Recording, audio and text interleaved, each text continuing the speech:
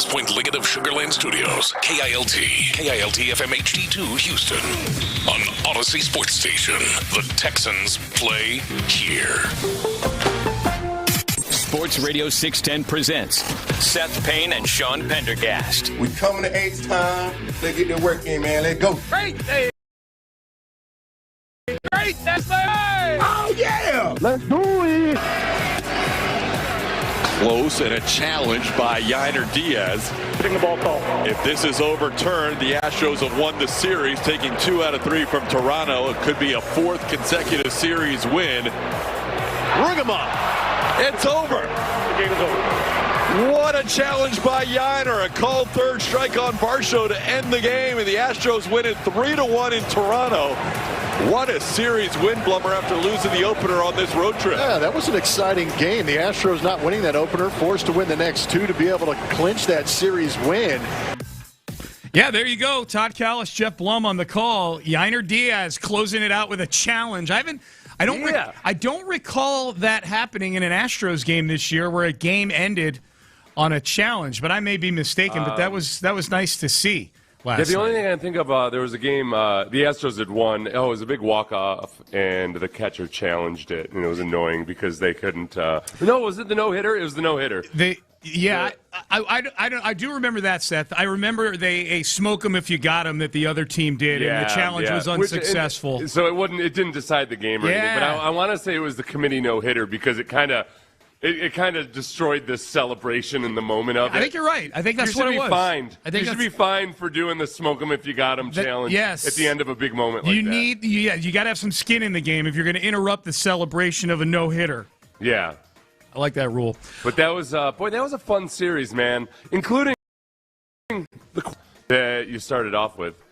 I still call it a quality loss. 4-2 loss. You call it a quality loss. I call it a quality loss because you don't. Hunter Brown's not going to have a bunch of appearances like that, and the fact that he threw, as you and I did the research and discovered, going back 3 days, Hunter Brown threw 85 pitches in 3 innings, only allowing 1 run, which, as far as Sean and I can tell, is the only time that's happened since 1999. First time in at least 1999. First time in the modern, what I call the modern era. Since they started tracking the pitch 2000s. counts. Yes, the modern era. What I call the live pitch tracking era. That's right.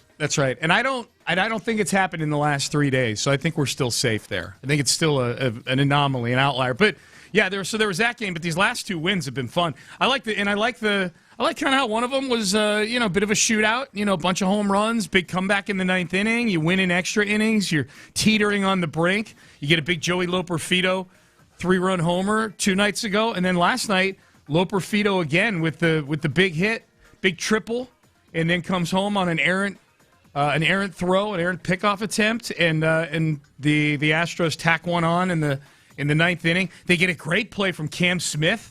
To bail things out in the 8th inning. It was good. I think the biggest story with this game, the biggest story going into me, and I said this yesterday, was Mike Burroughs. Like, we are into American Idol tryout mode for some of these guys in the starting rotation. It looks like Christian Javier is possibly going to get a start this weekend against Detroit.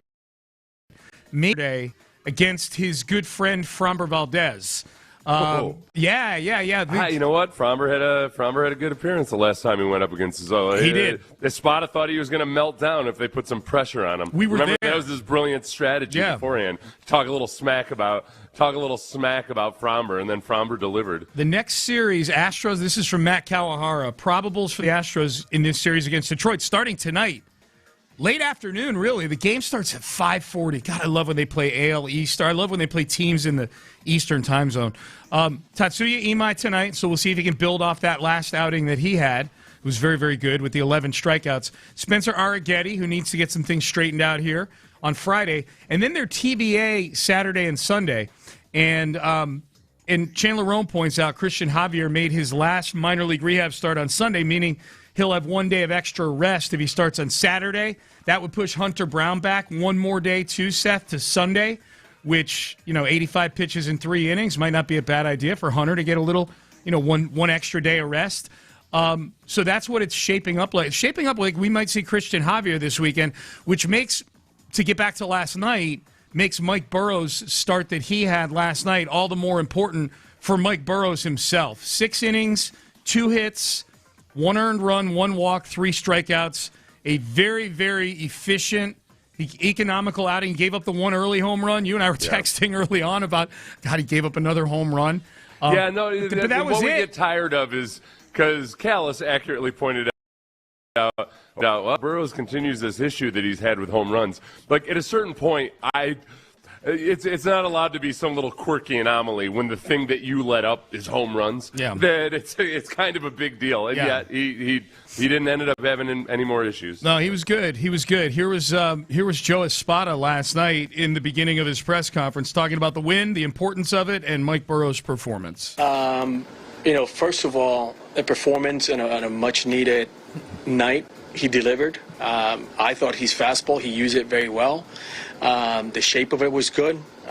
He used it early to get strikes. I thought his curveball was very effective to get strikes. And he competed in the zone. I thought that he threw the ball extremely well. It's the Mike that we've seen outings just like that, and he delivered the night that we really needed him to step up, and he did. They needed him. He needed it as much as the team needed it. This is going to get.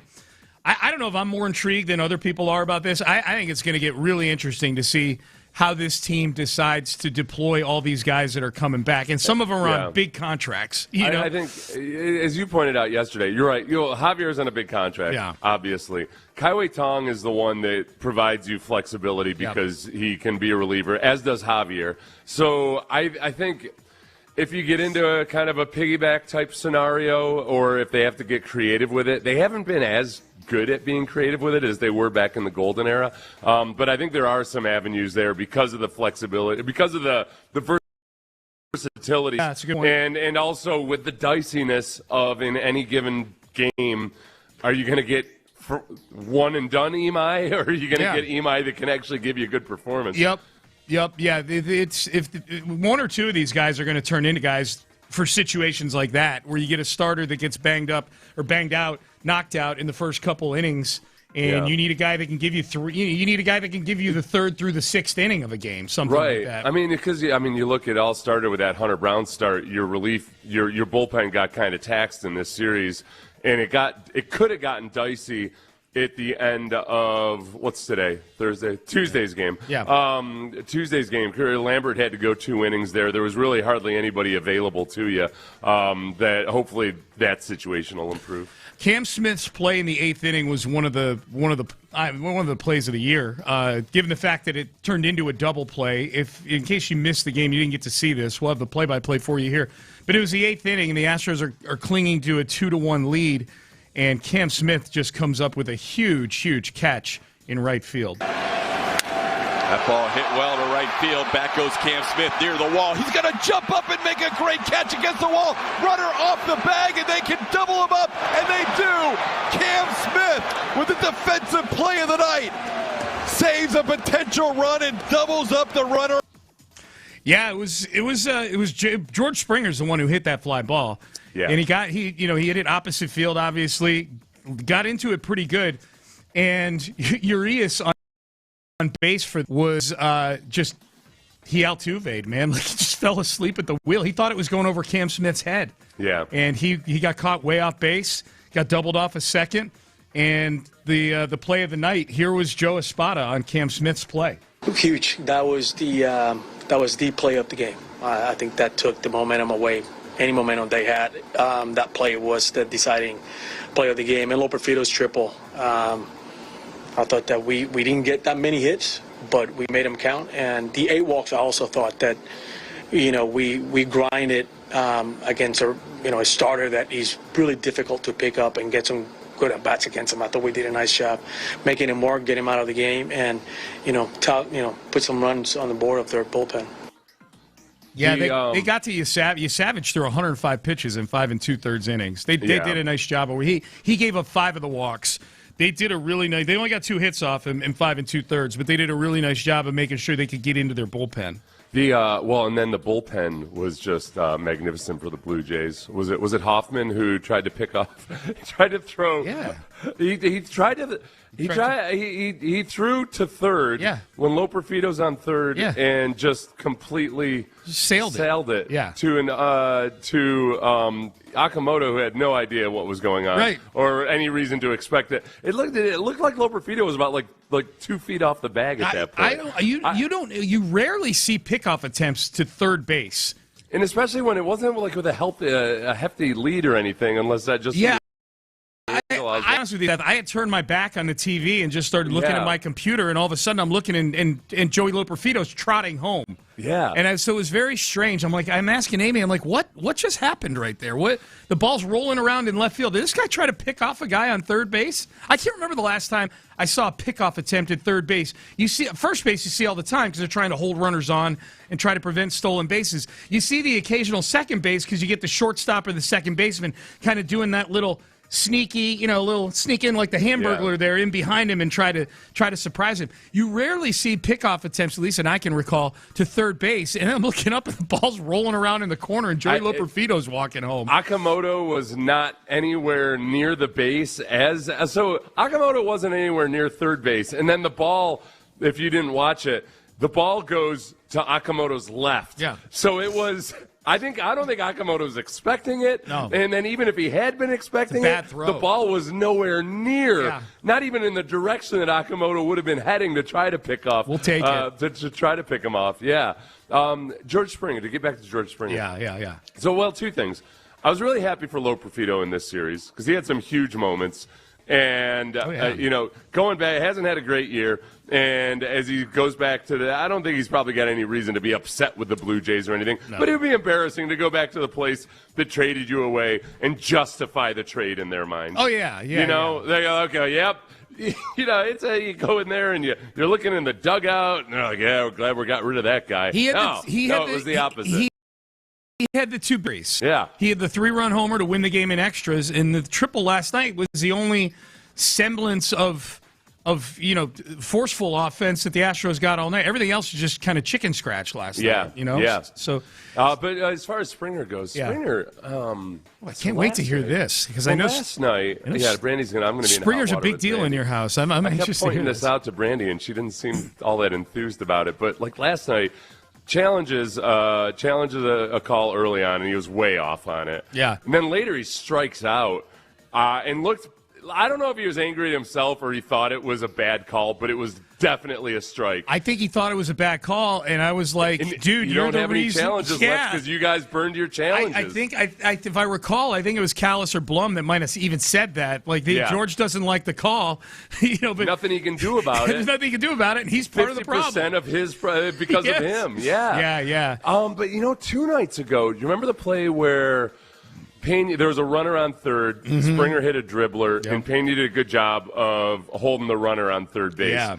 But meanwhile, Springer's just jogging down the first baseline. Yeah. Where, that's a classic situation where, unlikely to make anything happen, but put some stress on Pena. Do you? And he's just jogging, and it's an easy throw where if Pena, that's the kind of situation where, okay, if Pena's going to hold the runner on third, but all of a sudden realizes that Springer is hoofing it down the first baseline, there's a chance for an errant throw there. This is what I wonder about that. It's a good point. What I wonder about that is, does Springer have the same immunity that, say, Jordan or else they're injury prone, older? Probably. Springer's always injured. I could see where he's got that. I see where he's got that trump card, that pass, the pass to jog to first base all the time. Probably, except that I think back in the day, Springer was never going to be that guy. No. He was the guy that you had to convince. You know what? It's depressing that he's been convinced that there's times where he has to. If that's the case, be a vet. Yeah, vet. Yeah, he's a vet. Oh, he's a tonsil. And the thing of young Springer, it was like, hey, Springer, stop running into the wall so much in the outfield, okay? It was one of his most endearing qualities was how much he loved running into the wall. Freaking retina. Yeah, running into the wall to make a play. Yep. It's sad to see. Yep. So as we sit right now, Seth. Just checked it this morning. I got to check the pace they're on. It was a 95-win pace as of yesterday, but we'll see what it is here in a second. But they are only 2.5 games back in the division, and they are only 1 game out in the wild card right now. Seth and I checked. They're a game back of the aforementioned Blue Jays in the wild card race.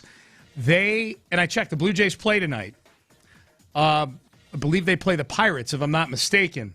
No, they play the Rangers. Sorry, the Blue Jays and the Rangers play each other. So the Astros are actually tied with the Rangers and the A's for not only in the wild card race, but they're tied at 2.5 back in the division. So the Astros are now tied for second in the division. I can't remember the last time they were in second place in the division. So they're making some headway now in the wild card, which means, Seth, tomorrow they could awake inside the playoff velvet rope. Wow. Yeah. Oh. If they win... Trade everybody.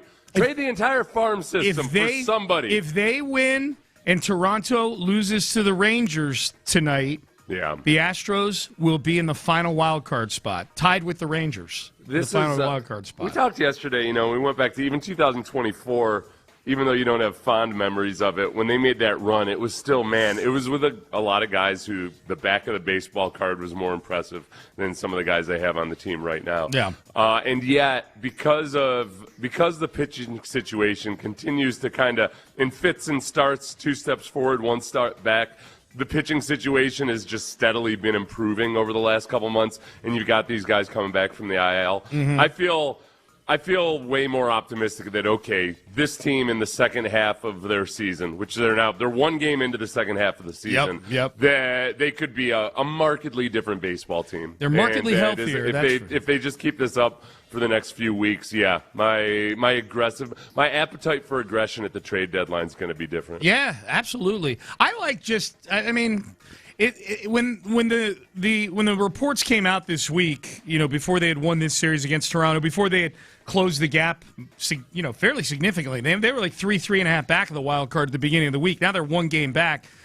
I don't know. When I was seeing Bob Nightingale talking about how they might be aggressive, seeing other reports might be that they're going to be buyers, that the teams that are calling about Christian Walker and Jeremy Pena are wasting their time. It's not the most pragmatic thing in the world, but I like it. I like that my team's got that mentality, and that they're not a fold up the tents. Is it delusional a little bit? It may ultimately turn out to be delusion that they are a player or two or an acquisition away from being a threat in the American League. But it certainly makes for a much more fun summer than selling things off for parts. Absolutely. Yeah, we could all be dead come December, Let's just do it. Yeah. That's the way I've always approached things. Of course. That's what I always tell the folks at Trajan Wealth, and they talk me out of it. I'm like, hey, I could be dead tomorrow. Yeah. Why don't you, I want to cash in on everything right now. And like, all right, Seth, now we've talked about this multiple times, all right? You got to find a balance. Live like there's no tomorrow you got to temper it somewhat, because there's also a good chance that you're going to be alive tomorrow. I'm envisioning you like a weekly talk that they have with you about this, Seth. Guys, like we've said. I was thinking. Like we've said, Seth. I could die at any time. Why? I can't take it with me to the grave. Oh, my God. 96 win pace right now since the reset. Since the reset. 22-15. And they smashed through the 5 games under plateau. They're 4 games under now. So it's a big day yesterday, man. Big day. All right, Payne and Pendergast with you here on a Thursday. What? Thanks. I asked ChatGPT, when was the last time the Astros were second in the AL West this season? Before today. Yeah. I got very specific with the instructions, and they said the last time before today was Wednesday, June 24th. Oh. Thanks. Technically, you know what? I'm going to blame your prompt. I know. That's my fault. That's your I should have said before yesterday. That's a great answer, Chat. That's a great answer. Oh, my God. This is an accurate answer. It's an accurate answer. Chat. Yep. No shade at you, Chat. All right. A little follow-up on the Brendan Sorsby situation from this week. There's going to be no supplemental draft. I want to take a look at Adam Schefter reporting on this before the ruling from the NFL, and then his report after the ruling. We'll also hear from a former executive with some advice to Brendan Sorsby's inner circle. We'll do all of that coming up next. But first, did you get to steak night last night like I told you to at Beck's Prime?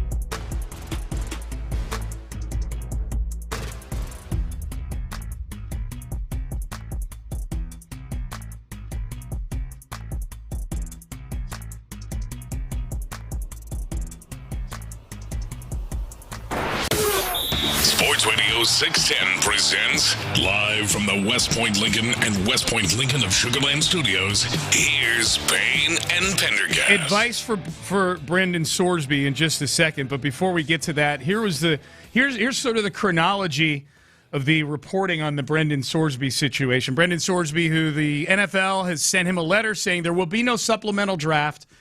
Our advice is that you go get ready for the 2027 regular draft. So we'll see what Brendan Sorsby ends up doing this coming football season. It would appear not playing football will be on the agenda for him. This was Adam Schefter. This was before the NFL issued their ruling earlier this week. This was Adam Schefter talking about what the appetite might be for Brendan Sorsby from NFL teams. The NCAA has said that there were no integrity of the game violations. He was betting on his team while they were on the road, and he was back in his freshman dorm. And so every team will be left to figure that out. And yes, there may be discipline at the NFL level, but it's not like a team is drafting Brendan Sorsby this year and counting on him stepping into the lineup and saving their season and starting games. He is somebody that this organization, whoever decides to draft, develop long term. And so any sort of discipline that would come along this year would be incidental to the long range potential that he could bring to a franchise. Okay, so that was before. That was almost a presumptive. There's no talk there of there not even being a supplemental draft that I heard from right. After there. No, and it seemed like most of the people that were plugged in felt like, well, partly because like nobody can really remember, probably because it hasn't been highly publicized. Yeah. Like when a guy's been denied entry into a supplemental draft. I don't know that it's never happened before, but we don't. There's not any record of it. No, but there are a lot of guys that want to enter the supplemental draft that just aren't. They're not high-profile quarterbacks. Yeah, they're not taken. You know, there's a supplemental. There's an offer of a supplemental draft to the league, and the league doesn't bid on the guy. Well, but at least then there's a supplemental draft. Correct. The question is, okay, has a guy actually been denied entry into a supplemental draft? Correct. You know? Yep. So that was Schefter before the NFL issued its ruling. This was Schefter after the league denied Sorsby a couple days ago. NFL essentially sent him a letter, and the NFL is declining to hold a supplemental draft. And honestly, something was amiss with this all along, because every time you spoke to people around the league about when the supplemental draft would be and whether or not there would be a supplemental draft, I always got pauses, and there were never clear-cut answers. And like, the commissioner's got to decide to have it. I'm like, what is the issue? Well, the issue is that the league, despite any gambling partnerships, the league really does not want any part of gambling, no matter how serious it is or isn't. And any rule with that, anybody who has any accusations involved with gambling, even though the NCAA said that there were no integrity of the game violations, the league doesn't care. It's the league's supplemental draft, and the league does not want to create a supplemental draft this year for a player who has been accused of gambling. They don't have enough time to vet it. They don't care that they don't have enough time to vet it. It's easier for them to just say, we're not doing this. Okay. So in the same sentence, he contradicts himself. Yeah. Despite the gambling partnerships, the league doesn't want anything to do with gambling. I don't want to make this segment too much about Schefter's reporting on it, because we hashed that out yesterday. The one thing that in re-listening to it, where he at the very beginning, he's like, every time I ask somebody, they seemed a little standoffish about it. There was always a pause. I'm like, why didn't you tell us that when you were first reporting on it? Why were you guys operating as if there was definitely going to be a supplemental draft? But now he's like, I'm in the know. Yeah. And one thing I can tell you retroactively is I think it's pretty obvious there wasn't going to be a draft. Yeah, I mean, unless they said, hey, off the record, I'm not sure. Yeah. There's, I don't. Schefter's, hey, Shefty, this pause is off the record. Right. Yeah, so that's when I listen to it again, I'm like, why didn't you tell us that the people you were talking to seemed a little skittish? You're not going to give out their names, so it's not like you're diming anybody out, your sources or whatever. That's neither here nor there. So this is Rand Carthon, former executive for the Tennessee Titans, front office for the San Francisco 49ers. And now he's in media. Probably pretty good advice. He says Sorsby's people, his inner circle, need to shut up. I get from a legality standpoint, and as an attorney, you have to do what you have to do. But for the people that are around Brendan Sorsby right now, y'all have done enough talking, right?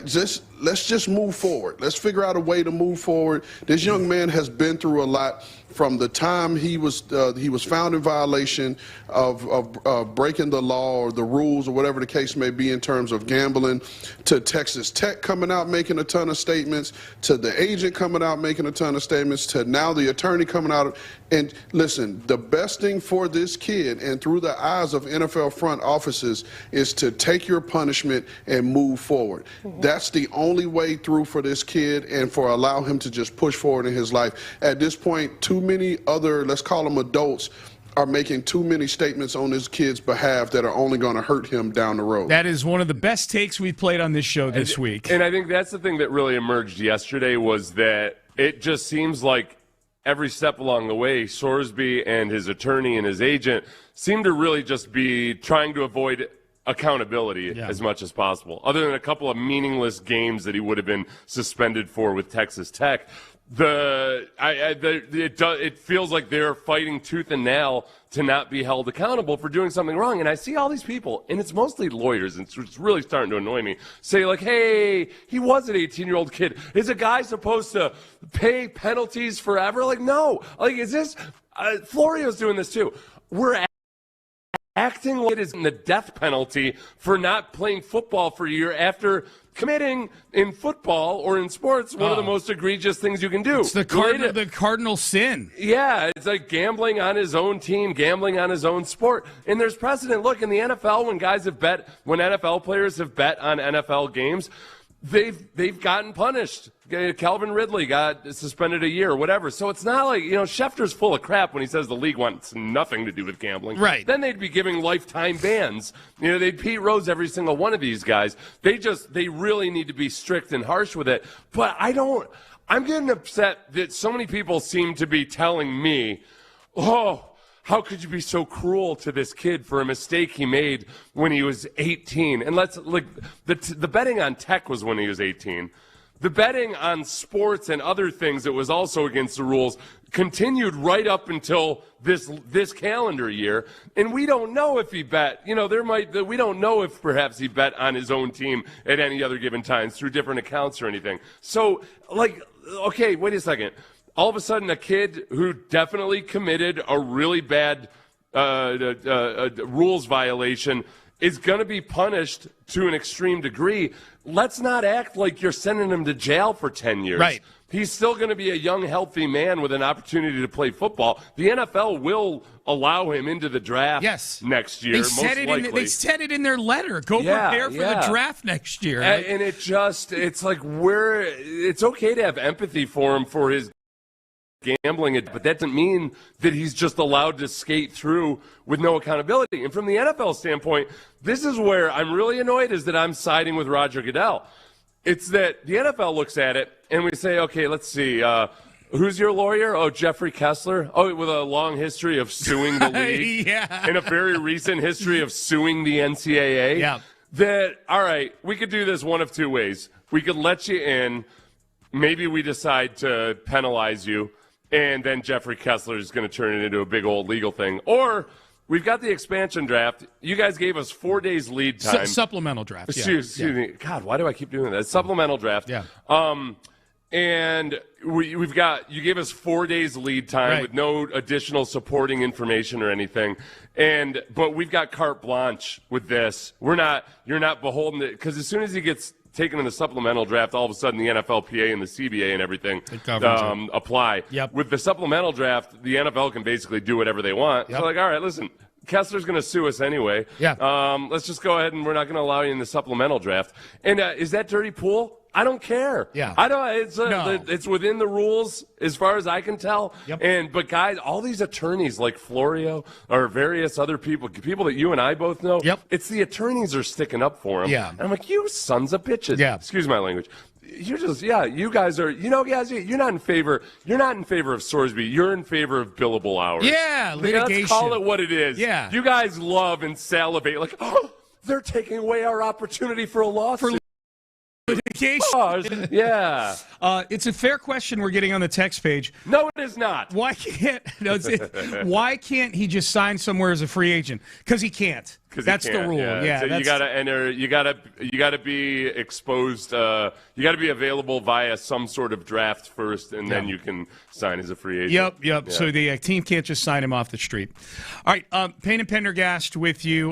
We got a lot of stuff to get to, man. We'll get to headlines coming up next. The Athletic Football Show did a deep dive on C.J. Stroud that we're going to dig into at the top of the hour. Brandon Aiyuk continues to torpedo his own career on Instagram. So we'll get to that in the 7 o'clock hour as well. We've got a name you can probably cross off the Texans list on the free agency front, too. We got a lot to get to, a lot of football on the show today that we get to. But we'll get to all the other sports in headlines coming up next. But Seth and I also want to tell you small business owners out there, you entrepreneurs,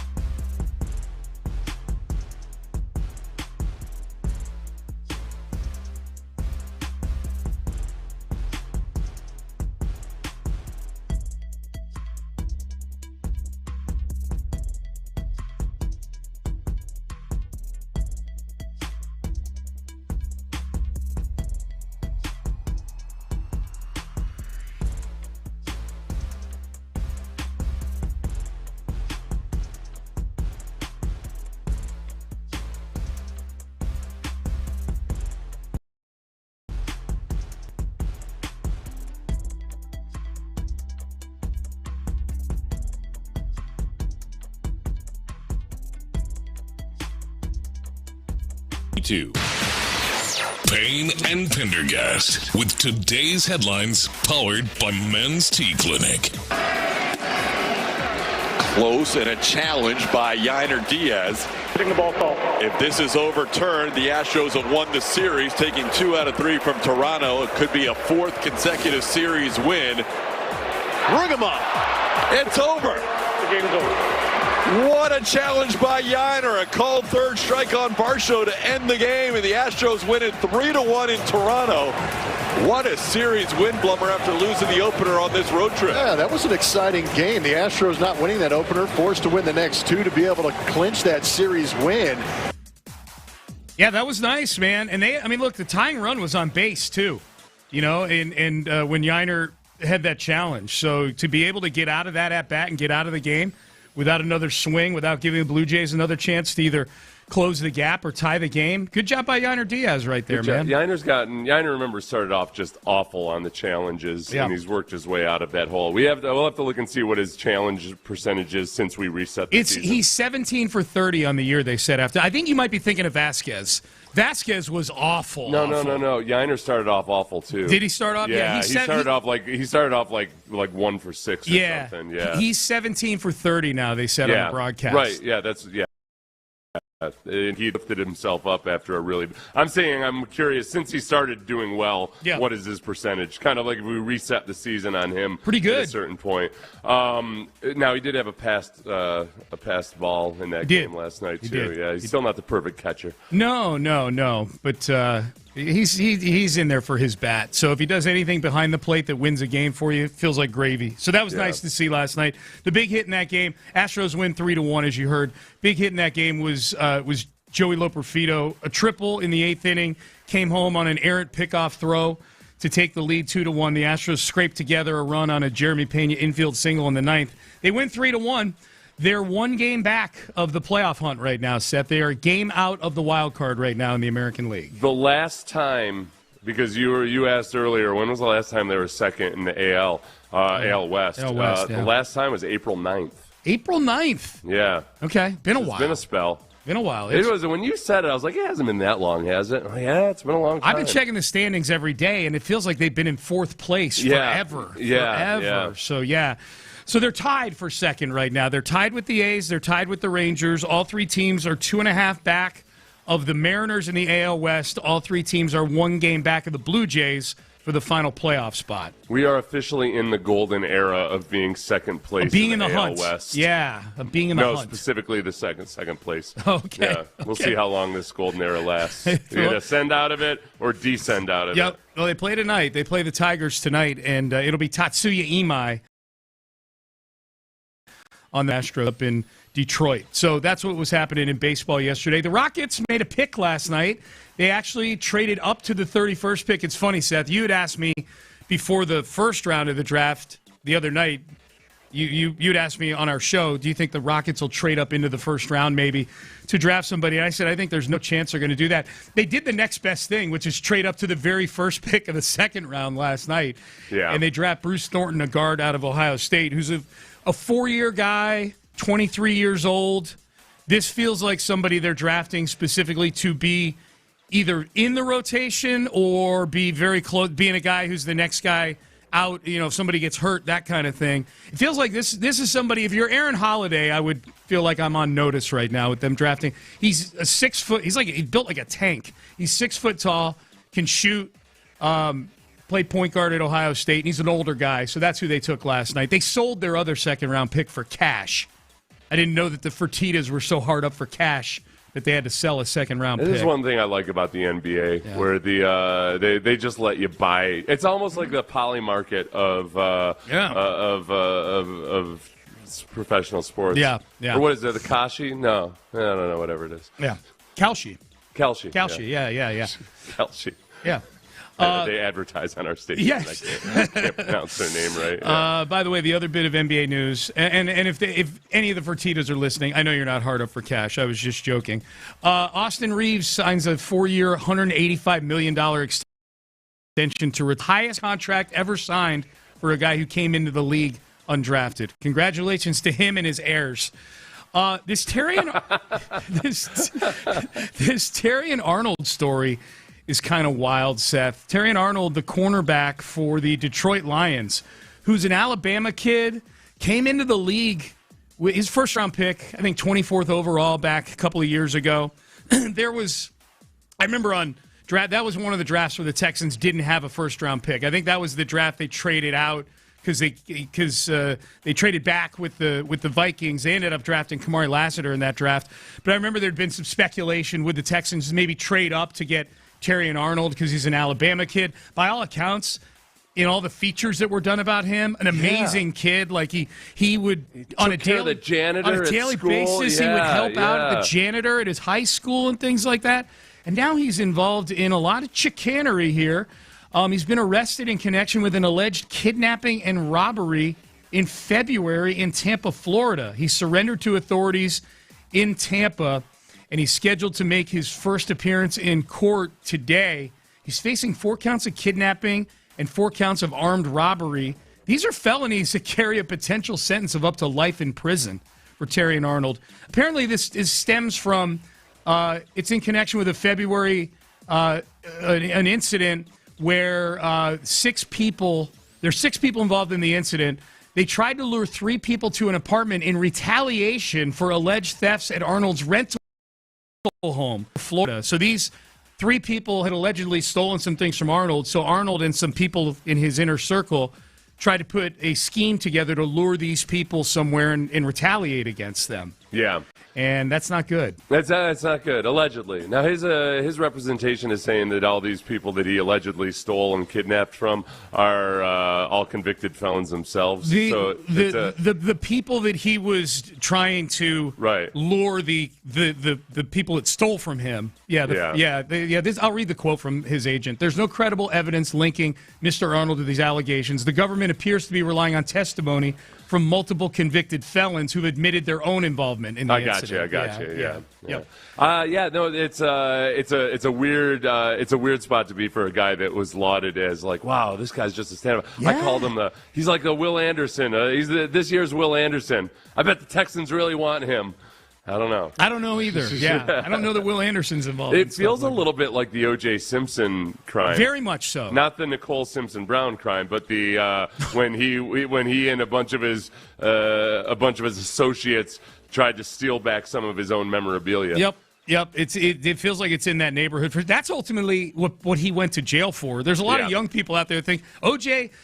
he may have killed 2 people and he went to prison. I'm like, no, there's a lot that happened in between. He went to prison for trying to steal his memorabilia. A lot of people our age that just kind of didn't think too hard about it and forgotten the timeline that thought that he was in jail for something having to do with the Nicole Brown Simpson murder. And no, it was not. It was like more than a decade later. It was the whole stealing his own memorabilia back. There you go. So those are your headlines for today. The Men's Tea Clinic bringing you those headlines. All right, coming up next, C.J. Stroud, a big topic on the Athletic Football Show. We've got some audio. They did a deep dive on C.J., a crazy stat from C.J., regular season versus playoffs. Were the playoffs truly one of the biggest disasters they've seen? But also, how culpable are the Texans in terms of other parts of the offense that might be able to help C.J. Stroud? We'll dive into their deep dive coming up next. If you want to dive into your retirement plans, and earlier I was joking about how on any given day I'll call up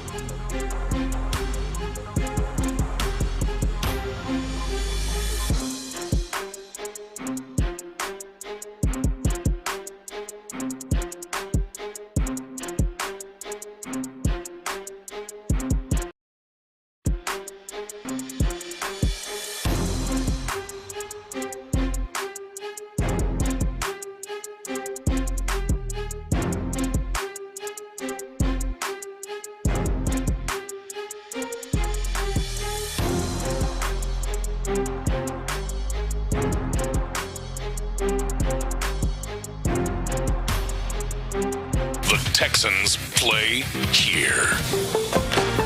Sports Radio 610 presents Payne and Pendergast. All right, breaking news on TV right now. The Hornets are seriously engaged in LaMelo Ball trade talks. Ooh. No, thank you. Whoa! No, whoa! That deserves Gen Z reaction. Gen Z reaction. Whoa, LaMelo!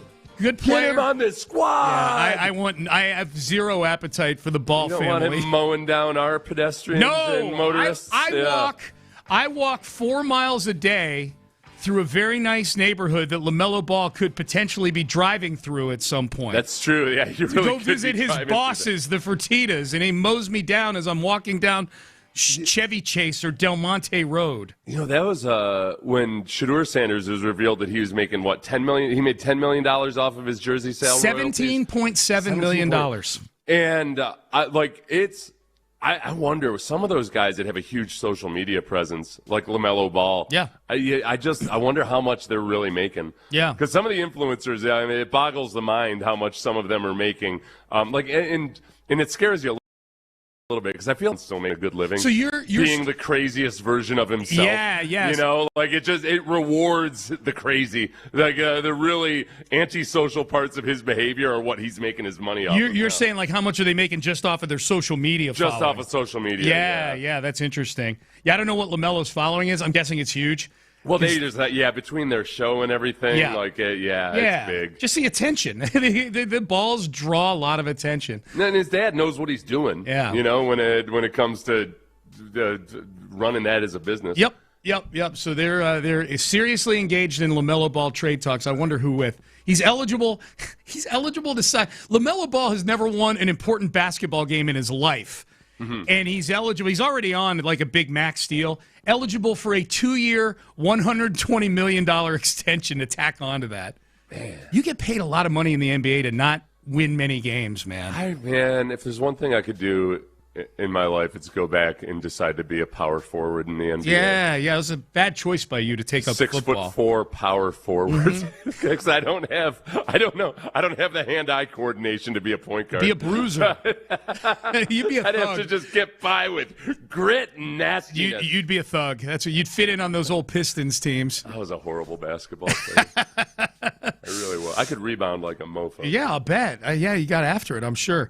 All right, so the Athletic Football Show. Seth, you found this yesterday, and I'm very anxious to hear what the folks on this show had to say about our quarterback, CJ Stroud. Our quarterback. So the Athletic Football Show, which is these guys, Robert Mays and his cohorts, whose names I got to bring up. But anyway, they had a good conversation about, this is cool this time of year because they're kind of going through and revisiting various things that maybe they haven't talked a whole lot about. And one of them is like, they wanted to go back and revisit. The title of the episode is WTF Happened with CJ Stroud. Good question. Yeah. And I think that, by and large, these guys were all fans of CJ, and they do think that, to frame it, they think that there was a lot going on and that the perception based on the playoff games has been way too harsh and doesn't really set into context exactly how CJ played last year. But really, the mind-numbing stat that isn't going to be a surprise to a lot of you, but it kind of just kicked me in the ribs when I heard it, was the difference between his regular season performance and then in the playoffs. This is Robert Mays. CJ Stroud last year during the regular season, across however many hundreds of dropbacks CJ Stroud had 13 turnover-worthy plays per Pro Football Focus. He had 10 in the playoffs. It was an abject failure in those two games. Like, I think we overrated how bad, quote, bad he was during the regular season, and then those two games were as bad as they could have possibly been. I mean, that's the whole. They have 14 turnover-worthy throws, so they try to take luck out of it. Sometimes an interception, if it's a good throw and a deflection or whatever, you don't get marked up for that. Yeah. But by and large, that's a pretty good number. And he almost equaled it in 2 games in the playoffs. I mean, it's not a shock necessarily, except that it's a pretty stark illustration of just how different the playoff performances were. Yeah, versus the regular dude. season. Here's the thing: those are turnover-worthy throws, right? Yeah, like throws. He had 5 fumbles in the Pittsburgh game. On top of that, yeah. So he had 10 turnover-worthy throws in those two playoff games, and on top of that had the yips catching balls, catching snaps in the backfield. Like that's a little scary. And the thing that scares me about that is that if we're trying to find explanations for it, Seth, because that's the big thing. Like, okay, what are the chances of this happening again moving forward? To answer that question, we have to know why it happened in the first place. I don't know, man, and especially in that Pittsburgh game, it just looked like he was a deer in the headlights and was nervous in that game. Well, I think, honestly, the theme that really comes out, and again, I like these guys because they watch a lot of film. Like Robert Mays watches football, and for this show, he went back and he watched a few of the games just to remind himself, about this, that, the other. But I think, and again, we'll play some clips where they're more positive on CJ, but like just to set, like Robert Mays went back and watched the playoff games, and it was bad. It was really, really bad. This is Robert Mays and what the hell, Derek Klassen talking about just what a disaster the playoffs were. The Steelers game, you have two drop snap. To me, the two kind of disastrous turnover plays are where he's just trying to do a little bit too much. The flea flicker is one, just eat that. Like that, just eat it. Like there's no reason. It is the definition in the Steelers game, to my opinion, and a couple times in the Patriots game where just don't make a bad play worse. In the Steelers game, he does that on the flea flicker, and then the red zone interception. That's just a play where it's like that can't happen. Like just eat that thing and kick a field goal, especially when you're considering the feel of that game and the arc of that game and what was being asked of the offense. Just come away with 3 points there, man. All you have to do is not beat yourself. In the Patriots game, the play where I think it's kind of a continuation of that, the interception he throws in the pick six to Marcus Jones, that's because the tight end falls on the slide route and he has no outlet in the flat. But that stuff happens. Just eat it. Don't let that play turn into a pick six. But I think that is more reserved for the Steelers game when it was like these plays were already bad and he was making them worse. He was making plenty of plays bad all on his own in the Patriots game in a way that wasn't necessarily happening in the Pittsburgh game. I thought he played better than I expected him to when I kind of reopened that game and watched it. In the Patriots game, it was just as bad as you remember it being. Yeah, so in talking about the Steelers game was the one where he felt like, you know what, is actually better than I remember. The Patriots game, which is rare. You know the old saying, it's never as good as you thought, it's never as bad as you thought.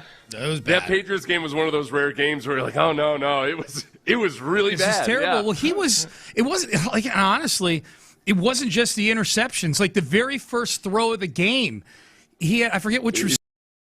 Threw it behind there, It was to Hutchinson, I think, or somebody. He threw it behind him. Cade Stover almost tore his knee. He threw a non-contact hospital ball. Because there's nobody near Cade Stover. Yeah. And he throws it behind him, and Cade Stover's knee buckles just trying to turn and catch the ball. Yeah. It was bad. It was so bad. It was really bad. And that's where I think that they did...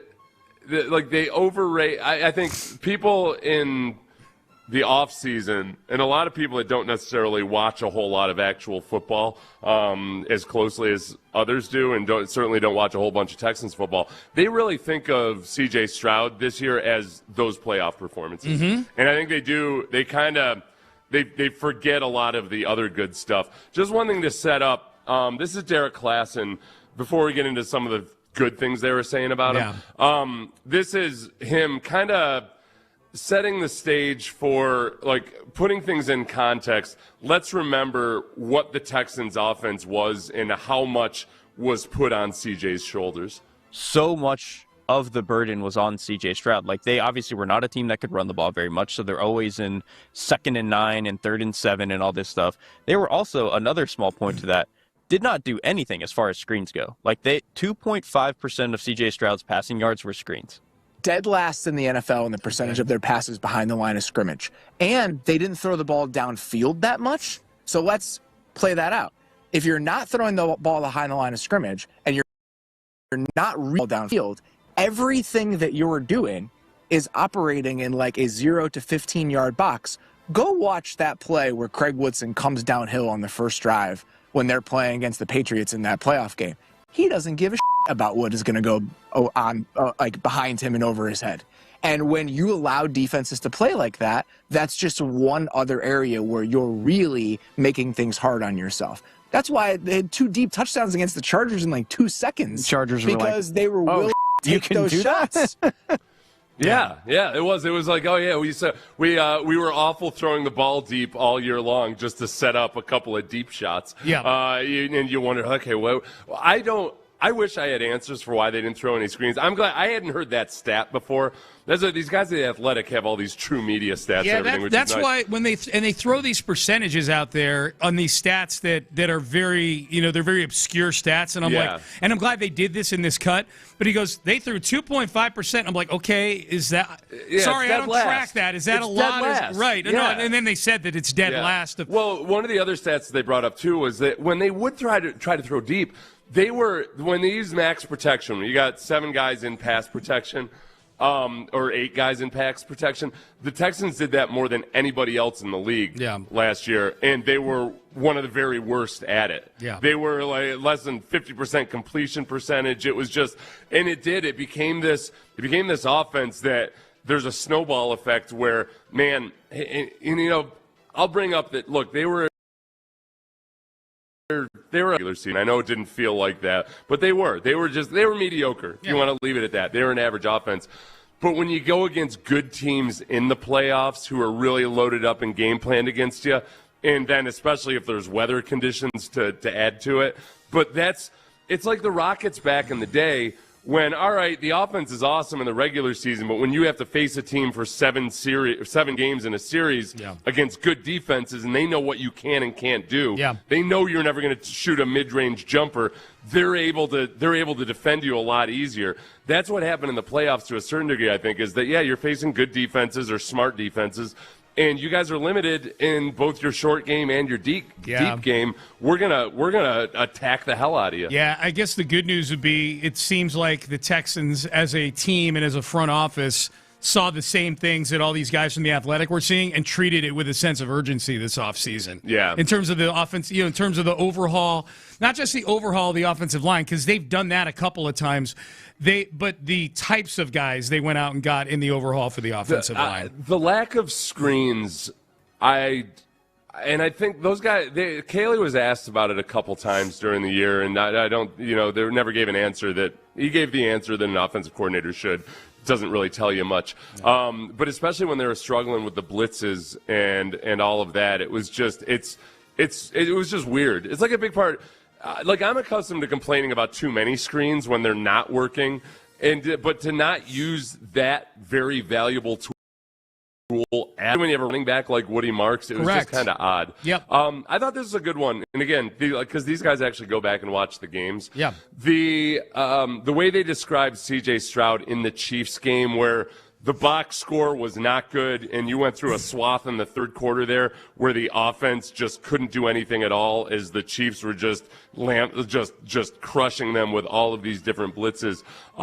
These guys put it into context. The Chiefs game that they played, towards the end of the regular season, he completes like 50% of his balls. But if you watch the way that it's played, they can't run the ball at all, and the Chiefs are just spam blitzing them.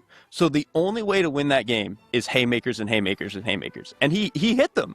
Like, he had a number of plays to Nico Collins. He had a post that he threw. He had like 5 or 6 plays outside of the pocket where he was just like, make a guy miss, throw it back against my body, which, like, you're taught not to do. But again, in that game, in that moment, he needed it. And I think kind of after that moment, he just had a little bit of an issue turning that off once we got into the playoffs. It's the least impressive stat line you've ever seen against the Chiefs, but there are a couple snaps in that game where he's like evading Chris Jones, like the T-Rex chasing the Jeep in Jurassic Park, and just ripping these darts down the middle of the field. Like, all that stuff is still there. I love the visual of the T-Rex chasing the Jeep. Chasing the Jeep. Yeah, that's great. That's a great analogy. You got Blake Fisher as the Newman in that scenario. And that's what that Chiefs game was, especially. That was where, like, I wasn't a huge fan of the jumbo pass. Felt like people thought it was awesome. But like, no, it was like it's the less worse solution to all of your issues. that game they were out there with 6 offensive linemen, and defensive linemen are still coming scot-free. And CJ just made some stuff happen. Yeah. It really is. It's probably one of the most impressive performances in a horrible box score that I don't think CJ gets enough credit for. But I think it's also an illustration of what he was up against for a lot of the year. Yeah. I've softened so much on CJ throughout the course of the offseason. And because as I try to keep things in perspective, and take all of the factors into consideration, I kind of like hearing these guys who watch way more of the NFL at large than I do go back and revisit this and see, I think, some of the same things that you and I have been seeing. Yeah. To where you gotta let's set down the torches for a second and just try to just see this thing out and see what happens this year. This is a good segue into the cut that I know you want to play next here. This is a text message. You can text the show, 713-572-4610. I also don't think CJ trusted the O-line at that point after the concussions, even though he was responsible to a degree. Yeah, right, even though he was responsible to a degree for the concussion. But except that this is Robert Mays asked a question that you and I have talked about, but it also has we've brought up that after the concussion, when he ran, it was just for minimal yardage. He was averaging 1 yard per carry or so going into the playoffs there since the concussion, after the concussion. This is Robert Mays extra flavor to that. I do think, and I don't want to go too far down this road because you don't want to psychoanalyze people and kind of put something on them that isn't true, but just anecdotally watching him, and the numbers back this up, his scramble rate after coming back from that concussion halved compared to what it was over the first 10 weeks of the season. And I think some of the best stuff that CJ Stroud was doing over the first half of the season is that he was more of a creator than he had been at previous times in his career, in part because he had to be, because of the rest of the offense was so messy and they were just trying to kind of stay afloat. When you watch him in those last couple games, when you watch him in the final month or so of the season, even in games that were better than those playoff games again, my biggest issue is that when something isn't there quickly for him, he's hanging on it a little too long, and then he's panicking. And I think early in the season, when there are plenty of moments where there's just nothing there within the offense in those playoff games. Earlier in the year, he was finding answers with his legs quicker than he was as we got a little bit deeper into the year.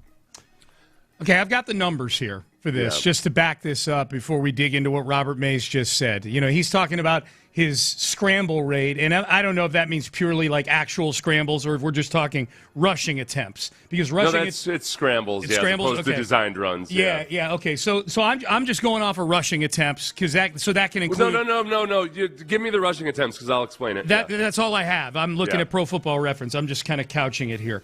Before the concussion, C.J. Stroud had 29 rushing attempts for 108. Yeah. So obviously a lot of scrambles in there because you're talking, between 6 and 7 yards an attempt. After the concussion, he had 19 attempts for 20 yards. So you're talking kneel downs, you're talking QB sneaks, and I went back and I watched every single one of those, and I would say about half of them were either QB sneaks or they take kneel downs out of it typically. They change the way they do those stats. Okay. And the scrambles that he did have were just it was get past the line of scrimmage, get out of bounds as soon as possible. Yeah. And that's where these guys went on to a longer discussion about how, man, in the modern NFL, name the quarterbacks under 30 years of age that can do it all with their brain and their arm. They're not there. Can't think of one. It's like the guys, you got to get to – Dak Prescott is a guy that's kind of worked his way as he's gotten older into a guy that does it with his arm and his brain way more than his legs, because that's what happens when you get the experience and also you lose a little bit of athleticism. But it's just there aren't the guys in the NFL anymore that are just pure pocket passers. You got to add your legs to it, and he just wasn't that guy, and he didn't have that element to his game, and that's something the defenses pick up on. You think Mike Vrabel didn't realize that CJ didn't want to run anymore? Right. Vrabel will be the first to tell you. Played 12 years in the NFL. Yep. You'll learn a few things. And you're watching C.J. Stroud since the concussion. Fellas, we don't have to worry about the QB scramble. Yeah. We don't. This is just something.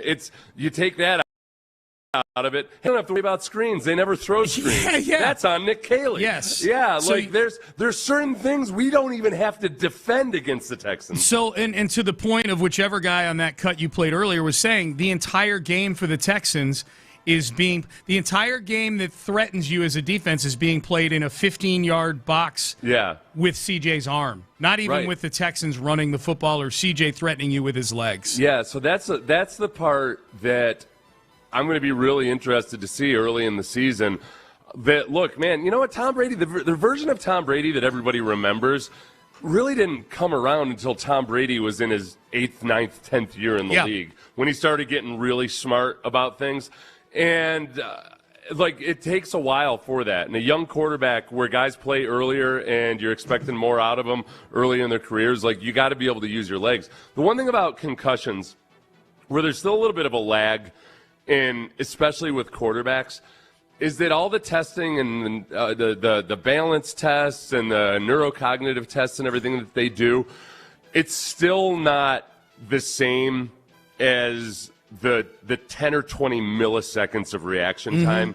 Because they found that, man, there's you can pass a lot of the concussion tests and parameters and protocols, and each team does it differently, each neurological consultant does it differently.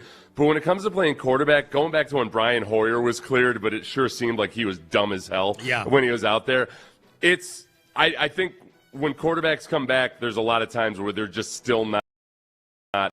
And when it comes to the things like tracking multiple objects, reaction time, all of these things in the last 10 years, they've realized, okay, there's a lot more recovery that needs to be done. And it might have been as simple as that CJ just wasn't operating as quickly, by a matter of milliseconds. Yeah. And that hopefully come August and September, we don't have to worry about that because he's completely physiologically recovered. I hope so, man. I hope so. Let's shift gears for a second here, sticking with some football. This was Brandon Aiyuk. Still San Francisco 49er receiver Brandon Aiyuk, at least on paper. He's been saying a lot of things on Instagram. We've played some of it on this show. This was Brandon Aiyuk earlier this week talking about potentially signing with the Commanders. And if I'm crazy or if I'm capping, so them boys cut me today. And I'll sign with the Commanders tomorrow. And we'll see who's capping. And we'll see who's capping. That means lying. That means lying, kid. For the olds out there. For you Not olds. you and I. No. We've known that for like 18 months. Because I get people replying to some of my takes on social media with a blue ball cap. Cap. That I'm cap. That my take was cap. This is the thing. There's so many angles to Brandon Aiyuk and just the head case that he is right this moment. Yeah. Where he seems to be acting like it's a foregone conclusion that he's going to sign with the Commanders. Well, meanwhile, he's under contract or under control it seems like he's going to sign with the Commanders. Yeah. He's under control of the 49ers and stepped away from the game voluntarily. So he needs to be reinstated back into the league which means he has to show up and work with the 49ers before they can even cut him, because first he has to be reinstated. And he's out here also acting like, it's almost a foregone conclusion I'm beginning with the Commanders, which would be extreme tampering by the Commanders. That's what I was going to say. Yeah. If I'm the Commanders, I'm listening to this. I'm calling up the league saying, I don't know what this nut job's talking about right now. Yeah. So Richard Sherman on his podcast, he had about a 10-minute video about this where, he kind of laid it all out. And we played, yesterday, that George Kittle audio where he was talking to PFT commentator who's a Commanders fan. Yeah. And he basically was saying some good things about Aiyuk and where he is physically, but at the very end said, and have fun with all of that. Yeah, if you're a Commanders fan, have fun with that. Yeah. It's a lot of drama. Yeah. So Richard Sherman basically laid it out as he thinks that when everything really started going south with Aiyuk was when in the Super Bowl, Aiyuk was open, but Jimmy Garoppolo wasn't getting him the ball, and Jimmy Garoppolo literally threw the game away. This is Richard Sherman on when he thinks the frustration started with the 49ers Super Bowl. Receivers are very incredible, interesting, but sometimes, it's a fragility there in terms of, how you deal with the psychology of the receivers on your team how to make and on a team like the San Francisco 49ers with an all-pro tight end, an offensive player of the year in the backfield, you had Deebo Samuel. It's hard, and Brandon Aiyuk. Only one football. What I believe happened was Brandon Aiyuk played well in the Super Bowl and created separation and felt like he was open a lot more than he got the ball. And I think as a player sometimes that eats at you. You know, you're talking about a guy who watched our quarterback throw a Super Bowl away and you're just sitting there like, that it eats at you, and it eats at you for a long time. Yeah, and then Sherman would go on to talk about how it eats at you, but you gotta fight that. You gotta fight That's that football. feeling.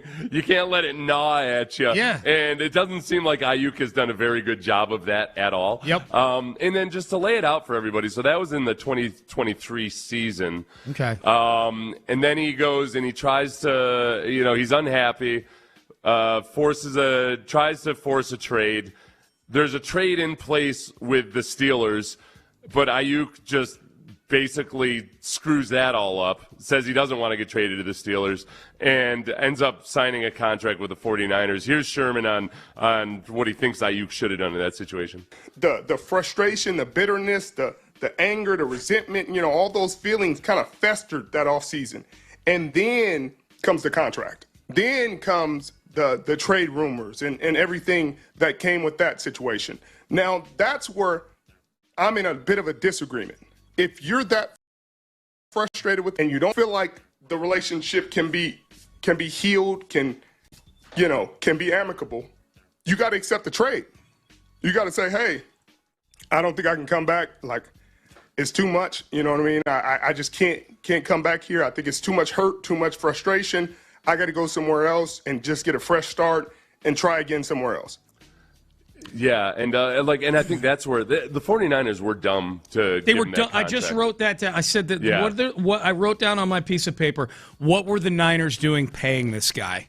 At least part of it is I guess they figured maybe they figured at the time, look, if it goes south for the reasons we think it might go south, we'll be able to avoid some of these guarantees, I guess. But they still ended up he still made $50 million He so still far. made all that money. I guess they thought they could massage it somehow. I mean, Brandon Aiyuk, in every step along the way here, has seemed like the classic diva wide receiver. That just, it doesn't, when Kittle says, have fun with all of that, when Sherman is explaining the way he operates and everything, Sean, there's these guys sometimes on a football team where it's almost like it gets to a point where you don't even want the coach to compliment you for something because your teammate's because this happens in D-line rooms. Like, just please, just don't even bring up the good play I made, because then I'm gonna have to deal with drama for this guy next to me, getting all PO'd that somebody else is getting attention. I mean, they act like petulant children. They act like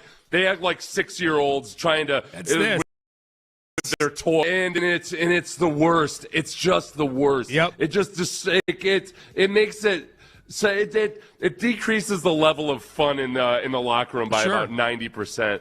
But then meanwhile you got guys like Shady McCoy applauding the way that Brandon Aiyuk is acting right now. Oh, that he's sticking it to the man? He's sticking it to the man. Oh. He's sticking it to the man. And to lay it out, the reason that the 49ers were able to void Aiyuk's guarantee was because Aiyuk chose to go do his rehab away from the facility.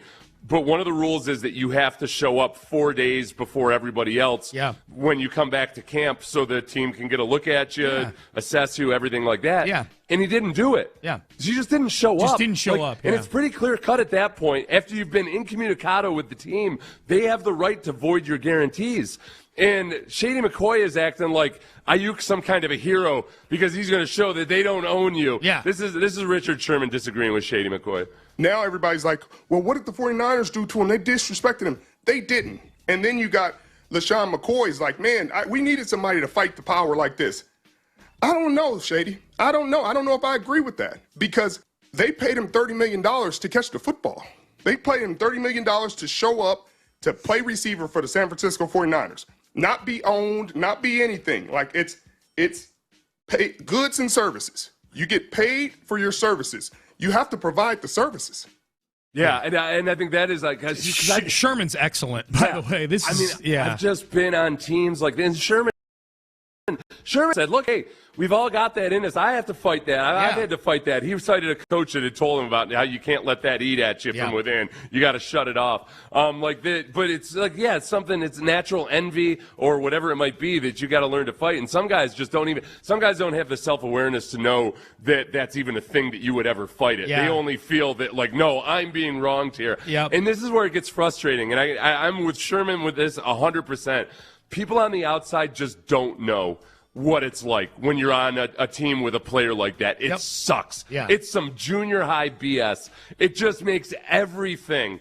It just turns everything into labor, like where, man, George Kittle can't score a couple touchdowns without Aiyuk complaining about it to the coaches, or in like the classic scenario of the receiver that is upset after a victory because he only got 2 targets, all of that. Yeah. It's just such an energy. It's an energy vampire. My Texans angle to this whole thing, just wrote one word on my sheet here: Nico. I am so thankful for Nico Collins being the lead receiver on this team. If the worst thing Nico Collins ever does is have Drew Rosenhaus agitate for a little more money to get Nico up to where he's still probably a little underpaid. I mean, Zay Flowers, the rumor was yesterday that Zay Flowers is going to get an extension for $35 million a year.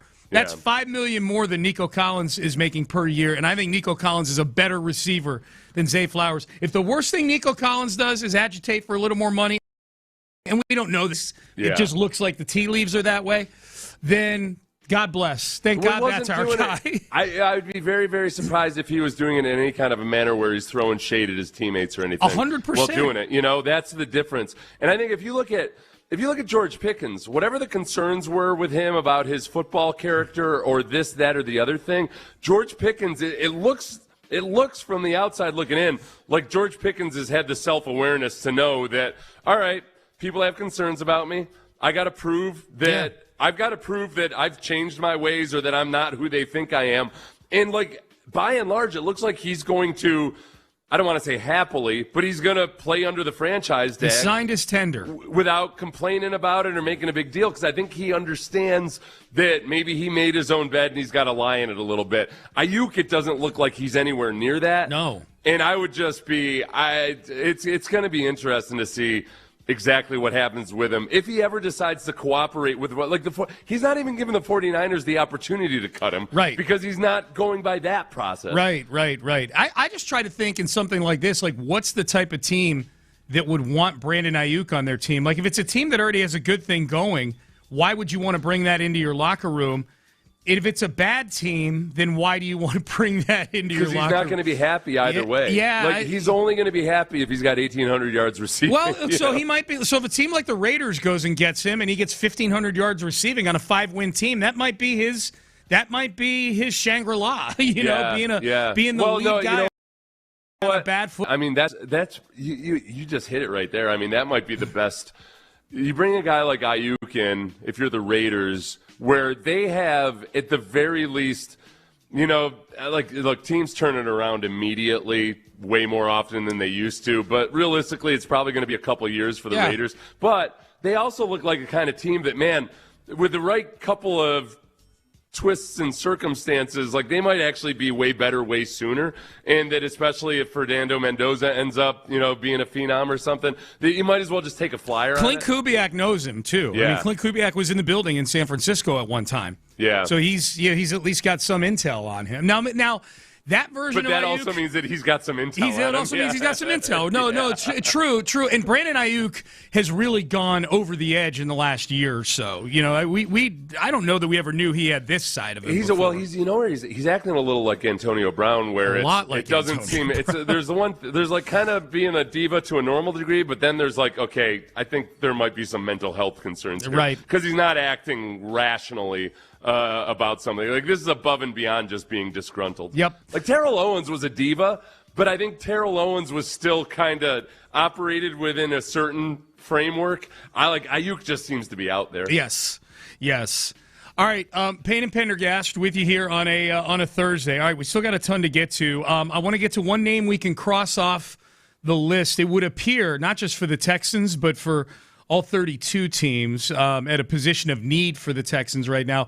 Also, So, on top of the hour, we'll get to this. The chances of getting an expansion hockey team here in Houston seem like they're as good as they've been in a long, long time.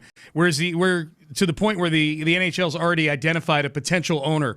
I've got fun facts about this, what seems to be somewhat reclusive potential owner of the hockey team. So getting to know our potential owner of a new team. We'll do Howard that. Hughes reclusive? I don't know if it's that reclusive. Howard Hughes was the Brandon Aiyuk of billionaires. Yes. Yeah, I don't think that's the case. But we'll do that at the top of the hour. So stay there. Busy Thursday here on Payne and Pendergast. But first, I want to tell you about the men's tea clinic. And boy, I'm going to tell you the men's tea clinic, the big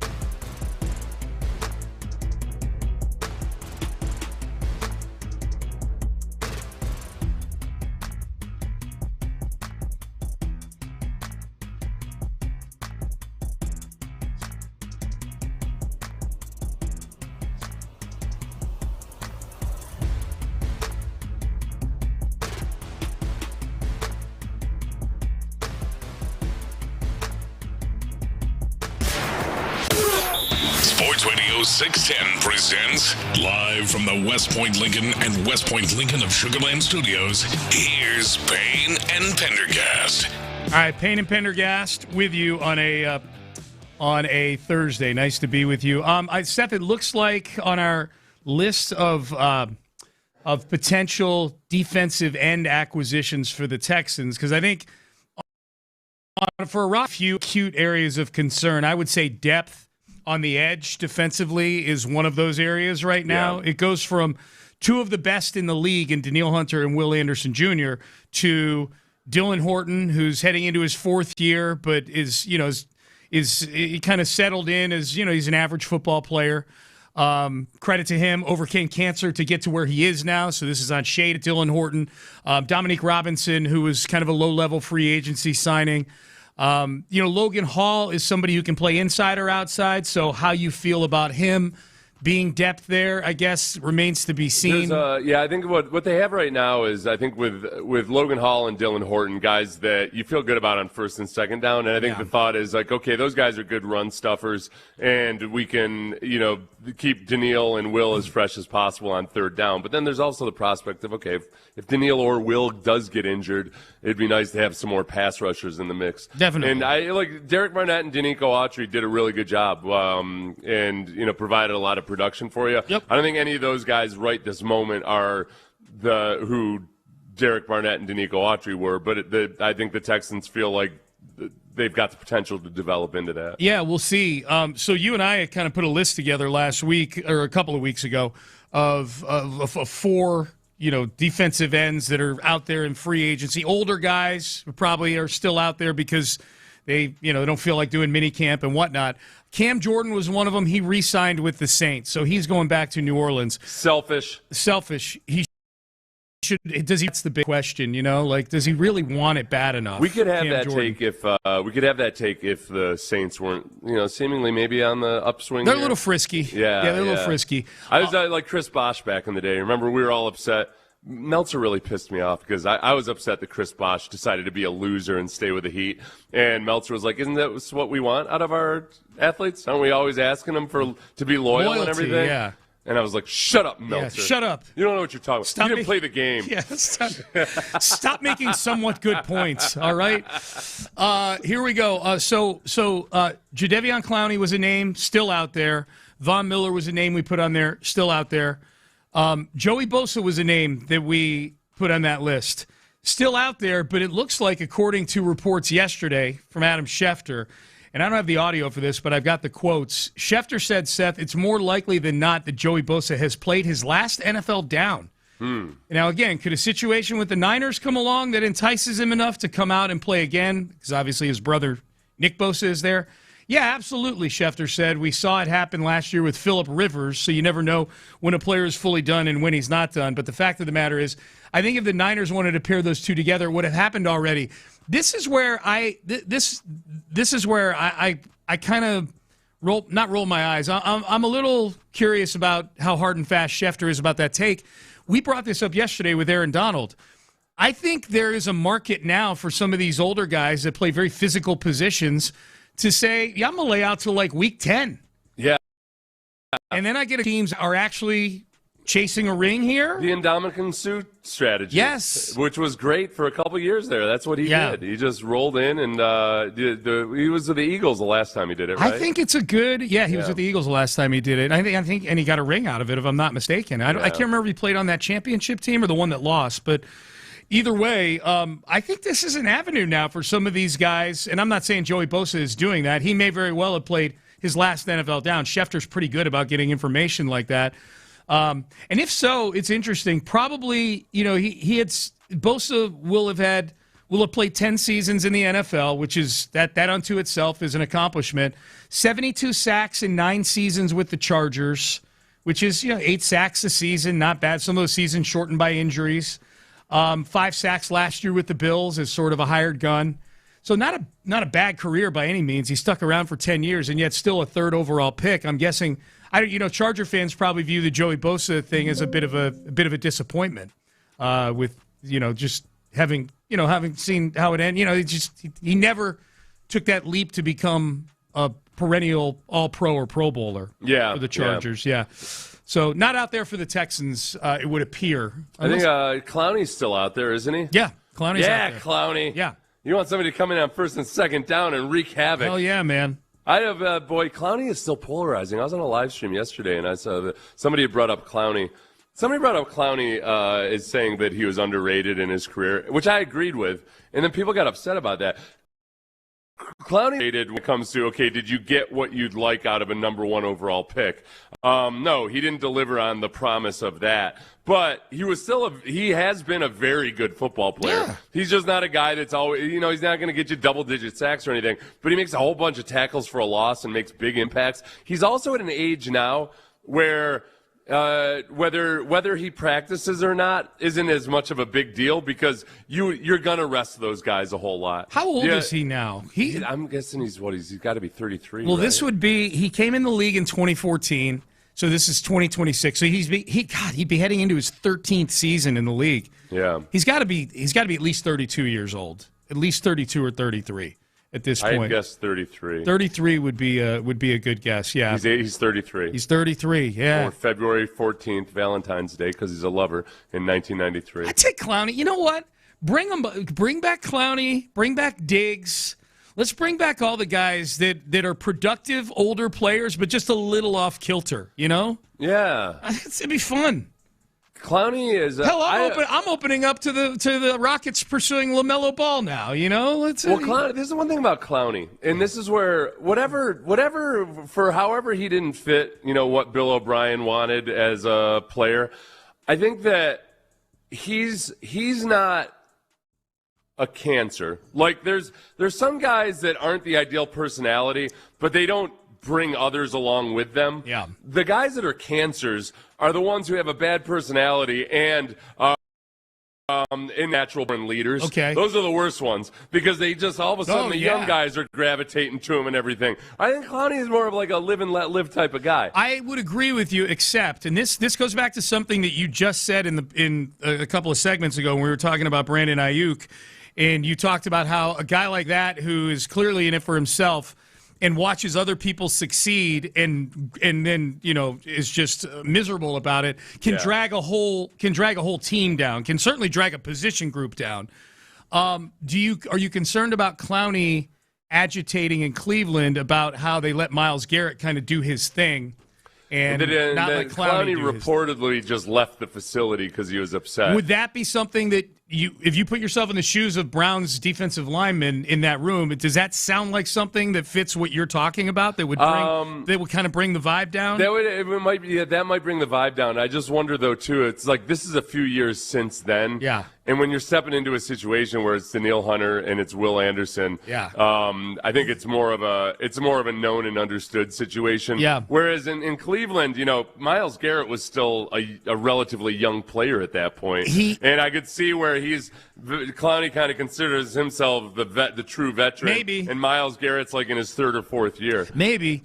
The other thing that I've learned about Myles Garrett in Cleveland since he got traded is guys in the locker room weren't all that into Myles Garrett up there. Like they respect him as a player. It could very well be that Clowney might have been a more popular player in that locker room. It was a little bit more of the diva or whatever than Clowney had to. What made me think of that was you bringing up Will Anderson and Danielle Hunter, which is, by all accounts, people love both of those guys in the locker room here, Yeah, were there reports that people weren't actually all in on him, or was it just the absence of anybody on the Browns expressing any kind of dismay over losing him? I think probably the latter. Yeah.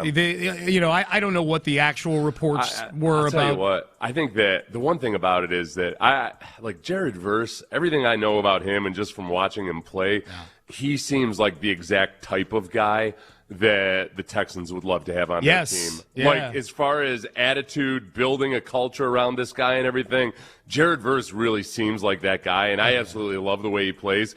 I don't think Jared Verse has way more of a lunch pail vibe to him than Myles Garrett does, and for whatever that's worth, it's interesting. I think it was a good move by the Browns, who finally realized, okay, Myles Garrett likely isn't we're going to be paying Myles Garrett for another couple years before the turnaround happens, and we might as well just cut ties now. Real quick, according to Mary Kay Cabot, reporter for the Browns, Myles Garrett was respected and admired for his talent, not necessarily universally loved or one of the closest knit personalities in the locker room. Well, he's always been a guy that was the concern of him coming out in the draft, was how much did he actually care about football or love football versus dinosaurs, let's say. Right.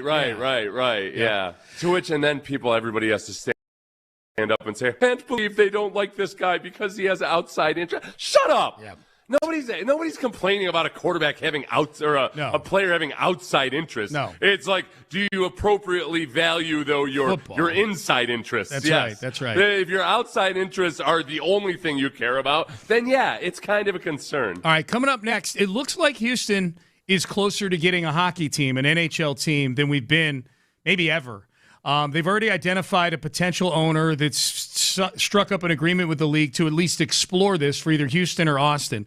Getting to know this owner, who's not easy to get to know, apparently, from some of the research that I've done. We will do that coming up next. But first, I want to talk to you Houstonians out there and you listeners out there here in the state of Texas that have an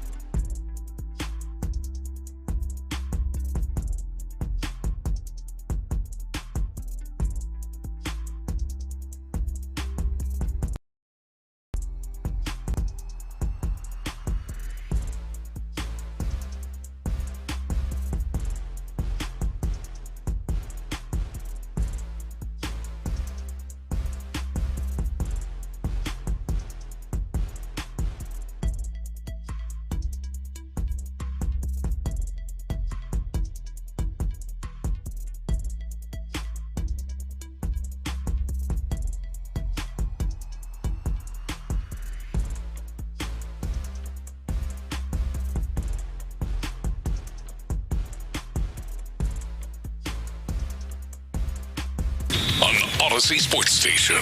The Texans play here. Sports Radio 610 presents Payne and Pendergast. All right, Payne and Pendergast with you. Into the 8 o'clock hour we go. You can text the show, 713-572-4610.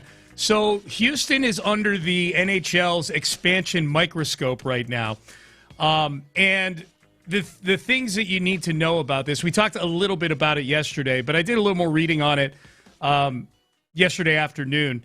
And the Friedkin family is the family led by the patriarch of the family, Dan Friedkin, it's a multi-generational family business. The main thing that they built their wealth through, it's now a much bigger portfolio with hotels and soccer teams overseas and things like that. But Gulf States Toyota was the family business and still is part of it. They have exclusive distribution rights, Seth, for Toyota vehicles. Yeah. Not just in Houston, but in Texas, Oklahoma, Arkansas, Louisiana, and Mississippi. That's pretty good. I can point out all those places on a map. It's a lot of states to have exclusivity in. Yeah, probably. I get Alabama and Mississippi mixed up from time to time.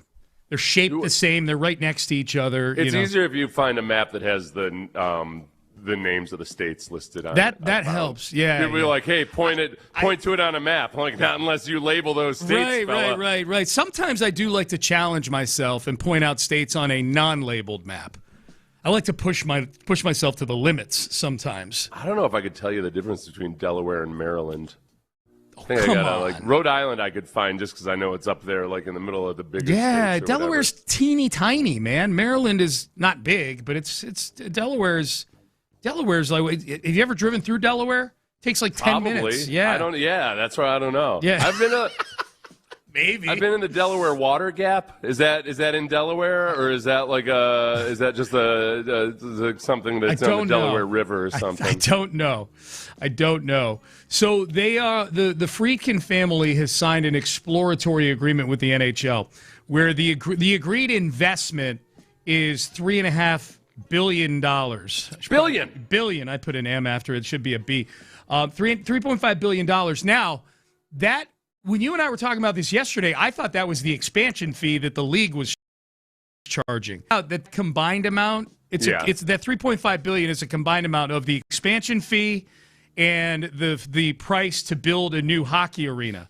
Mm-hmm. Because it would probably be awkward with them being tenants of the Fertitta family at Toyota Center. It might be worth $1.5 billion to build your own arena and not have to be beholden to anybody. We live in an era where when a football stadium is 25 years old, and no matter how much the European soccer fans will gush about how incredible it is, it's too old. It's too old. They were doing it. They were doing it in the suite I was in the other day for the game. The people who weren't from here were marveling at how beautiful Reliance Stadium is. Did you tell them you guys are pathetic? Do you realize this is one of our most decrepit stadiums in the NFL, allegedly? I'm like, we also trade in our Bentleys when they're dirty. Yeah. That's a car wash. Yeah. That's for the poors. Nope. Yeah, I new just traded car. In. Yeah. But the actual expansion fee is what? It would be. It sounds like $2 billion for the expansion fee and $1.5 billion for the arena. Okay, so before we get into Friedkin here and who the hell this guy even is, right? I was looking over some of the advantages and disadvantages of Houston versus Austin, because those would be the two cities are Houston and Austin, and it's an either-or situation. It's not both. Yeah, it's going to go to one or the other. Yeah, and this is the one that annoyed me. I mean, I understand where they're coming from, but Dallas's affiliate, the Texas Stars, they play in Cedar Park outside of Austin. They're minor league, and they do really well. Yeah. They averaged over 6,000 fans per game for the first time in franchise history in 2024-2025. Okay. All right, cool. You know what? All right, let me go back and see what the Arrows were doing when they were in town. Mm-hmm. Oh! They were averaging 6,000 fans per game. Take that, Austin. Sorry about that, Austin. Yeah. Bigger market. Yep. Same demonstrated enthusiasm for hockey via a minor league franchise, and we're not as close to Dallas, where the crossover of Stars fans who live in Austin. They're too close. It would be a major upset if Houston didn't get this team. Just based on market size alone, I would think it would be a major upset. Well, the other part of I saw one of the disadvantages for Houston being our urban sprawl and traffic issues and everything. I'm like, all right, are we talking about Austin today? Yeah, or no Austin kidding. from 1973? Austin's brutal. Austin stopped being weird a long time ago, Yes. man. It ain't some quirky little place. No. Where you can go, where you could drive somewhere in 5 minutes. Traffic sucks everywhere. That's a big pet peeve of mine is when people complain about the traffic in their city. To me, the only city that has a complaint that can truly complain about the traffic above and beyond other cities is Los Angeles. Yeah. Los Angeles is brutal, and you've really got to drive to get to places out there. You can't complain in New York because you got a subway system you can use. This is what's interesting, too. $2 billion for an expansion fee. The last two teams to enter the NHL were the Lions back in 2017 and the Seattle Kraken in 2021. Their expansion fees were $500 million and $650 million, respectively. So it's been quadrupled or tripled. Quadrupled. What's the expansion fee? $2 billion. $2 billion. $2 billion, yeah. So that's quadrupled that $500 million one. Yep. That's pretty. Like for a sport that it's not like all of a sudden hockey has just exploded in popularity. No, they had their best season, though, this past season. Right, but not to such an extreme degree. Agreed. It doesn't feel like it's 4 times more popular. Yeah, it's a growing sport, and it's healthy. But it's still the clear number 4 of behind basketball and baseball and football. This would also, before we get into the little factoids about our potential owner, Dan Friedkin, this actually, if they built their own arena, kind of sets up a fun little arena war between the Friedkin family and the Fertitta family. Because the Fertittas control Toyota Center. A lot of people don't know that. But Friedkin controls Toyota. That's true. Literally. Yeah. He controls Toyota in 4 states. No, 5 I know. states? No, this is where I'm saying, though, that sets up the arena war. You're talking about having another arena in town that's in that same size range as Toyota Center. I'm talking about the battle for things like concerts. Yeah. Concerts. And WWE. Yeah. It might just, when you talk about, so this is where it always gets dicey when every ownership group is going to tell you how this franchise is just going to be such an economic boondoggle. Yeah. Everybody's going to prosper. We're all going to be rich. Yep. I mean, there is something. With basketball, because of the size of those arenas, they do, they make money all year long, and you can create events and there's just way more you can do with a basketball or hockey arena than you can with a football stadium. Oh, totally, yeah. So I don't know. Yeah, I feel like Houston's big enough, and both airports have expanded, and it might end up being one of those things where it ends up actually still being a net pot. Like, they're not. There'll be more events held, more so than it is like those two arenas competing for things. Yep. Okay, so these are getting to know Dan Friedkin, the potential owner of the hockey team. Some fun facts about him, Seth, that I unearthed yesterday on the interwebs. I mentioned the family fortune started with Gulf States Toyota, the exclusive Toyota distribution rights that they've got in 5 states here in the Gulf Coast region. It turns out he's one of the most private billionaires in the world. Dan Friedkin. It's really difficult to find photos of him or interviews with him. So it's tough to find, conversations. So my question was, how would he fit in with the other owners here in town? Like, how would we categorize? I don't think he cares. Yeah. I was thinking about if they had to go to a tea party together. No. Okay, no. Just how would we look at him? If they had to, if they had to go to a tea party together. I thought you mean he's going to a new school. How's he going to fit in with the new billionaires? Right. How would you categorize the other 3 big owners here in town in terms of extrovert or introvert? Okay, I don't think that he's in a forward-facing position, so he does what's required of him. Jim Crane. Oh boy, he's more on the. I feel like introvert's a little I wouldn't say introvert, but he's more reserved. He doesn't like it never looks like he's seeking attention. Does he seem like a screamer to you? You know what I mean? Like if he gets angry, seems like he does it strategically, and it's scary as hell. Yeah, when it happens, it matters. Yeah. It's like when Tom Capers would yell at us. Oh, is that? It was so rare that all of a sudden it was like, oh gosh. Tom's angry. I would say Tillman, extreme extrovert. Yeah. Ambassador to Italy. Yeah, he has a reality show. Has a reality show. We should have stepped on their throat. We should have ripped their hearts out. He had to learn as part of being an owner that sometimes he's probably better served keeping his mouth shut. Yeah. He said as much. Yeah, I'm not criticizing him. He said I had to learn. I'm like, oh, crap, this stuff gets out there, doesn't it? He admitted it. Yep, he admitted it. I think you'll like this, Seth. As somebody who at one time you were trying to become a licensed pilot, right? At one time, I wasn't, but no, I am a pilot. Oh, you are? You have a license? Okay. I have a pilot's license, which apparently is for life, but I'm not current. Okay, gotcha. Don't rent me your airplane. Dan Friedkin. My God, don't do that. Dan Friedkin is a licensed pilot and aviation enthusiast. He flies old military planes, performed aerial stunt diving in the movie Dunkirk, and got a producer's credit for it. Oh, really? I've never seen the movie Dunkirk before. I'll have to get to meet him and talk some shop. Yeah, man, that's what I figured for you. You'd have like, something. Hey, Dunkirk, you ever flown a Cessna 172? There are reasons. Didn't think so. There are reasons I think you would really like this guy because I know I categorized you as an historian yesterday. Yeah. And you kind of backed off. Ixnay on the historian hay. But I think you're interested in this stuff. Like he likes restoring old like World War II aircrafts and things like that. Yeah, that's really cool. I think you'd have a good conversation with this guy. No, that'd be fun. No, that would be really interesting. Yes. This is the other thing about him that I think you can relate to. He's known as an executive for, quote, parachuting in. Not literally. But parachuting in, meaning he owns 2 soccer teams. He owns AS Roma and Everton overseas. And he's known for he'll suddenly appear at a match or a training ground, a practice. He'll hang with the executives, and then he'll bolt with no fanfare or media hits or anything like that. Does the Irish goodbye. He does the Irish goodbye. Oh, that's my kind of billionaire. So he does the Irish goodbye, Seth C. Payne special. He's got a pilot's license, Seth C. Payne special. He's got a little sort of connection in the connective tissue to really liking some of the history stuff as well. That part of being a billionaire where he understands that, to a certain degree, the old saying, the only thing better than being rich and famous is being rich.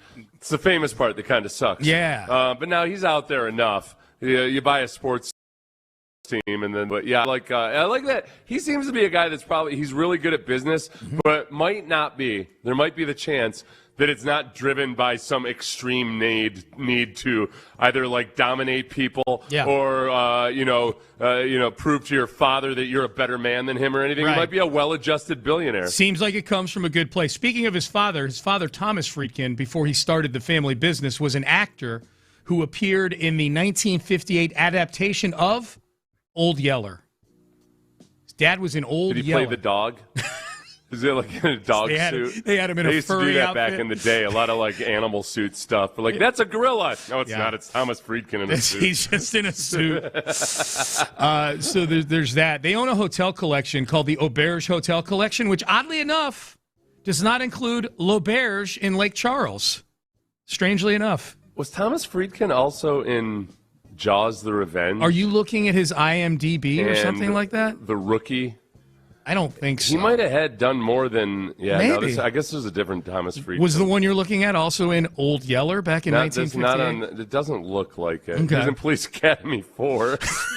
Citizens on Patrol. Okay, So there's a couple of Thomas Friedkins. When someday you meet Dan Friedkin and you have this amazing conversation about aviation and World War II and Irish goodbye, and you both do an Irish goodbye together at the end of whatever event this is, I want your icebreaker to be asking him how proud he was of his dad's performance in Police Academy 4.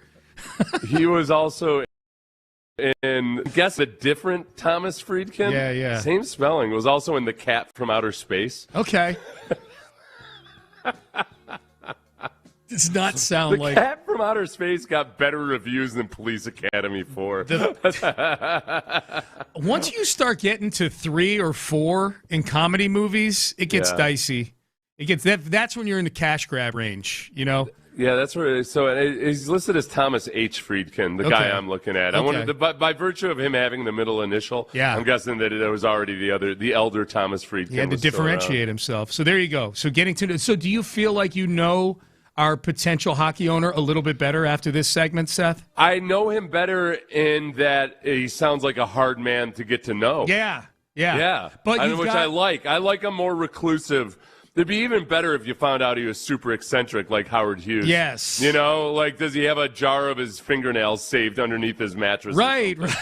A jar of his fingernails, yes. Yeah, does he worship some weird, just some weird old form of Christianity, like one of those really, really weird old ones from the 1800s? Yes, yeah. By the way, I got a couple compliments from people yesterday at the local watering hole over there about you're bringing up snake handlers in West Virginia on the show yesterday.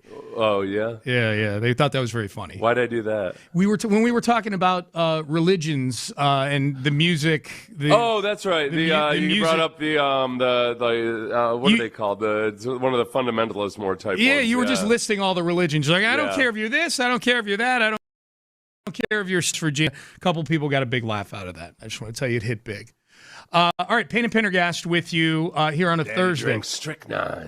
Let's get back to the Astros. There was one particular Astro last night that I think was playing for his spot and did a hell of a job. And we'll hear from Joe Espada on that performance. And what does it look like for the Astros coming up here over the next few days? We'll do that coming up next. Ability trees. What's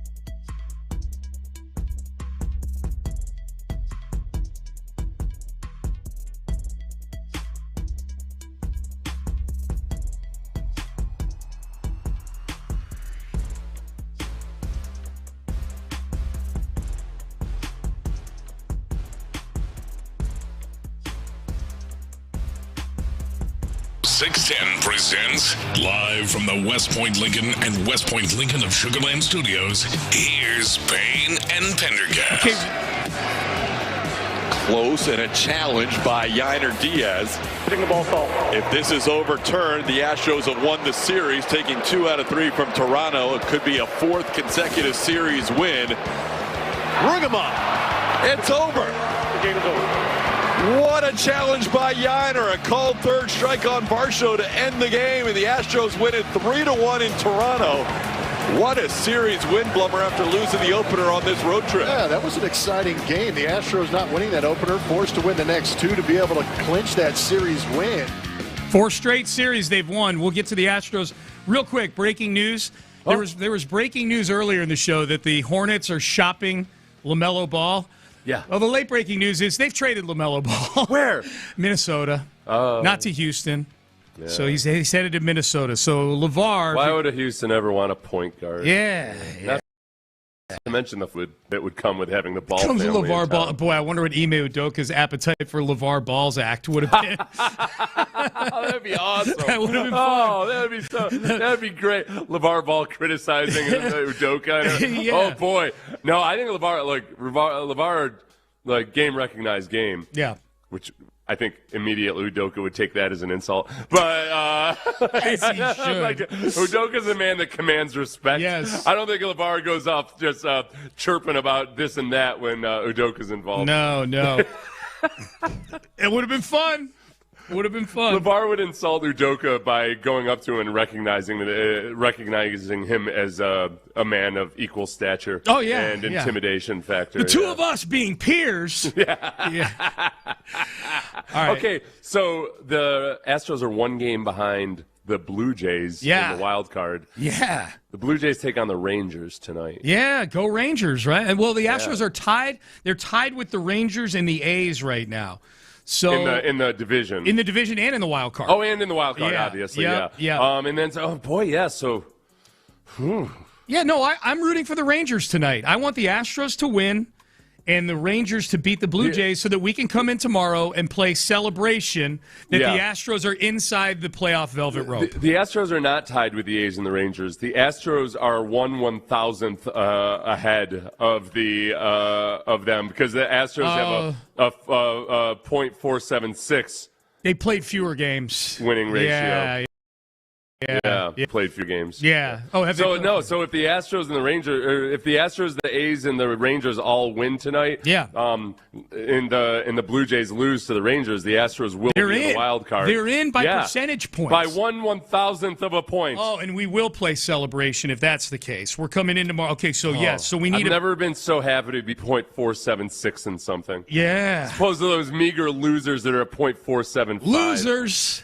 Total losers. And there's nobody I'd rather have on the mound in this big spot than Tatsuya Imai tonight. You know, just there's an 80, according to how he's pitched since he came back from his arm fatigue, there's an 80% chance he's going to pitch pretty well tonight. There's a 20% chance that in this 5:40 start time that he'll be done by 6 p.m. Yeah. There's a 20% chance of that based on how he's pitched since he came back from the injured list. But Imai tonight, man. You know why I think you and I differ a little bit in our level of either empathy or understanding for Imai and the adjustment that he had to make to America. This is it's a big moment. This is a moment I think about a lot in my life. You know, you never know. It's like as a parent or as a grandparent, you never know what's going to affect your children. Mm-hmm. But I remember my grandfather was one of the toughest men I've ever known. Yeah. And, dairy farmer, worked 14 hours a day until the day he died and everything. And I was working for him one summer, and it was him and I sitting in at lunch, just having a couple of sandwiches. And I would read the paper. We would both, he'd read the paper, I'd read the paper. I was like 13 years old. Okay. And I can't remember which singer. It was a report about some singer that had to cancel their tour because of exhaustion. Mm-hmm. And, I'm trying to be a tough guy like my grandpa. Right. And I'm like, these soft celebrities, exhaustion, what's that? They don't work like us. And my grandfather was like... At 13, that was your take, huh? Oh, hell yeah. I love that. Yeah. Oh, Dude, the biggest fear you have in growing up in a family like that is that you're ever going to be perceived as lazy. Right. God forbid somebody that has a high-paying job where you don't have to work long hours. They hated those people. They hated him. Yeah, you know him. He's an engineer. I'm like, oh, it sounds awful. God, I'll never aspire to that, I guess. Okay, so this working 8 hours a day for a boatload of money. Yeah, well, what a loser. A horrible life. Yeah.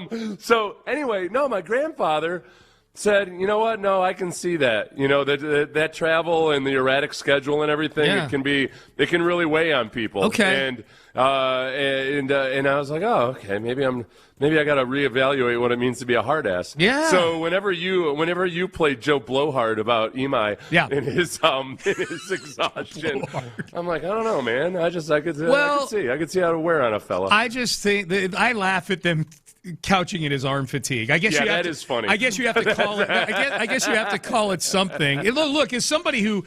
I am not a big travel outside the country guy for the exact reasons Imai probably had trouble coming over here. So I am empathetic to that. Now he's getting paid $18 million a year, so I'm not super empathetic towards it. I think part of it though is I put some of it on the Astros.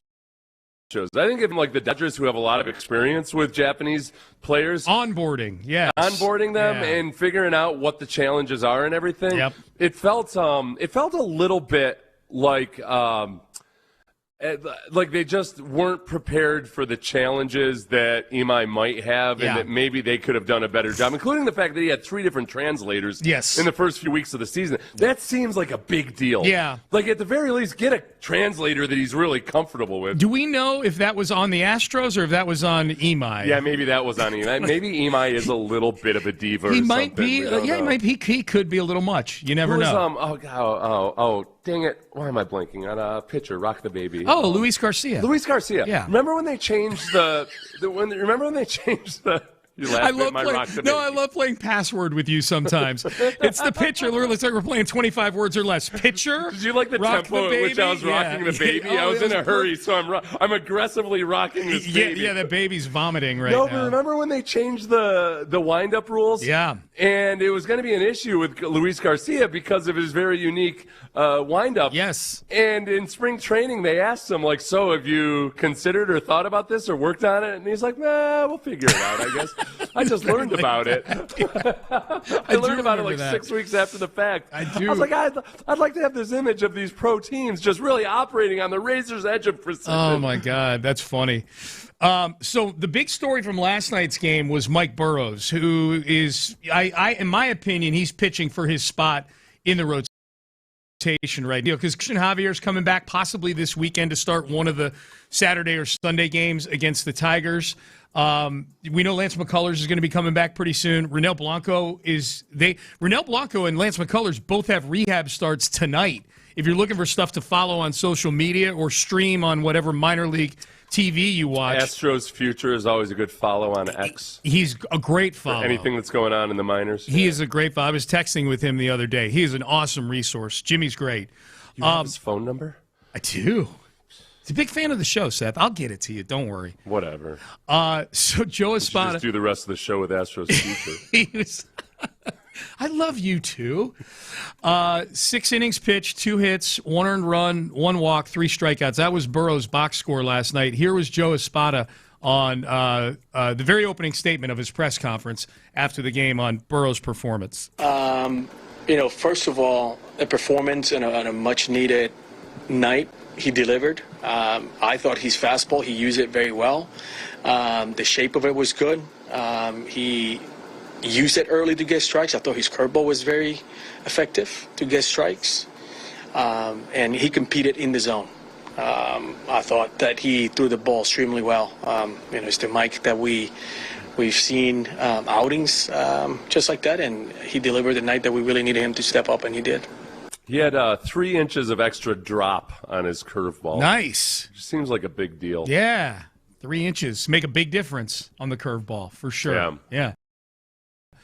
That was good to see from Burroughs. I do wonder once they get all these guys back, like if Burroughs at a minimum last night, Seth.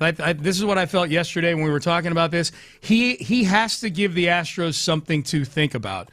When it comes to, okay, who are our 6 guys going to be if we're going to go with a 6-man rotation? Or if it's a 5-man rotation, boy, he better give them something to think about. You know what, though? That, too, is another thing that, man, it's always nice. Like, no pressure, no diamonds. That whole scenario. Yeah.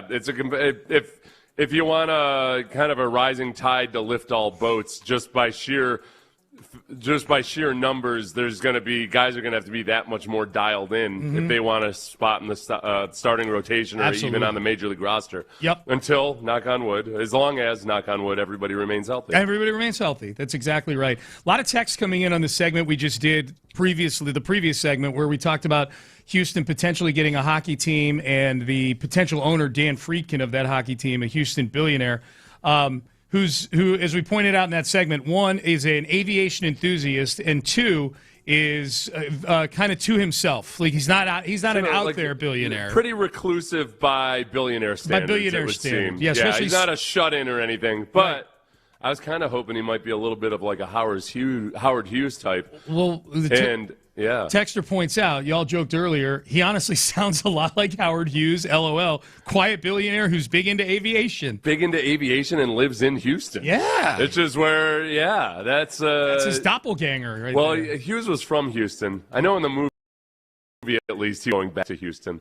I think he called it a mosquito-ridden swamp or something. Friedkin seems to be a little bit more cool with the hurricane season. Ooh, Texter says a buddy of mine worked for Friedkin, said he's first class all the way, top to bottom.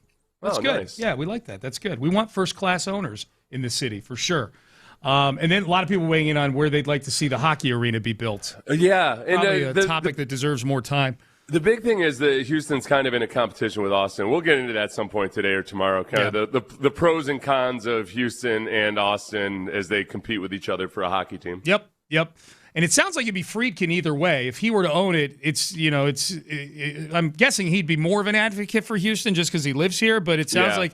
he's already got he's got franchises all over the world that he currently owns, but maybe he wants one that he can just drive down the street to. It'd be great.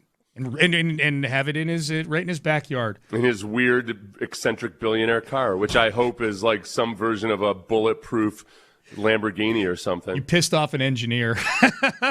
I know. Hey, man, engineers put in long hours. We don't make as much as you think. Not according to my grandpa. Listen. I'm going to tell you, Mr. Engineer. Yeah, I know. And I knew as soon as I said 8 hours a day, the engineers were going to be whatever their version of angry is. Right. Because they're all freaking just robots. Yes. But I will say, no, engineers tend to be, the guys I know are pretty even-tempered. Yeah. Kind of more like, but if you 12-hour day compared to a dairy farmer putting in a 12-hour day when it's -5 in January, it's a harder day. Yes. Just appreciate what you have. A nice white-collar 12-hour-a-day job. There you go. All right, so there was a long-form piece in the New York Times yesterday, not in The Athletic, owned by the New York Times, in the actual New York Times, about Diana Russini and this whole saga going on right now. The very beginning of the story has the very beginning of the piece has an anecdote about Russini that we've got the audio of. Is this an abuse of access or is this being resourceful? We will let you guys be the judge. We'll have that for you coming up next. I'm going to tell you right now, the person I'm glad I've had.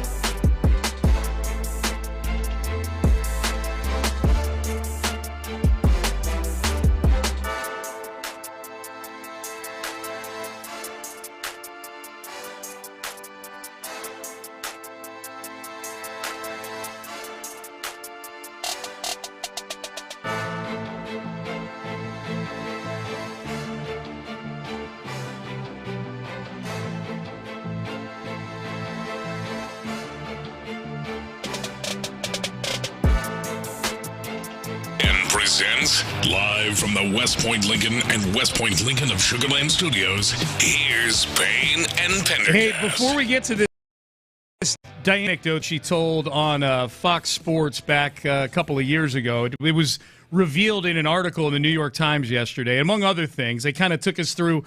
They interviewed like 30 people on the condition of anonymity about the whole Russini-Vrabel saga. Not Russini nor Vrabel themselves. But there's some interesting stuff in this story. Real quick, though, Seth, because we were just talking about the Astros. Texter says, did you, and I'm curious if you saw this watching the game. I did not see this. Please tell me you all saw the graphic at the beginning of last night's broadcast where they put up the Astros record, kind of having accepted y'all's official reset for the Astros. They did? Well, I'll have to go back and watch it. Yeah, I doubt they mentioned Payne and Pendergast by name, just because I know how the business works. Yeah. But I said, ooh, I replied to him, and I said, tell me more. And he said, last night before the game started, they put up a graphic that showed records in the major leagues since, like, May 26th. Okay, that's a little after our official reset. The Astros had a top 5 record in baseball at 19-13. Yeah. The texter says within 2 or 3 days of y'all soft reset. Closer to 10 days? Yeah, but that's okay. That's probably that's like we the invented classic. the concept. Baseball is the best sport to cherry pick in, man, because it's so much fun. Just to go down through you pull up the game log and you kind of start looking at, like, with a particular player, okay, when did his OPS start increasing? All right, that's when we're starting this. And you can, I would guess that was just more like the standard run-of-the-mill cherry picking you do when you try to figure out, like, if a team has actually been probably. Better. I mean, if you don't want to take credit, I will. I'm going to tell you, I think we should take credit for the coming that on broadcast last night. Have they done it every year? Maybe. I'll do it all the time in baseball. I'll leave it up to the audience to go find the proof, okay? Okay, all right. One other thing from the broadcast. The last 2 nights. Yeah. Well, I don't know. Days. I don't know if you knew this. I mean, I actually invented the concept of the automated ball and strike system. That's right. I've been an advocate of that for a long time. Yeah, let's be the guy that's like, I invented that. I was the one that said they should have a system where a computer tells you whether it's a ball or a strike, and yet I get no credit. 0%. I was the one that said they should come up with a better way to call balls and strikes. Yes. And then all of a sudden, here we are. Here we are. And I'm not getting any royalties. Yep, none. Okay, so twice now. Yeah. This is interesting. So when Cam Smith hits a home run, Blumber will say, it's one of his little catchphrases, wham, bam, thank you, Cam. Yeah. Blumber told this story twice in the last 2 days that Cam's family came up to him and told him that they love it when he says that. Oh, really? Okay. Yeah, but the way he said it yesterday, he was like, hey, I like positive reinforcement and everything, and it was nice for them to say that.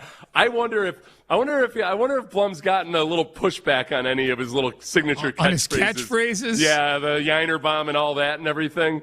It almost felt like he was a bit like he was a little bit soothed that at least somebody out there likes it. Yeah. That's I know. I kind of like. I'm dad joke. That's what I was just gonna say. The pushback comes from people who don't like dad jokes, probably, or at least an inundation of dad jokes. An extreme inundation. Perhaps a deluge. Huge bad jokes. We love Blumber. Blumber's awesome. All right, so the New York Times. It would have been better if he was like saying to Cam's grandmother, "Yeah, you know what that comes from is wham bam, thank you, ma'am."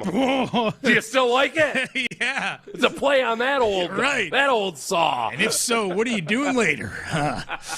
All right, so Diana Russini, they had a piece about Diana Russini and Mike Vrabel in the New York Times. Long piece. It's as of yesterday, it wasn't behind a paywall. So if you're into the story, go find it. It's got some interesting anecdotes in there. The lead into the story was this little anecdote that Diana Russini actually told on a radio show about getting out of a ticket. I want you to take a listen to this story.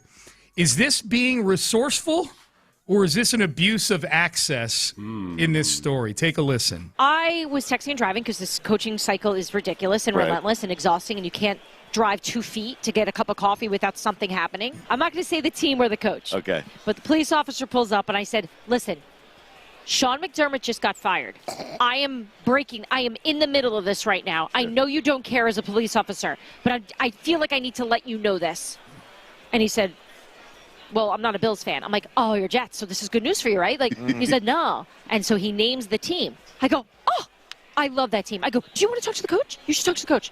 I FaceTime the head coach. Head coach is in his office. He's like, what's up? Oh my God. I go, I just got pulled over, and I just wanted to meet my friend, Officer Joe.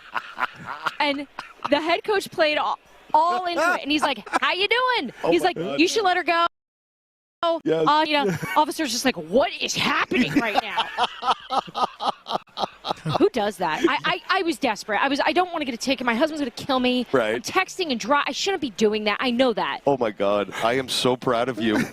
You think your husband's going to kill you for that? My husband's gonna 2 kill years you. later. Yeah, my paramour's going to wonder what I was up to. Right. Yeah, Paramour. Yeah. So was that a resourceful incident there, or was that an abuse of access? I think most actual journalists would call that an abuse of access. I definitely think so. But that's where, that's what's so dicey about all of this is that the Russini stuff has just kind of really brought up to the forefront of the discussion the fact that, everything in terms of what journalistic ethics used to be, it's just been in some areas it's been blown out of the water. In other areas, people still abide by it. Yep. And like the fact of the matter is that like people like Russini who are like I call long before I was like Russini was alleged to have done what she did, I call them all nugget hussies. Yep. Because they all kind of sacrifice their ethics for making a buck. You know, the Adam Schefter let whichever head coach it was basically be the editor on one of the articles he wrote about him. Like a lot of stuff that flies in the face of old school journalistic ethics. Yes. It's just they don't do that with like these nugget hussies. And so like and the reason Diana Russini was revealed in this article made $800,000 last year is because that by far is what drives the news. It's still like you could write breaking writers news about this all the time. You write a Pulitzer-winning, awesome profile of a dying child or something, and it'll get 10,000 clicks. Yeah, you know.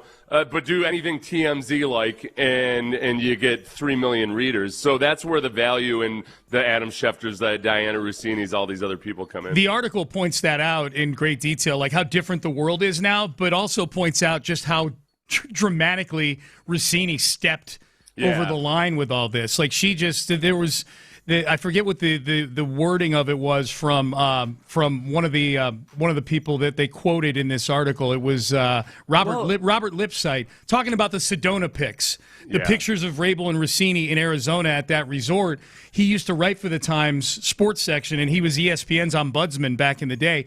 And he said those two were operating flagrantly. The blatancy of it was shocking. Well, you know what it sounds like is a little bit like before Tiger Woods got caught eventually, basically because his wife bashed his car and other things in. Yeah. Like that's what all the writers would say about. Well, yeah, I mean Tiger Woods was kind of operating like this out in the open. It's just nobody really wrote about it or anything. You know, like it was just there's things that go on and people aren't writing about it or bringing any of it up. Yeah, but that's it's almost like an understood thing. You know, like that's you know, it's everybody knows These are what's the things going on. That you don't really typically report on. Right. Have you ever gotten out of a ticket for being an NFL player? At least once for being an NFL player. Yeah. I was talking to my brother-in-law about this. And to be clear, I'm not saying you did the whole "Do you know who I am?" Oh, thing. no, like no, the person no. recognized you. The best time that ever happened to me was when I got pulled over, and I got the ticket, and then all of a sudden, as I was kind of preparing to leave and everything, the other officer comes walking up. And he's like, "Hey, Mr. Payne, he's an idiot. I'd say he didn't know who you were." And he's like, "Give me that ticket. Don't worry about this." That's awesome. That was in Houston. That was awesome. That's awesome. Yeah. The other times I used to, I drive much more carefully than I used to. I got out of a lot of tickets. Partly because I'd read a book when I was 18 years old about how to get out of parking tickets. Oh, really? Kids, if you ever wonder the value of reading, Skirting the Law is a great read. Oh, it's huge. You'll save a lot of money. It was written by this former New York State trooper who basically laid out, like, there's a lot of times where people basically behave their way into a ticket. Mm-hmm. And I can't remember, the biggest things are, for one, immediately pull as far over to the side of the road as possible. Yes, make it safe for the officer. Make it safe for the officer. Yep. turn on the lights, have the window down, have your hands on there, and then also just don't try to be given excuses. Don't act like it's a bigger deal than it is. Just make friends with the guy as soon as possible. Absolutely. Be cordial, man. So I take pride in the tickets that I've gotten out of where people didn't know that I was a football player, but I've also gotten out of some tickets because people they recognize me. Yeah. For sure. I can't recall one that I got out of, like for radio, because there are a lot of police officers that listen to this show. The funniest ticket I ever got out of was a couple of years ago. My ex-mother-in-law, my ex-wife's mom, passed away. So it was in August. It was right during training camp for the Texans. I had to shoot over to Louisiana, went to the funeral. The after funeral reception was at their house, which is a big antebellum home in the middle of a small town in Louisiana. Keep in mind, my ex-father-in-law had passed away like 5 or 6 years before this. Yeah. I'm going through the center of town, and it's like a 25-mile-an-hour speed limit. It's a small little town, and I get pulled over. I'm probably going 45 or 50 or something like that. I pull over in the parking lot in front of the Domino's or whatever there, and the officer gets out. First of all, they did this thing where they were like, show me your hands, show me your hands. I'm like, oh, okay. I'm like, putting my hands. I'm like, boy, in Franklin, Louisiana, this is necessary. But they said, get out of the car. And I get out of the car. And I'm like, no, I'm cool. And I don't know if they confused me with somebody. But the officer comes walking up to me once they could tell I wasn't dangerous. And they're like, why are we going so fast? I'm like, oh, I wasn't thinking. I'm in town for my ex-mother-in-law's funeral. So I'm just, I'm a little scatterbrained or whatever. And they go, oh, Miss Susan is your ex-mother-in-law. I said, yeah, I used to be married to their daughter. I'm still really close to the family. So you were Billy Patu's son-in-law at one time. So yeah, I said, all right, you go ahead. Yeah. And I called up my ex-wife. I said, your dad just got me out of a speeding ticket from the grave. He died 6 years ago. He died 6 years ago. He got me out of a speeding ticket. Very powerful man. Very powerful. Dead or alive. Yep. All right, into the 9 o'clock hour. C.J. Stroud was a big topic on the Athletic Football Show. Is C.J. Stroud broken? They answered that question. They addressed it. We'll talk about that coming up next. If your car is broken or you're just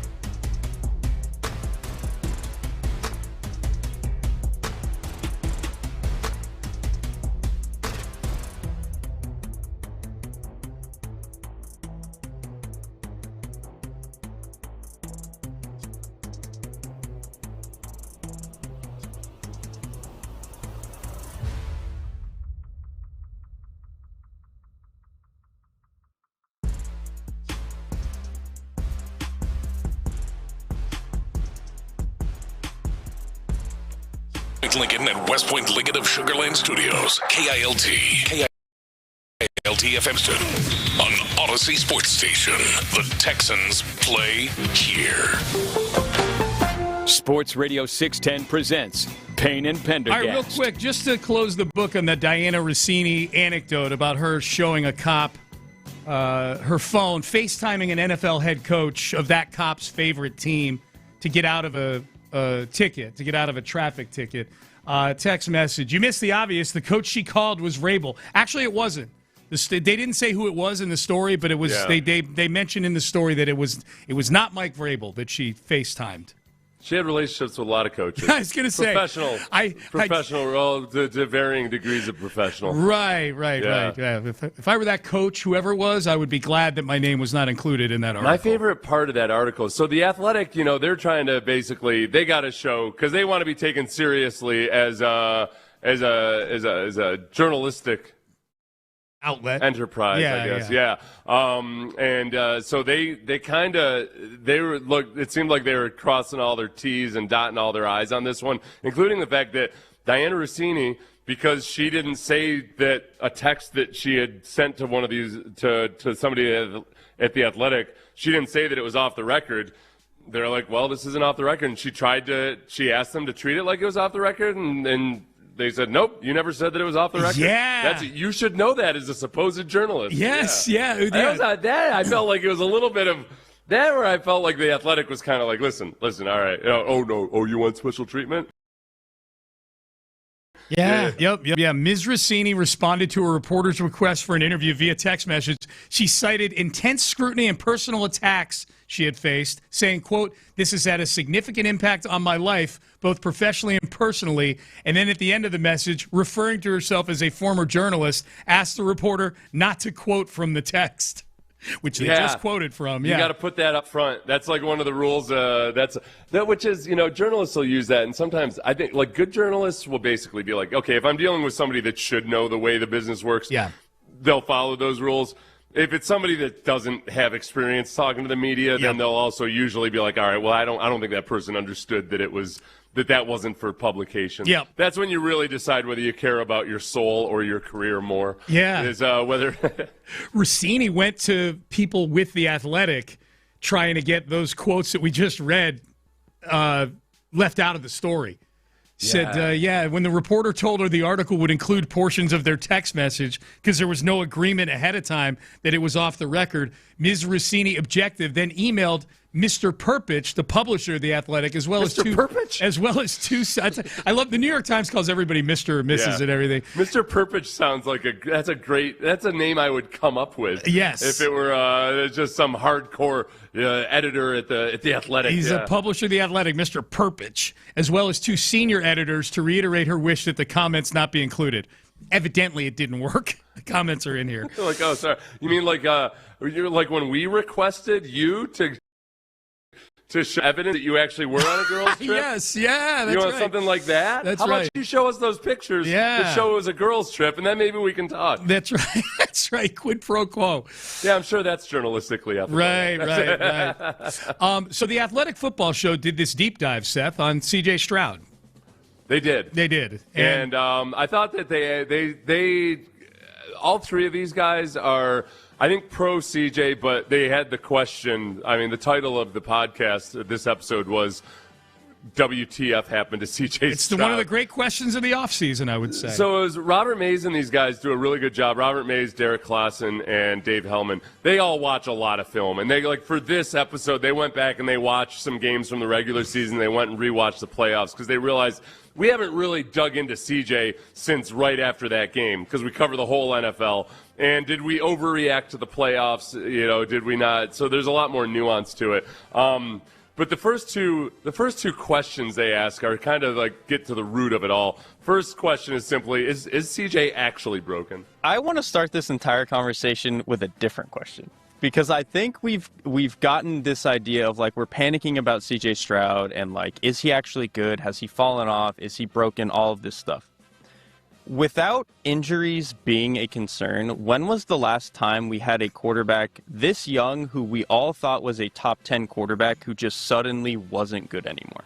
I asked the question because, like, I think the Occam's razor here is the offensive line for C.J. Stroud has been so bad for 2 seasons. Kind of just ultimately came to a head in the spotlight. And I think people are going to make it out to be like, spotlight, bright lights, he can't make decisions. He's won and played really well in the playoffs before. Like, to me, it's not that he can't do it. I think a lot of this stuff finally just came to a head for him after, again, having to play behind this offensive line for 30 games in a row. At the worst possible time. Yeah. At the worst possible time. Yeah. But I think and that's where they kind of build to this, where their question is, all right, is CJ actually broken, or is it that the environment has been that bad around him? And that the one point that Derek Clausen, who was speaking right there, made was, hey, going into last season, we were looking at the Texans and wondering why they hadn't more aggressively addressed the offensive line. Why are they not giving CJ the support he needs? And then he's got a couple of young receivers and Christian Kirk and then obviously Nico Collins, that we went into the season worried about these things. And then all of a sudden, when those things are a problem, you pivot to like, oh, it's all CJ's fault. Like, I don't know. We were concerned on behalf of CJ going into the season with the things that the Texans didn't do to create a better environment. And that environment ended up being a bad one. Even though the offensive line got better, it still wasn't a good offensive line. I think that puts things in perspective a little bit. And the question that they asked, not is CJ actually broken, but, okay, when was the last time that people almost universally after a quarterback's rookie year thought, okay, wait, no, this guy's different. This guy has it. My first thought was Tua Tagovailoa as he asked the question. They said the same thing. Okay. And I think it's easier in hindsight. I think that, like, with Tua, he had to operate a certain way. Yeah. And there was certain things about Mike McDaniel's offense and the guys that he was throwing to that in hindsight it's easy to say, oh, okay, well, this is why it didn't work out. But I think it's a little disingenuous to just completely shut out. Like, because I can't sit here and say, well, because guys who are viewed as such great passers as a rookie tend to end up being viable pros and good pros, that it's probably more likely that CJ is a good pro.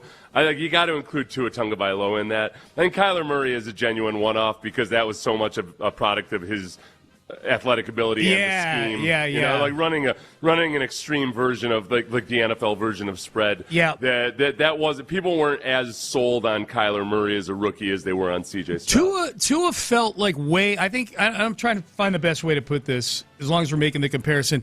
He felt way more system and coach dependent than CJ did as a rookie. Like, CJ made some throws his rookie year and still does from time to time where you're like, whoa.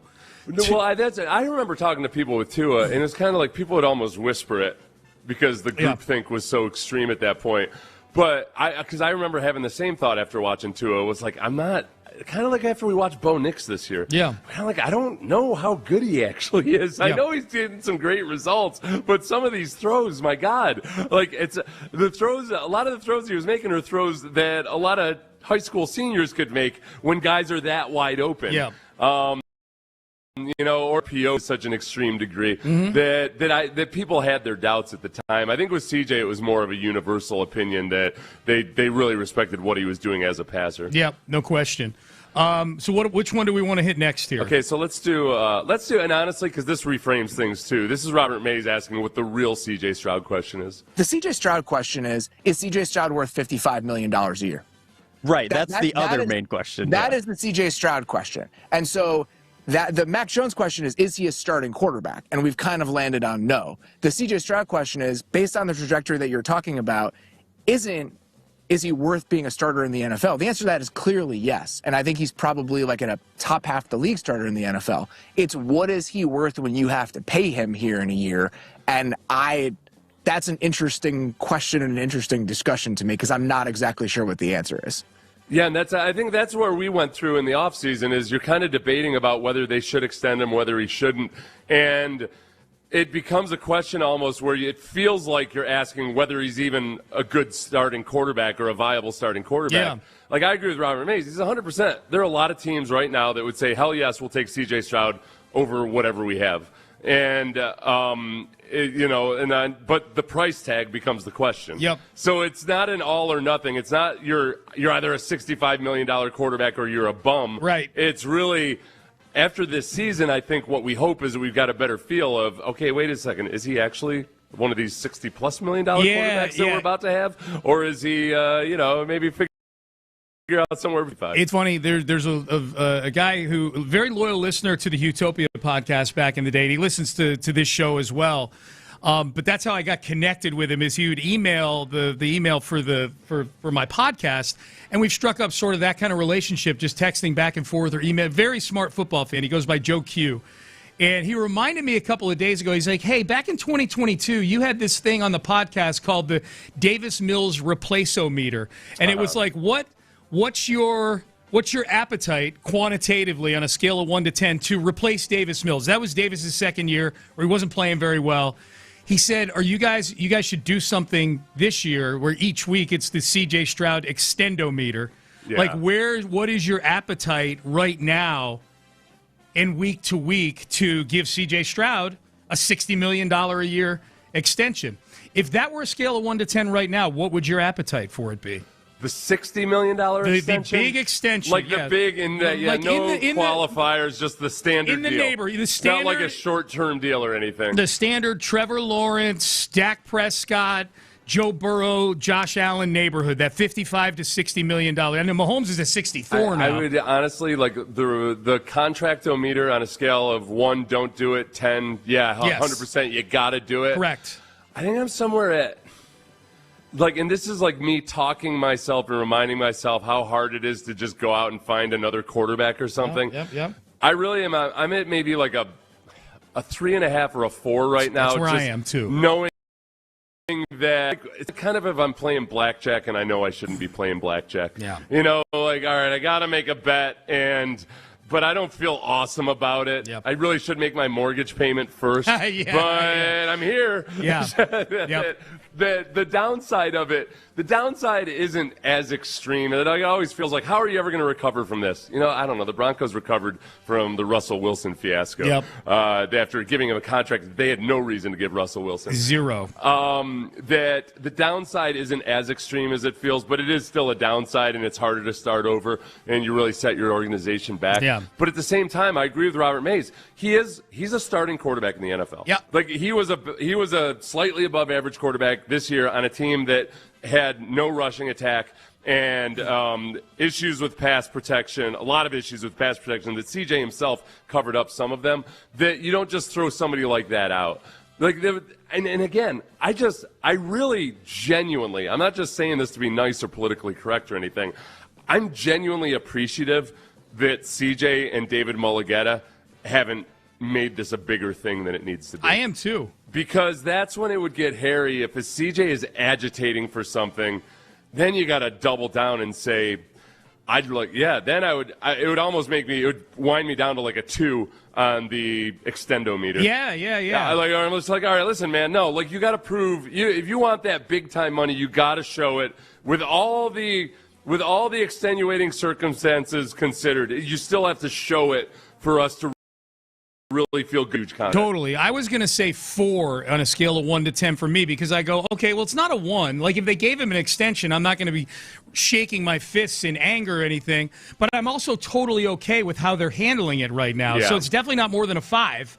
So I just settled in at a 4. I think to a large degree, it'd be a little bit. I think the reception, at least the way I would feel, and I think a lot of fans would feel, depending on what the total contract was. Yeah. I think it would feel like when Matt Schaub got extended in 2013.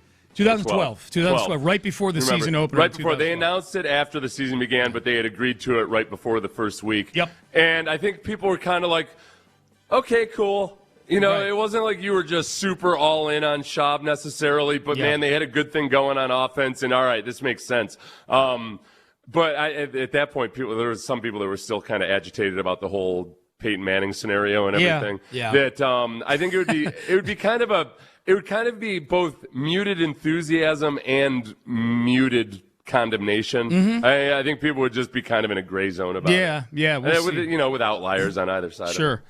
We still got a lot of meat left on the bone with this athletic football show that we can get to tomorrow. So that's it's good stuff. They did go out of your way to find it. They did a really deep dive on CJ. I really do like the athletic football show with Robert Mays, and they used to have Nate Tice, but he's now with Yahoo. Those two guys, Nate Tice and Robert Mays, those guys watch a lot of film. Like even in listening to this podcast of this episode, they're all bringing up, oh yeah, I went back and watched the Chiefs game. Well, I went back and watched the game. Yeah. Like, there's just they do a lot of work, so you get a much more informed opinion than, let's say, some random dude saying that he wouldn't throw water on CJ Stroud if he was on fire. Yeah.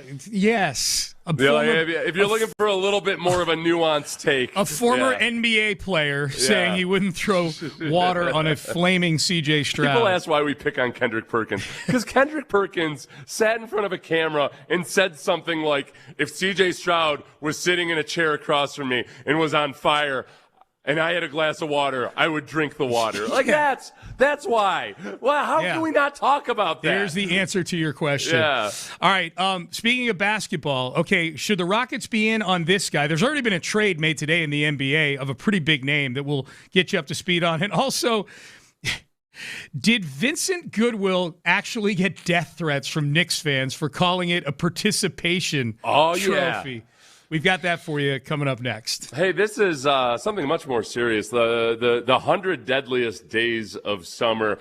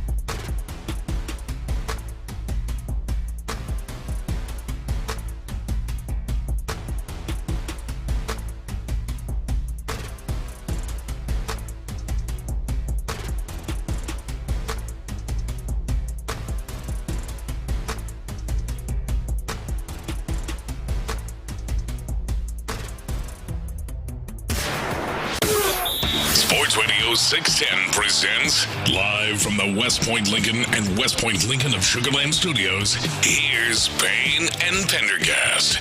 All right, Payne and Pendergast with you on a Thursday. Seth and I just made a really good point on a little brainstorming we were doing. A possible topic, right?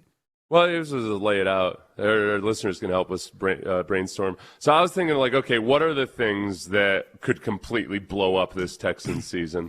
Like, there's the obvious few different CJ Stroud ones.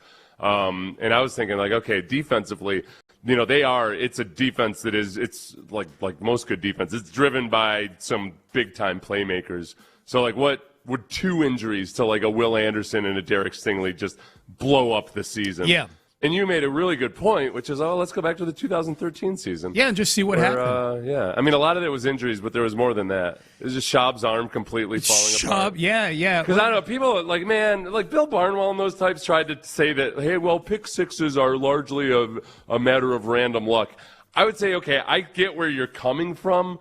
These pick sixes are caused by a quarterback trying to drive the ball to the sideline with a complete inability to do so. Yes. Because he doesn't have the arm strength anymore.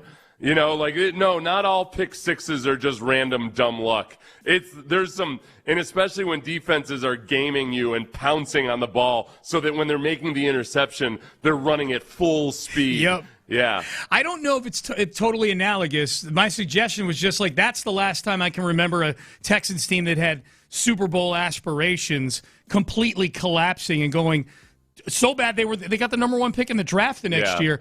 But Brian Cushing getting hurt 5 games into the season was horrible. That's the year he got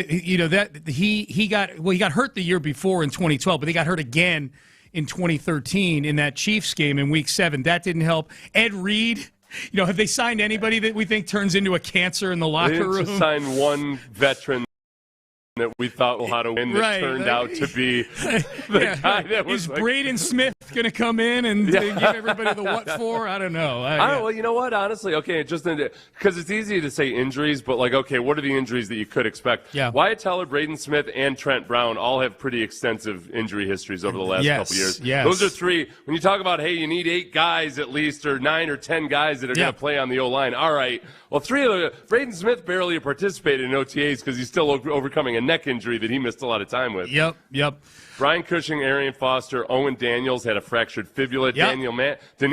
Daniel Manning, the big one. Matt Schaub, AJ Boye, season-ending IR. Yeah. So there's a lot of them. All right, this was Gary Kubiak having a mini stroke. There's that too. Yeah, that was. Things were already pretty bad at that point, but man, it got bad. Yeah, there might have been a cause and effect there with the mini stroke of how the season was going, and all the stress. Here was Shams Charania yesterday talking about the Celtics actually actively trying to move Jaylen Brown. Malika, the Boston Celtics are actively engaged in trade talks surrounding Jaylen Brown with multiple interested teams, and I'm told there is a sense of purpose from teams around the league that they feel from the Celtics in these conversations. And that does not mean, though, that a deal is guaranteed, because Jaylen Brown does have 3 years left on his contract. He's got a supermax deal that he's on. But my understanding, the urgency from either side could change as the weeks go on. And this all comes in the wake of the Celtics losing out on Giannis after they offered Jaylen Brown and 2 first-round picks with Miami. And now Jaylen Brown still in Boston. He won a Finals MVP in 2024. He was a league MVP finalist this year, and now his status is very much up in the air in Boston. Okay, so I would be in favor of the Rockets going after Jaylen Brown. I think he maybe even more than Giannis. Just he's a little younger. He's 29 years old.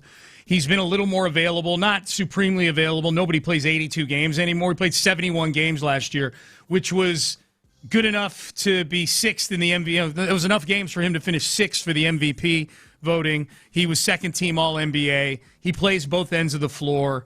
He's a really good offensive player. He averaged, like 28 points a game last year, I want to say.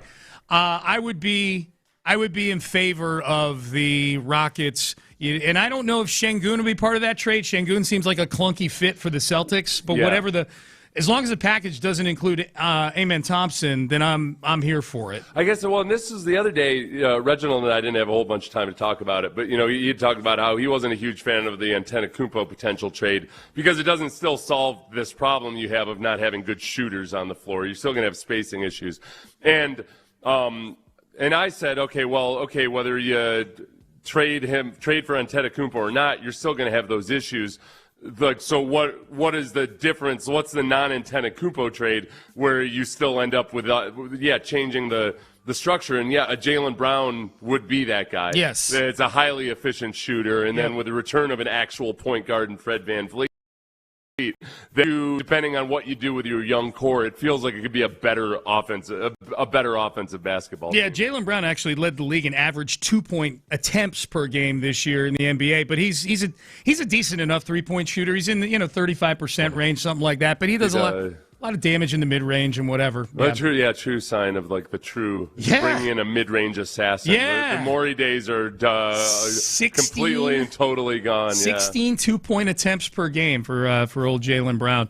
So Vincent Goodwill of ESPN, I believe formerly of Yahoo, got a lot of attention. This is the first that a lot of people had heard of him when he said this on I believe First Take last week. It was a Take-A-Mania candidate. It didn't win, but it was more the exchange here. You'll take a listen. Just to reset, this was Vincent Goodwill of ESPN calling the Larry O'Brien Trophy for NBA champions a participation trophy. Greatness is validated. How do we know that any of the last 8 champions are actually validated because they have not done it again?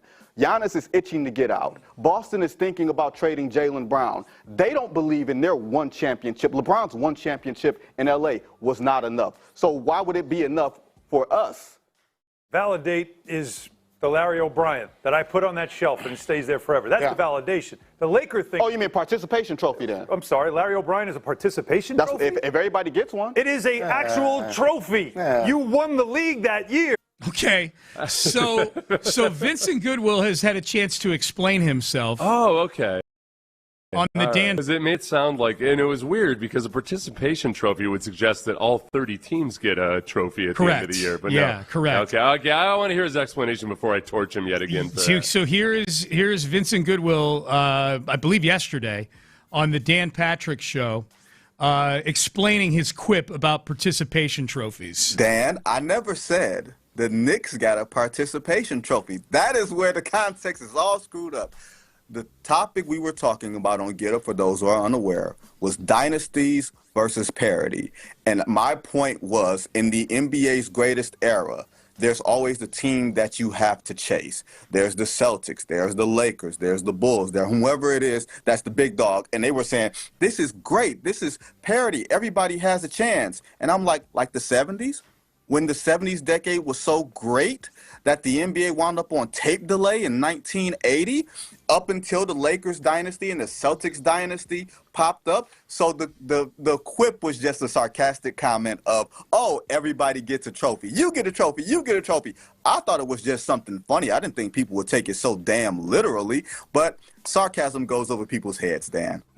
Oh, damn it. He shamed me. Yeah. It worked. You know what? You just didn't get the jokes. As he's saying it, I'm like, you know what? Yeah, boy, in the middle of a heated argument, too, I could totally see myself saying something like that. But all of a sudden, man, in print and in clip form, oh, boy, it sounds a whole lot different. Okay, so I do disagree with him in some regards. And one is that, man, sports writers and talking of a dynasty way more than the average fan of any sport. The average fan wants his team or her team to win a championship. That's all we want. Yeah. We don't care. When we've got, who was it that was telling everybody we needed to appreciate the greatness of the Chiefs? It was Nate Burleson. Yeah. That we need to appreciate what we're watching. No, we don't. Yeah. This is something that people who talk about it for a living, which includes myself, by the way, this is something that you covet. Yeah. Like, it's not something that the average fan covets. Like, do you think Bills fans give a damn about whether it's one championship or 4 championships. You just want one. So to call it a participation trophy, it speaks to a sports writer or a sports commentator that just loves being able to talk and write stories about dynasties and all of that, more so than it's so detached from the average fan experience. Well, if Vincent Goodwill were sitting here right now, Seth, I think he would resume his argument he was just making, where he'd say, well, it sure seems the NBA got a whole lot more popular in the 80s when the Lakers and the Celtics were winning it. I mean, practically every year it was one of them winning it, which I thought was, I think was, that was too broad and generalized for me. He was kind of implying that the cure-all for the NBA, which was in tape delay, I remember that. They showed the finals on tape delay at the beginning of the decade. I think the breakout of the NBA had way more to do with hiring David Stern, who knew how to market stars. Right. The NBA had a huge drug issue in the 70s as well. Like, the league was coked to the gills in the 70s. Yeah. It was. You need the appropriate amount of cocaine. Oddly enough, the 80s were the perfect elixir for the coke problem in the NBA. That's when everything got good. Yeah. But I think it was more, to me, the NBA, because I lived it. I would, that was the height of my NBA fandom. It's because the league found a way to get you to buy Converse shoes because Magic wore them, or Nikes because Michael wore them, or putting out the videotapes with the music videos of highlights of these guys. 100%. David Stern was good at marketing the personalities instead of the players. I mean, it's just everything, like sneaker culture. Yeah. It used to be they all wore Cons, and that was pretty much it. Everybody was wearing the same sneakers. So the idea of somehow having an individual sneaker, an Air Jordan or something, like everything. They just learned how to market it a lot better. So yeah, I think he mistakes causation with correlation on that to a certain degree. Yes. I'm not gonna now the Lakers and the Celtics being a big deal, that was all part of it. But the personalities and guys who weren't on those teams, like Michael Jordan at first, was not one of the. Michael Jordan was one of the guys before he ever won a championship that brought a lot more notoriety to the league. Absolutely. All right, I'll play the other clip in the next segment just so we stay on the clock here. But Vincent Goodwill claims that Knick fans are threatening death with him over this participation trophy take. We'll have that audio for you, and we'll find out what the guys have going on In the Loop as well. What's the question of the day? We'll find out coming up next. But before we get to that, Game 7, a lot of those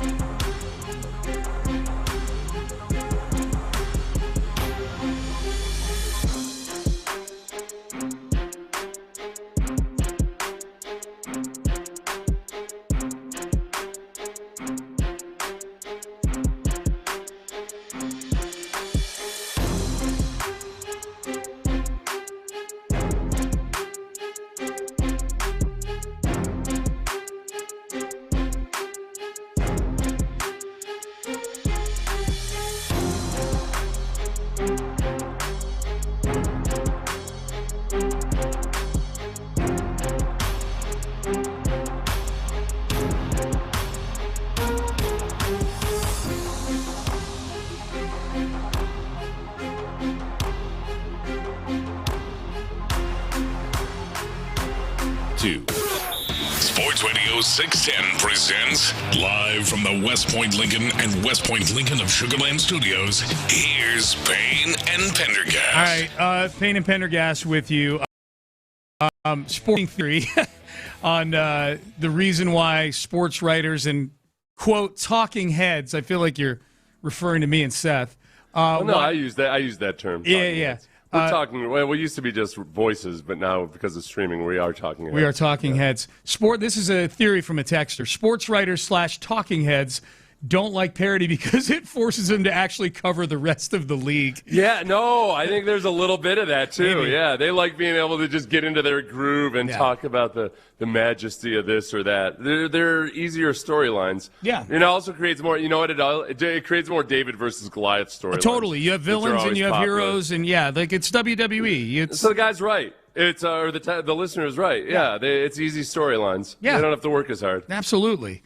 So last ad on the Vincent Goodwill participation trophy. That the Larry O'Brien trophy is a participation trophy take from last week. This is him with Dan Patrick saying that he got death threats from New York Knicks fans over that take. Dan, I got death threats. Do you think I wanted death threats from Knicks fans? And I wasn't even talking about them. I said this was the most dominant run you've ever had, and you think I'm talking about y'all. Maybe that's a you problem. That's, when you ain't ever been nowhere, you think everybody talking about you. Do better. Do better. Death threats because you said, or the context, the clip was participation trophy. Who doesn't like you, man? Come on. Knicks fans. There you go. Yeah, I did get that in. So I like the way you said death threats from Knicks fans, where it could end anything in the world, but there is something about it. I felt like the way he said it was, all right, there's death threats, and then there's death threats from Knicks fans. Yeah. I get death threats from, Timberwolves fans. Like, all right, whatever. These are Knicks fans. Right. These might actually be genuine death threats. Well, we got the video to prove it. I mean, they practically killed some Spurs fans in cold blood on the streets during the NBA Finals. So I would take those. I was a little disappointed, at least in the clip that I saw, that Dan Patrick didn't follow up with, well, did you report any of this? Like, are they legitimate death threats? Yeah. Because I'm not saying he's lying about it or anything like that, but like it's. I'm always a little skeptical of people claiming they got death threats. I am too. I'm like, all right, well, produce this for me, please. Yeah. So I was I couldn't do that. I'm just trying to do right by the Texans and and just be a servant leader. It sounds like a very specific, just purely anonymous example that you're using right there. Yep. So that was fun. Vincent Goodwill not getting death threats. That's not fun at all. But it's good. He seems like he's in good spirits about how people have consumed his participation trophy comment. I suspect that a lot of times when people say they got death threats, I don't think they think they're lying, but I think that they're interpreting veiled threats as death threats. Mm-hmm. Where I say, put some respect on the name of literal death threats, okay? Yes. Whenever somebody gives you a veiled threat and you call it a death threat, that's not giving the prop who give you an outright death threat. I've never gotten a death threat before on social media or in public. I've gotten challenged to fights. I've gotten physical. I've had threats like I'll beat. If I see you, I'll punch you or something like that. Yeah. Like on DMs, Did anybody ever follow through? No, they took one look at me and said, "Oh, I'm not going to mess with that guy." What was it? Do you remember what incited such rage? I don't know. If I had to guess, it's probably something related to college football because that's the one those are the biggest psychopaths. It is. It really, really is. And that's where, like, in college football, they'll take offense to just any little thing. Yep. They're like not ranking their quarterback the best quarterback in the country. Right. Oh, I'll tell you who's like that a little bit right now, I've noticed. Seahawks fans. Seahawks fans are so triggered by everything and any perception of disrespect. Because I saw, for Darnold, you're talking about for Sam Darnold? No, just in general. About their team, because they won the championship, and they should be lauded as the number one in everything. So I saw Nate Tice had done his ranking of top play callers, and he had Sean McVay, somebody else, and then Mike McDonald. So it was like play callers, offensive or defensive either side of the ball, I think. Yeah. And I think he included in it just like even for head coaches, like understanding game flow and all of that. So they put, I want to say it was McVay and Shanahan and then McDonald.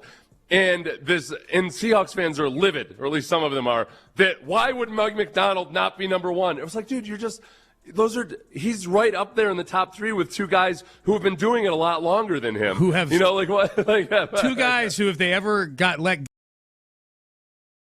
go from within 15 minutes. Right. You know? Yeah.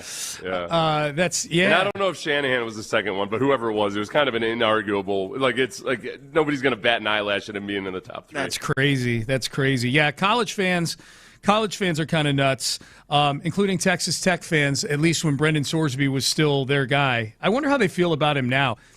I would imagine you go through that cycle pretty quickly where you're like, well, we never wanted him anyway. And for the integrity of the game, we decided that we didn't even, you're like, you know what? We weren't going to fight that fight because it wasn't the right thing to do. To be fair, Wait, are you saying he could come back? No? Okay. Yeah, no, we never wanted it. No, to be fair, because I know we have a lot of Texas Tech fans that listen to this show, and several of them I'm friendly with. There are Texas Tech fans out there that agreed with most of the rest of society that he shouldn't play. So I'm not talking about everybody. I'm talking about the lunatic fringe that thought that everybody else who didn't want him to play had it out for Texas Tech, had it out for Joey McGuire, has it out for them because they're the nouveau riche of college football.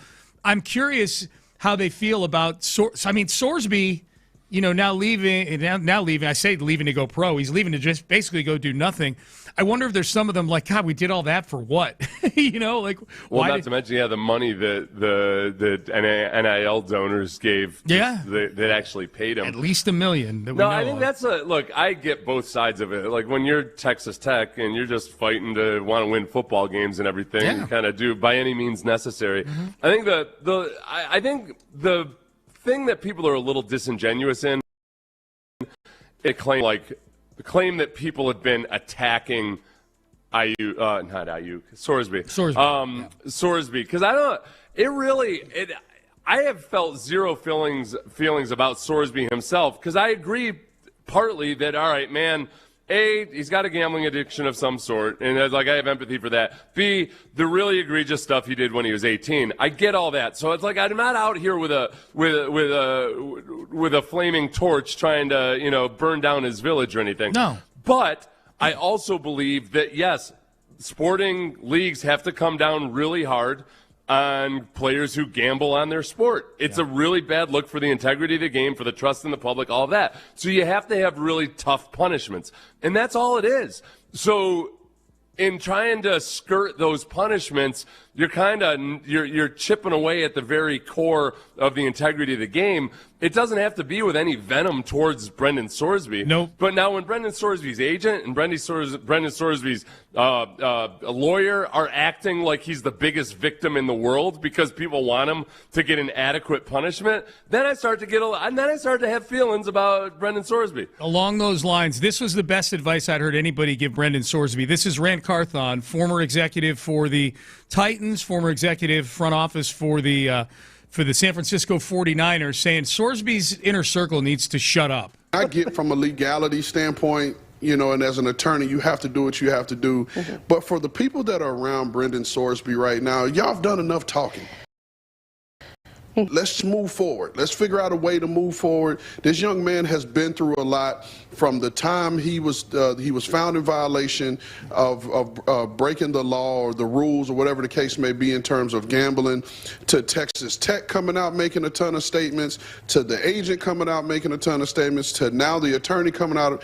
And listen, the best thing for this kid and through the eyes of NFL front offices is to take your punishment and move forward. Mm-hmm. That's the only way through for this kid and for allow him to just push forward in his life. At this point, too many other, let's call them adults, are making too many statements on this kid's behalf that are only going to hurt him down the road. Well, here's the thing. This is what Rand Carthon, and I know he knows this, these people all work for Brendan Sorsby.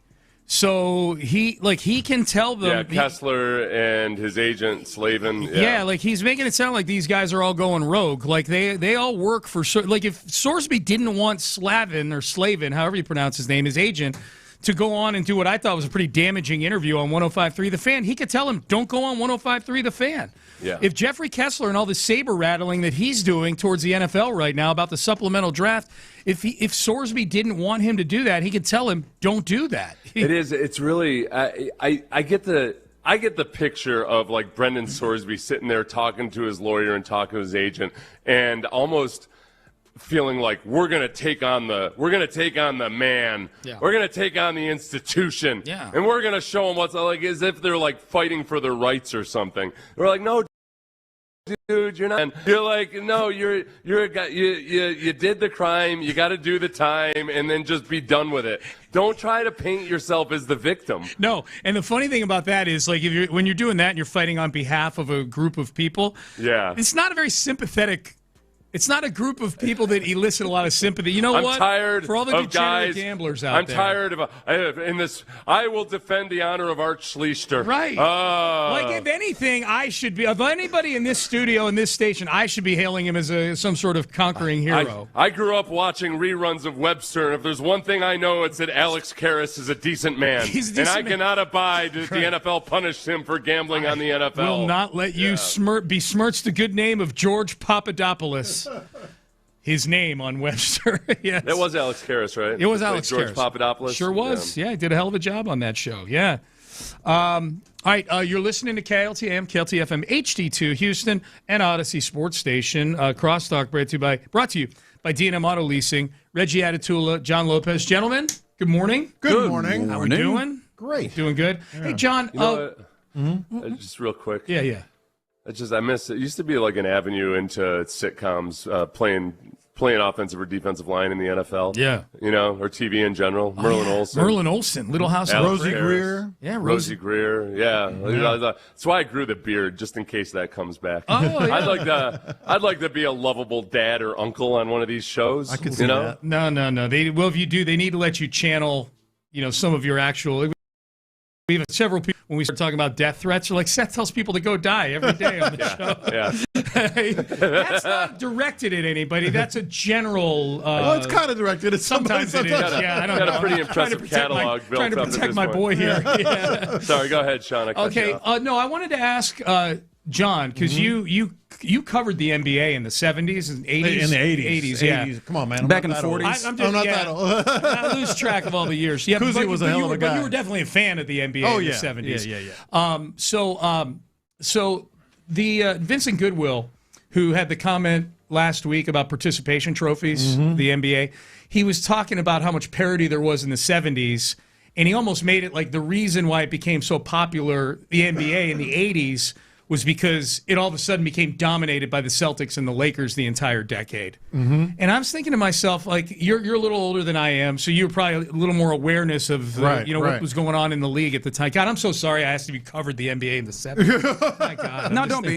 Yeah. I think you're good. I started in 87. 87. See, but you were definitely like a teenage, big fan. self-aware Big fan. Yeah. I feel like the reason why the league became way more popular was in the 70s, they had a major drug issue in the league. Yeah. And B, they just marketed the stars way better in the 80s. It wasn't because those two teams were winning all the time. There are three things that made the NBA what it is today. Okay, good. I like this. Number one, it's power round. I've written about this. Yeah. I was in that. You remember that book, Loose Balls, about the ABA? Yes. They did a chapter. I was in that chapter about it. Yeah. Then the biggest reason the NBA is the AA. Because of the influence and the free-flowing style. Okay. That all of a sudden translated to the very staid and stagnant NBA players of the day.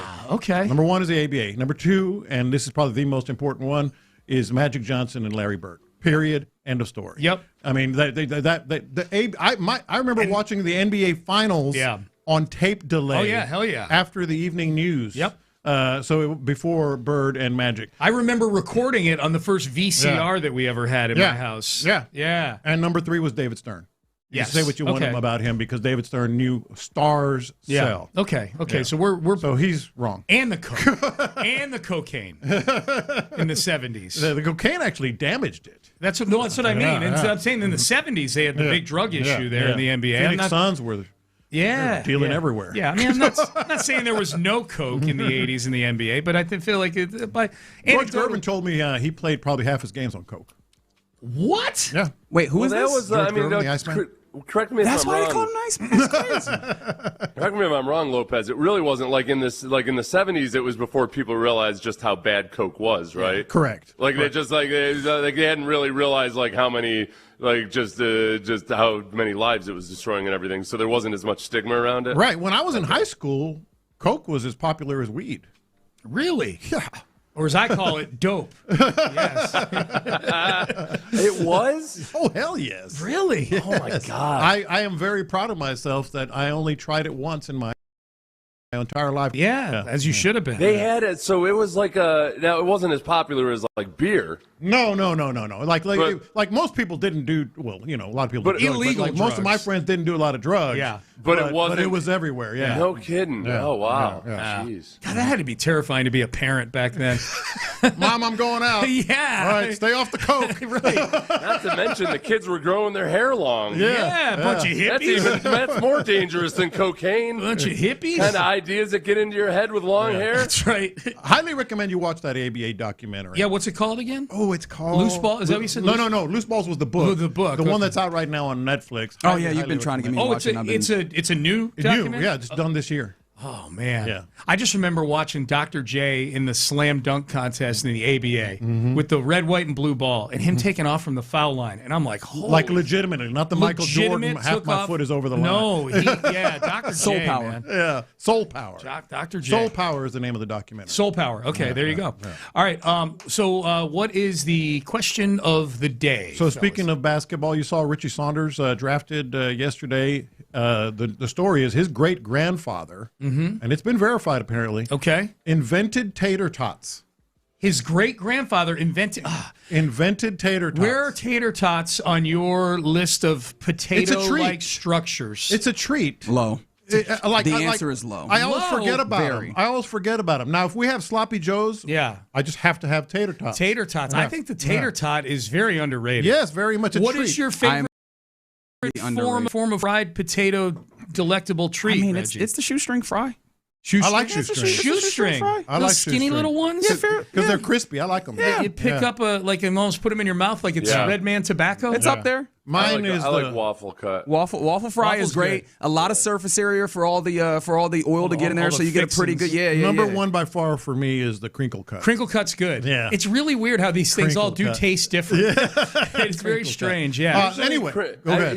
You know what though? A lot of places you go will have fresh cut fries, but the crinkle cuts are frozen. Yes, so I love you them. got to be careful where Love you get them. your crinkle I cuts. don't mind that. I love them. They get crispy. They got the little char. They get the little char. It's on the probably because ridges. it's really hard to crinkle cut like there. You have to have like a special machine. Yeah, and I'm fine with that. But they get that little char on the ridges. Yeah, It's awesome. No, I really like it. Like the ones that are like the potato wedges that they cut in the store. Like no, they're too much mushy. too goopy, too mushy. That's kind of where I am with tater tots. They end up to be crinkle like cut or the way I to don't go. like the texture. Anywho, that leads to the question of the let's day. keep talking about potatoes. His great-grandfather invented tater tots. What's an interesting fact in your family tree? Okay.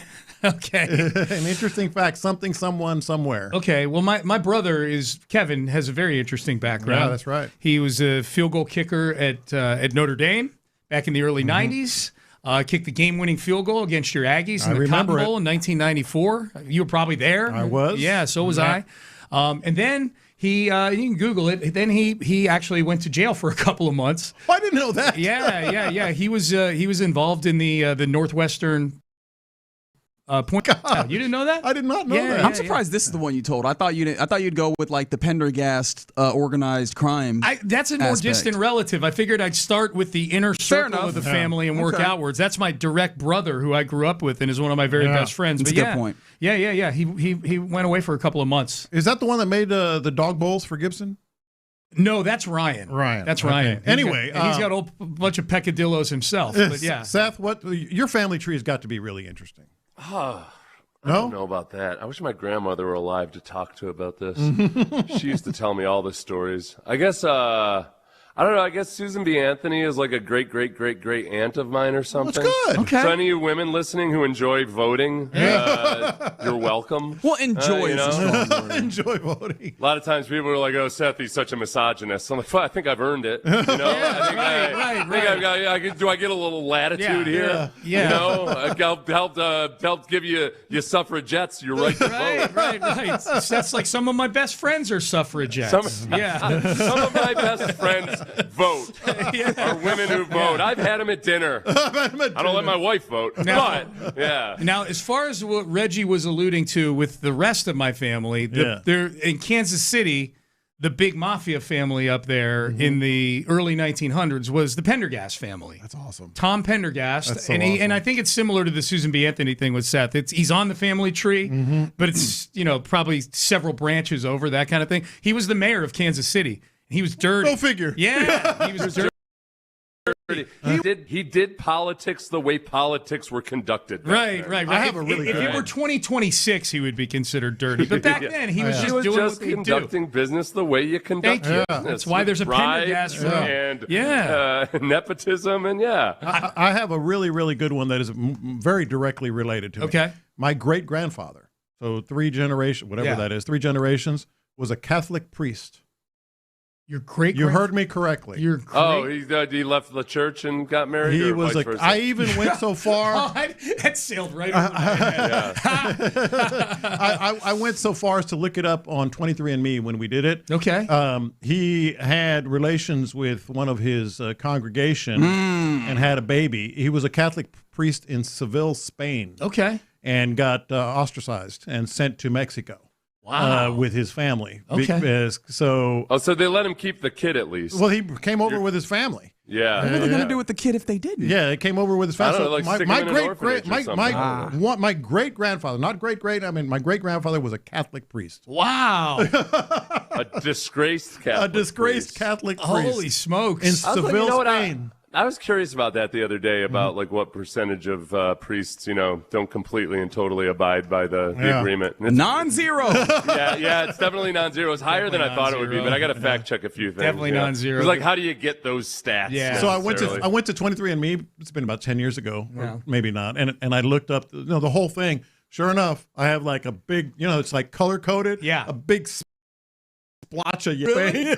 Oh, that's funny. That's funny. Yeah, to that point, the priest that married my ex-wife and I brought his girlfriend to the wedding. Yeah. Nice. So, yeah. Oh my gosh. Well, he didn't outwardly say. Like, it was but his you found out later. The person, well, he was very openly in at least some sort of friendship or partnership, whether she traveled with him everywhere he went. So everybody kind of, I think, knew the deal. It was one of those things like, yeah, what are you going to do? Probably a lot like a Vrabel Russini thing. Like, nobody's reporting anything here, like until it got reported. Until the New York Post did a big expose on the priest that married us. Found pictures of them holding hands in Sedona. Oh, my gosh. Yeah. All right. Well, fellas, have a great show. Thanks, buddy. I can't wait to hear the lineage of some of our listeners out there. That's right. And which ones I can schmooze up to get in as that's part right. of You're an elite schmoozer. get inheritance in their family tree. All right, we're done. We're out of time. Seth, antibodies to you, my friend. Antibodies, and I just started my free trial on Ancestry.com. Oh, let's go. Let's go. Talking about really annoying and boring stuff for the next 2 weeks. Hell yeah. I can't wait to find out how you're connected to William H. Taft. Yes. You'll never believe what went down in Waterloo, New York. I can't wait. All right, we're done. We're out of time. Reggie Atatula, John Lopez, Figgy Fig. They are in the loop, and they start now. What's happening? Happy Thursday to you. You're indeed in the loop right here on Sports Radio 610. Head count is all accounted for. That is indeed John Lopez. I'm Reginald Atatula. Figgy Fig is on the ones and twos. And go ahead and check in as well yourself on the text. 572-4610 is the number to text, or make yourself heard on the Mo Karam Injury Lawyers live stream. We keep it 100. We're getting some good. I can't wait to get. Yeah, that's going to be really fun when we get there. We've been having a lot of fun this week, so hopefully we can keep that continuing to going on. But yeah, the injury or the Mo Karam Injury Lawyer live streams are indeed on the YouTube page, Sports Radio 610, the Twitch chat 610 Houston. And J-Lo, you have asked a question the last couple of days, and it is about the Houston Rockets, and it is what? What do they see in the mirror? What do they think they are? Okay. Yeah. What are they? And what are they doing? And what are they doing? Right. Like that was a few questions, but they all kind of come to the same place. Yeah. I hate to be that guy, but that was more than one. Yeah. Regardless, like I think that it is notable. Like that is what the offseason is about. What are you cobbling yourself together to be in the upcoming season? Right. We were asking the same thing about the Texans, and they gave us a very clear answer. A team that is big, physical, and runs the football, right? That is what they thought themselves to be. That is what they molded themselves to be. The Rockets are in the midst of figuring out that, and we get one more data point to that end. As yesterday, the second round of the NBA draft happened. See, Fig, I remembered which one it was. That's right. But I remembered that it was indeed the NBA draft. And they made a move. 713-572-4610. Was it to your liking? Because I know this was something for you. In addition to asking that question, you kind of felt like, at least to me, John, and correct me if I'm wrong, you were hoping for something that signaled a little bit of urgency from them. Well, yes, but my main question was, it was a legitimate one. I wasn't putting on a show or anything. Like, what are they doing? Really, what be? And I think they gave us a hint of that yesterday. I really do, because one of the options that we talked about day before yesterday was, are they going to maybe retool, rebuild, however you want to put it? Do they feel good enough about themselves that, hey, let's get an off-the-shelf rotational piece that's maybe a little older, a little experienced, can fit right into one of our places of need? Or are they something else altogether? Are they going to make a big trade, something like along those lines? Are they going to get a big? Well, we got the answer. We did. We got the answer. He's 23 when the season starts. Yes. He'll be 23 when the season starts. Now, who is he, people ask? Well, the Rockets went into the night having picks 39 and 53. They packaged those together and a future second-round pick, not very high compensation, in order to move up to 31. And they got 55, which they ultimately cashed out of later on. But they move up to the first pick of the second round. Urgency, right? And they select Bruce Thornton, a 6-foot guard out of Ohio State, 4-year starter, or 4 year at Ohio State. I can't remember if he started all of those. He played games, a lot all 4 years. He played 34, 32, 35 games in his career at Ohio State. So he played a lot. He is as polished as I imagine he can be, of a guy that comes out. I think this is the first player that Rafael Stone, in his tenure as general manager of these Rockets, first player that he has drafted that has played more than 2 years. Yes. So this is very much a guy who they expect to be able to drop in and play. He is, if I am to describe him, a guy, and I guess I will utilize some analysis that I'm seeing here. Polished scorer.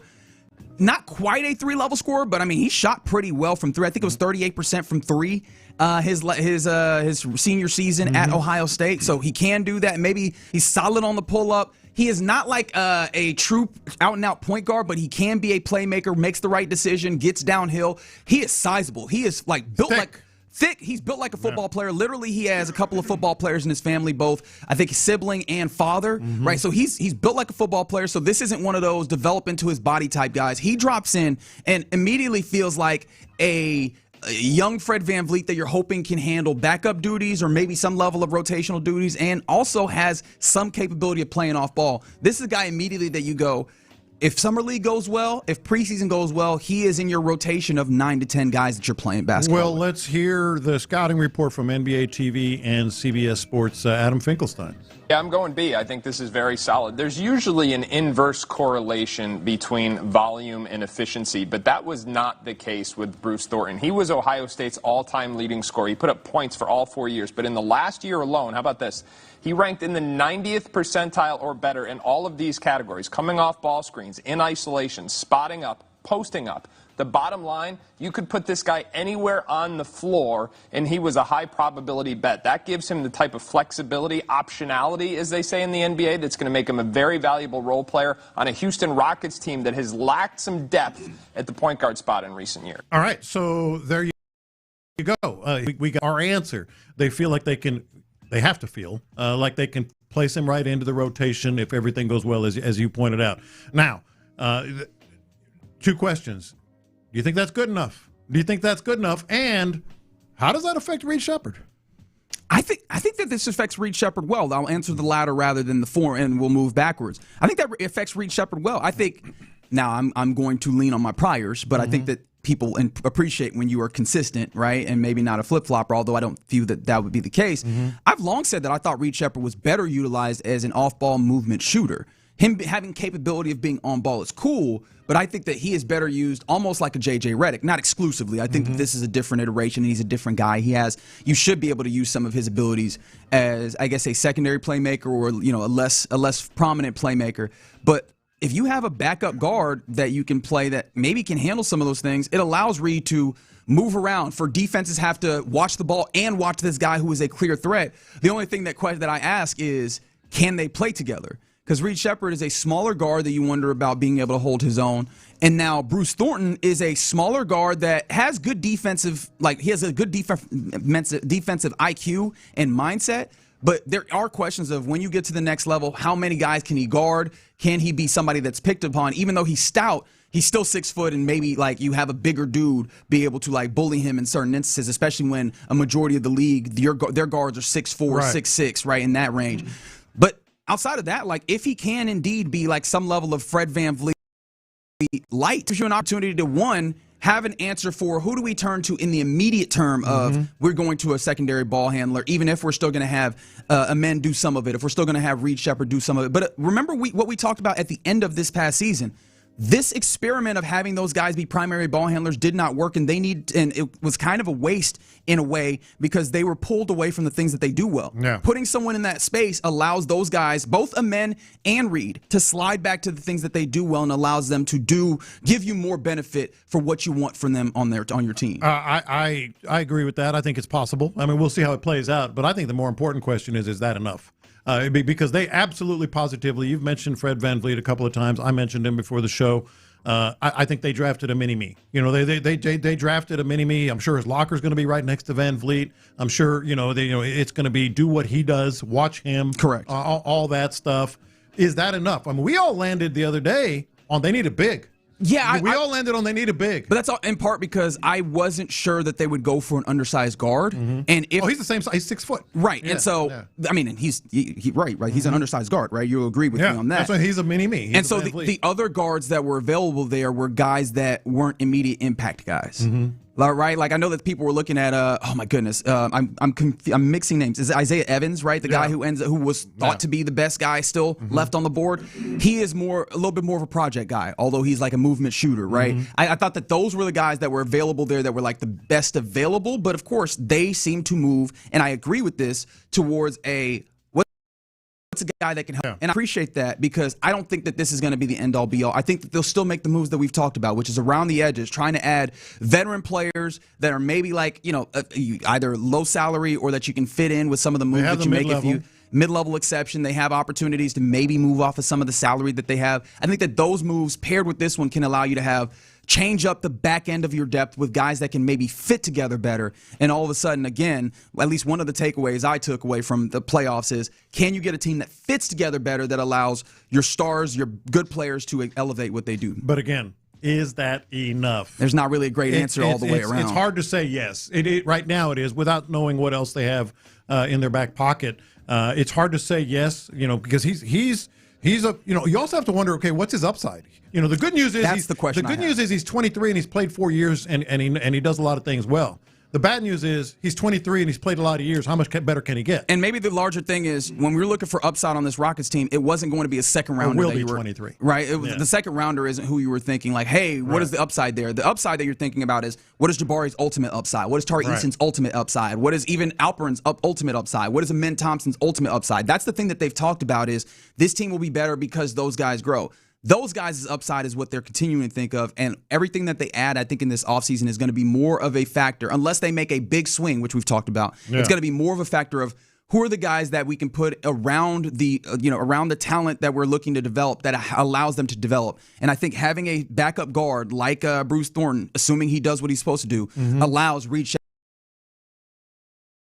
to be in a mentality, get back to the things that he does well. And hopefully that can be something that elevates you closer to where you need to be and allows you to get into the game and competing against the best in the West. There's a lot to be done still for Rafael Stone and the Rockets, but I think you would agree, right, that this is a positive step for them. This was a step that you could say moves towards the ultimate end goal, even if you ask how big of a step it is. How about I put it this way? It's not a step back. It's not a retool. Correct. They are clearly feeling pretty good about where they are and how they improve. I think so. Yeah. And what it ultimately looks like, still remains to be seen. But you're in the loop right here on Sports Radio 610. Coming up next, the Astros, a fourth straight series victory. This time, obviously in Toronto, and there's some good things. But we've done this a few times. So the question I have is, can you make heads or tails of what the Astros are as they move up to second in the AL West? Let's talk about it next. Payne and Pendergast. He is the lead studio.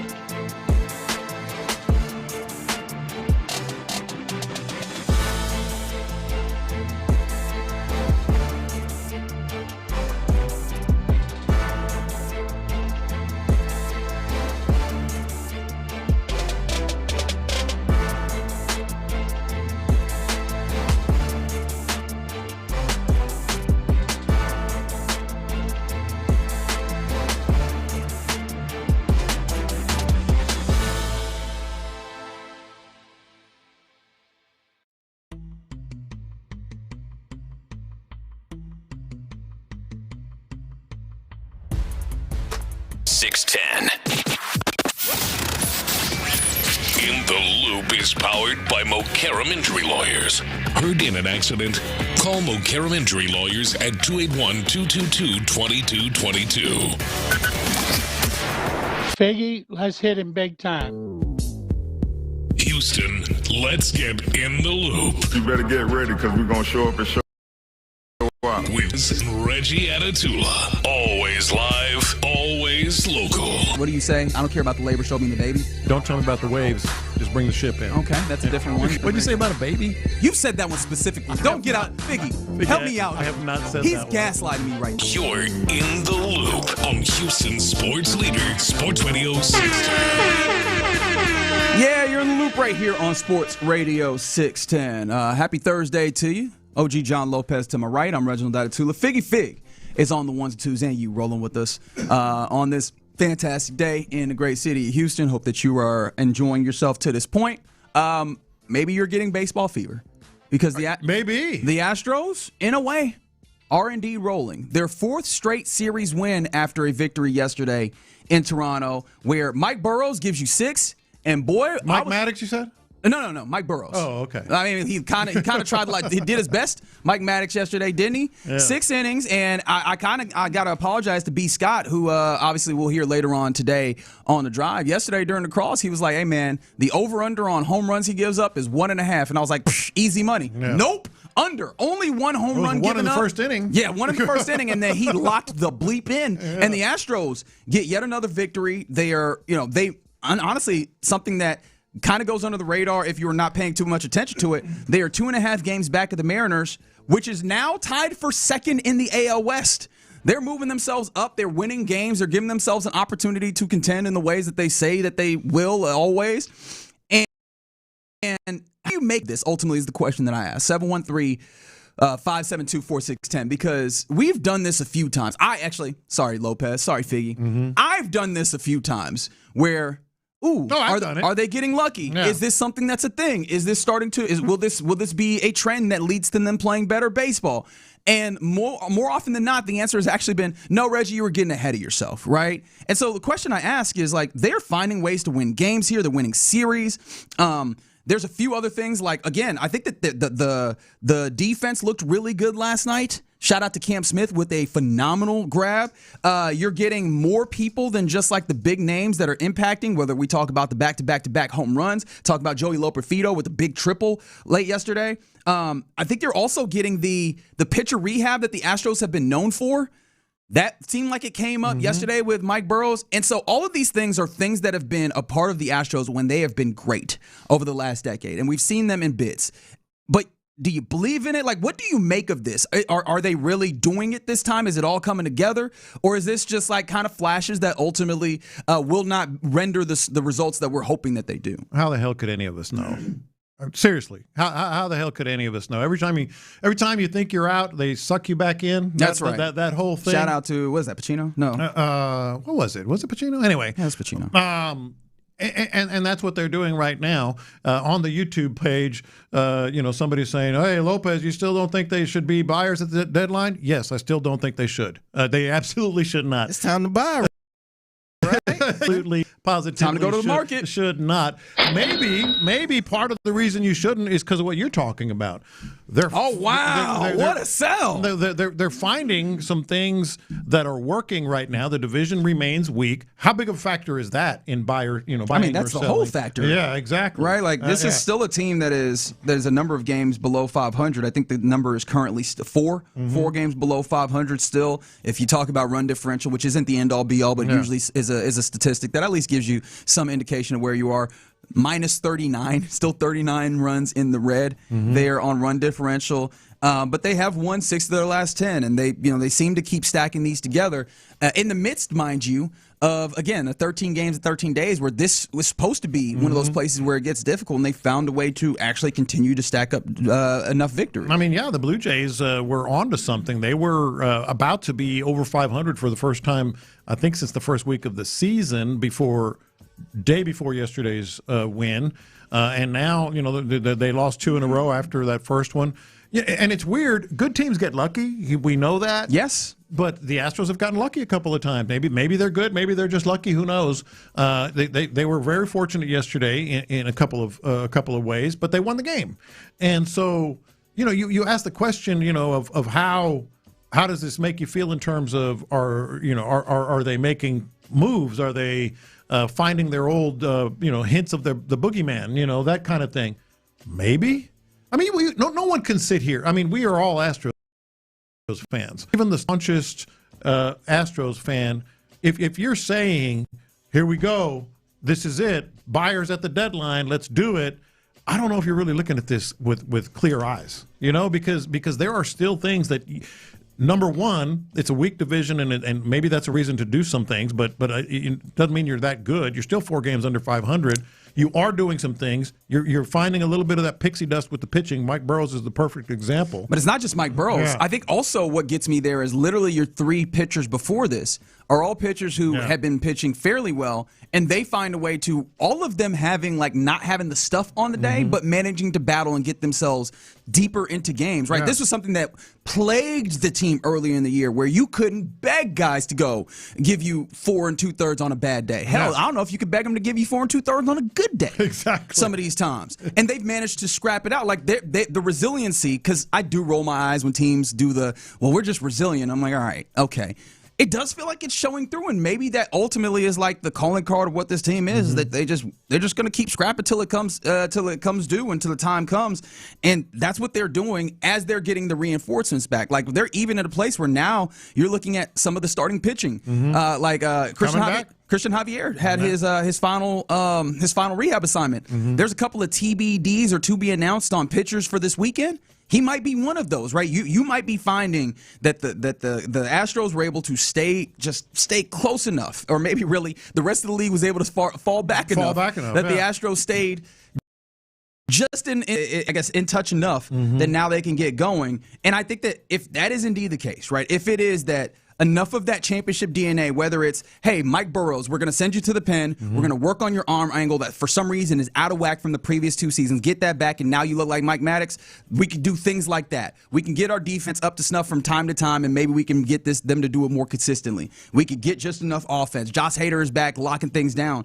And now we go and we get a right-handed reliever so that De Los Santos isn't always having to be the guy that we have to turn to in some of these instances, right? And maybe we could find a left-handed bat in the outfield and actually go and push for something, relatively minor buys to give you an opportunity to actually contend. Yeah, you have to find some sort of happy medium, because you can't ignore that you are technically there, 2.5 games back. I think 2 games out in the wild card, something like that. And they've yet to do the thing that we were saying is like, hey, just win some, like straight up sweep these series. They haven't swept these series. No. This is just like head down, nose to the grindstone, getting these wins stacked up that I didn't think they could do to this point. Like, I wouldn't have, if you had asked me 4 series ago if this would look like this, I would have given you damn near no percentage chance that this happens because of the way that they had played previously. So maybe the margins, maybe the small things, a little bullpen help, a bat, an outfielder, something like that, here and there. It still affects the farm. It's still, because you don't even rank, you don't even have one top 100 player in your farm system, and you rank, I believe, 28th or 29th in the league according to most outlets. So it still affects it. But if you're in the race, you are in the race. Maybe tweak here and there and hope for the best with the EMI pitches today. So maybe you can find some more there. Is this weekend the one that gets you on the, okay, I feel a lot better about this, right? You have a 4-game set against the Tigers, who are a genuinely good team. I think Cam Smith, after the Astros win versus the Blue Jays last night, was like, that's a really good team that we're playing against. And I was like, Like, I mean, no, the Blue Jays were playing much better. They were playing better baseball, don't get me wrong, but I was like, that one doesn't land strongly with me. If he says that after a Tiger series where they get a victory, I go, okay, it hits me a little different. And so that maybe this is the one for me that will at least get me on a place where I've been looking for that hook to be like, all right, I'm all the way in on the possibility of them doing this. Winning 4 series in a row is not nothing. Yes, that would mean something. I think that winning this series that is coming starting tonight would be something that makes me go, all right, I'm in on the possibility, which honestly is a huge achievement from where they were earlier on in the season. And you face 3 really good pitchers too. starting tonight with Troy Melton, and then you got Fromber on Saturday, I believe. And so, Fromber, I know up and down, but his ERA is good, and he gave you trouble last time. Yeah, well, let me ask you this, right? Because, we've seen them against the Tigers relatively recently as well. How much does the idea of, the strong pitchers get you? Because the lineup has been decent from times. And, what is it that you want to see? If there's one thing that you would like to see tonight that would get you closer towards, I'm in on the possibility that they could do this. Well, I think, obviously, it starts with pitching, first of all, with Imai.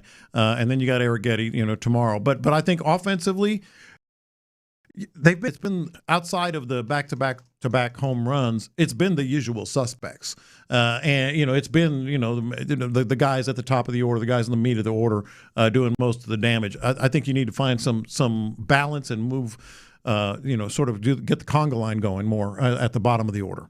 Okay. Yeah. All right. You're in the loop right here on Sports Radio 610 from the 832. I believe you're meaning Greg Maddux. Greg Maddux. No, we know Greg. But also, Mike Maddux wasn't. He was pretty good. Mike Maddux played for a good long time. I was just going with the Maddux theme. All right. Very good. All right. You're in the loop right here on Sports Radio 610. We'll see. We'll see if they can continue to keep this going. But the little pieces, there's a lot of the little pieces, flashes of the Astros of yore, I guess, for lack of a better way of saying it. This weekend is an opportunity to continue this on. But salute to the Astros for continuing to win and shutting me up at the very least. All right. Coming up next, we get to our question of the day. Inspired by a draftee in the NBA, what is an interesting fact about someone in your family tree? 713-572-4610. Let's relay those next. If the OG has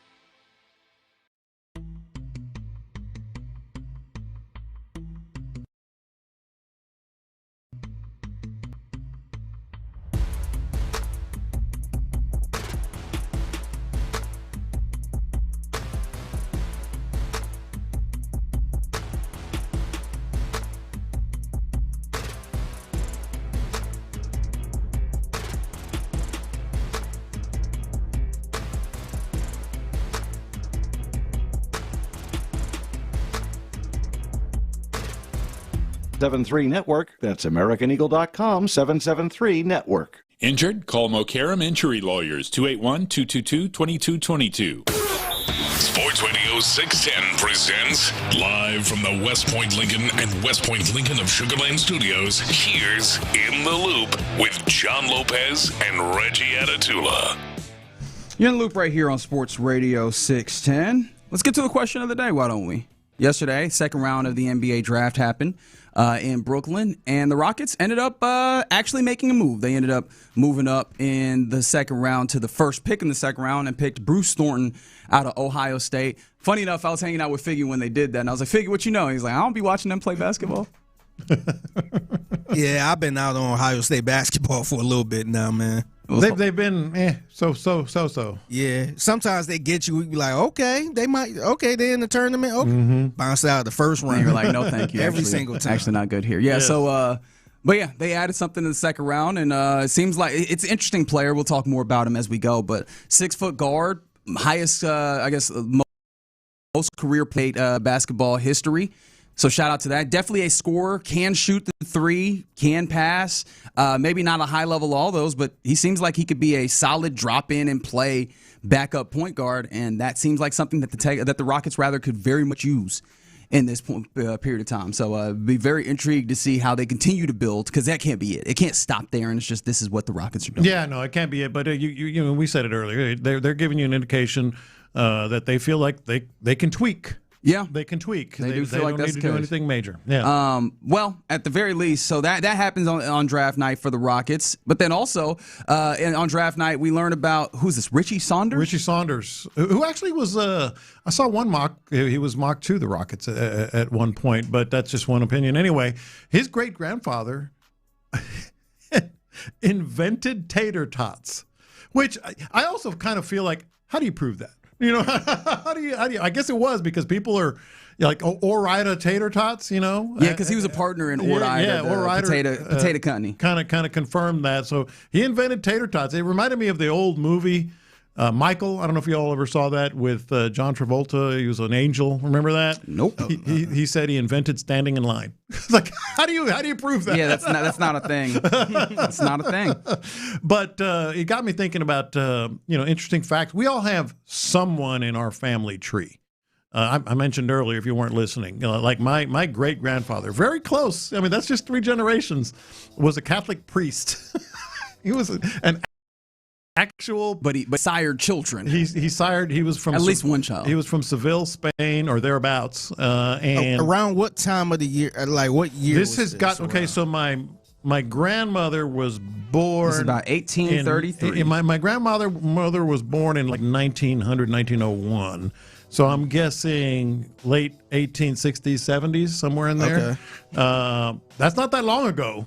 I mean, that's not. So he was a priest in near Seville, Spain, and apparently had a child with one of the congregation, and they put him on a boat and said, "You're going to Mexico." They ostracized him, and so that's how that part of my family got to Mexico. But so you really Spain? You got some Spain? I have some Spanish blood in me. Yes. See, I already see what's going to happen when Spain starts rocking the World Cup. He's going to be like, "See, that's my squad. Yep. We've been Spanish around here." You know that Homer Simpson gif where he go in the bushes and they come back out with the Spain jersey. Yeah, but he was a Catholic priest, so that's not necessarily something to be proud of, but it is an interesting factoid. How about you guys? This is hard because I think Seth actually pointed to a really good point, which is you got to talk to the elders of the family and just hear these stories sometimes. And I have not had as much opportunity to do that. The thing that immediately comes to mind, I can't think of anybody that's like very particular, but I do know that like my great grandfather was a German soldier. A German soldier? Yeah. Really? Yeah. Like World War II? World War I? Probably, maybe? Do not know exactly when, but he was in Africa. Mm-hmm. Enjoying the local family. That's something. And so there, and yada, yada, yada, here's Reggie. That's right. And so, but I will not be pulling for Germany. I just want you to understand that. That's not how that's going to go. Yeah, I got a few of them. The one I mentioned on the station before, I'll get to that in a minute, but Lopez, you mentioned your grandfather or grandmother grandfather was born in like 1901. Yeah. So my actual grandfather was born in 1903. Oh, on my really? dad's side. Okay. Yeah, so that was so he passed. That's a long time ago, man. I know, man. This is the funny part. So I don't remember meeting him because I was so young. Yeah. Ended up going to his funeral, and I don't even remember it. And he died at the age of, I think, 87, 88. And this was back in 1991. Yeah. So I thought that was kind of hilarious. I'm like, damn, he was born in 1903. And then his wife, which was my grandmother on my dad's side, was born, I want to say 1917. Yeah. So they were way older than my... yeah, like I said, my grandma was born in 1901. Yeah. So my grandparents on my other side was born in like the 20s and the 30s. Yeah. Somewhere around there. But I thought that was kind of interesting. But the other one is, I talked about it on the show, it's a guy by the name of Benny Swain, which is my grandfather's brother, and he played for the Boston Celtics for 1 year. He played back in 1959. He got drafted number 7 overall, and he was the backup center to Bill Russell. That's incredible, man. To Bill Russell. Got a championship. Yep, and this is the other thing, because I always knew, but once I moved down here, I didn't realize he actually played for TSU. Yeah, and he's in the TSU Hall of Fame. Yeah, and I think he still got family down here. And the last time I mentioned it on the airways, a lot of people remember him because he was a substitute teacher, and he was I think he was like a basketball coach for middle school. So I'm like, dang. Some of our listeners said they remember him as a coach here. Yeah. So that one, Swain. SWAIN. Okay. Yeah. Coach Swain, where were you? Did you have him as a coach? He won a title. He's Figgy's uncle. I think, great uncle. Yeah, I think his wife is still living too. Yeah. His wife is still living in Houston. And then the other one, real quick, shout out to John Wall. His kids are my blood cousins. Wow. Yeah, so shout out to Ace and Amir. Ace and Amir So are if your you blood see him on cousins. if you see him on his Instagram, that's my blood cousin. Those are your cousins. That's something. How about this from the 713? I had 2 relatives that died defending the Alamo, Jacob and Asa Walker. To which I responded to him on the text line. I'm pretty sure somewhere down the line, I'm related to Santa Ana de Lopez. See, I don't think you can count that. I don't know if that works. I don't think you can just be like, nah, that's my. So we're beefing. That's it's always wild to me. Like I know you've been in San Antonio and seen the Alamo just to see just how small that thing is. Also, like that, it is funny to me that and I understand like the larger dynamics of it, but like that is one of the most remembered battles that happens in that, and that was a straight up L, like a very large. Well, but it led to what we have here, right? No, of course. Yeah, we have here in San Jacinto, and I like this one a lot because you never know how it affects you. I am related to the Wright brothers, and yes, most of my family are pilots, including myself. Oh, yeah. Isn't that something? So the flying gene is in the blood, but I'm guessing the priest gene does not carry on because you do not seem like... I was out of that running early on. Yeah, clergy was never going to be in your future, huh? Yeah. Somebody said that, this is from another 713, it said, fun fact, their grandpa's construction company dug out the bottom of the Astrodome, which most people don't know is 30 feet below ground. Is that right? That's what they're saying. Yeah. Moved all the dirt over to Astroworld, and then later did the final extension to the Galveston seawall. Okay, shout out. Like that. It's just thinking about like the depths of the Astrodome is fascinating to me because I can only imagine the things that have happened in that building. Oh yeah, for sure, absolutely. This is how about the old Wild West? Y'all have heard of John Wesley Harding? Apparently. One of our listeners was named Wesley after him. It's his cousin. Dang. 6 shooters, baby. Somebody from the 912 said, my father is Nate from the movie Set It Off. That's wild right there, man. So if you haven't seen the movie Set It Off, this is the old, I guess, sugar daddy dude that was trying to get on with Jada Pinkett. So you'll see the memes once in a while. That's your daddy? That's her dad. When it comes to our guy, Richie, do you think he tells people about this frequently? Like, is this just I'm at a party and I'm running out of stuff to say, so I throw this out here? Because, like...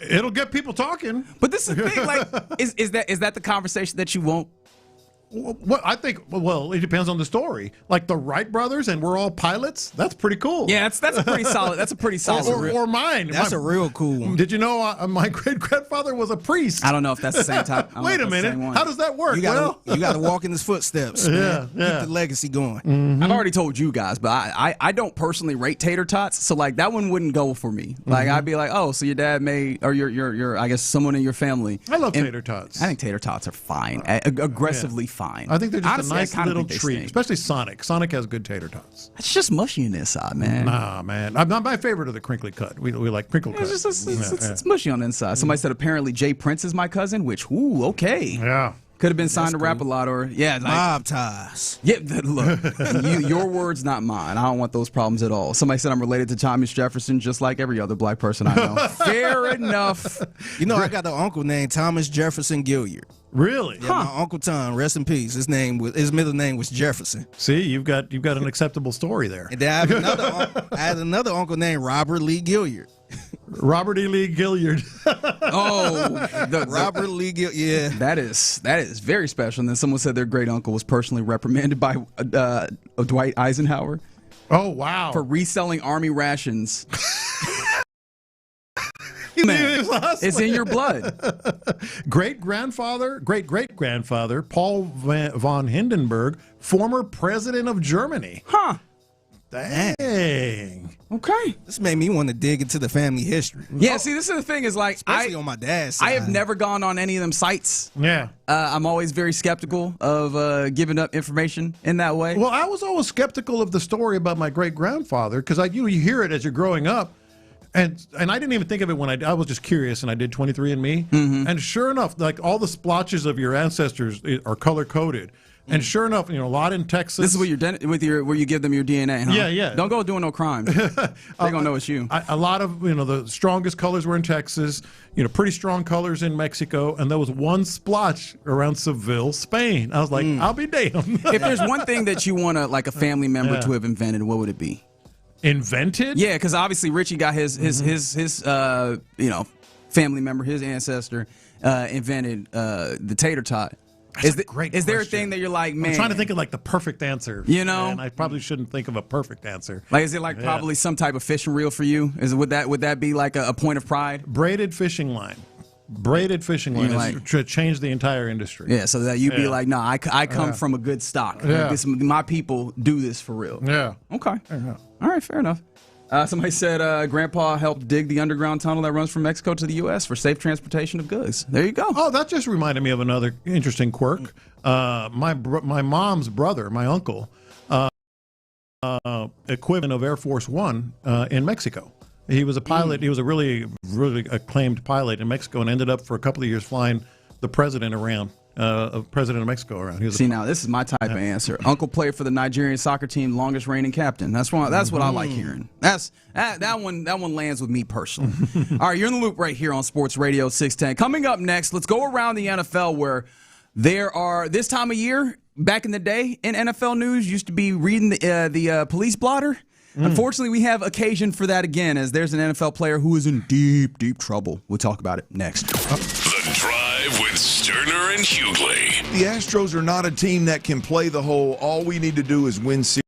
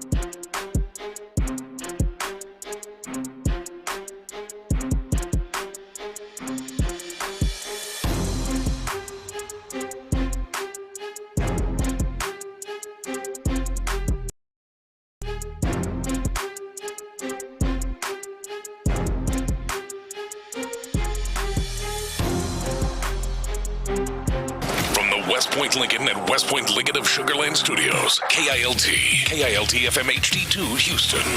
On Odyssey Sports Station. The Texans play here. Let's go around the NFL in the loop style. Why are you smiling? Because I love football. Here's John Lopez and Reggie Adatula. I'm going to tell you all about how much fun you're going to have this season. On Houston Sports Leader, Sports Radio 610. Boy, y'all got some family stories now, don't you? This is cool. More coming in on the text line, finding sons that you didn't know. Various different historical That's a fear of mine, man. Oh, someone's gonna pop up? Somebody 18 years old. Hey, Papa. You're my dad. Yeah. Like, wait, what? One of our listeners said that. I don't know if it was Ancestry or whatever. 23andMe said they found out they had a son. Goodness gracious. Man. My godfather was shipmates with the black soldier that shot down a Japanese pilot in 1945 at Pearl Harbor. Wow. Dang. That's awesome. So what was your pops do? Oh, was he said grandfather? Who, me? No, the person that texted. Oh, yeah. Yeah, so what was your grandfather doing? Somebody was out here doing work, shooting people down. What was he doing? He was like, good shot. He was like, a little to the left. I'm going to stay tucked under this thing right here, but keep shooting. Let me know when you got him. I'm sure that he was doing his best in his service. Yeah. All right, let's go around the NFL now here in the loop on Sports Radio 610, where you would agree with me. Like, there was a point in time where Sports Radio this time of year, we will fill this by just seeing who was stupid enough to do something wrong in this time Not that period. long ago. It was every day almost. People, and there was outlets like ESPN that had like entire, almost like a ticker. Who got hemmed up? Who ended up getting arrested when they went to their hometown before, in this time period that they had off before they had to go back for training camp. Yeah. And this isn't quite that, but because this is much bigger. Lions cornerback Terion Arnold. I have a feeling it's going to be a little rough for him. He is facing multiple felony charges after he was arrested yesterday in Tampa in connection with a robbery and kidnapping in early February. Apparently, Tampa obviously already arrested is the word I was looking for. Turned himself in, yeah. 6 other individuals with it. It was something that happened after midnight on February 4th. 3 men were pistol whipped, held at gunpoint, and robbed. I think we talked about this story prior and some of the other dudes that were involved. And now here comes Terion Arnold being hemmed up behind this for felony charges of kidnapping, robbery, and charges for organizing this. And I feel like when you get to the organizing level, buddy, they are not going to let you walk. Or also, maybe somebody talked. No, but I'm sure somebody talked at some point. But in fact, there were some reports about that with the investigation. But yeah, that's where I was going. You get into the premeditated, organized. They're gonna slap that nice little. He was live. Well, I don't know if they go all the way to RICO. Well, I don't know if they do. Very loose with RICO now. They are, but this one feels like that'd be stretched. If you a group organizing something, guns. Well, I think the word you're gonna see used around this case is conspiracy. Correct. Which is the other one. Conspiracy, premeditated. As you put it, they reportedly, according to police reports anyway, he was live streaming the whole thing with some cat. Yeah, like they had him on a FaceTime or something. They got video of you, big dog. And then he showed up an hour later to not finish the job, but sort of his 2 cents. Check the work. Check the work and do his 2 And if I remember correctly, this was a situation in which folks stole stuff and they went to go get it back, and it's just like. And these guys were according to police, vindicated of that. They apparently didn't, but not in his mind or their minds or whatever. No, like the taking things into your own hands is bad. And this is where I always come back to, and you'll remember when this happened, Chris Carter got a lot of hell for speaking at one of them symposiums where you're talking to the players, and he's like, hey, guys, get you a fall guy.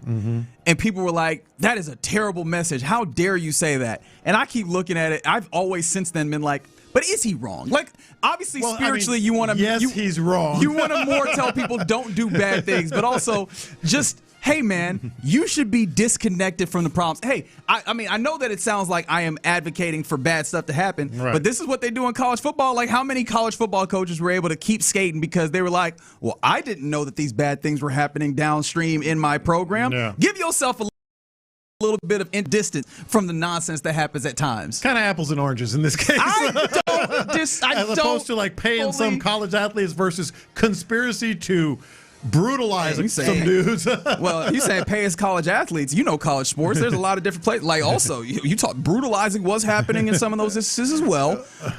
And if you're at Louisville, sometimes it was like prostitutes happening. There's a lot of stuff. Yeah.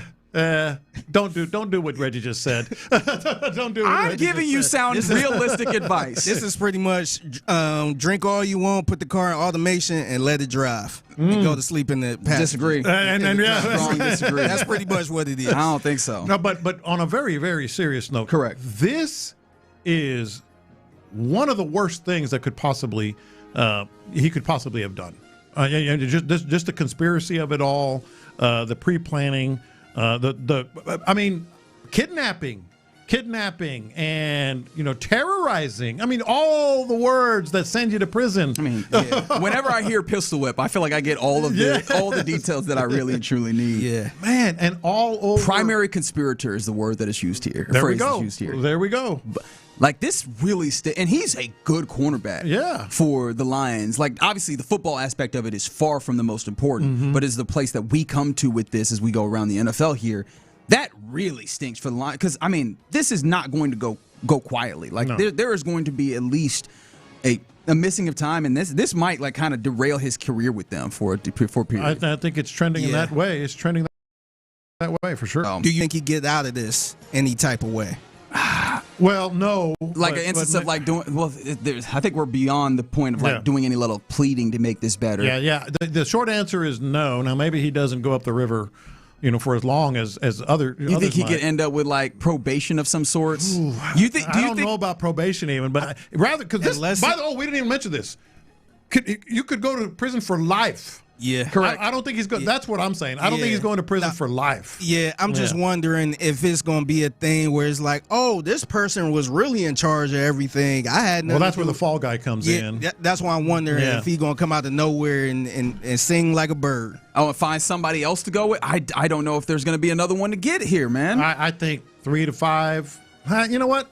10 to 15. 10 to 15. I'm about to say 3 to 5. Yeah. People singing like a bird. Yeah, no, I'm saying 10 to 15, but maybe after a few years. But there goes his career. And his agency is in a place where the statement they put out says that he categorically denies any involvement in the matter. There's no credible evidence linking him to the allegations. So they're going to fight this. Like, he is not in a place where he is operating from, let's see if we can do some contrition and walk this thing down. And it is all or nothing for him. And the prosecutor is, let me see your phone. Let me see your phone. No credible evidence, huh? He's on Face. Can you get? I'm sure you can go back and get the FaceTimes, right? FaceTime. I don't know if FaceTime. There's got to be some geeks Apple is usually pretty good about security, so I feel like FaceTime would not be unless somebody was like screen recording them. Yeah. I don't know. I truly don't know. The way technologists can go back and find things in computers. What was that word again? Technologists. That's the word. Yeah. I was just asking. Yeah. Can go back and find stuff in computers. I'm sure they can do the same thing with phones. Maybe so. I don't know. Either way, like this isn't great. And not to say that like you can predict that this will happen or anything, but it does make you just lean a little bit more into the nature of the way that the Texans and some teams go about things, where they go, "Hey, man, we really want to know who you are." Yeah. Because it's hard for me, and look, I could easily be wrong, but it's hard for me to imagine the guys that the Texans manage, make sure to get, and with how much they consider the personalities of it, somebody finding themselves in a situation like this. What's the worst story that could come from any Texan? I mean, it's probably the ones that we already have, which is like Tank Dell ending up being in a place where they shooting and end up catching. That was the the worst one. Like that was it. it. Yeah, that was it. Right, and that's not. Maybe you could say, "Hey, man, be in a better place," but that pales in comparison to anything. Yeah, he was just caught in the crossfire. Reportedly, it was all that was. But yeah, this is. Yeah, I think it's going to be pretty strict, but maybe not life. Yeah, so that's a wild thing to see. Now, of course, as I mentioned, like this time of year, this happened way further back that now obviously we're seeing the fallout of it, but really tough for Terion Arnold and really for the Detroit Lions as well. Not anything that you have to worry about here in the city of Houston. As we continue around the NFL, did you see Jaguars and tight end Brenton Strange agreeing to a contract? Seems like all the tight ends are getting their money this offseason. He gets a 3-year contract. extension. He's an interesting player because I think that he is growing in, I guess, people's appeal and appreciation for what he does there in Jacksonville. Like he had a pretty solid game against the Texans when they played. Was it the Jacksonville game? Yeah, he had a real good game. I remember it very well, and I think this just speaks to what the Texans are doing, what every team is doing, valuing tight ends. I mean, just value them.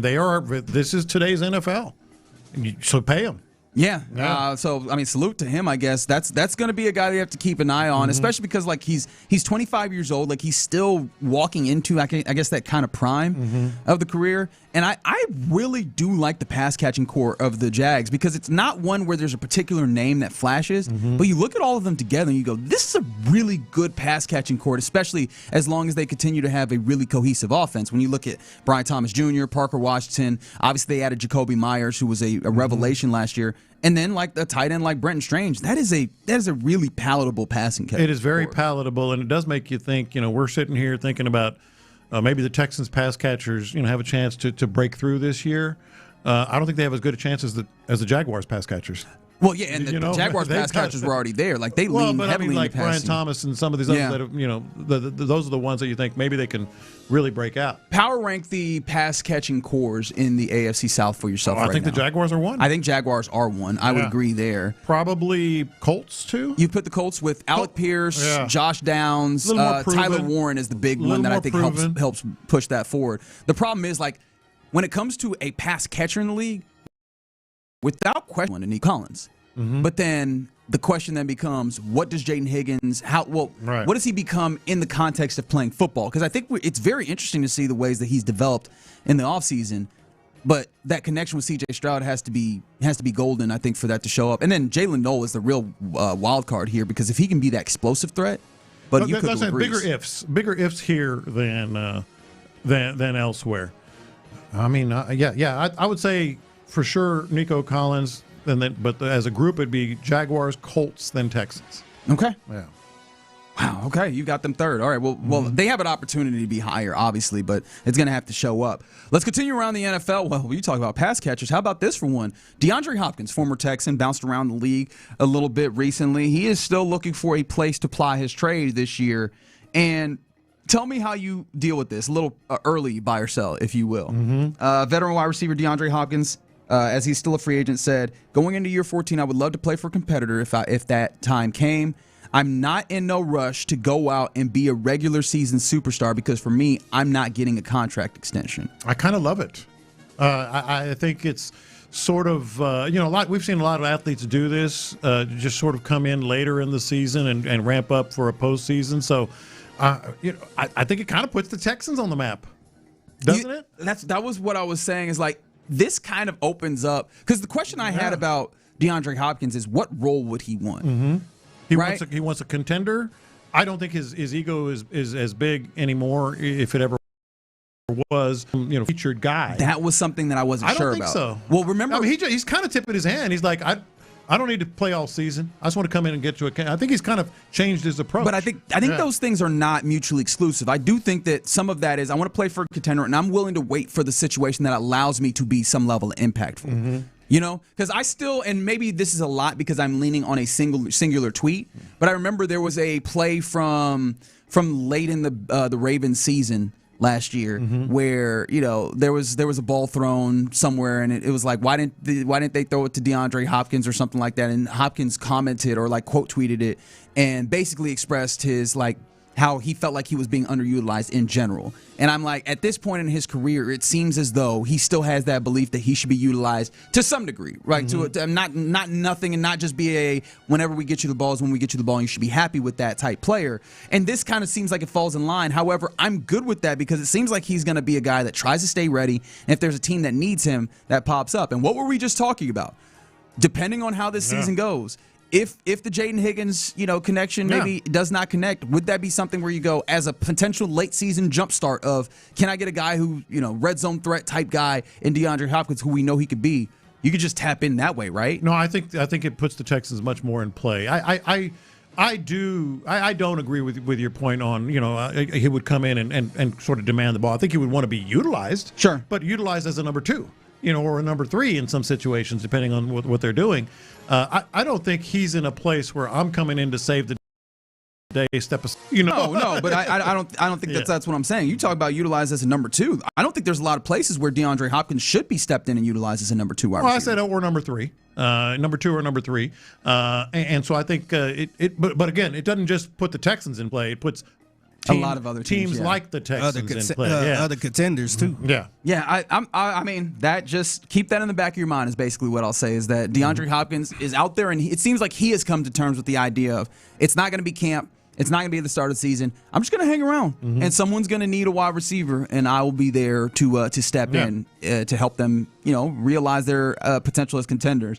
And I knock on wood, you don't even have an instance, an opportunity to go, we want to go get DeAndre Hopkins, but that is an interesting fallback for a question that we have been asking about when it comes to how do you feel about the wide receiver depth here in Houston. One more thing before we go around the NFL, you know what it is. Top 100 for the NFL has been rolling out. I didn't give it to you yesterday, so here I will catch you up. As you remember, Quentin Nelson ends up on the 99. Remember, we talked about Bryce Young being in there. Ernest Jones, the pass rusher, the linebacker for the Seahawks, was 97. I continue from there. Travis Etienne, New Orleans Saints running back, comes in at 96. How does that make you feel about the possibility of Woody Marks? Not great. Yeah, 1,100 yards for him last year in 17 games, great. 7 rush touchdowns. I think that means I never considered Woody Marks would be a possibility. Okay, fair enough. Yeah. That's a top 100? Yeah, never. Yeah, I didn't either. Yeah. Fair enough. After that, Demario Davis, the outside linebacker for the Jets, comes in at 95. And then Creed Humphrey, center for the the Kansas City Chiefs. I don't know why I couldn't get that out.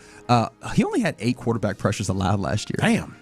It's funny, that speaks to just the way that different positions are valued. Like Creed Humphrey as one of the great centers in this league, 94, down 1 from 93 last year. And then Carson Sweshington, the linebacker that was taken, that was 1 pick ahead of Jaden Higgins, was it not, at 33 last year? I believe so. Yeah. He comes in at 93. I was about to say I have a feeling that's impressive. That is, he was a very good linebacker. Rookie of the year too. Yeah, that's very impressive. No, for sure. So salute to them, and I will continue to give you your top 100s daily here in the Loop right here on All that Sports did Radio. nothing for me in terms of context and perspective. Too bad. Yeah. You're going to keep getting them.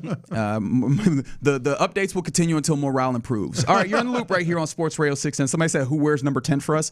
Only the best backup quarterback in all the league, right? Oh, that's right. Come on now. Yeah. You can't forget. He can't step to Davis Mills. Money Mills. Point. Yeah. You don't think he could? You don't think he get that 10 off of Davis? I think he shouldn't. Oh, he will. Really? Oh, yeah, he would. You think that if DeAndre Hopkins walks in week 8 and is like, let me get that number from you, big dog. Him, but he would. There's no way they do that. There's no way they have made Davis change his number in the middle of the season. Oh, no, not in the middle of the season. Yeah, no way. He ain't. I don't think you're allowed. Oh, that's a good point. Yeah, I don't think you're allowed. Fair enough. All right, you're in the Loop right here on Sports Radio 610. Coming up next, there's a story that happened earlier this week that honestly maybe could change the landscape of sports in America. We got to talk about this next. And Louis Flory, 40-plus years just taking care of Houston's trees. Literally, I mean, all over town, whether it's your home, your business, Louis Flory is the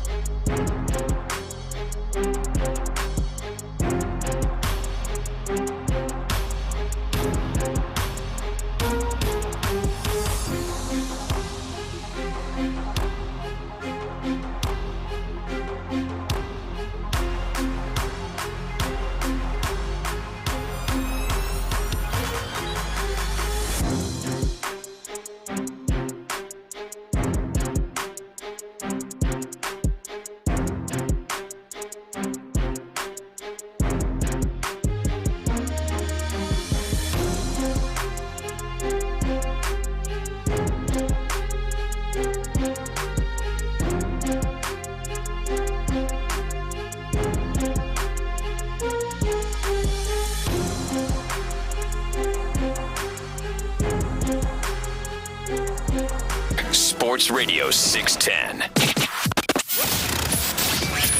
In the Loop is powered by Mokaram Injury Lawyers. Heard in an accident?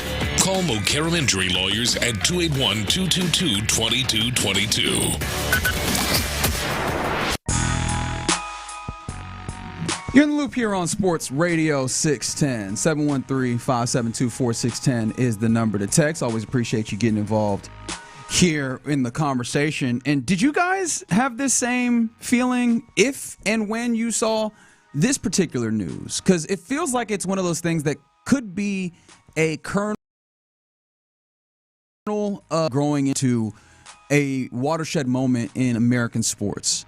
And maybe that feels like it's very big, and I might be building it up too much. But at the very least, it caught me off guard, or maybe not off guard, but it caught my attention. Now, of course, it starts in golf. Interestingly enough, with the PGA. It's not really a golf story, but it is. Right, and it was a golf story. It was a Tiger Woods story. So you might go, wait, what? It might have been something where possibly in the year of our Lord 2026, you just kind of rolled your eyes. All right, Tiger Woods. In fact, I saw it put forward mostly as Tiger Woods being in front of the media for the first time since his last incident. Yeah. Right, and that is not really what's interesting to me in the story. Mm-hmm. Obviously, he was there. What's interesting is that he was there in his capacity as part of the competition committee of sorts for golf or for the PGA Tour. And in doing that, they are making a big change to golf that feels like something that we just don't get in American sports. We often hear people say, you know what nobody's talking about? This. Nobody's talking about this, and I think it's relatively significant. Relegation has come to American sports just in a very, very succinct and direct way. The PGA Tour basically instituted relegation starting next year, and that is they're going to have the Championship Tour, which is going to be the top level. They're splitting 75 or 90. Yeah, they're splitting the entirety of the tour into two. Yeah, right. So there's a higher level and there's a lower level. And the big tournaments, the Memorial and obviously the majors and the TPC, those big tournaments, which I got to believe that Houston Open, if you're wondering, is going to be on that tier because it is such a big tournament and it's situated on a great place on the calendar. So there's going to be the Championship Tour, and then there's going to be, I think, close to 100 players, if not more, on what they call the Challenger Tour. And a lot of these guys on the Challenger Tour were on the PGA Tour as we know it this year. Yeah. But because of the rankings and wins and finishes and all that stuff, they will be on this lower tour. Guys, that is it's the definition of relegation. And every year, the top players on the Challenger Tour, the bottom players on the Championship Tour switch spots. Basically. So I'm simplifying it. But if you're doing well and on the Challenger Tour, you get to move on up to the east side to a deluxe apartment in the sky and compete against the best. Which obviously you talk about these bigger tournaments, and the easy point I guess to point out is there's more money to be made if you're winning up there as opposed to if you're winning on the Challenger Tour, and vice versa. If you are not producing and helping, obviously, have great tournaments, have great, great competition, you will go down to the other tour, which honestly I think is good for the particular competition, but it makes it so that there's a different level of competition in those two places, and maybe it makes it more interesting for the onlooker generally. The curious thing that I have is this is an individual sport that's instituting this. Right. No, and that's absolutely correct. It's not team sport. But you know what owners like to do? I'm going to give you some breaking news here. What's that? They like to make a lot of money and not spend as much money. You didn't know that. And so what the PGA Tour is doing here is making a lot of money on the Championship Tour. And because the Challenger Tour purses are smaller, they're not spending as much. I think all the leagues in this country, if they're not leaning this way already, which some says, there has been something of a push for relegation in basketball in particular. But even if they're not leaning that way, they're paying attention. I think they're paying attention. Lasers on, they're looking like, well, they'll be relegated. Well, I don't think he is. And this is the thing that makes it interesting for me, because relegation, we've talked about this, right? One of the things that it definitely does in European soccer, at least, which is where I watch it more frequently. And it's most popular, most prevalent. is that it creates interesting storylines and competition at the bottom of the table where right now that competition is a race to the bottom for draft picks. Right? And it's literally tanking. And a lot of people despise it as a scourge on sports. Whereas if you're trying to race to the bottom for tank or for like the draft capital, but also you have to consider, am I going down to a different league? That changes this. But the reason why this is interesting the reason why they can do this is because it's individuals taking on the risk, right? If you go down, you as an individual are the one who can make less money. The PGA Tour as an overarching body does not make less money. The scary thing and reason why I don't think this will happen is because, let's say the NBA that you mentioned. The NBA, maybe this creates more excitement. I would argue it definitely creates more excitement, and maybe that can help you generate more money in one way, shape, or form that we don't. It's an overarching body. It'll make money, but who makes up the overarching body?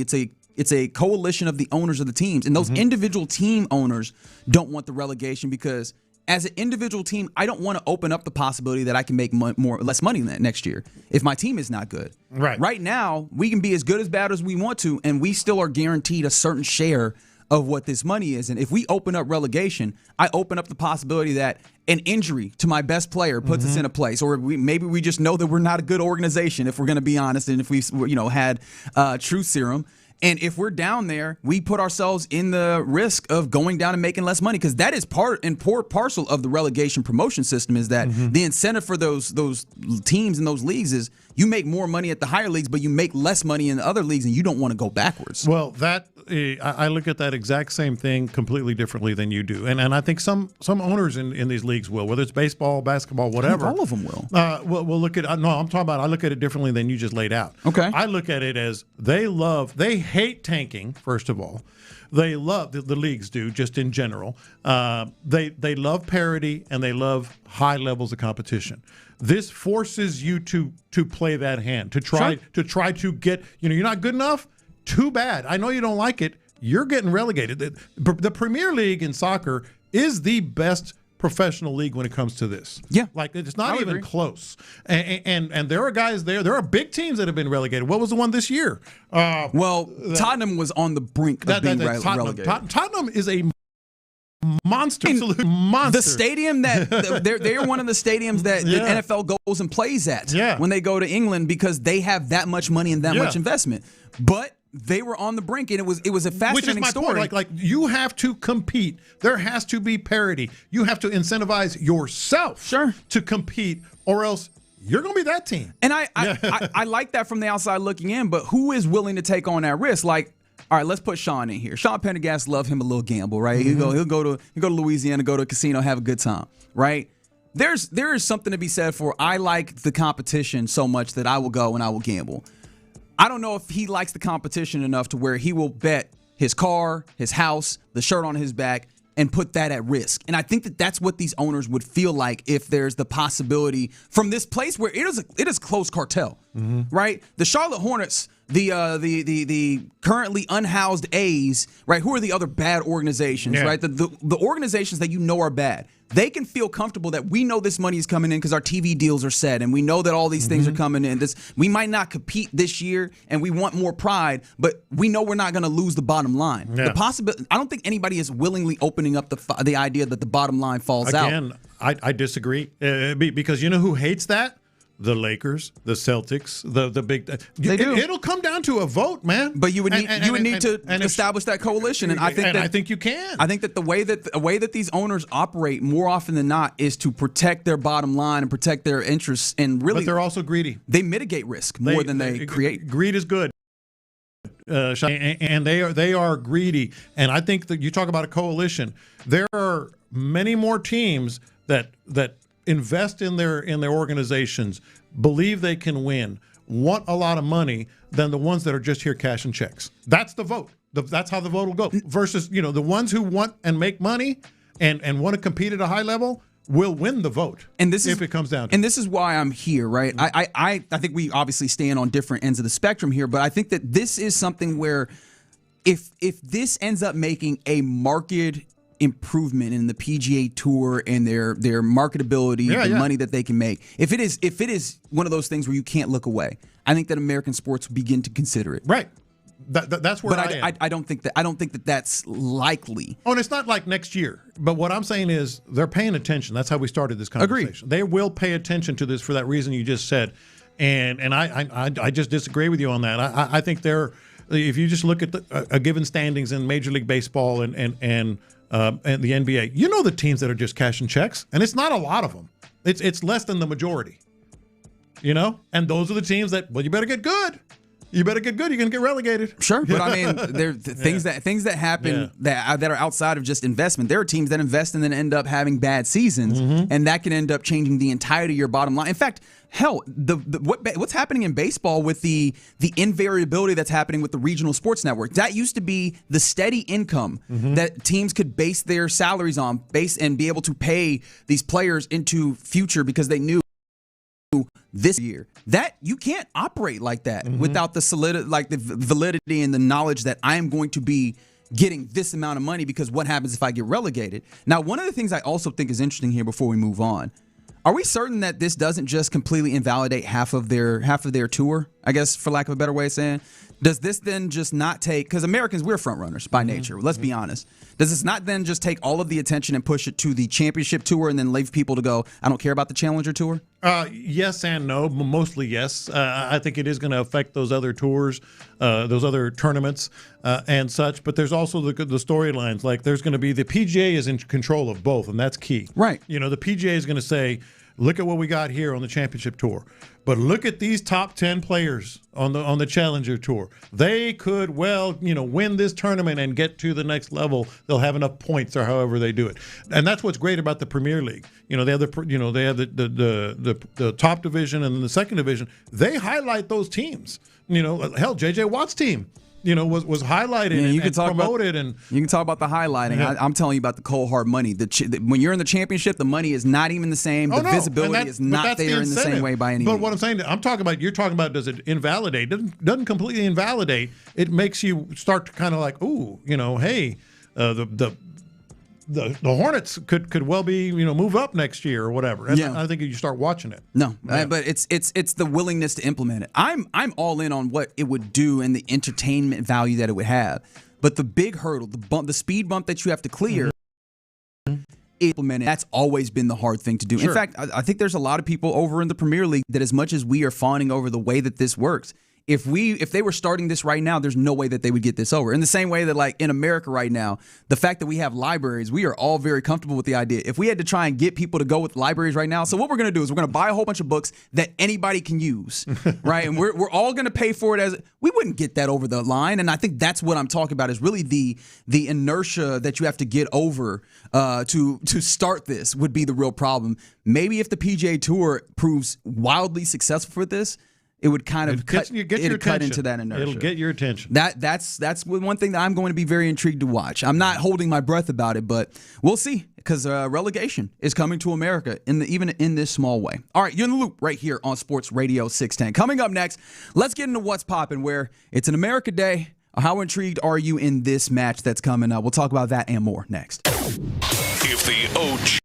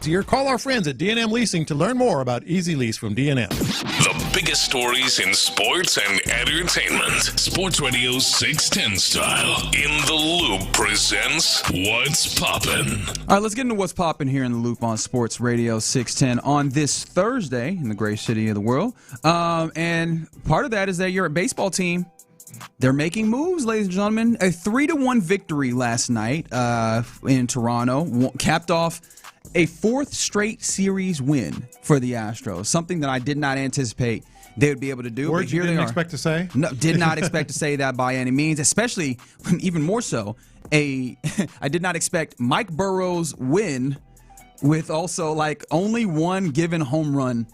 Right, that's the only earned run, in fact, that he gave up. The only run that the Blue Jays score happens on the second batter, and then from there on, the Astros score 3 runs total in this game, a couple of them late, and they end up getting this victory 3-1. Like I mentioned, Burroughs 6 innings of work. That's not the surprising part. Only one earned run, which is that one home run, and this happens in large part, I imagine, because with that little stint of him coming out of the pen and then him return to starting. It seemed like there was a big change that even Joe Spada was asked about. His arm angle has shifted. And I did not realize this until I heard Todd Callis mention it on the broadcast yesterday.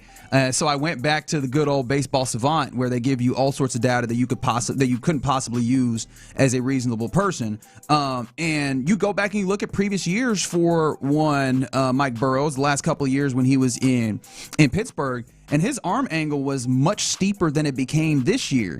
And, I mean, it's suffice it to say, it feels like with them making a clear, cognizant effort to help him shift that maybe that was the big difference, right? Going from 50 and 48 degrees in 2024 and 2025 to a 39-degree angle. Maybe that was the big change for him that made him trying to put stuff in the, decent stuff in the strike zone more hittable. And then yesterday he comes out and he looks a lot less hittable in this game. And maybe they are doing the thing. The car wash works again. Well, I think it is. I think that they are doing it, and that is the biggest factor.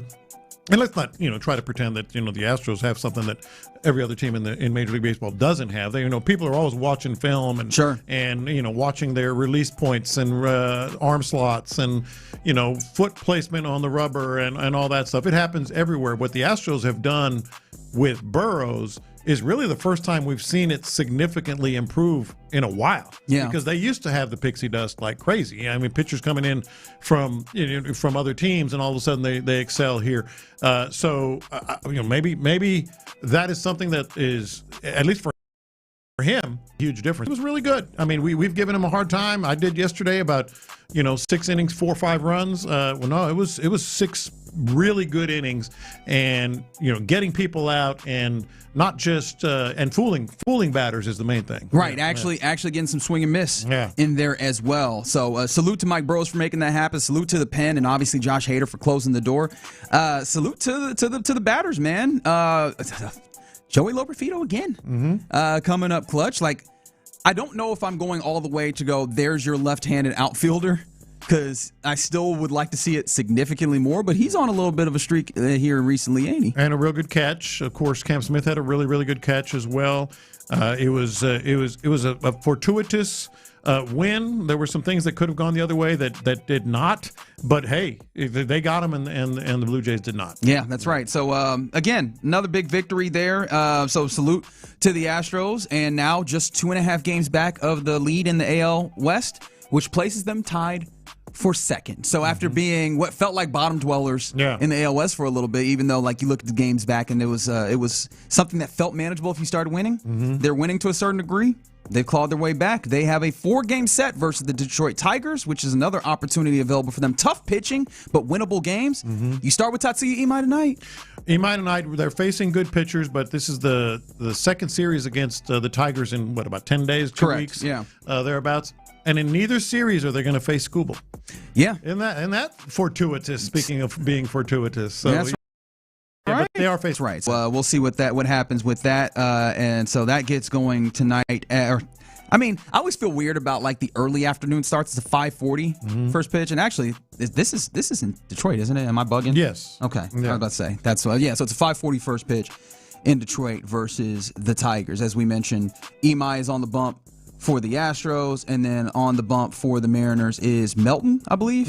I believe that's the case. So we'll keep an eye on that. Other things that are popping, the Rockets have a new Rocket that they acquired yesterday after making a little bit of a trade up in the second round of the NBA draft from 39 to 31. There were some picks on the latter side of it that moved around. Ultimately, the Rockets cashed out by getting a little cash considerations for the 55 pick that they ultimately had. And it makes sense. I didn't think that they wanted this salary of another player. The player that they do bring in, Bruce Thornton, Ohio State, 4-year player at Ohio State, the most scoringest player in Ohio State basketball history, a 3-level scorer, solid 3-point shooter, definitely can get downhill, is a solid, passer, maybe not like the highest playmaker where you don't think of him as like, this is a starting point guard type player, but it seems like he is big, he is stout. You don't have to worry about him going through an offseason program next year to get himself into his body. His body is there, football body, and, it seems like you could possibly drop him in and instantly have him be a back end of your rotation of guys type player. Yeah, no, I think that's the plan. They drafted the mini-me of Fred VanVleet. Big, as you mentioned, not real tall, but strong, can still create space. Sad player. Very savvy. 4 years. I don't know if he started all 4 years, but he played a lot all 4 years, 23 years old.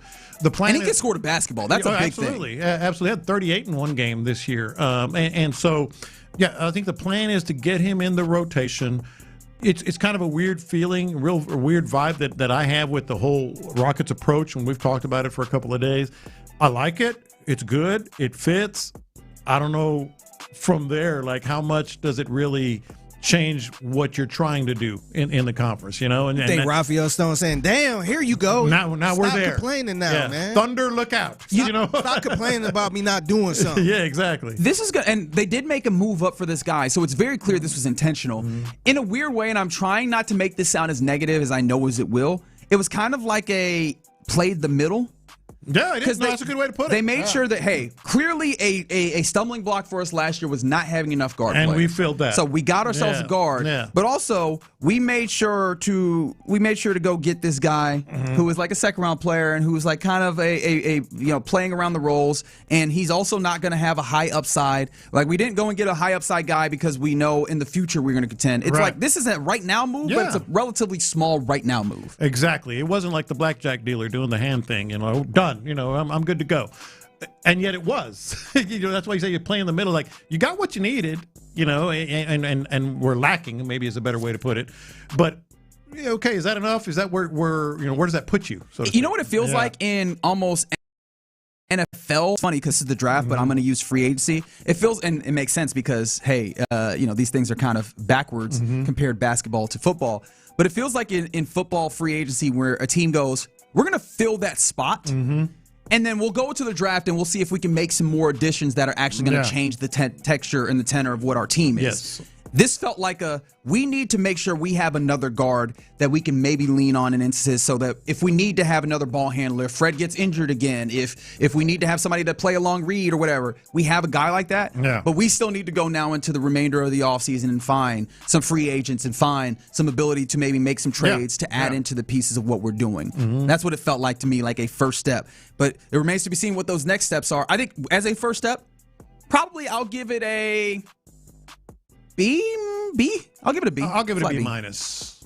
Just because you need more, but he's a good fit, and he could and be we don't a know little just how good. By the way, if you're looking at some of the pre-draft projections for whatever they're worth, this was a little bit of a reach in terms of where he was slotted. Right. Yeah. So let's see how it plays out. For sure. All right. Some other things that are indeed popping here in the loop on Sports Radio 610. Before we go here, USA. And dare I say, USA. One more time. The Americans will play their third and final group stage match tonight, late game, 9 p.m.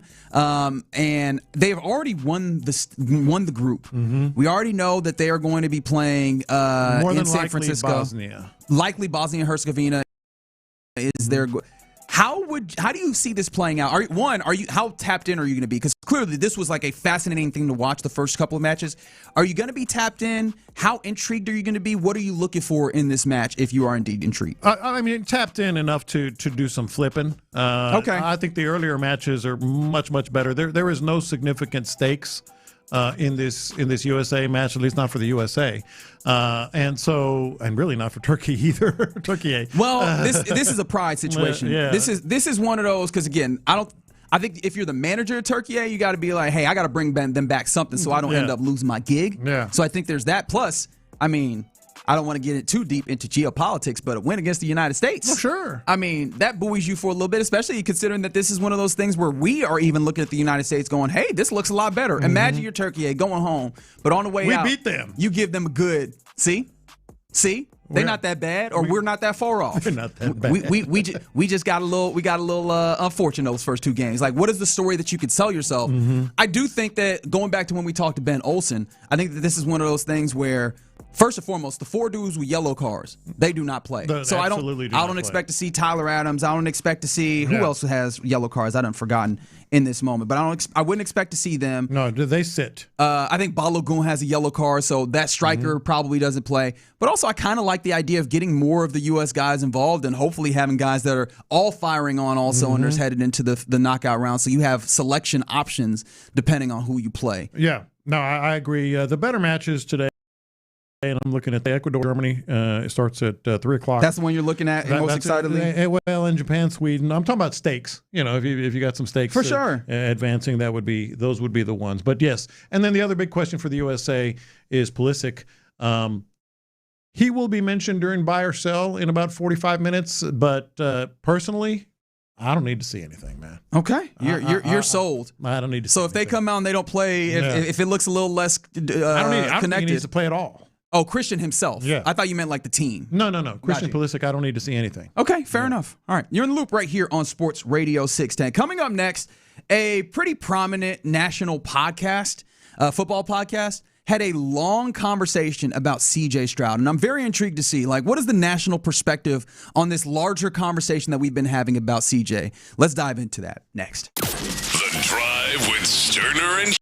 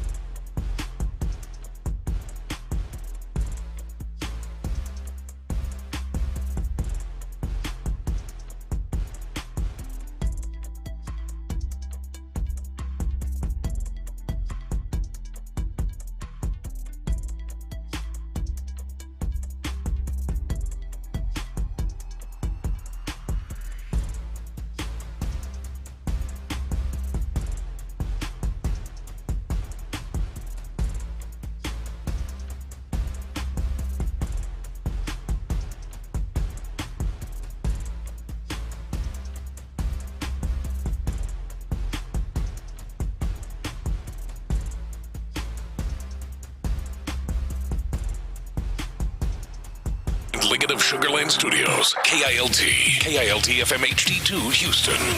On Odyssey Sports Station, the Texans play here. Sports Radio 610 presents In the Loop with John Lopez and Reggie Atatula. Yeah, you're in the loop right here on Sports Radio 610. OG John Lopez, the figure big on the ones and twos, and you rolling with us on this Thursday, where shout out to my guy Ocho, who ever present on our text line and right now is talking up a storm about the NBA draft. And he's mad at the Rockets, which I think he always is, to be fair. And, I don't say that to knock him or anything. But he's like, hey, man, there's better dudes. They could have gotten a couple of shooters with those second-round picks. And the thing that I feel is different is the Rockets were like, they clearly want to make sure that they win this year. That's at least the thing that I got from that. At least win. They want to try and be better and win this year. Like they are not just playing the entire upside. So at least it's not a big victory or it's not a big thing to note, but it is notable that they gave up the possibility of some of the more upside guys for this is a guy that we can see doing what we need right now, right out the gate. It's not maybe he will be developed into that, so by January maybe he's doing those things. They got a guy who they feel comfortable pretty early on being able to handle some things for them. And that shows me that they're a little bit more immediate without trying to give up too much. And maybe you could say that's sitting on the fence and that's not going to affect anybody. That'd be a fair criticism, but I could see the vision of what they're going for. Yeah, and it's kind of the answer to the question we posed a couple of days ago. What are they doing? Well, now we know. They're acting like a team that can at least win, take your shots and see what happens. Now, a team that we know can win, and honestly we feel like didn't win because of a very particular circumstance, is the Houston Texans, right? The Texans really felt like that last year was a giant missed opportunity, and that opportunity really and truly falls largely at the feet of C.J. Stroud with those playoff games that were really problematic. And so this offseason, we know that has been so much of where's C.J. Stroud at? What can you depend on with him? Is he the type of guy that you should pay $50, $55, $60 million? Those are the conversations that we've been having, and that's here on the ground. We understand that, and we have kind of a funny relationship with the national media because it feels like they parachute in, and at least with Houston, it feels like they also don't often know what they're talking about, right? No. However, I felt like this is an interesting place to put it to the test. The Athletic has a show that they dedicate to NFL football called The Athletic Football Show. Incredible name, right? Like that. I don't know how they. I have no idea how they got there, but The Athletic Football Show, and they do really good analysis of football. And so it's interesting because they took a good long stretch in their offseason program of asking the lingering questions in the NFL. And they got to our lingering question about C.J. Stroud. Like, what is C.J. Stroud, and all of these things. And so I kind of wanted to tap in and see, how is this national conversation going? And do you feel like they're on it? And do you think they're bringing up some interesting points? And I'll start here because one of the guys on this, Derek Klassen, really focuses on QBs. And he thinks that maybe some people are asking the wrong C.J. Stroud question. The C.J. Stroud question is C.J. Stroud worth $55 million a year? Right, that's the other main question. That is the C.J. Stroud question. And so the Mac Jones question is he a starting quarterback? And we've kind of landed on no. The C.J. Stroud question is, based on the trajectory that you're talking about, is he worth being a starter in the NFL? The answer to that is clearly yes. And I think he's probably like in a top half of the league starter in the NFL. It's what is he worth when you have to pay him here in a year? And that's an interesting question and an interesting discussion. Not exactly sure what the answer is. Yeah. That's one you talk about parachuting in. They're right, but that's what we're all asking. No, that's absolutely. I appreciate though that like they are pretty level on it, at least in so much as they are not doing the is C.J. Stroud any good? Because I do think that there's people having these conversations, and I appreciate that they're not there. Yeah. That was actually Robert Mays. Derek had a different question ahead of that I thought was really interesting as well, and I can't remember exactly what it is, so I don't want to misquote him. But yeah, that one is like, I appreciate that they're in that place, but also I think you can appreciate that he did not seem to have like a definitive answer when he brings that question up. No, and boy, we talk about C.J. Stroud, and it always comes back to we'll see, we'll see how it plays out. But are we at a place now? And I know there's been some talk about it, over the last couple of days, where he is just absolutely not. I mean, this is his contract, and he's going to play this out, and that's that. Or do you think there's any chance that something happens at some point? That's actually interesting because I believe DJ Bijani that's the one I was referencing. Was reporting, obviously does great work covering the Texans for ESPN. Mm-hmm. He was reporting that there seemingly actually are some conversations. At least that was the intimation. He didn't say that explicitly, but he was like, they're not close. Yeah. And I imagine in order for you to know that you're not close, you would have had to talk about the situation. Is that a fair assumption to make? Yeah. And so I was actually surprised because it seemed like the way that they have handled this and the way they've talked about it is that there really hasn't been much conversation, but maybe there has. But we've been saying all along there has to have been some conversation. So maybe that's what he's referencing, because you don't go into this and just say, here's our decision thing. Just make your decision. We're not gonna go there just yet without having some sort of conversation with the other side. Were you intrigued to find out that like they were that far, like that they were far away? This isn't that they, again, seeing that reporting from DJ, again, that they've talked about this seemingly and that they're far away would implicate that not only is it not just that this isn't the time, and is that it is clear that CJ Stroud's side is clearly on the path that they believe big money, next man up in the quarterback circumstance, and so that big deal should be there. Yeah, no, I wasn't surprised in the least bit. Okay. I mean, that's what Mulligata does. If you want to try to win a Super Bowl, this is your quarterback that you're going to have, at least this year, as they've all said. So pay him like a quarterback that can take you to a Super Bowl. No, not surprised in the least on either side. Not surprised that the Texans are sort of like, well, not so fast. That would lead to exactly what we're talking about here. Not close. Yeah, no, and I also it's good to have just a little bit more insight into the idea that the Texans, as much as they have tried to be like, hey, CJ Stroud's our quarterback and everything, there is clearly like there is that there's a gulf. There is that conversation, that is that concern.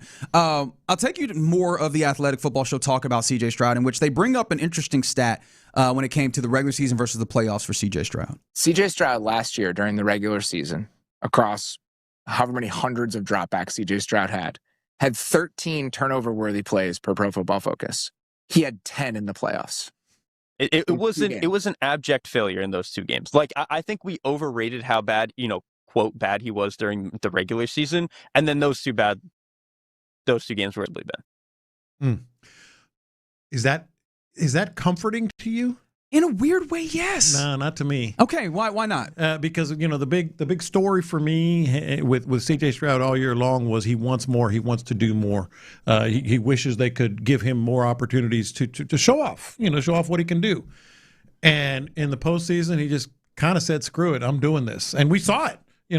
Just trying to make plays that weren't there, trying to throw the ball places that he shouldn't have. And so I'm like, ooh, maybe he just kind of said, screw it. I'm going to make these plays. Yeah, I think this comes back to the thing that Derek had been talking about prior in that podcast, which is CJ Stroud. We've seen it, right? And I've said this in different ways over the offseason. We've seen the circumstance. And I think I remember now what the question was that I wanted to highlight, which is, when was the last time you saw a quarterback, and this was Derek Klassen of the Athletic Football Show who said this, when was the last time you saw a quarterback that you knew had whatever it is, right? Because we had that feeling definitively of CJ Stroud is top 10 type quarterback, and then they just lost it. That doesn't really happen with that. So like it's in there, and in that same way, you hear not only is this a guy that clearly can make those plays, he clearly was not even putting the ball in the way of turnover, right? It wasn't just that, okay, the actual interceptions weren't there, but the hidden interception or the hidden turnover type plays were there in abundance. They just weren't there for the entirety of the season. He played 14 games and he had 13 turnover-worthy plays. No, that's great. Right? That's great. So then what happened? Right, what happened in the playoffs is a big question that you have to try and suss out, and that's what we've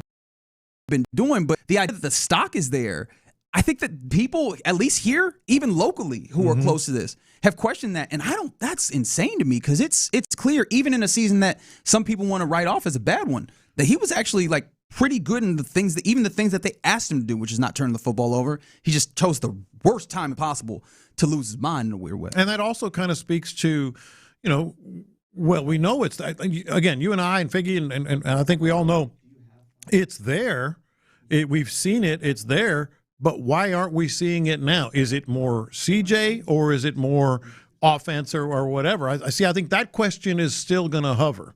Is it CJ or is it the offense? Because we know it's there. Yeah, no, for sure. They started trying to get into why the playoffs were a disaster, and some of the things that they started digging into, or some of the things that we've talked about, like Did he have? Was it a level of a lack of trust, rather with? I mean, we've talked about the system, but also with some of the players that you have there. Is it just a feeling that you need to be a creator of a plays, right? Some of those instances, and that's one of the things you're hoping that with the way that they've put things together in this season dissipates, so that he does not have the occasion to do that. So you get more regular season C.J. Stroud than what that playoff C.J. Stroud was. But this was also interesting. A note that they made about the inconsistency of C.J. Stroud even in the course of last year. He was more scattershot last year, even when he was playing well, than he was during the best stretches early in his career. And I think that warrants a conversation. But he still had games where it was really good. So, I'm more willing to let that slide a little bit. There's no consistent element to this. That's what's so frustrating. Right.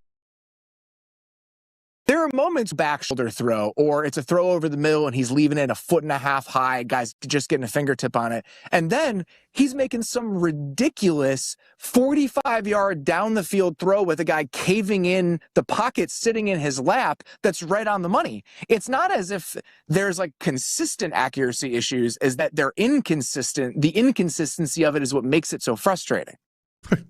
Preach. I mean, that's exactly what we've all talked about and seen, and is so confusing, and vexing with just his game in general, much less how you treat him moving forward. No, 100%. Yeah.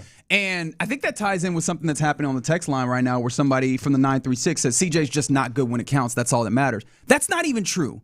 We've seen CJ Stroud be incredible when it counts in the playoffs, right? Well, they're talking about these playoffs. But I'm saying is again, we can't make the most recent thing the entire thing. Like that is a big fallacy that you would make. That's what the recency is. No, but that comment coming in is again with the inconsistency. Like we've seen him be great in those moments too. Like if you're someone who's like, I'm out on CJ Stroud because in the big moments he doesn't show up, that's not the case. Right. Like you are basing that on the wrong thing. And so like, how do you get away from that inconsistency where clearly you've seen him do great things, you've seen him do weird things, and you've seen them happen in all different weird places, and I don't know how to bring those all things together. You've seen him do great things, and you've seen him do weird things. That's right. Yeah, that's the story. That's right. That's the story with C.J. Stroud, and they are as confused, although they are on top of it. They are absolutely, analyzing this correctly. Right, and so they're right, but again, there is no answer until you see it happen in 2026. And I do love this because these are people that I'm talking about film junkies, numbers junkies. They'll get into all of that, right? And even them, in taking a deep dive, knowing this is a conversation, we're going to try and figure out what happened with C.J. Stroud. They're like, I don't know. Same place. Same place that we are. I don't know. This was and I did ask for cut 9 here, correct? This is right, Fig? Am I right there? This was them talking about the Texans, and one of the things that was definitely problematic last year that didn't help CJ. Early in the year, they're trying to wad it up and do all this deep developing play action. That's not working because even when they have 7 or 8 guys in protection, they can't block anybody. I was shocked at going back and even watching stuff late in the season when they would try to do that. Last year, the Texans had the second most dropbacks in the league with 7 or 8 guys in pass pro per True Media. They completed less than 50% of those passes, and they allowed a 43% pressure rate with 7 or 8 guys in protection. 43%? That's offensive line. And that's one of the big frustrations that he's had because he can't get plays off or tries to force it because he is under such pressure. So maybe that's like, all right, well, that one we kind of know or have a good feeling about, that they will be better than that. Do you? Yeah, well. Are you sold on that? Based on the experience alone. No, I'm not sold on it, but I think we have a good inkling that they should be better than that. It's funny because I feel great about the offensive line, but that's also comparatively because them giving me that stat also made me think back to last year where I felt a lot better, or I felt a little bit better, if we're going to be honest, about the offensive line comparatively to the year before that. But that reminds me, these things are relative, right? And everything that we've talked about with this offensive line this year has been focused towards they're going to block up the run. Yeah. I'm not certain that they're going to be great at pass protection. No, but I feel like, as I said, I think they can't be worse. They can't be that in pass protection. But that can't be the bar, right? No, it can't be, but that's where it is right now. Because I think if I was to try and find something that is logical as to the inconsistencies for C.J. Stroud, and that is not being able to settle behind that offensive line and know, right? I could settle behind this offensive line and think, but there's a difference between dropping back and knowing and not having to have that in the back of his mind. And it felt like there was times where it started creeping in, especially late. And I can't say certainly that that's going to be the case or what the bar is for how much better the offensive line has to be for you to get to that place where you're solid. It allows you to play with that freedom that we've seen from C.J. Stroud earlier, and you get closer to the C.J. Stroud that you know is a top 10 quarterback in this league versus the C.J. Stroud that sometimes can be and sometimes can't. No, I do agree with that, but I think if you're and look, we're trying to find parcels here, just this little nuggets of optimism or at least something the encouragement. And I think that's it. Well, at least if they get slightly better pass protection, it won't be that bad. Sorry, that's about all we got right now. Right. That's about all we got right now. There's that, and there's also some other things, and maybe we could circle back around to them because we don't have time. But the larger point that I like to bring to is this is, again, a podcast that focuses on NFL football. They watched the film, and they came out from the CJ Stroud, what went wrong? And they were like, I don't know. And so, yeah, I again, it's like this is the most interesting conversation. I think this is the most interesting question coming into the 2026 NFL season. It is. It remains that, and is evidenced by you got people at on a national level looking at this going, damn, okay, I don't know, like he's good. But also sometimes he's inconsistent. And are they going to be able to block it up to allow him to do that? And are they going to have a run game that helps him? And those are all things that we're still having to ask the questions for. And we unfortunately are not going to have an answer until they put pads on and start playing football. Yeah. All right, you're in the loop right here on Sports Radio 610. Coming up next, we do our lunchtime confessions. Payne and Pendergast. He is the lead studio host.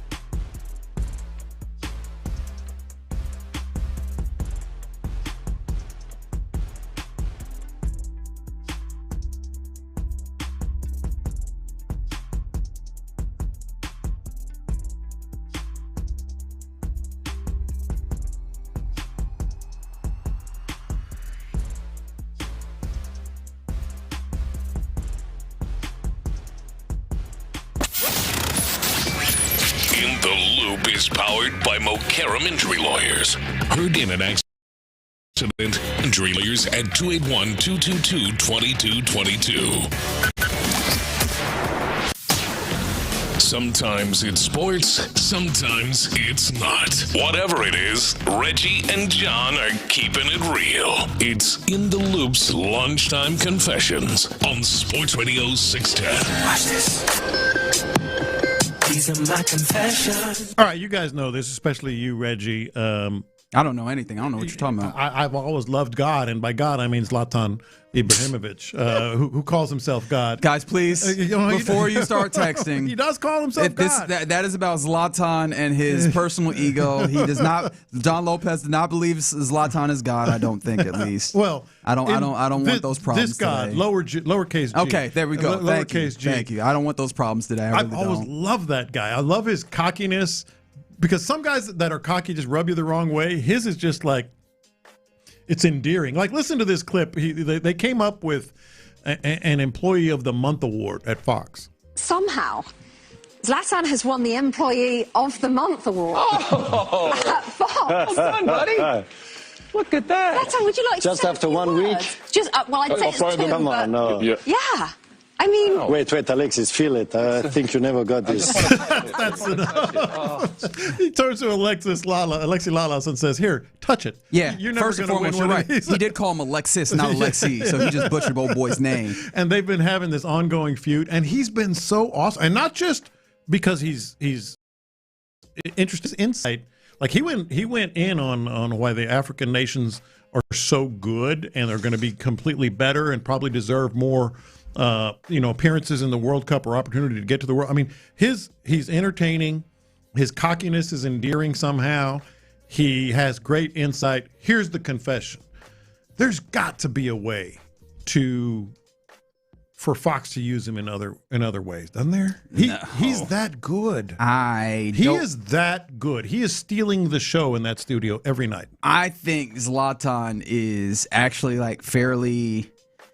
I don't know that he works as well on TV for me at the very least. I love him as a dude, like just all the stories, the idea that he speaks in the third person and all that. Like it's fun to me. Mm-hmm. That being said, I don't think that makes him a great analyst. I think he's been fantastic. Not just good, great. Yeah, see, whether it's the insight in the particular game, the big picture stuff, as I mentioned, you should listen to him talking about just the way that the African nations play and how they should get into more world. I'm like real good insight on the wins and the whys and all that, and then entertaining. Like I think he steals. He's been entertaining. He steals that show every night. I recognize that I find it entertaining because I can't stand Alexi Lawless, and he's seemingly, I don't know if he can't stand him or if he's putting on the bit, but the bit works over here. Like he has found his audience in Reginald Atatula, and so no, that works. But if I'm being like just purely objective, I don't know that it hits me in the right way. Like Thierry Henry, bona fide, doing this soccer coverage thing. Mm-hmm. Zlatan, I mean, it's been a cool addition.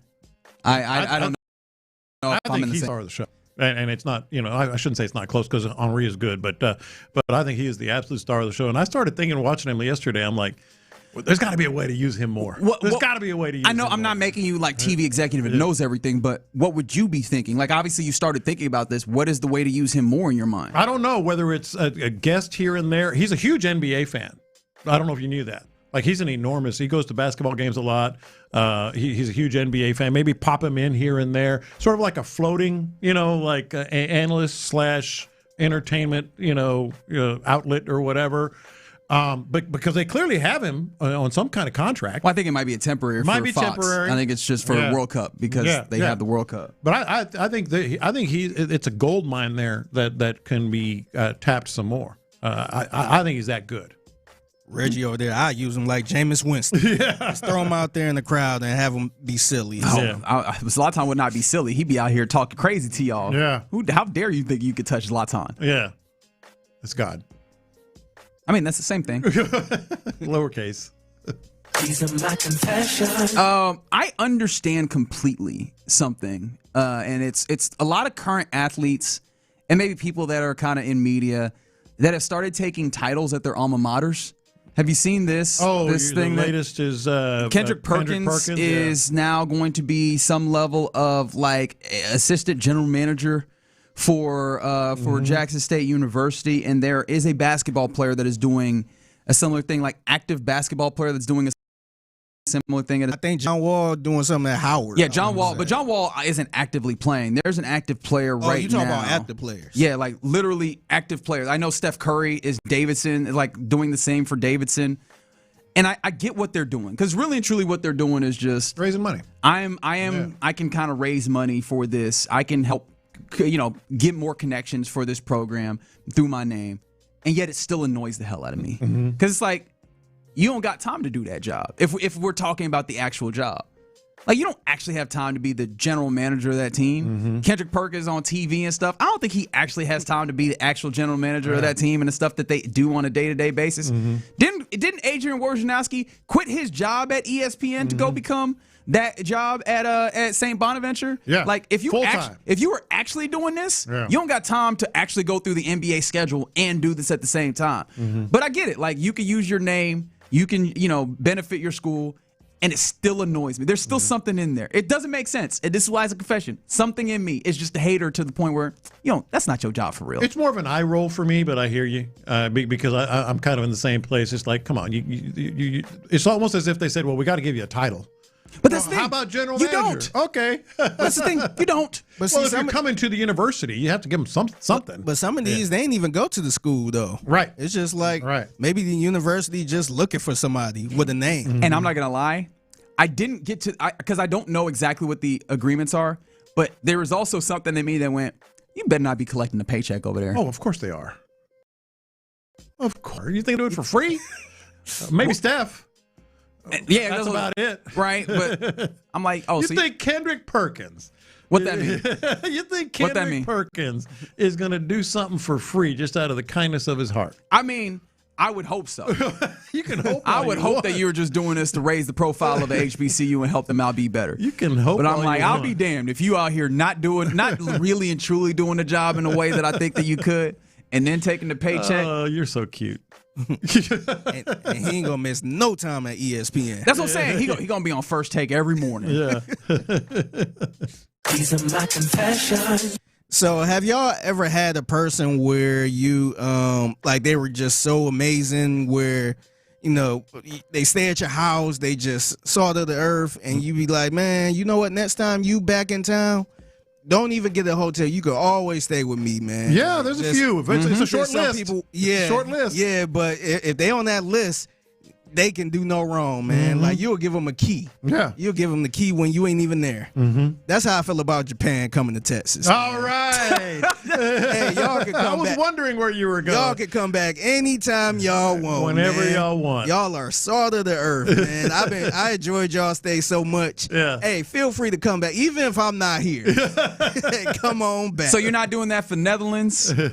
Yeah, maybe not that. I feel like outside of the obvious, they need to call first. They ain't really steal the internet. They need to call first, right? Not as opposed to Japan. Yeah, you just drop by. I got to be home for them to come by. That's right. But Japan, nah, y'all, hey, do whatever y'all want, man. Yeah. The towels are in the closet over there. I got the air mattress up for you. We got new sheets up on the bed. Yeah, you all good to go. Hey, whatever's in the refrigerator, you can have, man. Figgy loves Japan, man. Yeah, man. I ran across this clip. This is a guy. I want to say this was up in Dallas, Fox 4. This guy had a sign that said, I want to say he's from Tokyo. He have no money left. I think he didn't miss no World Cup games, something like that. And he had no PTO, but this is how it sounded. I want you to look at Shige's sign.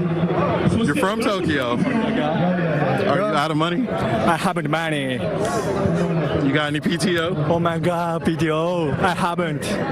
You haven't missed any Japan games? And so, yes, of course. Oh, Japan match. What about your memories?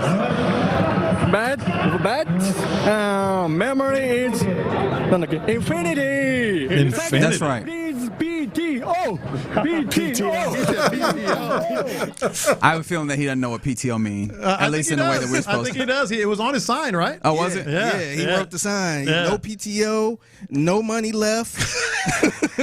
No Japan games missed. And memory infinity. Okay, all right. Yeah. Y'all can come back anytime, man. J-Lo. Anytime. Do you think that he's going to add anybody to this list, like here on Monday when Brazil is set to play at Houston Stadium? Well, that's a different that's a different category. Are we gonna get the Brazilians coming into Houston? Miami right now is popping. That's what I'm saying. Yeah, with Brazil and the Scots. Yeah. I just can't get over Japan, man. Like, they cleaning up after each other and all of this. And fun. Yeah, they fun. And they look like they never had this much fun ever in their lives. By the way, if Japan finishes second in their group, they will be the team that Brazil plays in Houston on Monday. That would be fun. So hell yes. We need this to happen. Yeah, we do. I will tell you when. I think that's happening tomorrow. That We game got to is get happening Figgy tomorrow. some tickets is what we Oh got no, Japan's playing today. So what you need to happen: Netherlands beat Tunisia, and you need Japan to beat Sweden. Both Is that reasonable. possible? Both Yeah. Is that very very reasonable. possible? Netherlands will beat Tunisia, and Japan needs to what? I think either win or draw. I think actually, if they win or draw versus Sweden, they will be second. That can happen. That can happen. Man, let's go Japan. And then you will have Brazil, Japan, buddy. I need that to happen. Actually, we gotta get Houston might be fun as hell that day. If I don't get no tickets, I'm gonna be hanging around Reliant or Houston Stadium. Yeah, Houston Stadium. Oh, I didn't realize that I had rooting interest today. I have rooting interest now. Let's go Japan. We got to make this happen. I know, Brazil and Japan and Houston on a Monday, buddy. Imagine how the scene gonna look after that game. Ridiculous. I will find out. Yeah. I will find out somehow, some way. Yeah. All right. Those are your lunchtime confessions here in the Loop on Sports Radio 610. All right, coming up next, it is a Thursday here on the program, which means we do one thing and one thing alone. Let's do a little buy or sell. Are you buying what these folks in sports? 1-3-572-4610 is the number to text. Play along, and we do it next. Yeah, D&M Auto Leasing. I like to share that story of a big-time listener. Obviously, he hears me bragging about D&M Auto Leasing and came by the station here. I happened to meet him outside, had a brand-new truck. Older gentleman, and had purchased a new vehicle his entire life from the time he was a teenager, and I think he was actually in his early 70s. Said, I leased this one. I leased this one from D&M because he heard what I like to say about D&M, that it's the smarter way.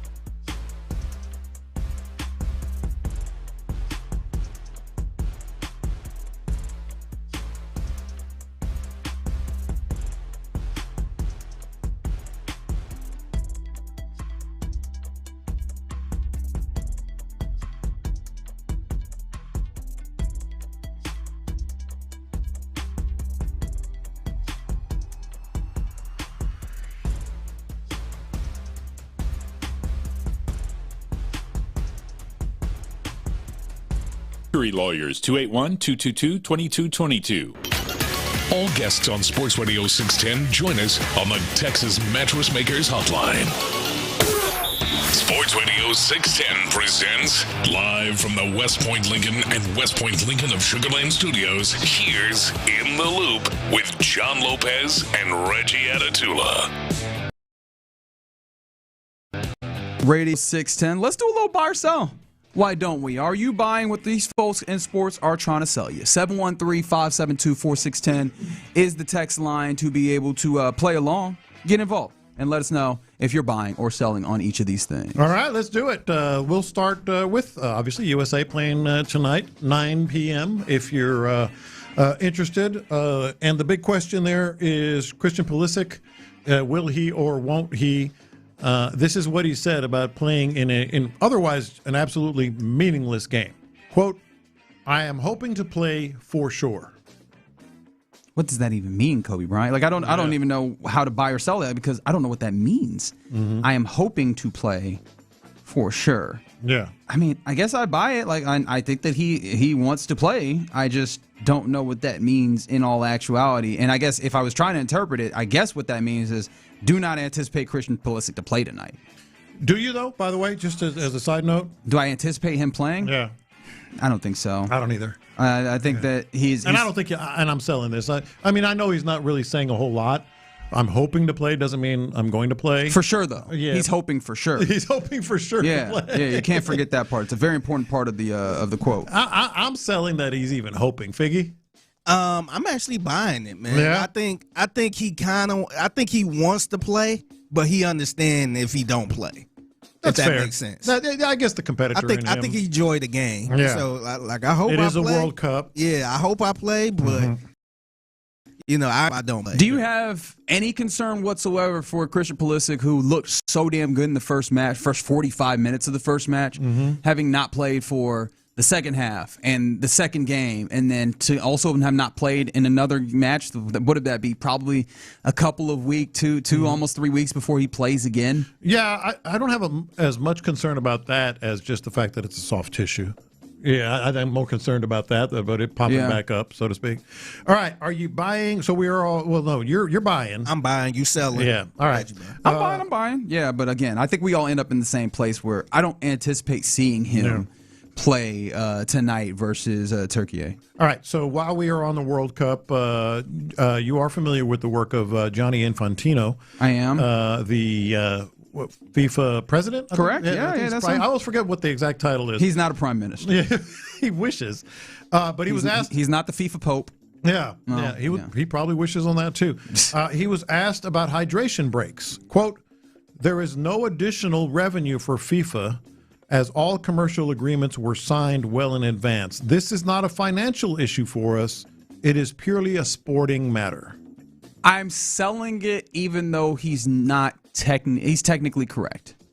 Right? I don't think that this is a financial thing where FIFA gains any money out of it. Mm-hmm. I think FIFA is looking out for their broadcast partners who do make money off of it, namely Fox. There you go. Right? By making sure that this is universal, you allow Fox to go get their money. Yeah. FIFA ain't getting their money off of it. FIFA's eating off of the stuff they already have. Having those breaks, it allows broadcasters, whoever they want, to use that time for Fox decides we're going to put commercials in there. Even Telemundo, they're doing ad reads in there as well. Not quite the same. You still get the world feed, but then they're also like, hey, while we got a minute, let us tell you about our friends at. You know what I mean? Like, so see, that helps FIFA too, though. Roundabout way. Yeah. It's all like under the umbrella. Everybody looking out for each other, man. FIFA, they're like our broadcast partners. We making sure that y'all get to we're not getting anything. That's it. That's what it is. Yeah. Go ahead, Figgy. What was it? Buy or sell? I'm selling it. Yeah. He said, don't matter. If the FIFA say it, they lying. Yeah. Well, yes, and I'm selling because this is just fun with words. Is all That's he's exactly saying. What it it's is. just fun with words. It's like, well, all commercial agreements were signed. Well, maybe technically in advance, yes. But as you pointed out, Reggie, they're taking care. Did you see what Fox is going to do with the USA advancing in the second round, starting in the knockout phase? What's that? They're raising their commercial rates by $2 million. Actually, I'm not upset with that. $2 million. I'm not upset with that at all. Like these spots become all that much more valuable. Yes, and you're going to have eyes if the U.S. is in that match versus if somebody else is. All I'm saying, don't sit here and tell me. Like, oh, hey, it doesn't really have anything to do with commercials. No, when he making it seem like it's like, oh, no, we just really focus on the players. Yeah, it's all which is funny because the question I then asked. He said it's purely a sporting manner. When it is 72 degrees exactly inside Houston Stadium because the AC worked really well. Mm-hmm. So why are we so damn tired? No, these boys can play through it. Right. All right. Are you buying or selling of this? A friend of Diana Russini spoke. I believe, was it the same athletic article? New York Times. Yeah. That article is a monster. Yeah. I'm still working my way through it. It is a monster, and I mean that in obviously the length, but also the revelations are not very good for Miss Diana Russini by any means. And this is what one of her friends told the reporter. Quote, regarding Russini resigning, this is what she said, quote, she saw an opportunity to reimagine her career and spend more time with her children. So. That's a sell, right? Like, obviously, we could come. Figgy and I just busted out laughing. Yeah. Oh, that was the reason. Got to reimagine my career. Hey, and she was hot as fish grease. Yes, $800,000. She was making. Reportedly, she was making $800,000 a year. Yeah. But even more so, like the Athletic basically had her being one of their senior NFL. Like I think she was the prominent NFL insider. Yeah, she was top dog. She was so like they had a podcast around her. She was top dog. Like she was operating in that space. Yeah, left ESPN. Yeah. And so I don't think she was reimagining. I mean, hell, she had the babies that she kept on trucking, and she has the type of personality where if you also followed her work, you know that her personality was one that she actually was finding the balance between I want to be at work, I want to have family, but this is a large part of what I do. Yeah. And none of that happens until the catalyst of oops, there's pictures of me in a compromising circumstance. That's going to be an impossible sell. Also because her homies came out in defense of her one time and we found out they was lying. Why would I listen to you now? Yeah. I'm making $800,000 a year. I think I'm going to reimagine my career. Sure. All right, you buying or selling this? Very simple one. Sauce Gardner says he's 24, not 25. This one is funny because I don't have a reason to not believe him, but it's also just funny to think that in the year of our Lord 2026, we can still make clerical errors of this way. You know what I mean? Like, it is still possible for someone to carry the one wrong, and all of a sudden, on all of the things across the internet, it is wrong. I do believe that is what happened here, right? Because at least the documentation with his employer, the NFL, has always said that he is 24. Yeah. And so, if that's the case, I'm going to go with the people that actually have that have the access to your W-2s and your Social Security and all that, right? I'm going to go with that. So I'm going to believe him, but it is just funny to think that in the world where it seems like we have all the technology in the world and all the ways where you can verify things and background checks, we still ended up with, wait, you sure you're not 25? I'm a buy it as much as it kills me to really want to sell it because of the whole conspiracy part of it. Yeah. But I think he's telling the truth. I think it was just a little error. Yeah, I'm buying it as well. It's just it's a funny thing. All right, are you buying or selling this? The San Francisco 49ers are looking into moving their practice facility. Now, remember, their practice facility came under some scrutiny because of it. And it's a power, butts right up against a power plant. Electrical substation, I think is technically what it is. Whatever term you want to use on that. That was a fun one, actually. I enjoyed that one. Also known as a power plant. Anyway. Is it a plant? Are they generating the energy there, or are they just moving it around? So what is it more now? You're just doing it more now. I know, I'm enjoying it so much. It's so fun. It's an electrical substation. Yes, actually. A power plant. Well, actually, Guy. So here's the buy or sell, besides all of us selling what Reggie just said. They say they're considering moving their practice facility, quote, because we are running out of space. Sell. I mean, they have been at that practice facility for decades. Yes. Doesn't that facility date back to the championship days? It dates back to the who was the owner, Ernie or whatever his name is. Anyway, it goes way back to the championship days. Yeah. And so all of a sudden y'all decided, damn, we don't got enough space no more, right? Like the timing, a lot of I think this particular buy or sell is just a whole bunch of convenient timing, right? Everybody's just got convenient timing for saying the things that they're saying. Nah, man, y'all looked around, y'all said y'all were going to look into the electrical substation after maintaining for a long time that you did not believe that the injuries that you guys were sustaining was because of that. Yeah. And I got that, right? You looked into it, you're like, I don't think it's happening. And then y'all just came around, but you know what? We're going to move anyways. And honestly, I would just stand on it like, hey, we do not think that this is a thing, but just to make sure, because we care so much about the health of our team, just to be careful. We can't prove it, but just be careful we're going to move it.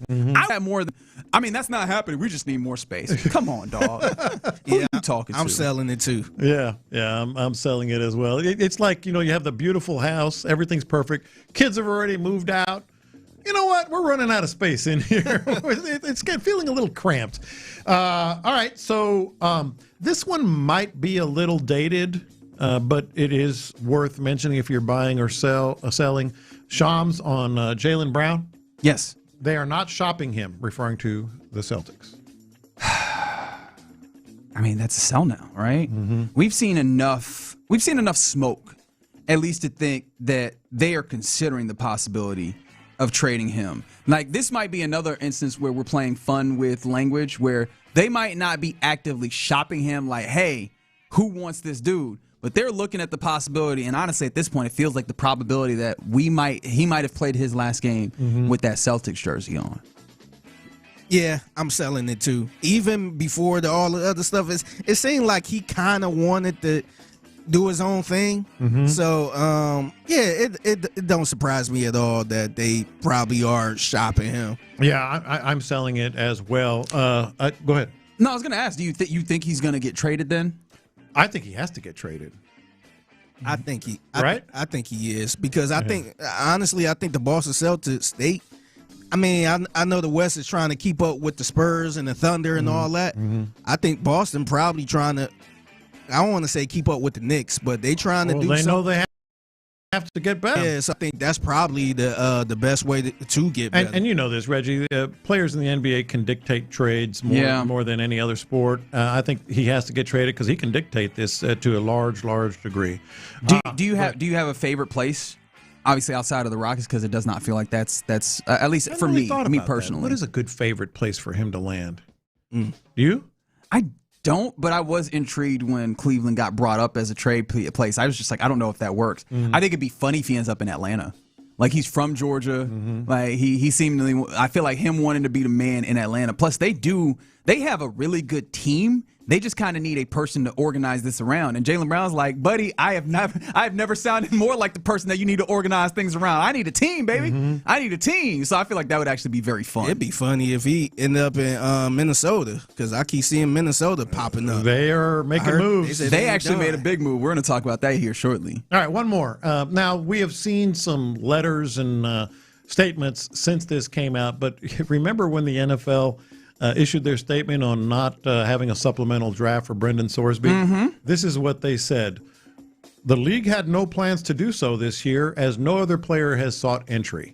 Now, there was a lot more that we ended up finding out that they said, and specifically like the way he behaved and no contrition and et cetera. But they really, in their initial statement, they said, prior to your submission, the league had no plans to do so this year, as no other player sought entry. So that's why they weren't going to do the supplemental draft. Right? They haven't had a supplemental draft since 2023. Nobody's been selected in the supplemental draft since 2019. And so they had no indication like, hey, we need to do this. And then I think that what happens is we had no plan. We were not going to do it. And you didn't come in and give us a good reason to. Yeah. Was ultimately the big thing that I took over. Like, you came in and knowing that we probably haven't done that, we haven't done this in 3 years and we're probably not going to do it again. You came in 3 days after and was like, hey, I'm here. Let me know when I can do this. And you didn't even give us a good reason to. No, we were previously not going to do this. Why are we going to stop our plans because you came in here and just expected us to do this? Yeah, I'm kind of buying it too. Wasn't another reason why they would have had it? Because like Reggie said, they ain't have it since 2023. So I think this is more reason. I think they had to step in because he mentioned he was entering. So I am selling it. only because I think another player that for whatever reason just gets in there, I think they probably had had a supplemental draft. 3 days is plenty of time to say, hey, everybody, this guy's situation, he's in the supplemental draft.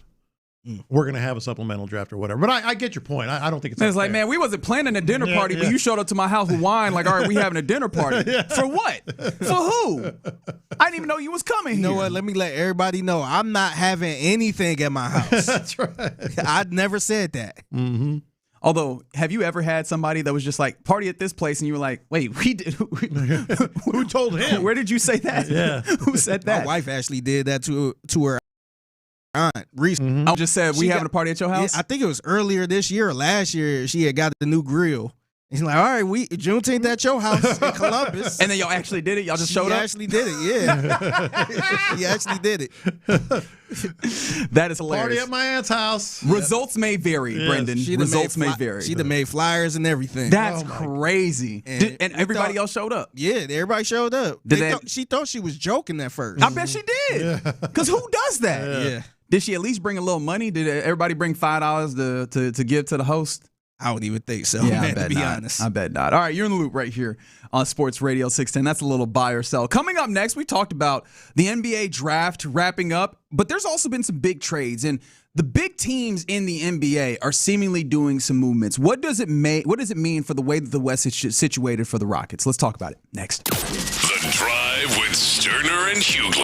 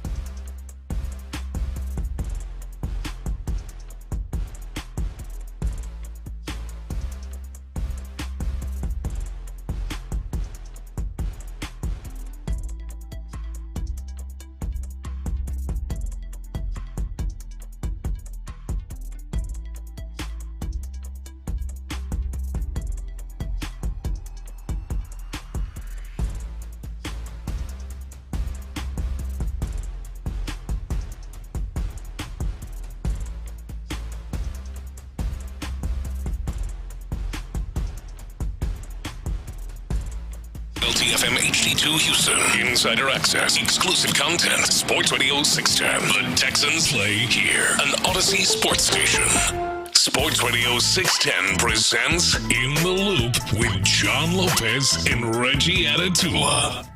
Yep, In the Loop right here on Sports Radio 610.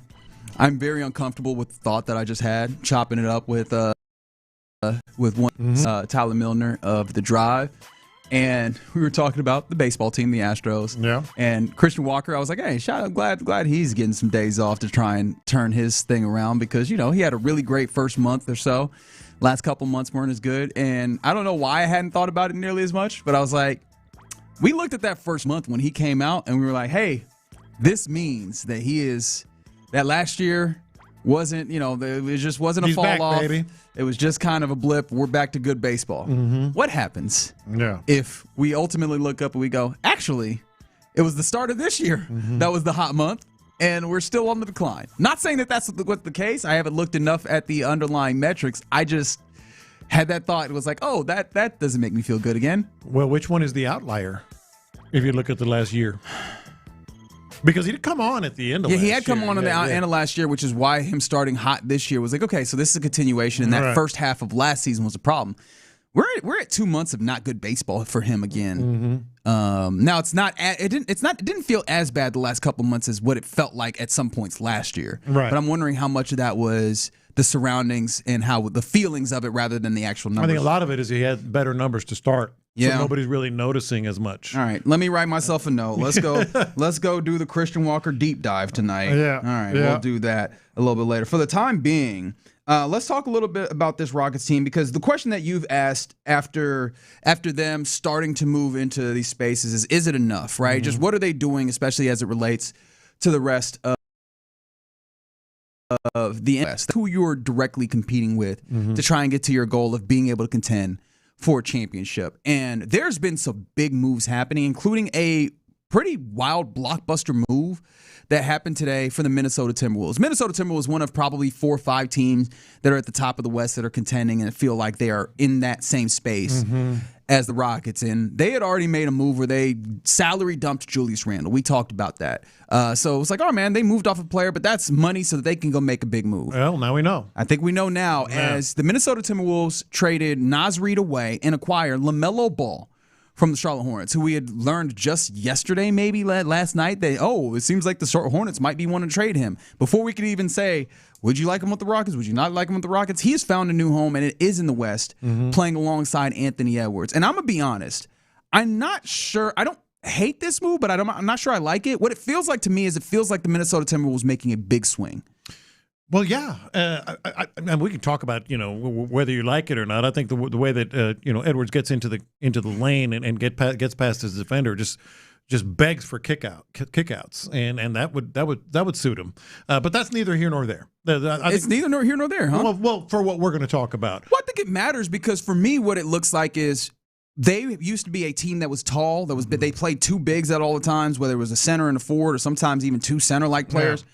And now they're moving to a team where they have big guys. Like LaMelo Ball is a big point guard, but they're playing more with the smaller guys. It's going to be LaMelo and Aiyuk, Dosunmu, and they're going to play faster. Yeah. And to me, what that represented is they're zigging while the rest of the top of the West is zagging, right? We saw in the draft Oklahoma City get more bigs. Yeah. We saw San Antonio get more bigs. And it seems like Minnesota was like, we weren't contending all that well with bigs as it was. Yeah. So we're going to try and move faster and zig where they're zagging. And that made me go, okay, so they're making that decision. So how are the Rockets then playing against the top of the West? Well, that's fair. But what I'm talking about is when they make this move, you go, whoa, okay. They're taking a big swing, as you said. They are absolutely going for it, air quotes. It could be really good. Yeah. It could also be really bad. Fair enough. Yeah. But like there is no doubt the Timberwolves are like, hell, we got to get to that level. We got to get there. We got to go through them. We're not staying put. We're not staying put. Or running the We're back. not tweaking, and that's where I'm going with this. Okay. We're not tweaking. We're not massaging. We're like, you know what? Maybe it'll work. Maybe it won't. But we are taking a big swing. That's where I am with this move. Because the Rockets, we started out this segment saying, what I brought up a couple of days ago. What are they thinking? Who do they think they are? We know now they think they're a team that can bring in an older guy that can maybe be off the shelf, some sort of rotational player. But the last thing this is a big swing. Right, it's not even in the same hemisphere as a big swing. You're talking about the selection of Bruce Thornton. Bruce Thornton out of Ohio State with 31 at the draft. It's a tweak. So, and maybe it works. Talking about they can go a little smaller. They can use some guards. Maybe they'll be playing a faster game. You can open up some shots for Reed Sheppard. Maybe you don't use Reed Sheppard as much in certain situations. Who knows? But it's not a big swing. Oh, I'm not sure that this changes the dynamic of the way they play, funny enough. Yeah. The Thornton selection I was talking about with Minnesota. I think Minnesota had a different style change. They made a big swing. No, I understand that. But what I'm saying is the Rockets are basically, doubling down on who they are. Yes. I think that's true. Yeah. I think we were talking about it a little bit earlier in the show, and the thing that you said was that they're just trying to be like, can we be good? Mm-hmm. Talk less of, can we play against these teams? Well, the way I put it is I think they're getting to a point where they can compete at a high level and take their shots, and take their chances, take their shots at being able to get to an even higher level, to be able to compete at the level of.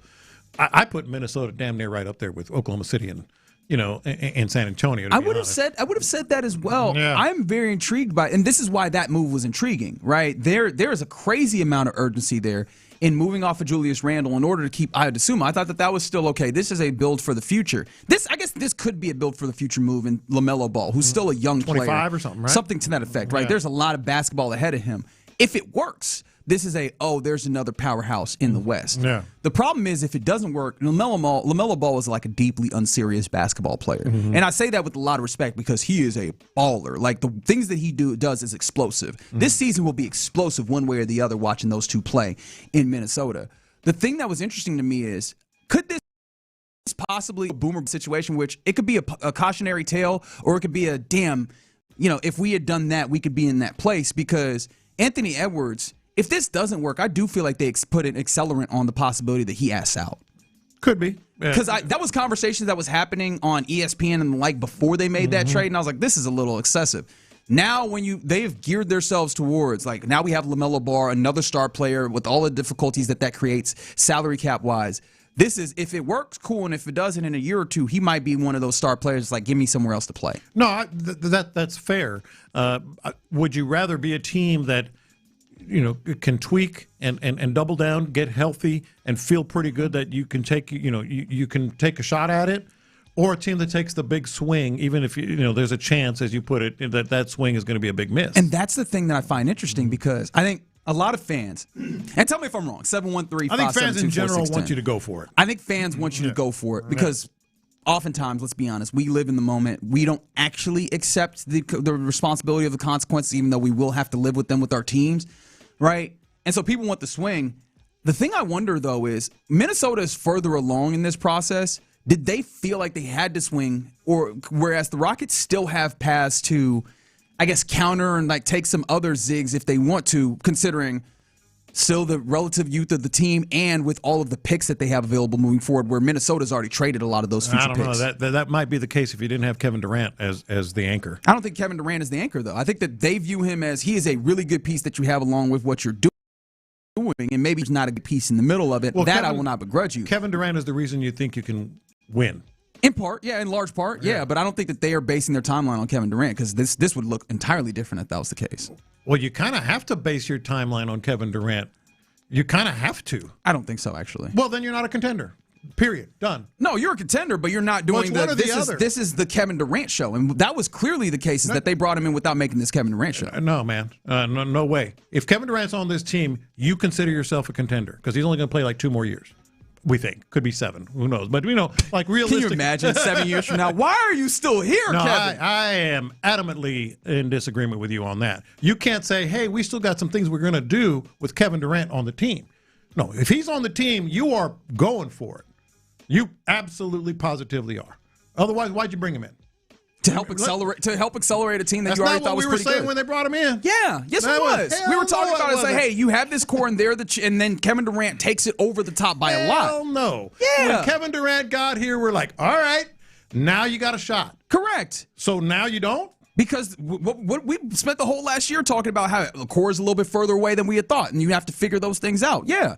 Well, you're changing the dialogue then, because I think if Kevin Durant's on this team, again, then okay. So you do want that swing? Like you think that they should just push everything into the middle because Kevin Durant only has a couple of years? The fan in me does, but I understand with Durant and another healthy year and getting Fred. I get where the Rockets are coming from. Totally get it. So important to this team. Steven Adams, so important to this team. You still have Durant. You know, bring in a guy that can maybe get into the rotation. Older guy, he's kind of ready to go. You know, in Thornton, maybe then maybe you get marginal improvements with Jabari and Reed Shepherd. But I am not here to listen to any. They can get better. No, they are in a win now mode with Kevin Durant. Otherwise, why'd you bring him in? I mean, you brought him in because you had a team that was second in the West. You thought that they were immediately in that step. We have learned this, and maybe you just got unfortunate if you want to do that. I'm not really interested in that. But you learned that, hey, man, you're further away that you need to do. Yeah, they have to find pivots, but I don't know if it's just like you dump into now Kevin Durant is the entirety of the team, because what did you do all of that acquiring all the draft capital for? What did you do all that for to give yourself ostensibly some level of runway? If it was just Kevin Durant, now we're all going to be stuck on his timeline. Then that's a bad move. But I feel like disagree. I feel like I see what you're saying, Reggie, and I feel like he kind of became the entirety of the team throughout the season. Just the way I feel like everybody. Well, even if he's not, he's the reason you can contend in your view. Otherwise, trade him. If you're on a different timeline, trade his ass. I'm serious. Because you can't have it both ways. And this bothers me. I'm sure you can tell, because it's like we can't sit here and say, maybe they're trying to play the middle. You can't. Yes, they're trying to play the middle. They're trying to thread the eye of, we want to be a winning team right now, but we still have some stuff for the future. Sound like they don't warm up for a couple years. And again, that's what it sounds like. Bothers me from just a sports perspective. When people do this, it always irritates me.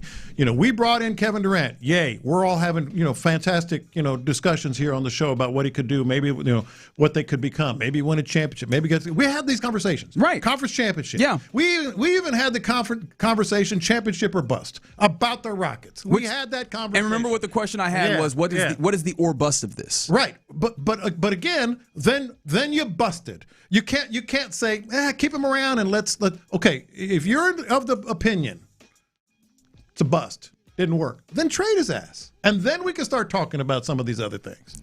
But that's the thing is they're not willing to make it that plain, because they'll still lean on the injuries. And two, they want to have the young core, and they feel like there's still an opportunity to step forward. They're playing in the middle, which is not a winning proposition. Like this year, more often than not, it's not. Like that's more often than not, it's not. And so unless they can again thread the needle, which I think there is a possibility for, but they're going to have to be adept at, then you can end up in a bad place. I used to get on the Golden State Warriors a ton for doing something which was trying to play for the future in the present, which was when they had the old core of Steph Curry and Klay Thompson and Draymond Green, but then they were trying to get these young guys, and they're trying to make, we want to have the young guys, but we also want to play for right now. The Rockets are wading into that territory where they are like, they have this capital that they want to hold on to, which honestly, some of it is necessary because of this, the new aprons. That's the way that you get cost control players without having to then end up having to tear your team apart for anyways. But they want to be able to win right now, as evidenced by they go in the second round and take a guy that they feel like can help right now. But they also still want to have that future. And unless they get better at trying to narrow those and bring it back to the middle, actually, I think that this could be the stumbling block for them. Yeah. Now, it just always bothers me when teams want you to believe one thing, even though everything that they're doing is the exact opposite. Now, I do get this text line, and there's a number of texts on the text line. Hey Reggie, is it time, or it is time rather, to make a run for the championship? WTF are we waiting for? Well, I also have people telling me it doesn't matter. You're not going to contend with the Thunder and the Spurs. So at the same time, we also need to be, we need to be straightforward and honest about how we're feeling about this on the ground level as fans, right? If you were looking at the Wemby and the Spurs, and you're looking at the Shai Gilgeous-Alexander and the Thunder and saying there's no chance, then don't do that, right? Like, don't do the, hey, we need to make the big swing. Yeah. But that kind of speaks to Lopez's point. If you feel that way, why do you have Kevin Durant? Yeah. Because they made that move already. To me, and it's not. It feels like I'm yelling at you. I'm just yelling. I'm yelling at the sky. Oh, you yelling at him? I'm yelling at the sky because this just drives me. What are you trying to do over there, Fig? This just drives me nuts. Yeah, he's our championship piece. Hey, you know what? He's really not. Let's just kind of take our time. Well, then get his ass out of here.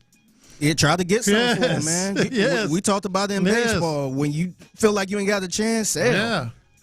I think that's really the sad part about the injuries is that I think the championships you supposedly are want to build around are Alperen Sengun and Amen Thompson. And Alperen Sengun didn't have as good of a year as he was supposed to, and Amen Thompson was slid out of his role because of an injury. And so you didn't get a full accounting of can they be the pieces that are the championship pieces that Kevin Durant helps make way, way better. Yeah. And so that's what they're and I'm good with that. That's what they're chasing this year. Yeah, I'm good with that. If they think that's enough, cool. Yeah. But don't start talking about, maybe down the road or these pieces or that piece. No. So you're like, hey, man, why he's here. The Nets pieces, these draft picks that we have in the future, you should be utilizing those. Those are cool, and those are great to have. But if you can use them to get that last piece now, and they may well. They may well still do that. We'll see. Let's go. If they don't, it's going to be a hard sell, man. Exactly. Yeah, and exactly. that type of stuff can lose people jobs, too. Right. But the thing that's tough is that they can also look at the New York Knicks and they're like, the New York Knicks were just good and around until they got a chance to win a championship. Weren't they a 5 seed? That's crazy. Like, that's the thing. It's like the recency of this points you to the idea that maybe you actually do play the middle and just stay good and around and ultimately go make it happen. The Knicks also fired their coach after reaching the Eastern Conference Finals. Well, that's a whole other discussion. Yeah, that's what I'm saying. We are at our time here. You're in the Loop right here on Sports Radio 610. Coming up next, about that time where we hand things over to Figgy Fig for the mixtape. Yeah, so I need some help from y'all, from the listeners, 713-572-4610. Text in your craziest, pettiest HOA stories. I had a conversation with a friend and he told me a crazy story. So I want to hear y'all. 713-572-4610. All right, let's talk about the soccer right now. Let's get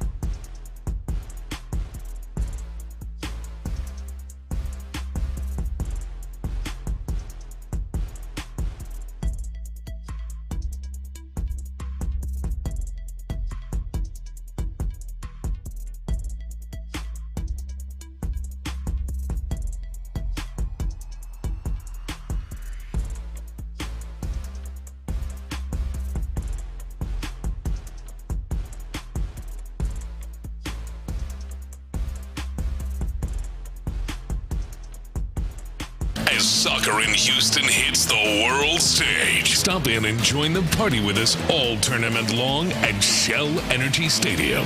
Houston's sports leader. Sports Radio 610. In the Loop is powered by Mokaram Injury Lawyers. Heard in an accident? Call Mokaram Injury Lawyers at 281-222-2222. Pass the aux cord and crank up the volume. Figgy Fig's in the driver's seat. Sit back, relax, and enjoy the ride. It's time for Figgy's Mixtape on Sports Radio 610. Yes, it is the Mixtape in the Loop, Sports Radio 610. It's your man Figgy Fig holding it down on a Thursday. Happy Thursday to everyone out there. 713-572-4610. Text in your crazy, most pettiest HOA situation, whatever. Because I was talking to a friend. Shout out to our good friend Marty. Enough said, tailgaters. Yeah, big up, Marty. Yeah, I was talking to him, and somehow we got on HOAs because he's currently in the HOA. I'm not. As a board member, or no, just his neighborhood. Yeah. Because I was gonna say that would maybe make me look at him a little differently if he was on the board. Marty doesn't feel like he'd be the type of dude that would want to be on an HOA board. That's because most regular people are not. Fair enough. Yeah, the people at the HOA board, you're like, where did it go wrong? Yes. For you? Yeah. Did you lose the student government meeting race in ninth grade, and you taking out against us? That's why I said whoa. He's not on the board, is he? No. He live in a HOA neighborhood. So do I. I do not, and you could tell. Mm-hmm. I was talking to him. We brought it up, and he was talking about how one of his neighbors was unloading their luggage or loading up their luggage in the SUV, and then went back inside to grab more bags. And the HOA took a picture of the luggage with the tailgate open and said, "Unauthorized items in your front yard."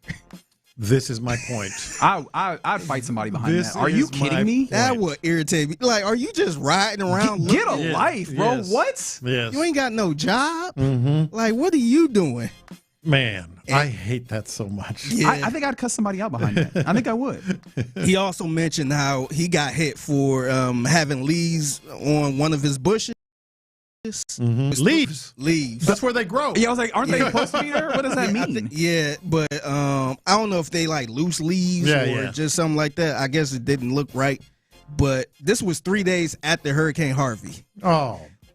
You ain't got better things to do? What? You don't have better things after, a devastating hurricane that flooded the city? Yeah, so you still worrying about the HOA violations. Yeah. Huh? They said that the hurricane came through and 3 days later you ain't raked up, so it's a problem. Am I hearing that correctly? Yes, I did see a lot of people chime in on the whole hurricane thing, like the fence was knocked down during the hurricane or a day after the hurricane. And like, hey, you got to get that fixed. No kidding. A word. A word. I hate these so much. Yeah, some more. I actually got a whole bunch of different situations on from Reddit. Shout out to Reddit. But they said family got a violation notice because their children built the snowman in the front yard. Mm-hmm. And the HOA considered that unauthorized seasonal decoration and threatened a $100 fine. How is it unauthorized seasonal decoration? That is the most seasonal decoration. Good Lord. I'm just going to, this is just making me mad. Maybe it was January or something. Gotta get those decorations down. Yeah. I'm not an angry person, I promise, but yeah. So actually the homeowner showed up to the next board meeting and asked everyone to raise their hand if they thought a child's snowman made the neighborhood look trashy. And guess how many hands? The one person? I'm guessing all of zero. Zero. Yeah. It was stupid. And then they end up changing the rule. Mm-hmm. Another one is one neighborhood had a rule that residents couldn't park in their own driveway. So I'll be damned. So this is the issue. I'm guessing they probably don't just want a whole bunch of cars in the driveway through the neighborhood, maybe park in the garage or something. Right. But here's the issue. The person that built the house built tiny garages, so it couldn't fit the giant pickup trucks or the SUVs in it. So they parking in the driveway. Yeah. So Yeah, so I guess they end up having meetings and all that stuff, but eventually let it go. There are some silly. I'm going to look at the text board now. I'm sure we're getting a bunch in. But, yeah, man. I'm thinking of like the silliest one that ever happened to me. It really wasn't. I mean, it wasn't silly. It just amazed me. Like where'd they come from? And have they been watching my house the whole time? Because I keep my boat down in Aransas Pass. But occasionally when I bring it up for service, I'll park it at my house. This was before I moved down here. Where's that again? Right down here. But back in Kingwood or Tascasita, when I was up there, I would park it for overnight and then take it to the shop the next morning.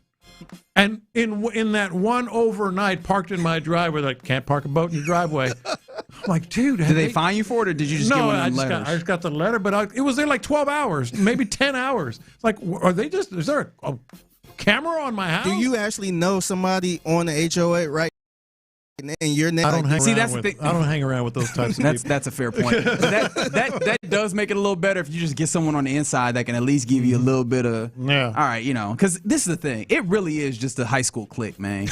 It really is just a high school clique of people that got to be unhappy. Yeah. Because how do you just make it your whole personality to scope out minor infractions that don't actually affect your life? Exactly. Yeah, this is my favorite one right here. So two teenagers lifted the hood to check the oil. The HOA cited them from working on a vehicle in their driveway. God, that's what I'm talking about. How do they know in a matter of minutes? Hey, it gets better right here. So they started opening the hood every single day, standing around looking at the engine, drawing pictures of it, and taking photos without ever touching the car, just to irritate them. That's good. I like it. I like bringing the pettiness. Yes. I feel it. I feel it within myself. It makes me so mad. Yeah. I guess salute to y'all with the HOAs, man. Just stay strong, man. Nah. Oh, you mean in the HOA, yeah, not the board members. So people like you, Lopez. Yes. Stay strong, man. Yeah. Stay strong. It's the Mixtape in the Loop, Sports Radio 610. Mariska Hargitay. Yeah. That's your girl. That's my girl right there. Big Knicks fan, super Jalen Brunson fan, and everyone's favorite TV detective on Law & Order SVU, Olivia Benson. So she had a sit down with actress Jamie Lee Curtis. Oh, wow. Legend. Yeah. No, it was cool. It was music to my ears watching them. And they kind of broke out in a little heated debate over something. So I kind of want to know who was right in this one. You explained to me that you were making a doc. You explained to me that you had come back to Los Angeles, that you had gone through the beginning of the storage unit. I'm trying not to laugh because you just said Los Angeles. Okay, we had this argument. And it says Los Angeles. Okay, but what do you call it? Los Feliz. Yes, but we're not talking about You Los don't say Feliz. Las Feliz. You don't say Los Feliz. Angeles unless You say Los Angeles. You don't. And if I had like a jury here, everyone would vote for me. Go ahead. Hey, who this says is so annoying. Los Feliz? But from now on, I'm going to say. Okay, you probably live there. Do you live there in Los Feliz? Do you say Los Angeles? So you say Los Angeles. Nobody says that. Okay, well. You guys, please, God, let's move on. Please, God, we're going to move on. But I apologize. I was only your hand up dealing with the fact that when you said it, I go like this. You're saying deep. I am. And I'm like this. I know. It's okay. You can laugh. I love this. I bet so you much. do. I do. That sounds right around. So how do you pronounce it? It's how I pronounce words that Spanish words or names or surnames or something like that. Depends on who you're talking to. I'll say Los Angeles for us, by and large. No, just by and large, just in general. For the gringos. But let's say I'm in East LA. Los, it depends on the context, but I will agree with this. You can't mix and match. You can't say Los Angeles. Yeah, that is kind of odd. That is kind of odd. That's a fair point. To me, the way Jamie Lee Curtis said it, she kind of came across as, I've been in Hollywood so long. She did. Los Angeles. That's how she came across. It wasn't like she was trying to throw a little Spanish on in the nut. Yes. She just came across like, I've been here so damn long. No, she did. Los Angeles. There is a good point to be made. Like, by and large, whenever that word comes up, LOS, we do say los more than loss, like los sueños, los Alamitos, all that. It's weird that Los Angeles is the only one that you actually use Los the loss. Santos. Yeah, I was about to say Los Lonely Boys. That's funny. But yeah, no, that's but accurate. Yeah, you're right. You're right. I think for me also one of these things is you just kind of when in Rome do as the Romans, and because like obviously the name of the city that we live in is Houston. If you in New York on the street of the same name, Houston. it is Houston Street is what they call it. Oh no, that's Boston more than anything. Is that Boston? Boston is Houston. Yeah. Yeah. So like, but they also put the Houston. Yeah. So like they do all that, and so if I'm trying to, the big thing is if you're trying to communicate with somebody, say the thing that's going to get them to get it. Yes, that's really what I'm saying. for me. Context, and with whom you're speaking. The way I do draw the line here in Houston, though, is I never ever say San Felipe. Get the hell out of here with that. Yeah. It used to be more prevalent. Joints, yeah. It used to be, they used to call it San Felipe. So what do you say? San Felipe. Okay, that's what I said. Yeah. That's the other thing you do a lot too. San, like Sanchez. Yeah, and Vasquez. Yeah. It's a lot of people say Vasquez. Yeah. I just can't help it. Like Mark Vandermeer said, Mark Sanchez. Yeah, it's Sanchez. And ultimately, this is the thing for me. Like, I got what you mean. Yeah, I know what you mean. Yeah. Well, it's just a funny debate how people no, it's Sanchez. No, it's Sanchez. It's Christian Vasquez. Isaac Paredes. That's right. Yeah. Or it's like the drive say Paredes. Yeah. There you go. Another fantastic iteration of the mixtape here in the loop on Sports Radio 610. I'm still mad about HOAs. I personally, I'm getting a bat phone texts about HOA stuff. I realize that I need to make sure that I don't end up in an HOA so I don't strangle somebody. Sometimes I'm realizing this about myself. I wish I had the HOA, but just for smaller things. Yeah, but you can't pick and choose. You end up in the HOA and end up being mad. Hey, so I'm good with a couch sitting on the curb for 12 months. So I'm good with that. Somebody said the street in New York City is named after a different person. That's why they pronounce it that way. Maybe I don't know. That might actually be the case. Now I think about it. All right, you're in the loop right here on Sports Radio 610. Coming up next, we get ready to hand things off to the fellas of the drive. We'll do that on Sports Radio 610. If the OG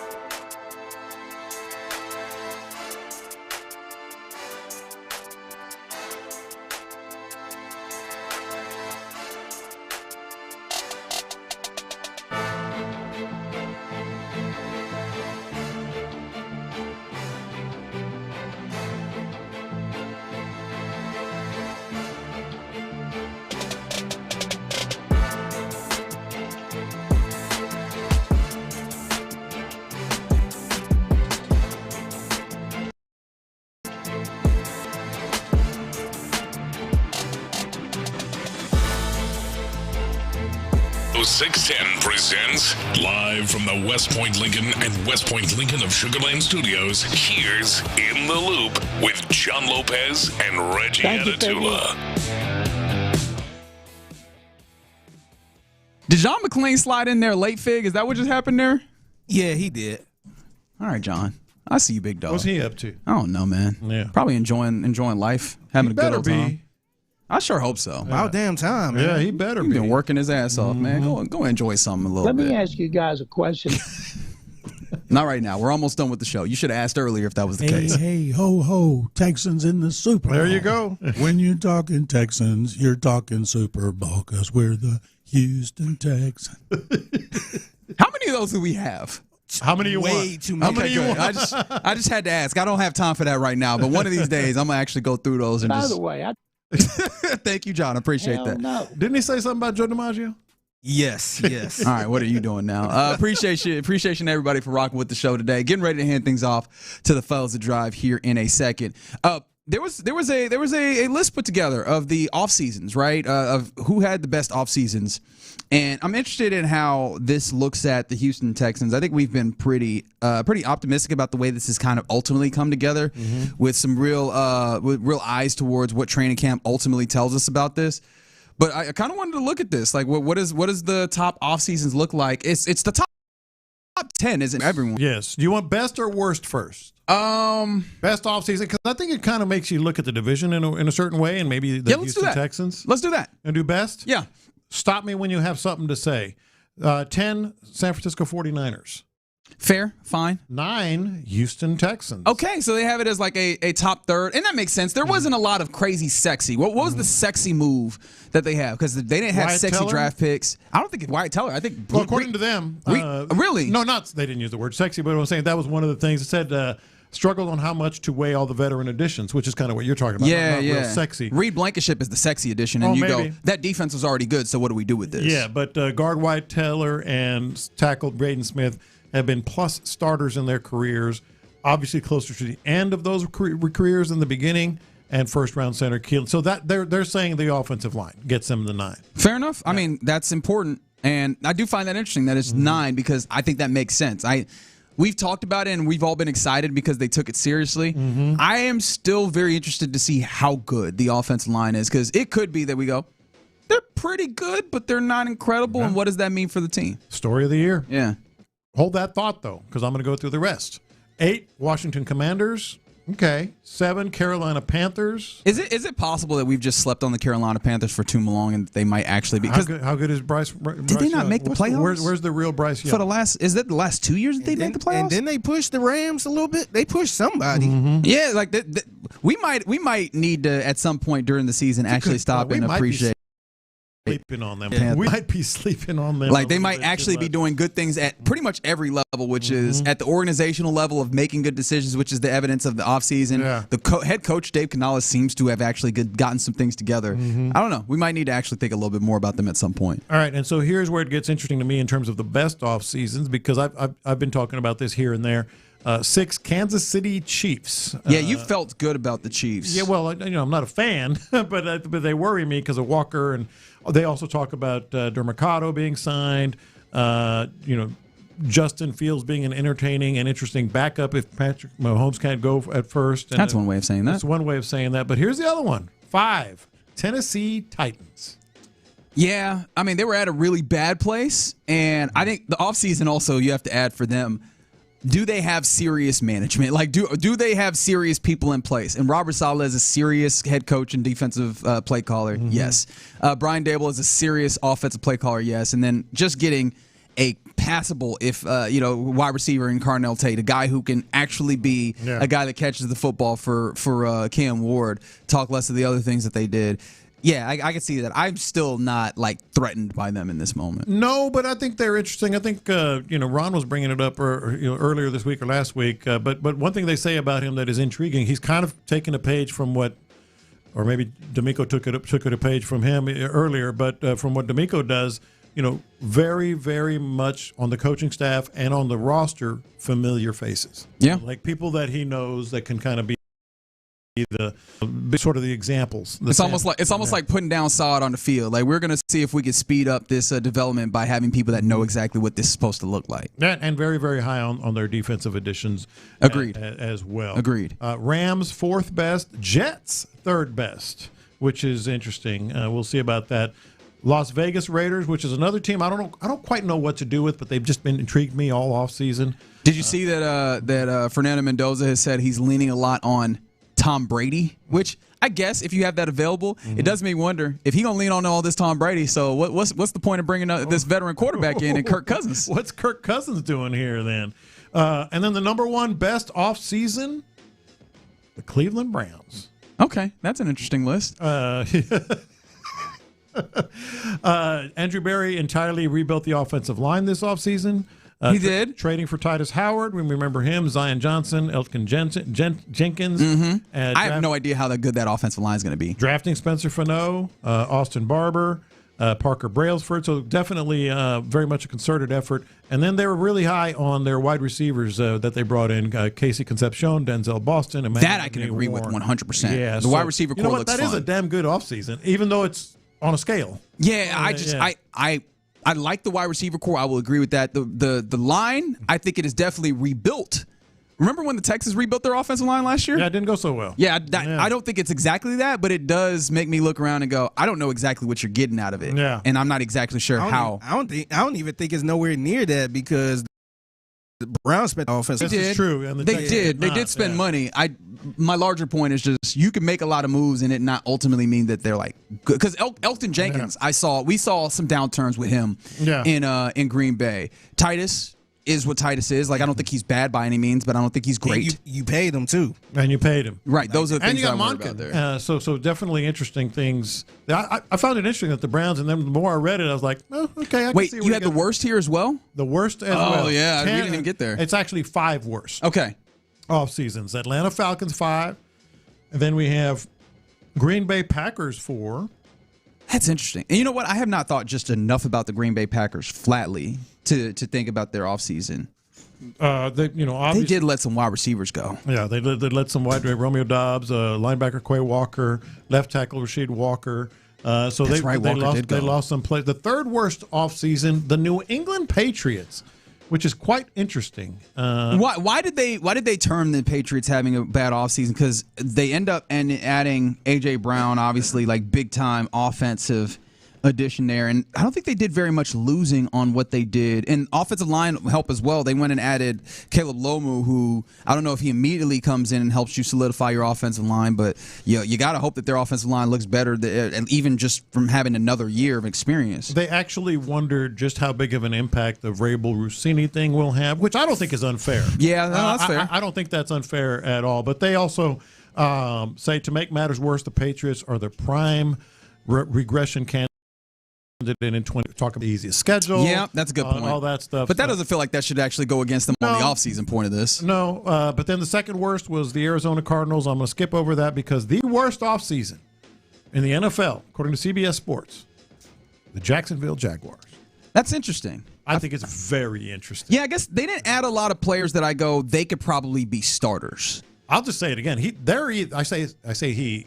It's them. It's Gladstone and Liam Cohen. They're either mad geniuses or they're really awful. And what's funny is, if I was gonna bet, I would guess that they're not because they like the smell of their own scent, right? That's the thing that scares me. Anybody that's like they like the smell of their own scent too much, I'm like, I feel like the pride comes before the fall here as we welcome in the fellas of the drive. Today, Luke Morrow and B. Scott in for the fellas. Yeah, what's going on, guys? How are you? Appreciate you, D&M Ollies, for this. And also, because I've been slacking on pimping, you're listening to KLT AM, KLT FM, HD2, Houston and Odyssey Sports Station. What's happening? I mean, to be fair, y'all know I have no love for the Jacksonville Jaguars, but doubling down on what they did last year, even though they didn't win the Super Bowl or anything, is not necessarily the worst idea. Like, I actually like their team. But it's strange stuff they've done. Yeah, I think both things can be true, that they didn't do a whole lot. Like, their offseason is not impressive in any way, but also the team that they had and that they're bringing back is a pretty good football team. I think that about both.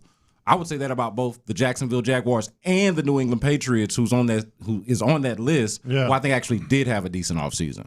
They say they objectively had got worse in Devin Lloyd, Travis Achan, which I'm still not used to saying, Greg Newsome, Andrew Wingard, and not only did they objectively get worse in free agency, they had maybe the worst class of this year's draft. So, again, but those were their guys. Yeah. They are really testing the what is the popular consensus versus what we like. I think I like the Emmanuel Pregnon acquisition. The Borkature ends up being the one where they got a lot of out of Texas A&M, tight end at A&M. They got a lot of flack for, but I'm with you, B. Scott. I kind of really like the way that the team already was situated, but they didn't do anything to get better. And it feels like in the NFL, you kind of just need to always be adding on top year over year because you can get left pretty quickly. Yeah, that's fair enough. And they weren't good enough last year. So at the very least, there could be a question of have they hit that same glass ceiling that it seems like the Texans are trying to break? Yeah.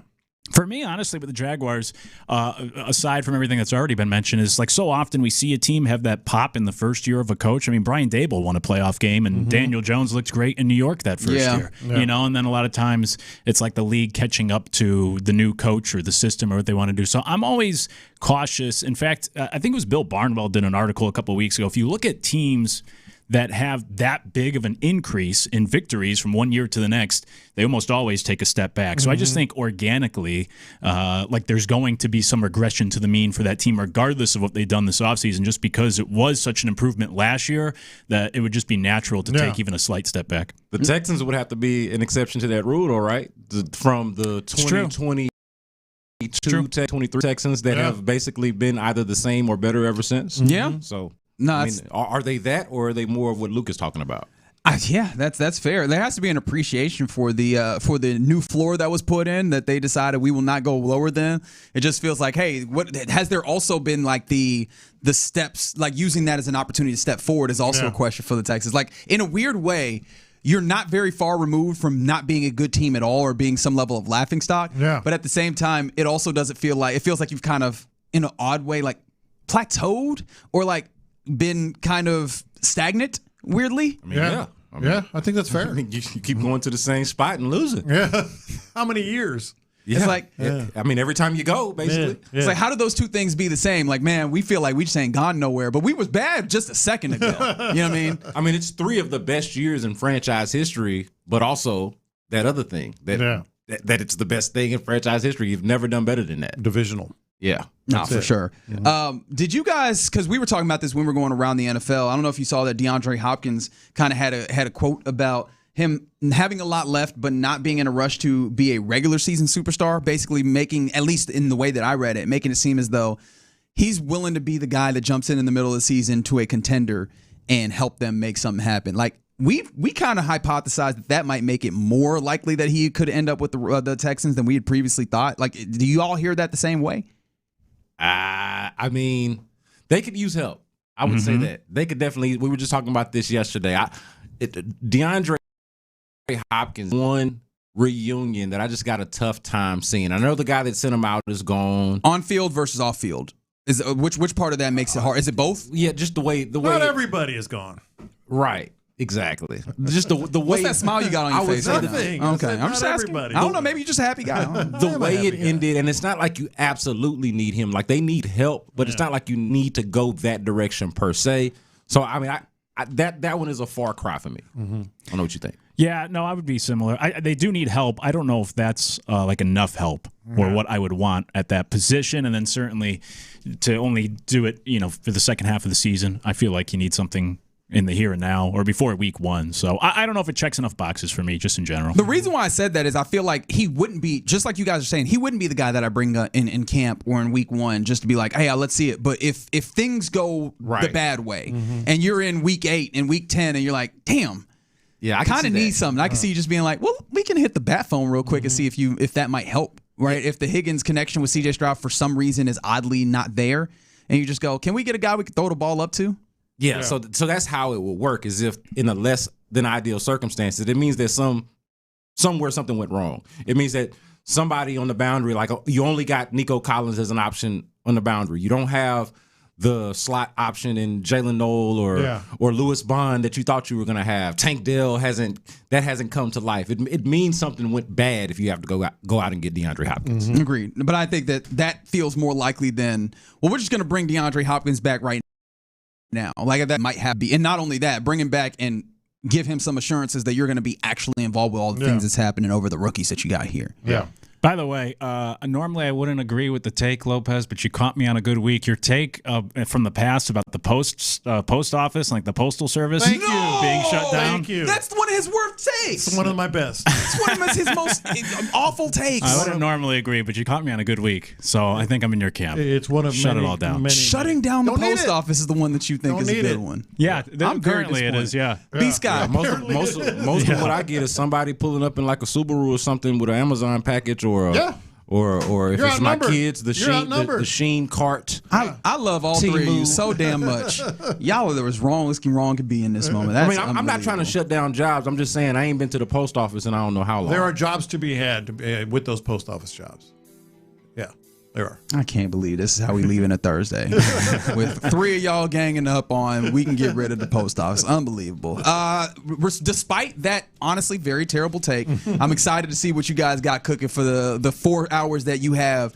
Sports Radio 610 listeners. J-Lo, I'll catch you tomorrow for a Friday. Sir. Hopefully with another 3 points for the U.S. men's national team. But yeah, I already gave you you're listening to KLT AM, KLT FM, HD2 Houston, and Odyssey Sports Station. You get it one more time. I will appreciate, though, DNM Ollie for giving us the crosstalk.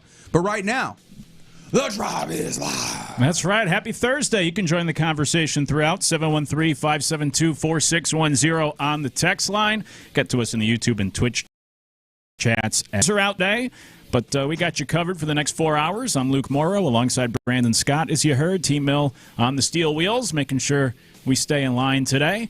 Before we came on the air, I thought we were going to use the Royals getting no hit as an excuse of why Ron wouldn't be in, and then the Rays blew that in the 9th inning. But happy to be with you today, and we'll be here tomorrow as well. This is the crew for the next 2 days, so appreciate you hanging with us here on this Thursday. What did they think was going to happen putting Craig Kimbrell out there? Yeah, right? It's like they were just giving away the no-hitter. It really is remarkable. We were talking about it a little bit, Tyler and I, as he was pitching, but I was trying to think of other athletes, and I didn't intend to start in this direction, but now I'm just, my mind's going. But other athletes who used to be at the level of Craig Kimbrell and then have held on so long at the level he has been now. Like, if you go look at his last 8 years, his ERA is nearly 5 in every year, and yet he's been in the league for still 8 years since his prime. It's not quite Joe Flacco, because Flacco's still good when he comes in, but you don't often see these guys who are like at the top of their game and then still get another decade of their career being just like that back of the roster holding on to a spot type of guy. Not just back of the roster, but objectively bad. Yeah, right. Because the first name that came to mind, and maybe this is because NBA's on the screen now, there's a lot of NBA news, and we're going to get to the Rockets in just a second, but the first thought I had was Vince Carter. Remember how he was great? That's a good one. He was great in the early 2000s, and then it just seemed like he played forever, but it was a long time since he had been great. but he was never like an awful basketball player necessarily, like the way that Craig Kimbrell is, like not even an innings eater of any kind. He's just a bad option. Yeah, it's true. I just looked at I pulled up Vince Carter's page. The last 6 years of his career, he averaged fewer than 8 points each of those 6 years. Yeah. Yeah, he did. So that's probably the closest. That was the first name that came to mind. That's a good one. You don't get a lot of those though. No, you don't. Kimbrell somehow he's been washed up for 8 years. He's still in the league somehow. The only other one, since you mentioned Vince, I was thinking of like Penny Hardaway, but that was really more injury related. So I can't. But he was another one that was in the league with the Suns, the Knicks for like another 10 years. It's like, how is this guy still playing? Yeah, Sean Kemp got some chances after it was probably way too late. Right. That's one. Yeah, there might be more examples in basketball than any other sport, but. Yeah. Anyways, that's where my mind was going as we were watching Ron's Royals potentially get no hit. 713-572-4610 on the text line. Hey, the Rockets made their pick last night. They traded away the second round draft pick. B. Scott, were you into the second night of the NBA draft? Are you locked in and watching last night? Yeah, I was. More so because the Rockets didn't have a first-round pick. I think if they had already picked in the first round, I would have cared a little bit less. But I was curious, not even just what the Rockets would do, like who they would pick, but how they would use the picks. Mm-hmm. Were they gonna package the picks to go get an already established player in the NBA? Were they gonna try to move up, higher in the second round, which is exactly what they ended up doing, trading up to pick in the first or with the first pick in the second round, which is what they ended up doing to it. And I do on the side a lot of Rockets content, so I'm in the weeds on Rockets stuff anyway.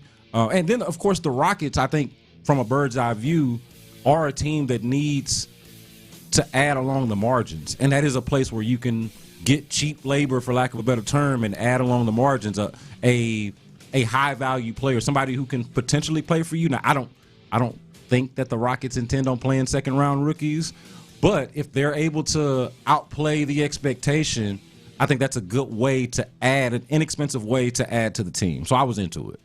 They draft, in case you're just tuning in on the whole day, they drafted Bruce Thornton. They're traded up to get him out of Ohio State in the second round. I've seen a lot of conversations, at least online, with Rockets fans these last couple of days of like, when are they going to do something? And I think part of it's kind of that like FOMO where we're heading into the summer now, and like growing up, it was always when your buddies got to go on vacation during the summer, during the school year, and you're like, oh man, like how come we can't go on a trip like that? And so I think it's similar where you see like the Timberwolves make moves, and obviously the Giannis trade, and you're like, oh man, like how come we can't pull off a big trade like this, get a big name? But with that said, is there a big move coming? Is this draft pick going to have to qualify as the big move for the Rockets? Like, how do you anticipate this offseason playing out for the Rockets now as we head past the draft? Well, it's a long shot that this draft pick, with all due respect to Bruce Thornton and his career at Ohio State, he's the leading scorer in Ohio State program history. So, and at 220 some odd pounds, so shout out to him for doing that. But I don't think he's going to constitute the big move. And I think Rockets fans need to prepare themselves to be disappointed that big move isn't coming. That's not to say that the Rockets aren't open to making a big move or that they haven't gone down that road. But the big move out there, the big move for them just might not be out there. That could be the case, and we'll see. Of course, Jaylen Brown is still out there. That's kind of the buzz name because there's a connection between Jaylen Brown and, of course, Ime Udoka. And he's the star whose name has been bandied about in trade rumors over the last several days or so, even going before the draft. So that's still out there, but we were talking about this before. The Rockets are in an odd place, and I think last season revealed something about the team that puts them in this predicament where they're kind of a tweener of a team. Where you look at the top end of the roster, their combination of stars, let's just look at their top three basketball players, Kevin Durant, Alperen Sengun, and Amen Thompson in some order. It's an imperfect combination of stars at the top end because two of the three of them can't shoot, and the one who can, and the best among them, is 38 years old. So that's not the perfect combination or fit. When you got two guys that can't shoot, that's a problem within their own game and a problem of fit because you can only have but so many guys on the floor at a time who can't shoot before you have spacing issues. So that's a problem at the top end of the roster. And then in the playoffs, and this is because of the injuries and because of the added expectations and them being inconsistent and not necessarily meeting that expectation, it was revealed to you that you're not a deep enough team. So you need players on the back end of the roster, and you need the top end of your roster to either be better, a better fit, and ideally be younger. You know, you kind of want a mix of all of those things. Meanwhile, you got all of these guys who are good as anywhere between the 3rd to 7th best player on a team. But you need better on the top end, and you need better on the back end, which leaves people arguing about whether to go get a star or to just add along in the margins. And as you mentioned at the start of that breakdown, that one, there just might not be a lot of options. One of the options is Jaylen Brown, as you alluded to, and everyone's clamoring about Jaylen Brown, and that might be the best or only option out there for the Rockets to try to get one of the top-end talent pieces added to this team. However, Zach Lowe was talking on his podcast and does not think the Rockets will be remotely interested in Jaylen Brown. Houston just keeps surprising me that they don't come up in any of this talk. I frankly have not heard that they're super into Jaylen Brown. That could change, but that's what I've heard for now. And for one, I'm surprised as well, as Zach said in the beginning of that clip, especially when you consider like the Ime connection and all that sort of stuff. Things can change, and it can be the arithmetic of trying to make it work, but it seems like Jaylen Brown is the lone big fish out there after Giannis. And if he's not an option for the Rockets, it goes back to that question I was asking of, like, you know, what is the big move of the offseason? And if there isn't a big move, is that good enough team to try to get where they want to next season? I don't think it is. And so, no, I don't think it is, but they also might not have a choice. They might have to end up doubling down depending on how things work. I think they should go down this road with Jaylen Brown, but I also understand the downside of it, because you have to answer this question, or really two questions. How do you like the player fit with whatever you have left after you trade for him, right? So how do you like the team now? And then, especially if you're getting somebody at this price, how do you like them past this era, like past the Kevin Durant timeline? Everybody kind of wants to downplay whether they're on a KD timeline, but the truth is they are trying to thread the needle of being on both timelines, of maximizing the KD time, but also having a runway after he's gone. And so what does it look like with Jaylen Brown while KD is here? And then what does it look like a couple of years down the road when KD is gone and Jaylen Brown is making $70 million a year and you're building your team around that? Mm-hmm. You might like, and I do like, just to be clear, I like the idea of 29, 30-year-old Jaylen Brown pairing up with 38-year-old Kevin Durant and trying to build a team around that. I don't necessarily love the idea of building a team around 32-year-old Jaylen Brown at $70 million a year with no Kevin Durant and, again, a bunch of players who are anywhere between the 3rd to 7th best player on a playoff team. Yeah, which is a fair point. People are already chiming in. Appreciate you hanging with us. On YouTube, someone said, give up and Thompson. Another commenter says, if LaMelo is fetching 3 firsts in 2 seconds, and there's no telling what Jaylen Brown will command on the open market. Least that. I think obviously at least that. So you're talking about 3 firsts, whatever with the seconds.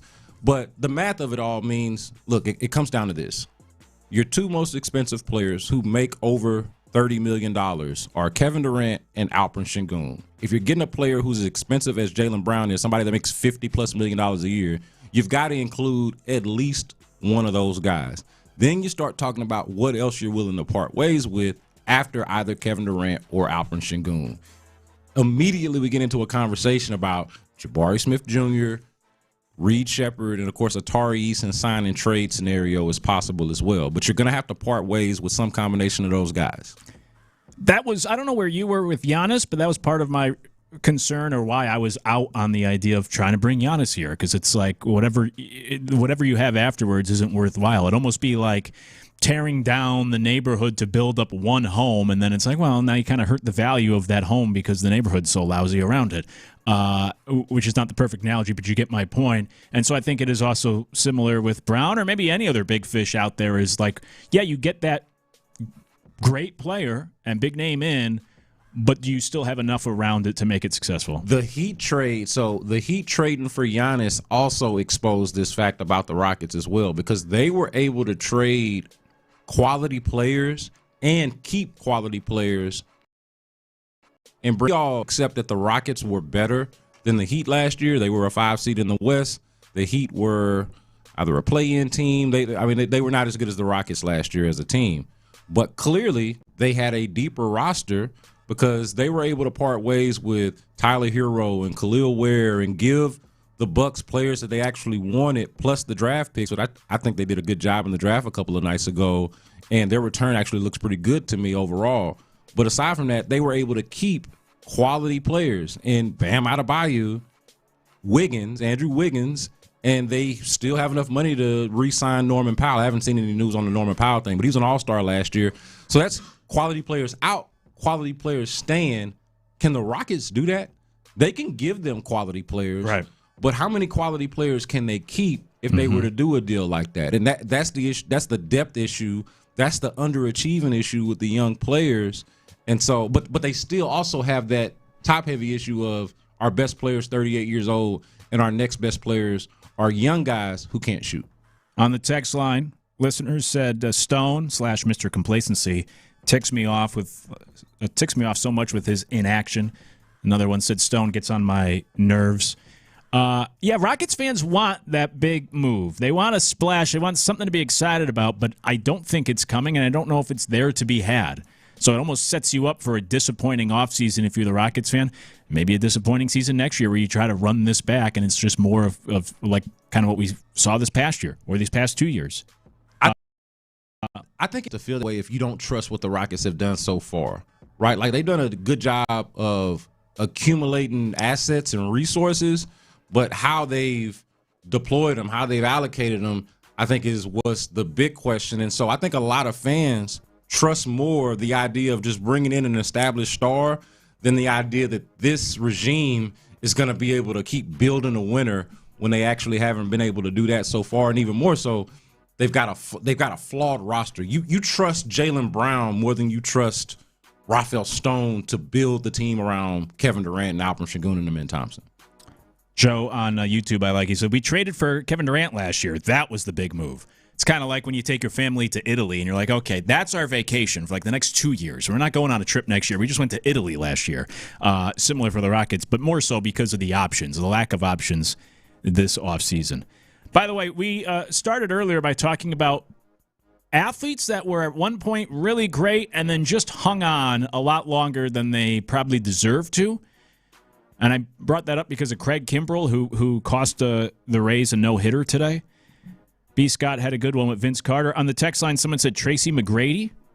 And then another said somebody said it's an easy one, Lance McCullers. Yeah, unfortunately, that one hits a little home, but point made, point taken. But as I said, if it's injuries that are I don't know if you can count them when it's injury related. I think what Kimbrell has done, or even someone like Joe Flacco, to have that peak of the career and then hang on for another decade. Yeah. And Kimbrell, remarkable to me. Kimbrell also keeps getting new jobs. Yes. Whereas Lance is just still with the, he's still with the team that gave him the money. They're still kind of just dug in and bought in on the experience. And of course he won here and all of that. It's not like Lance just keeps getting new gigs every year after being bad the year before. That's true. And for T-Mac, it was short-lived. After he left Houston, he was only in the league for another 2 years. And his was definitely injury. Yeah, right? Like he was never bad while healthy. He just suddenly became injured, and it was over pretty quick. Yeah. Hey, speaking of McCullers, speaking of those Astros, are we drinking the Kool-Aid at this point? The Astros now are one game out of the playoff picture. The second half of the season just started for them yesterday. Are we all in on the Astros? We'll talk about it next here in The Drive. The Drive with Stoerner and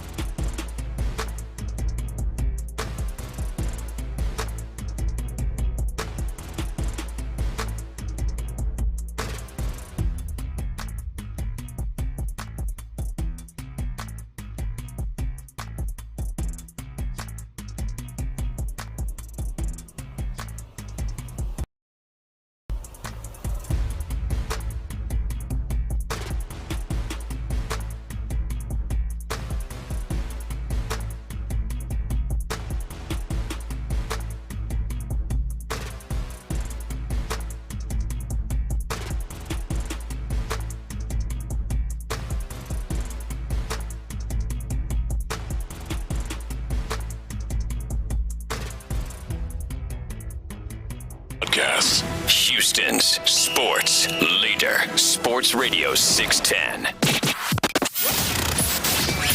The Drive is powered by Mokaram Injury Lawyers. Heard in an accident? Call Mokaram Injury Lawyers at 281-222-2222. Sports Radio 610 presents The Drive with Stoerner and Hughley. Ring him up. It's over. What a challenge by Yiner. A called third strike on Varsho to end the game, and the Astros win it 3-1 in Toronto. What a series win, Blumber, after losing the opener on this road trip. Yeah, that was an exciting game. The Astros not winning that opener, forced to win the next two to be able to clinch that series win. Are we drinking the Astros Kool-Aid now? You might already be there, but are we fully back on the bandwagon? 713-572-4610 is the text line. I'm Luke Morrow alongside Brandon Scott. And for the fellas today, T-Mill on the other side of the glass. Appreciate you hanging with us. As you heard, Astros got the win series in Toronto, so they've won 4 straight series. They begin a new series on the road tonight with the Tigers. 5:40 Central Time, first pitch this evening. So they'll get underway before we're finished here this afternoon. Are we back in on the Astros? Yeah, 39-43, 4 games under 500, but now in second place in the AL West, only 2 games out of first, 1 game out of that final impressive wild card spot in the American League. B. Scott, I know you've been down or maybe a little negative about the Astros on air this week. Yeah. After yesterday, nice win in Toronto. Are you heading to the water cooler? Are you getting your cup of Kool-Aid? Are you in on these 2026 Astros at this point? Oh, headed to the water cooler. So, look, I'm not drinking the Kool-Aid just yet. I'm not drinking it. But am I headed to the water cooler? Am I ready to pour the Kool-Aid? Am I ready to grab the pitcher out of the cabinet on the top shelf? Am I ready to go buy some sugar? Yeah, I think I'm getting closer. Look, I'm not there yet. I think they've got to show more before I can really get there. But I do like what I've seen, and especially over the last 2 games. Like, honestly, these last 2 games that they've played, the day game on Tuesday and what they did last night, was some of the most fun that I've had watching the Astros in a really long time. And what I really liked about it, and look, this is the thing that I want to see more of, and the reason why I'm skeptical, but also what I liked about watching them, was that they from guys they weren't getting it from before, right? They were able to get the home runs from outfielders, Taylor Trammell, Cam Smith. This is 2 days ago, right? Taylor Trammell, Cam Smith.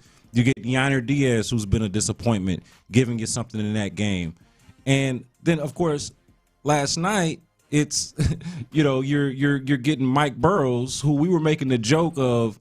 And funny enough, I set the over-under on home runs given up last night for Mike Burroughs at 1.5, and people thought I was crazy for trying to even start a sports book with that. It should be at least at 2.5, and that was a good number because we know he's going to give up at least 1. The question was, would he give up 2?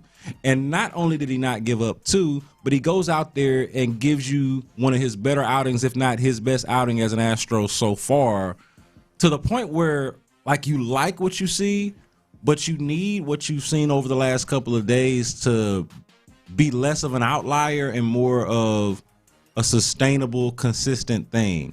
So I love seeing the outfielders finally be able to hit their way out of a paper bag, and they haven't been able to do it all year. Is that sustainable? I don't know yet. If it is, I can drink the Kool-Aid. I still need to see more. Can Mike Burroughs be either your 6th starter as he was positioned last night or somebody that you can rely on in the bullpen? Can he be useful at all? And especially if he can pitch the way he did last night, then, of course, you feel better about that. The pitching is really starting to come along, especially when you look at health with the starters. And then the bullpen, quiet as kept, has actually been fairly decent over the last, let's call it, month or so. Those things, they are trending in the right direction, has me walking toward the water cooler, but I need some of these things to be more sustainable, I feel better about the entire rotation and to not have the outfield be a complete nothing, which to its credit, it was not over these last couple of games. So I want to see more of that. Yeah, it's funny. Chandler Rome had that story, I think at the start of the week, of how this outfield statistically is a bottom 3 offensive outfield in Astros history. Yeah. And then they go to Toronto, and they actually, as you laid out, the outfield actually did their part, highlighted by Profito against his former team. So I'm curious how much of that was just like his return to Toronto, and if there was some, I know he downplayed it in the press. I wouldn't expect much else. But I am curious, even though it wasn't like a major transaction or anything, that if there was something a little personal for him returning to Toronto after they traded him to Houston this offseason, I'm curious if this is the start of something or if that was a little blip. But the outfield certainly stepped up, did their part, as did the pitching. You know, we get the reports in regards to Mike Burroughs. It's funny. It's kind of like the whole Belichick used to bring guys in on, Tuesdays for workouts to try to motivate players. And for Burroughs, he originally got demoted, and then he gets back into this opportunity to start last night. And then you get the news of Christian Javier supposedly returning, and he's going to start this weekend. I don't think it's as simple as now suddenly Mike Burroughs motivated, but the timing is funny in that sometimes it's kind of like contract years where finally guys kick it into high gear. It's like, where has this been the whole time? Finally, your last-ditch effort, your last chance to shine through. Do you think Burroughs, though, as we try to fast forward here and look at this rotation, with Javier coming back and some of the other arms, Lance McCullers eventually, is supposed to be coming back here in the near future, who knows, and other arms as well. Do you think Burroughs, I'll just lay out my side. I think the ceiling is higher for Burroughs than these other guys, that I would not want to remove him, even before last night's start. I would not want to remove him from the rotation for a makeshift Lance McCullers here, or even Christian Javier pitching for the first time in who knows how long. How do you feel about Burroughs? Do you think his spot is still, do you think he's really on, how should I phrase it, rocky footing here in the rotation? No, because, this was an audition of sorts. There was no guarantee that he would remain in the rotation past last night's start. So, and I think he should be motivated by that. This is somebody that was supposed to be one of the key acquisitions for the Astros over the offseason, and he's been anything but that, last night notwithstanding. So, no, I think he absolutely should be motivated. And best case scenario, the guy that you brought in to be a middle-of-the-rotation guy can at least be a back-end-of-the-rotation guy at the very least, if not exactly what you signed him to be or traded for him to be. Mariners lost today, by the way, so if the Astros do win tonight, they'll be within a game of first. Oh, no, I counted the Mariners in the 2 games, so they'll be within a game and a half, I believe, of first place. They started the day 2.5 games out of first. Mariners have already lost to the Pirates this afternoon. So the Astros can get to a game and a half out of first in the division if they win tonight. Brian Abreu, by the way, reinstated from the restricted list. I know there was a lot of conspiracies around that. And with the time he only missed the Toronto series, some people were speculating it was a visa issue or, being able to get into Canada. I don't know. Now he's back on the team and in Detroit. Maybe there's something like that. That typically doesn't happen because you're going to Toronto and you should be able to get this figured out in advance. You know the schedule, a year in advance, all that sort of stuff. But still, who knows? Something might have come up, whatever it is. But anyways, long story short, Brady's back on the roster. Once they called it a personal issue, I was just like, yo, whatever it is, I hope it works out. Because when you go on the restricted list and you're missing pay and you're missing service time and there's no definitive timeline for when you're coming back, you don't know what to make of that unless they fully explain it, which they did not do. So glad to find out that whatever the personal issues, whether it was visa or just short-lived, that he can at least get back to work. Now, whether you want to see him out there is its own question, but I'm glad everything's working out for him personally. And to answer my own question off the top, I'm still not drinking the Kool-Aid yet. I've also been an Astros wet blanket around here really throughout this season. But you're in the worst division in baseball. If you look at the teams that have the fewest wins against winning teams, the Yankees have the fewest wins still. They've led the league all season in fewest wins this year against winning baseball teams. Part of the reason why the Yankees have the best record in the AL. But the Astros are second. Astros have the second fewest wins. And if you look at run differential, which I think is the most important number for a baseball team, Astros have the second worst run differential still in the American League, despite playing a lot better the last 5-6 weeks.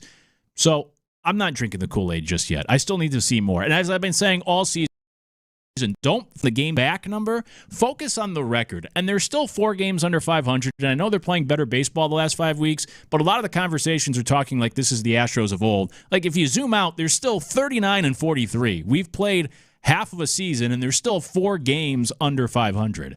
So I think there's more to it than just that slow start. And actually yesterday, I know we have to hit a break, but yesterday I thought was a great microcosm of just the AL is really bad, and the Astros are not as bad as some of these other bad teams. I was literally going to say, before we go to break, that if you look at run differential, there ain't too many teams in the AL at all to drink the Kool-Aid of. It's true. If you go by that metric. There's like 1 to maybe 3 teams. That's fair. So I know. It's that bad. It is. I think the Red Sox are 5th in run differential, and they have the worst record in the American League. But yet they are only like -6. But yesterday, the Blue Jays, what are you doing on that double play with Cam Smith makes a nice catch? Man. What are you doing on the pickoff at third? The pickoff at third, like you could tell, like the third baseman clearly didn't think it was coming. Right. The pitcher thought he got a sign that clearly he didn't get because the whole bench is looking like, what the hell's going on? What is going on? They kind of gave that game away. We got to keep that in context. Like the Astros, they've made some plays and they've played well, but boy, that was a comedy of errors from the Blue Jays. And the team that was in the World Series last year, the Blue Jays. So that's why I keep couching it that the Astros are like the smartest kid in summer school. The American League is just really bad, and the Astros aren't quite as bad as some of these other bad teams, but it doesn't make them a great team or even a good team just yet. So we'll see on that. Which takes me to this. When we come back, should you be turn around for the Astros, or does that set you up for more disappointment in future seasons? We'll talk about it next year on The Drive. Hey, my goodness.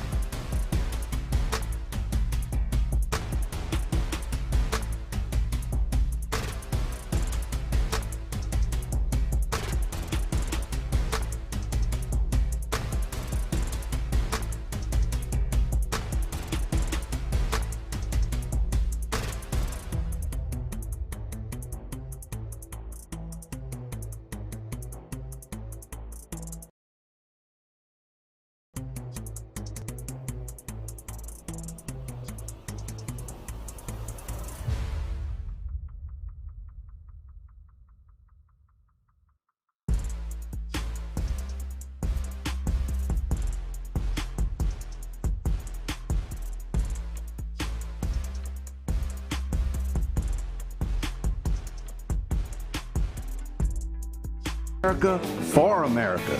Y'all come see the difference. Sports Radio 610 presents The Drive with Stoerner and Hughley.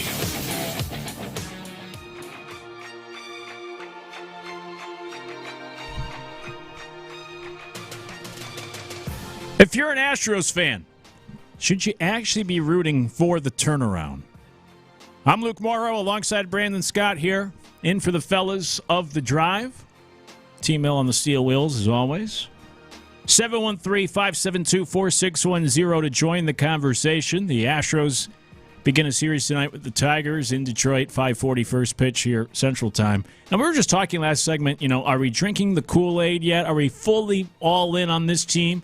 Yesterday was the start of the second half of the season for the Astros. They're only a game out of a playoff spot. But if you're an Astros fan, I feel like it could almost be an awkward spot because you wonder, if we're being realistic, what's the ceiling of this team? Do you think this Astros team can, even the way they've been playing the past month, can they go win a World Series? Can they compete with, say, maybe Yankees? The Brewers, whoever the top teams in baseball you feel are. Do you think the Astros are really on that level? If their ceiling is just simply to get to the playoffs, almost like 2024, and get bounced early, is it worth it if it would lead to, say, more Dana Brown and Joe Espada? Because a lot of Astro fans have been really frustrated with the current leadership of this team. And if the Astros don't make the playoffs, I imagine those guys are on expiring contracts. I imagine changes are coming. But if the Astros do turn this around, have a good second half of the season, make the playoffs, wouldn't that probably give those guys the opportunity to get another contract and stick around? So it's almost like pick your poison if you're an Astros fan. And I know it's weird because, look, it's hard. Sometimes tanking is the best thing for your team, but it's still hard to sit there and root for your NFL team to lose every Sunday. It's hard to root against your team. So similar here. It's hard to root against your baseball team if it means you'll make some changes at the top. But it's almost, like I said, kind of pick your poison. Make it to the playoffs, maybe lose in the first round, and then you get stuck with Dana Brown and Joe Espada. Is that a good enough trade-off for Astro fans? So I get the idea, and I like how you present it, but I'm going to go ahead and reject the premise just a little bit. Because I don't think necessarily that simply salvaging what's left of this season, the back half of this season, if you will, and making it to the postseason and having an early exit. Let's say it's a 2024 type of season, right, where they rally division, they host playoff games, but they don't win a single one, right? Or maybe they're even competitive, but they ultimately don't do anything of note. I don't think that's going to be enough to save Dana Brown's job. I don't think that's going to be enough to save Joe Espada's job. Let's remember, this is the same owner in Jim Crane who parted ways with James Click after they won a World Series. So James Click was a lame duck general manager in the 2022 season. They won a World Series, right? That was kind of an underlying storyline, is when is he going to get an extension? Is James Click going to get an extension? They win the World Series, and he doesn't get an extension. They don't bring him back. And the rest is history. So we've seen that. We've seen ultimate success and a lame duck guy not be brought back. I can only imagine what mediocre success would constitute for these guys who were going into lame duck situations. It is curious, though, because if you were just to ask me, who do you want to see less of, or who do you think probably deserves to go more than anybody, I would say more so Dana Brown. I agree. Right? As much as I've been rooting, and everybody knows I've been rooting for Dana Brown, man. I want the brother to succeed as a GM. It just has not worked out. Joe Espada, I understand where people are coming from with that. I don't think it has shown to be as bad of a manager as some have tried to make it out to be. And I don't think he's been as bad at his job ultimately as the folks above him have been at their job. I would lay most of the blame at the feet of Jim Crane and Dana Brown, and more so how the organization has been run more than anything, not how it's been on the field. So yeah. But either way, I don't think just simply winning the division and going to the postseason is going to be enough to save these guys. So I think, fortunately for Astros fans, you're not going to have to pick said poison, but that would be a conundrum though if you had to deal with a regime that you don't believe in for a season that ultimately ended in nothing. That's fair. I think I can agree with that. If you do lose in the first round, it probably shouldn't be enough, at least for Dana Brown. I'm with you on that, too. I've always defended Joe Espada. I think he, for whatever reason, is given a much harder time than he deserves. I don't think he's a terrible manager. I think Dana Brown's done a poor job. I'd move on. I would have already moved on from him. Espada, I think, I would have no issue if he came back next year, regardless of, unless the Astros really tank the rest of this season. But I've seen enough from Espada that I still trust him as a big league manager. So, yeah, I'm with you. I hope that just simply a playoff spot wouldn't be enough. So you could, as an Astro fan, sort of have your cake and eat it too as well this year, so to speak. Now, I would, back to your question, I would sacrifice, like let's say they win the World Series, and that buys them enough equity to come back. Yeah, it'd be worth it. I would sacrifice another World Series to just bring back Dana and Joe. And even if you still don't believe in them, at least you can say that you can justify it with a World Series win. And I wouldn't feel as salty going into the next season, coming fresh off of a World Series parade.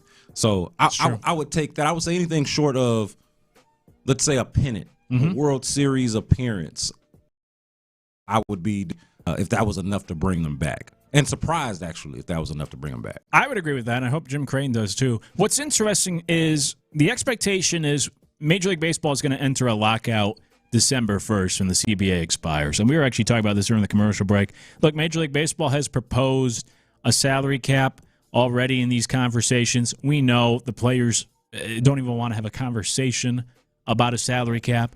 Now, I believe Patrick Creighton had crunched the numbers a few weeks back, and props to him, but he did the math and found that the salary cap, because of the floor that the owners were proposing, it would actually lead to more money being spent on players than what is currently being spent on players this year. But the players don't really want to focus on that because they don't want to cap their earning. And unfortunately, a lot of times in these scenarios, you have the top 1% battling, and they're not thinking of the last guy in the roster who, with a salary cap and a floor, would actually make more money than they currently are. But the stars of the league don't care. Anyways, I bring this all up because the new news here this afternoon is that Major League Baseball is pushing for a maximum contract length of 5 years for free agents and $250 million. And if you are 202. Oh, it's 202. 5 years, 202 is that's what I saw from Jeff Passan about an hour ago. Oh, that's even worse. I can't get behind that. I couldn't get behind the 250. Yeah. But if you're already on the team, don't worry. They can give you a 6th year. So they're maxing it at 6-year contracts. Thanks. To re-sign a player. I'm all for a salary cap. I can't get behind this idea.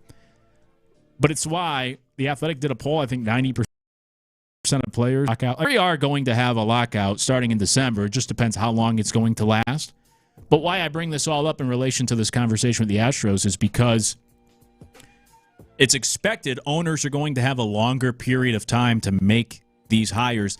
They can't do anything player-related, but you can still fire a GM and you can still fire your manager and that sort of stuff. So the Astros will have a longer period of time to think about it and make sure they nail these next hires if that's the direction they go in, while also not having to pay anybody until the new CBA is signed. So this actually, while a lockout would be terrible for the sport, it could be good timing for the Astros if they are going to make changes. This is a pretty good offseason to do it, and maybe that's why Jim Creighton kept these guys on one-year contracts heading into the season anyways. Luke, Tyler, man, let's just say it out loud. It's time to bring the band back together. Time to bring the band back together, man. Go ahead and find Jeff.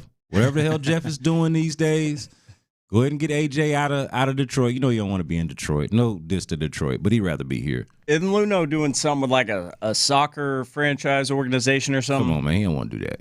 Come on home. Let's get the band back together. People have been clamoring for it for years. Now I think it's actually time. You know, you can even argue that they did it misguided. It was a misguided or a cop out, like the league made them scapegoats, if you will. But that time is over with. Ain't nobody talking about that no more. And it looks like the Astros need a general manager. It looks like the Astros might need a manager, despite what Luke and I think about the manager they already have. We can't argue a lot of success over the last few years. Yeah. And if they continue down this road, let's go ahead and get the band back together, man. Let's go ahead and do it. Do you think he will ever make his way back to Major League Baseball? I don't. But I wish he would here specifically. You don't know what you got till it's gone, until you see others try to do it or mimic it and not be able to. But that would be a way. Look, Jim Crane, I don't think his approval rating has taken as much of a hit as it probably should have over the last few years. But this would definitely be a way to get it back up.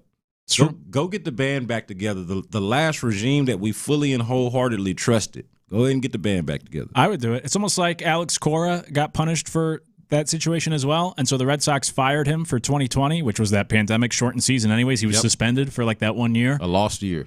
And then they just hired him for 2021, rehired him a year later after his like 1 year suspension was up. Yeah. And so, yeah, you could do something similar. I always thought that was kind of corny, but I don't blame the Red Sox for doing it. You might as well. They got the good press of like, oh, yeah, they fired him. And then a year later, when everyone forgot about it, like, okay, now you can come back and manage the team. Might as well do the same thing. On the text line, someone said that. Bring back Luna, then go get Alex Cora.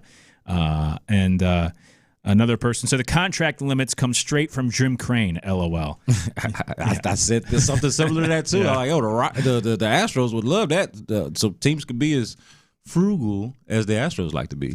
I hate 10-year contracts. I don't think they ever work in baseball. But while I am pro salary cap, I don't like this idea of trying to restrict earn on a overall. Like you can only get. We're gonna max you out at a 5-year contract. I don't like that. Yeah. If I'm whatever the version of Juan Soto is 2-3 years from now, and I'm up for a $500 million contract, and you're telling me I can only get $200 million, I'm gonna be like, man, I was born 3 or 4 years too late. Yeah, it's true. Really unfortunate. Yeah, it's like having a commission cap as a salesman. Like, what's the motivation at a certain point? Hey, when it comes to C.J. Stroud, what's fair and unfair criticism?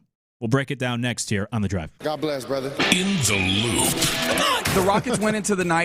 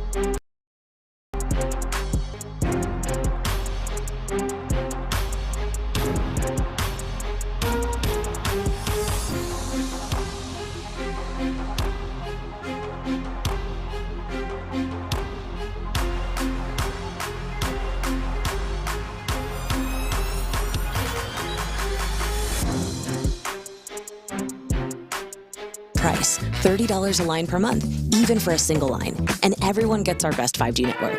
It's a phone plan designed to do exactly what a phone plan is supposed to do. Isn't that a lot simpler? Switch today at Verizon.com or at your nearest store. For new customers, $30 per line includes auto pay and switch discount. Additional taxes, fees, and terms apply. Unlimited data is restricted to on-device smartphone usage. Domestic data roaming at 2G speeds. From the West Point Lincoln and West Point Lincoln of Sugar Land Studios, KILT FM HD2 Houston. On Odyssey Sports Station, the Texans play here. Oh, it's 3 o'clock. Sports Radio 610 presents The Drive with Stoerner and Hughley.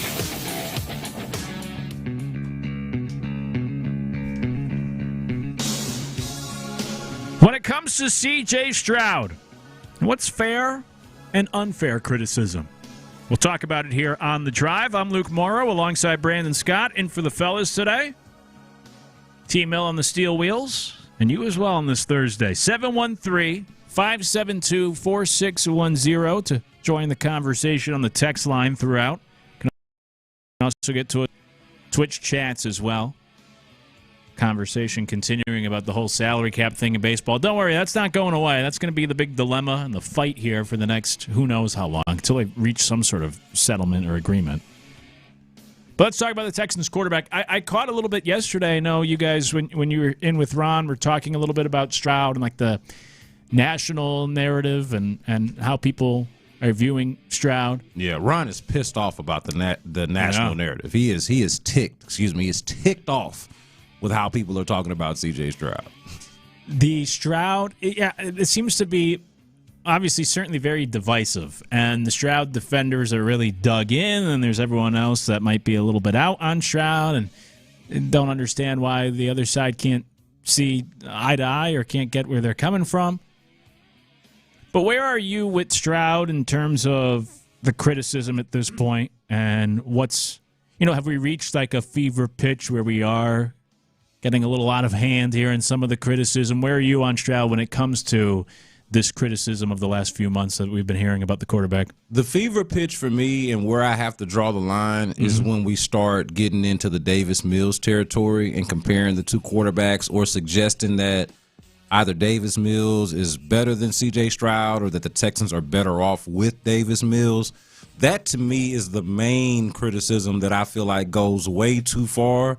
Because at that point, and I mean this with all due respect to Davis Mills, who went out there and played well for you for a stretch while C.J. Stroud was injured last year, and I think is a respectable, high-end backup quarterback.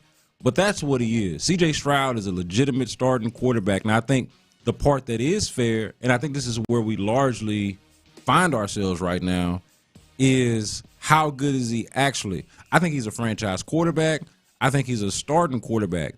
What does that look like from a contract perspective? What does that look like from a team building perspective, right? So, I think all of that is what the Texans are trying to, decide on over the next however long it's going to take for them to get an agreement on a contract. And we've seen reports earlier this week. I saw DJ Bieniemy put it out there on ESPN.com that the Texans and C.J. Stroud are not exactly close to a contract extension, and it looks like it's going to be a prove-it year here in 2026 for him. So I think that part is reasonable without having to go as far to say that he's not a good quarterback or that he's not worth getting paid at all. I think they're trying to determine how much and what kind of team we're going to build around C.J. Stroud or with C.J. Stroud as our quarterback, not as our quarterback on a rookie deal, but as our quarterback that's getting paid $55 to $60 million. What does our team look like with that guy? So to me, there should be a better balance of what we see a lot of, man, he's no good, they should replace him with Davis Mills, which I think is a bit of a minority, but you do hear it. It is a loud minority when you hear it. I agree with you. I think where sometimes things get us is almost like the vernacular, where I feel like when you talk about Stroud and the situation he's in, the conversation becomes about should they give him that $55 million contract. And I think when the conversation, I'm trying to express this as clearly as I can, when people are saying I think sometimes it gets misconstrued, where people are talking about Stroud from that perspective of, is he good enough for that big-time contract that might reset the market or, top 5 quarterback deal. And sometimes that narrative can get misconstrued where people think you're talking about Stroud in general. Because, I believe in two things can be true at once. I think Stroud is a good quarterback. I like C.J. Stroud. I do think he's better than Davis Mills. But I still don't want to pay him $55 million. So if I'm critical of Stroud, I come at it from a perspective of I just haven't seen enough where I want to commit long-term in both years or money to have this guy stick around. Doesn't mean I think he's a lousy quarterback or shouldn't be in the league or shouldn't be a starter. I just don't want to pay him $55 million to do it. And I think sometimes those conversations can kind of blend together where the conversation then almost molds into this idea of Stroud being a terrible quarterback or shouldn't be a starter. I think he should be, even if it's not in Houston, he'll be a starter somewhere else, and I'd have no issue with that. But I haven't seen enough to pay him the, say, $55 million that it might take to keep him here. Yeah, it's a fair assessment. It's why do you have to go from one extreme or another? Right. Either he's worth $55, $60 million a year, or you think he's worthless as a quarterback. It is okay in the age of clickbait and algorithms and whatever else. It is okay to fall somewhere in between, or to say that it's okay to wait and see, to play out the option, or to just pick up the option and play out this fourth year before you get to that fifth year option and kind of decide what you want to do. What's funny about the argument, you talk about what's fair and what's unfair. I think on the one hand, it's fair to point out that it hasn't been as good since the rookie year, but where you get into the unfair territory is trying to explain that regression. So, has he really regressed? Is he really a lesser quarterback going into year 4 than he was coming out of year 1? I don't think that that's necessarily the case, even though you can acknowledge, and I think you have to acknowledge, that it hasn't been his singular performance has not been as good.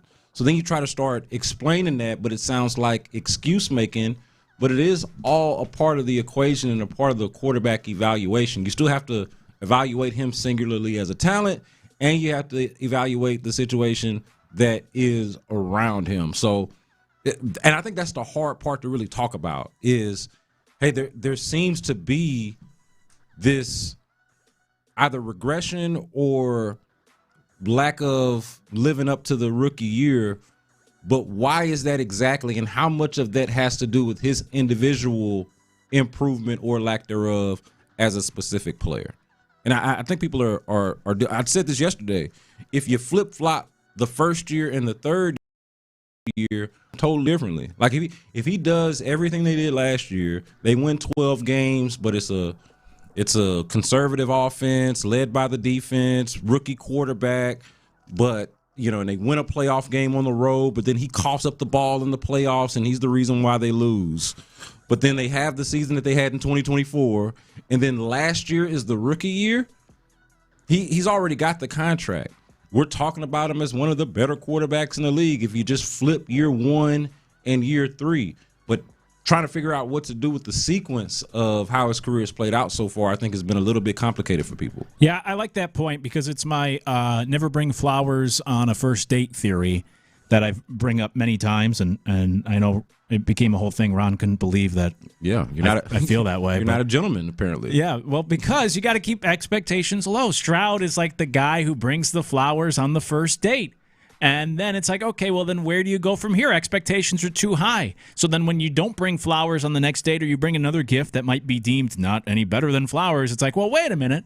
You used to be such a gentleman bringing me flowers on the first date, where the narrative around Bryce Young seems to be better than Stroud at this point. Right. And Bryce Young is like the guy that wouldn't even hold the door open for you on the first date, and then by the time you get to that fourth date, now he's actually pulling your chair out for you at the restaurant so you can sit down, and you're like, wow, he's really turned himself into something. This is a great guy.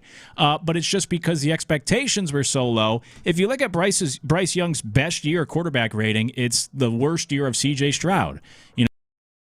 Stroud from a team perspective, obviously, but also a personal perspective than Bryce Young, and yet a lot of people at this point are saying, hey, Bryce Young's on the climb. You feel better about Bryce Young's future right now than you do Stroud, but only because, to your point, Stroud started up here and has taken some steps back, and Bryce Young started down here, and he's taken some steps forward, but Still not to the point of what we saw Stroud in that first year, but it's that idea, like I said, of flowers on the first date. You set the bar too high when you do that, and then you're held to that bar the rest of the time, where keep expectations low like Bryce Young. So, yeah, if you flip-flop Stroud's 3 years, I mean, you're feeling great about the guy. But because he did that in his first year and hasn't matched it now, that's been the biggest concern. Like, what has happened to this rookie C.J. Stroud? How come he hasn't been as good or progressed from that first year? Yeah, maybe if you bring those flowers on the first date, you gotta have a card in there that says, "Don't expect this every time." Are we gonna get your flowers? That's right. You know what I mean? Like this is just for a special occasion.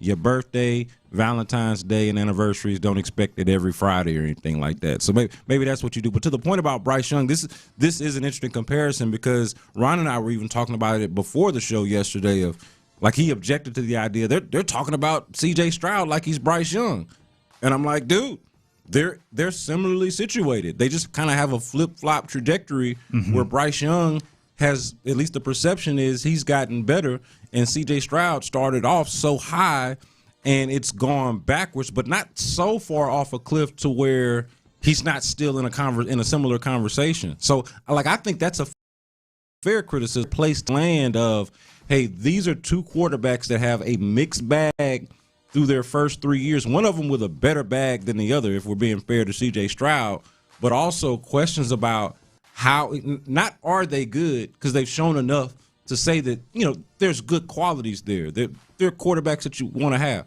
But how good are we talking once we get past that third year and we start talking about contract extensions, giving them a lot of money, and having to build our team around that? That's the big question with both quarterbacks, and I think that part is fair. That's the other part with the contract, why, at least part of the conversation, why I wouldn't pay Stroud. And I've brought this up before, but it's the Bucky Brooks and Daniel Jeremiah, you know, two former NFL scouts who had a podcast together for a long time, covered the NFL.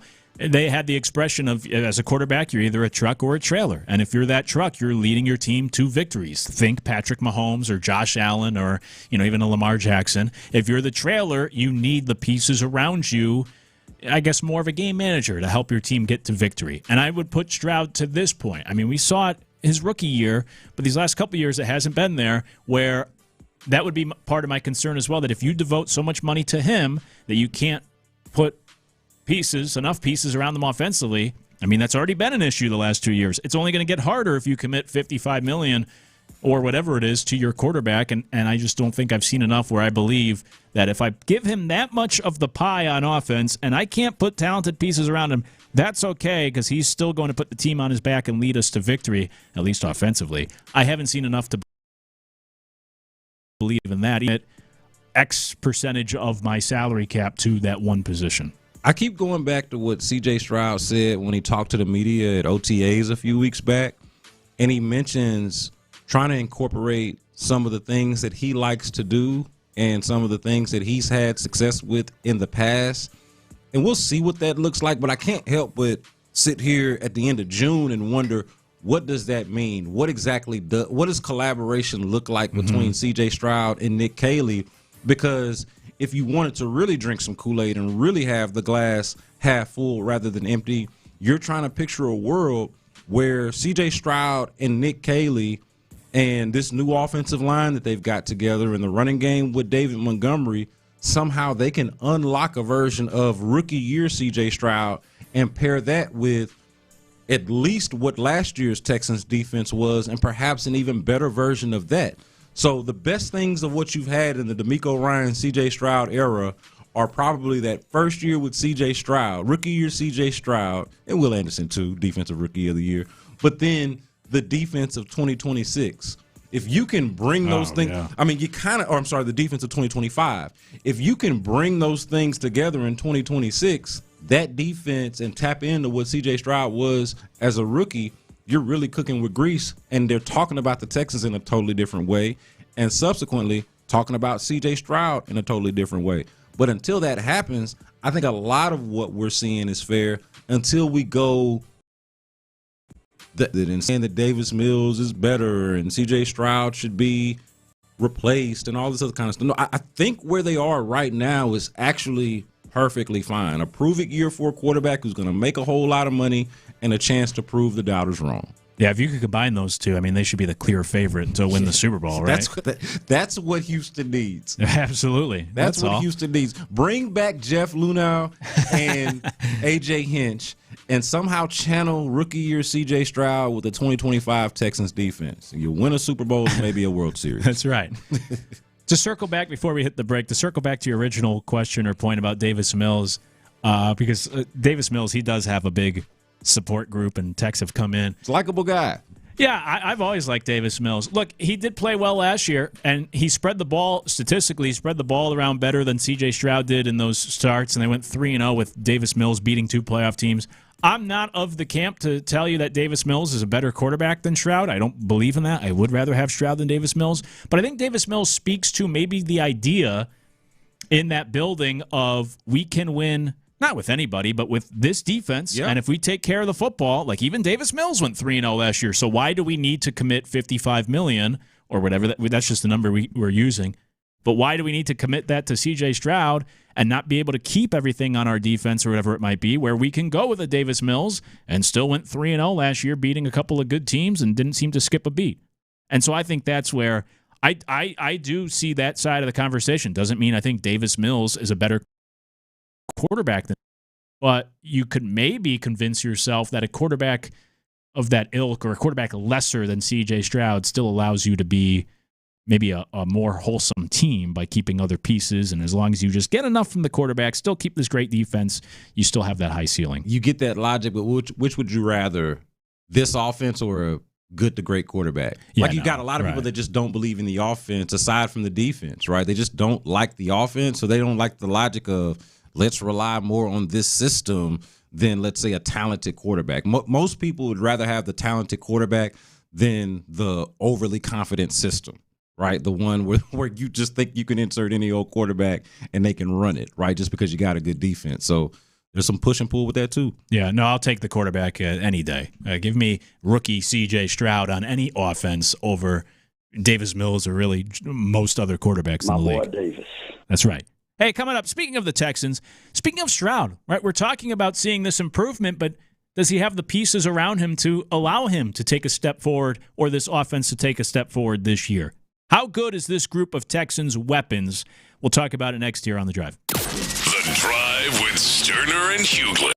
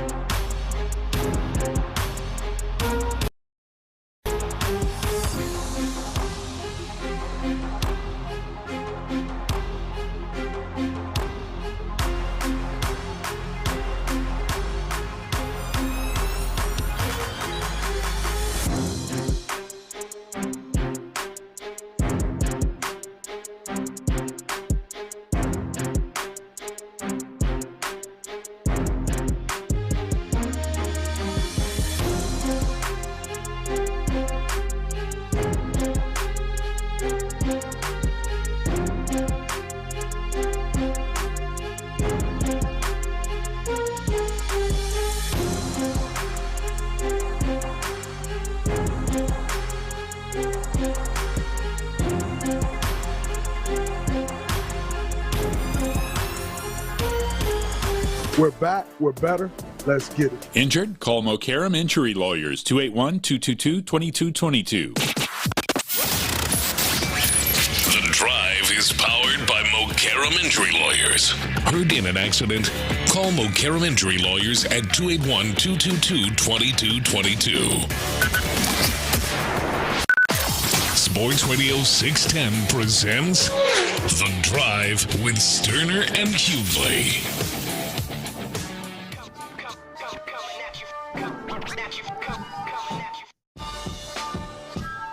How good is this Texans group of weapons actually? It's The Drive. I'm Luke Morrow alongside B. Scott, T-Mill on the ones, and you as well on this Thursday. You can always join the conversation, 713-572-4610 on the text line or in the YouTube and Twitch chats as well. We were just talking last segment about C.J. Stroud, and of course it always becomes a passionate conversation. All the texts coming in. And a lot of the conversation on the text line and the conversation that we have on air is about the pieces around Stroud. He was great as rookie year, hasn't been as good because, well, the O-line hasn't been good enough, or the run game hasn't been good enough, or the weapons haven't been good enough. And that all may be fair, but then I ask you, how good do you think all of that is for 2026?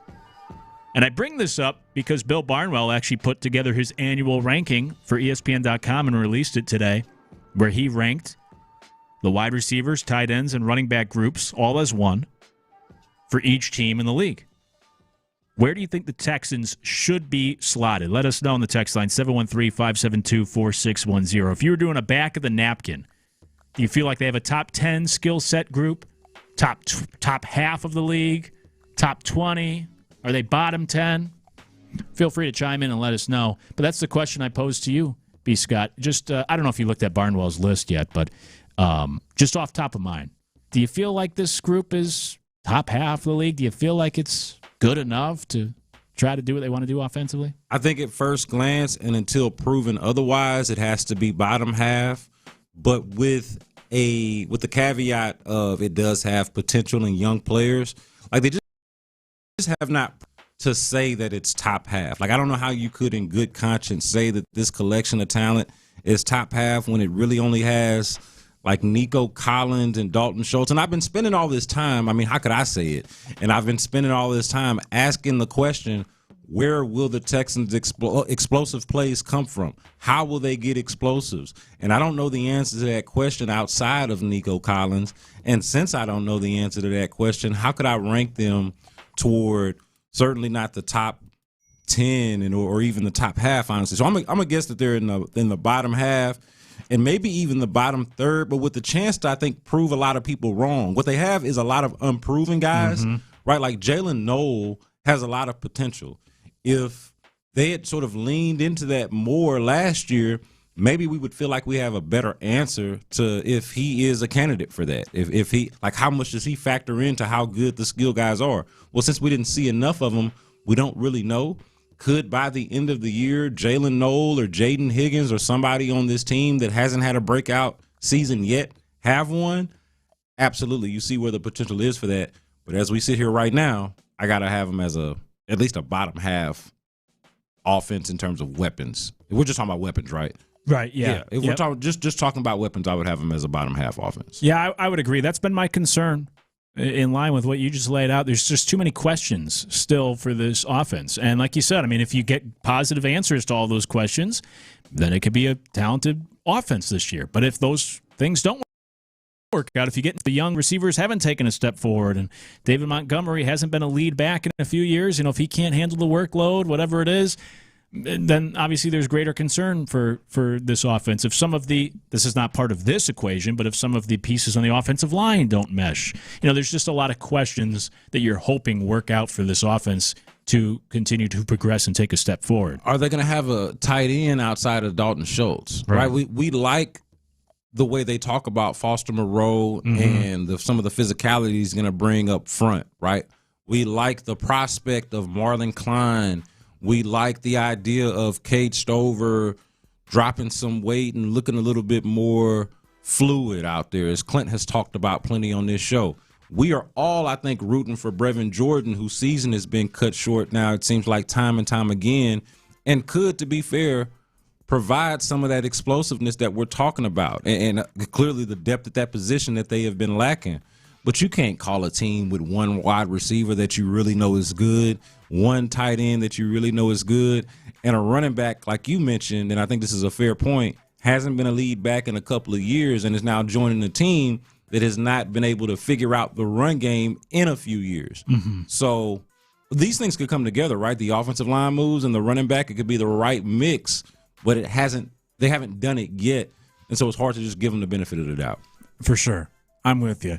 Bill Barnwell's list, I'll start from the bottom because that will actually save us more time. I thought the Texans should be in the bottom half. I'm with you on that, B. Scott. But I surprised when I did see their ranking on this list that it felt a little lower. It might be reality. It might just be harsh to see it on paper. But let's start from the bottom. 32nd, he has the Miami Dolphins as the worst skill group in the league. Man, life comes at you fast. Right? Because they used to have some really good skill position players. They were number 10 on his list last year, number 3 in 2024. Now they're last. Yikes. Giants are 31st. Then you get to the Cleveland Browns are 30th.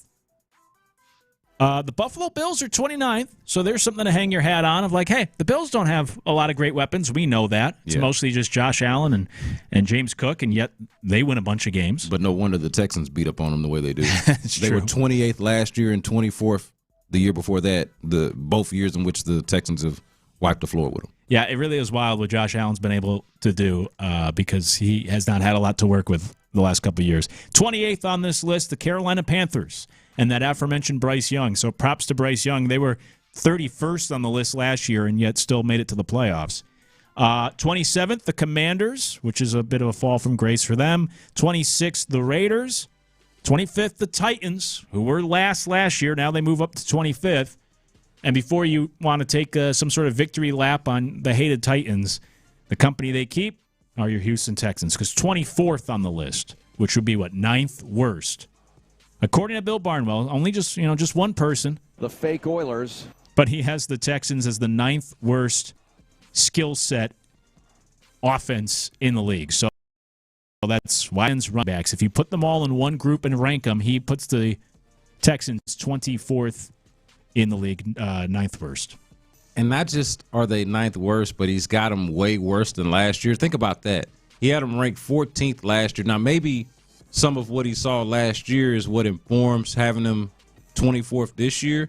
But just the idea that an offense that lacked the explosiveness that this one lacked last year and honestly lacked the clear weaponry outside of Nico Collins last year is diagnosed to be worse than that, significantly worse than that, 10 spots below that in a ranking is not great, and especially 2 years coming off of being ranked 4th, right? That's the year where they bring in Stephon Diggs. They've already got Nico Collins. They've had the rookie year Tank Dell, but they bring in Stephon Diggs, Joe Mixon, and, of course, C.J. Stroud. So, you feel good. Of course, Dalton Schultz is on that team, too.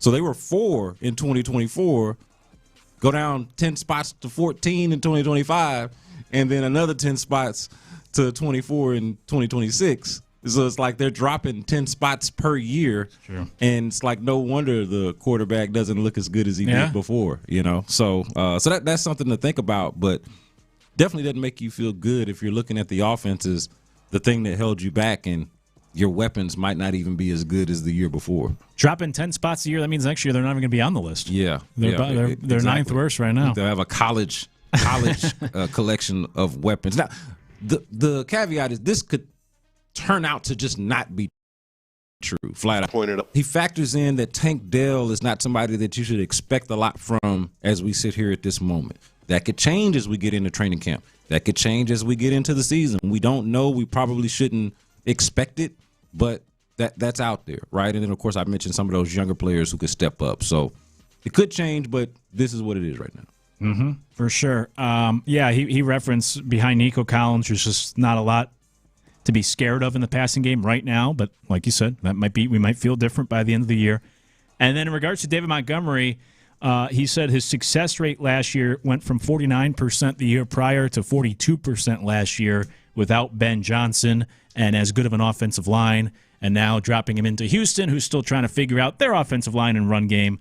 So that's Bill Barnwell's concern for Montgomery coming to Houston to try to be the savior in the rushing attack. Army Swiss knife. Is that Montgomery saying that? Yeah, he's an Army Swiss knife for this offense, man. Well, there you go. Yeah. Versatile. That's just like when what did C.J. Stroud say? I held up my end of the. He was trying to say I held up my end of the bargain, but he butchered the end of the bargain phrase. It's like y'all don't have to. If you don't talk like that, you ain't got to try to talk like that, man. Yeah, you good with us? Come on now. Bill Barnwell does say though to expect the Bears version of David Montgomery that might be more realistic. That was a few years back, but I would take that. Like that wasn't necessarily a top back per se in the league, but I would say a slightly above average bell cow for the Bears when he was there several years back. So I wouldn't mind that. You just need to pair it with a lot more than just that. Yeah, I would sign up for that too.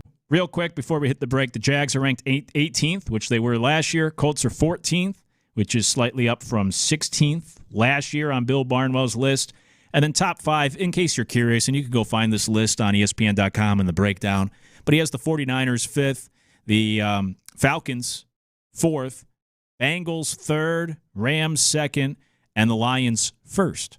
So majority NFC teams there, but you do have the Bengals as the lone AFC team in the top 5. In fact, they're the lone AFC team in the top, I'm still scrolling, top 9. Then you get to the Patriots at 10. So there you go. If you're the Texans, the AFC, at least in the eyes of Bill Barnwell, a little down on skilled players, or at least skilled groups this year, upcoming. Coming up, have we been stuck in Groundhog's Day here in Houston? We'll talk about that next year on The Drive. Army Swiss knife. Sports Radio 610. If you're looking to sell your home, you need to lock arms with Orchard, right? They've always got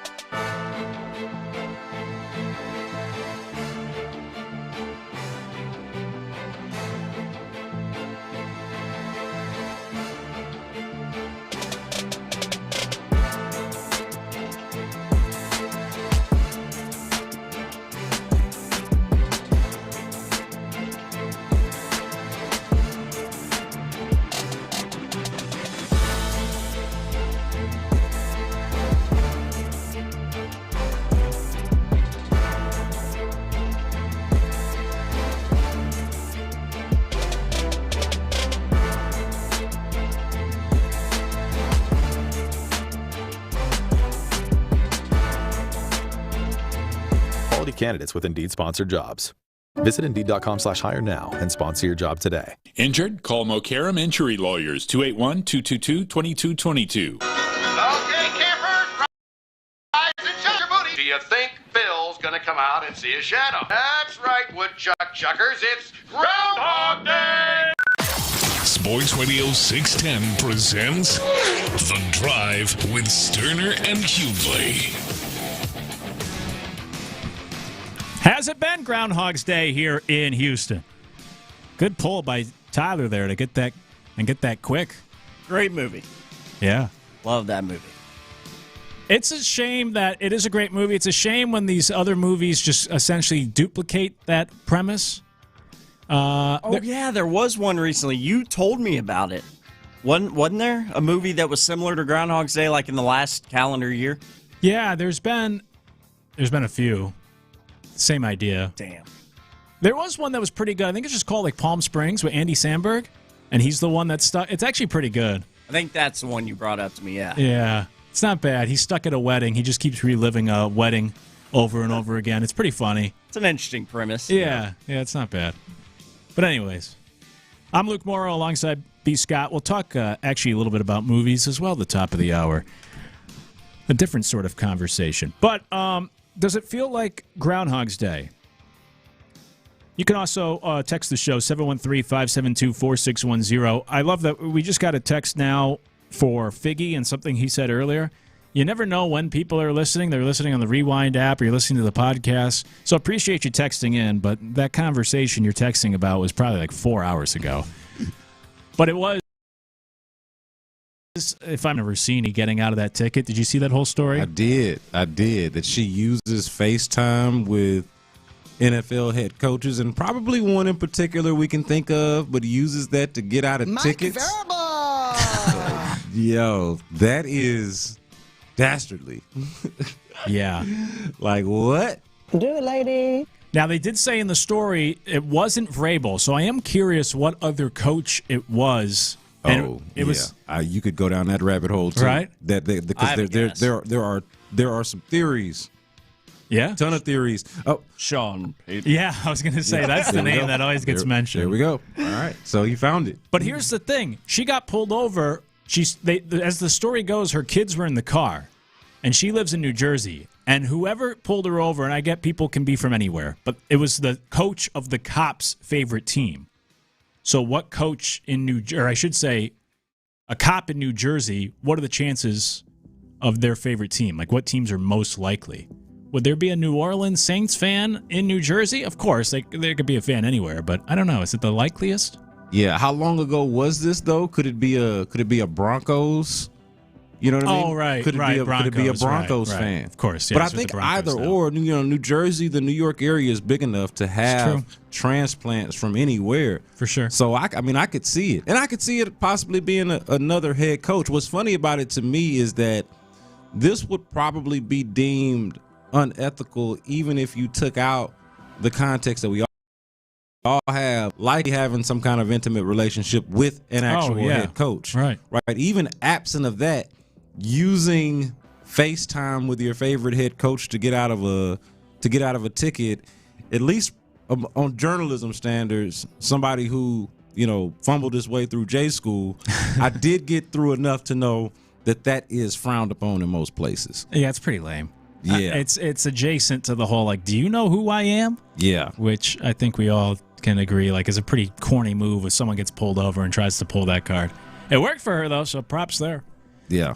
The other thing, real quick, you can find the story online, but the other one, too, that was the most ridiculous part of that whole story the New York Times put out is she broke the news. I think it was Julio Jones was getting traded. Oh, yeah. See, I need to dive more into this. Oh, my God. This story is so ridiculous. I don't know why anybody believed it at the time. I was not familiar with this.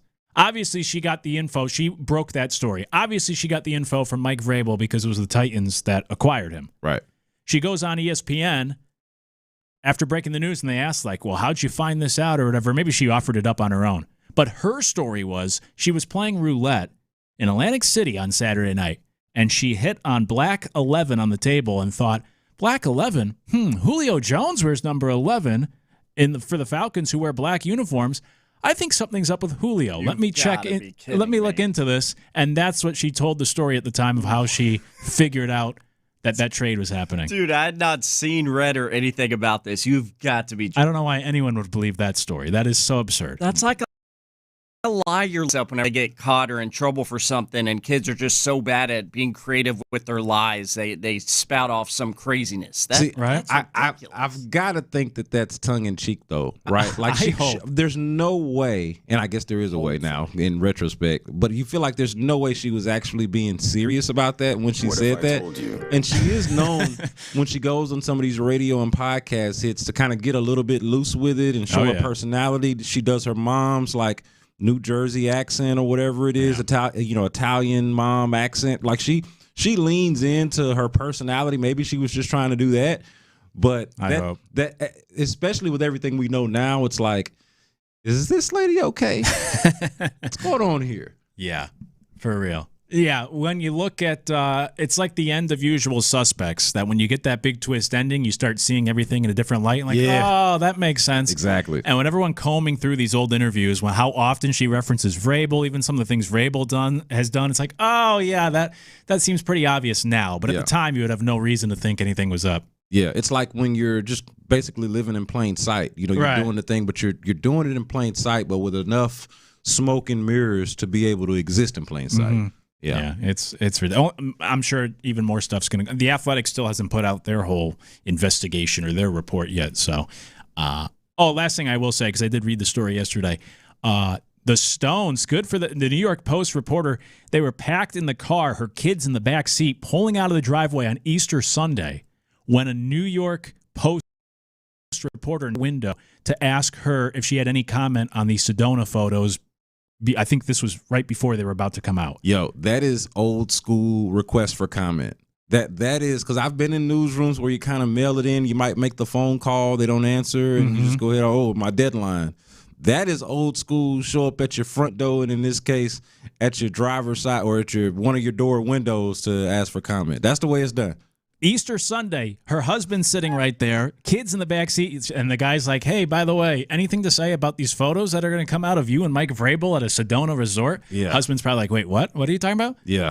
Different kind of Resurrection Sunday there we're talking about. Yeah, that's right.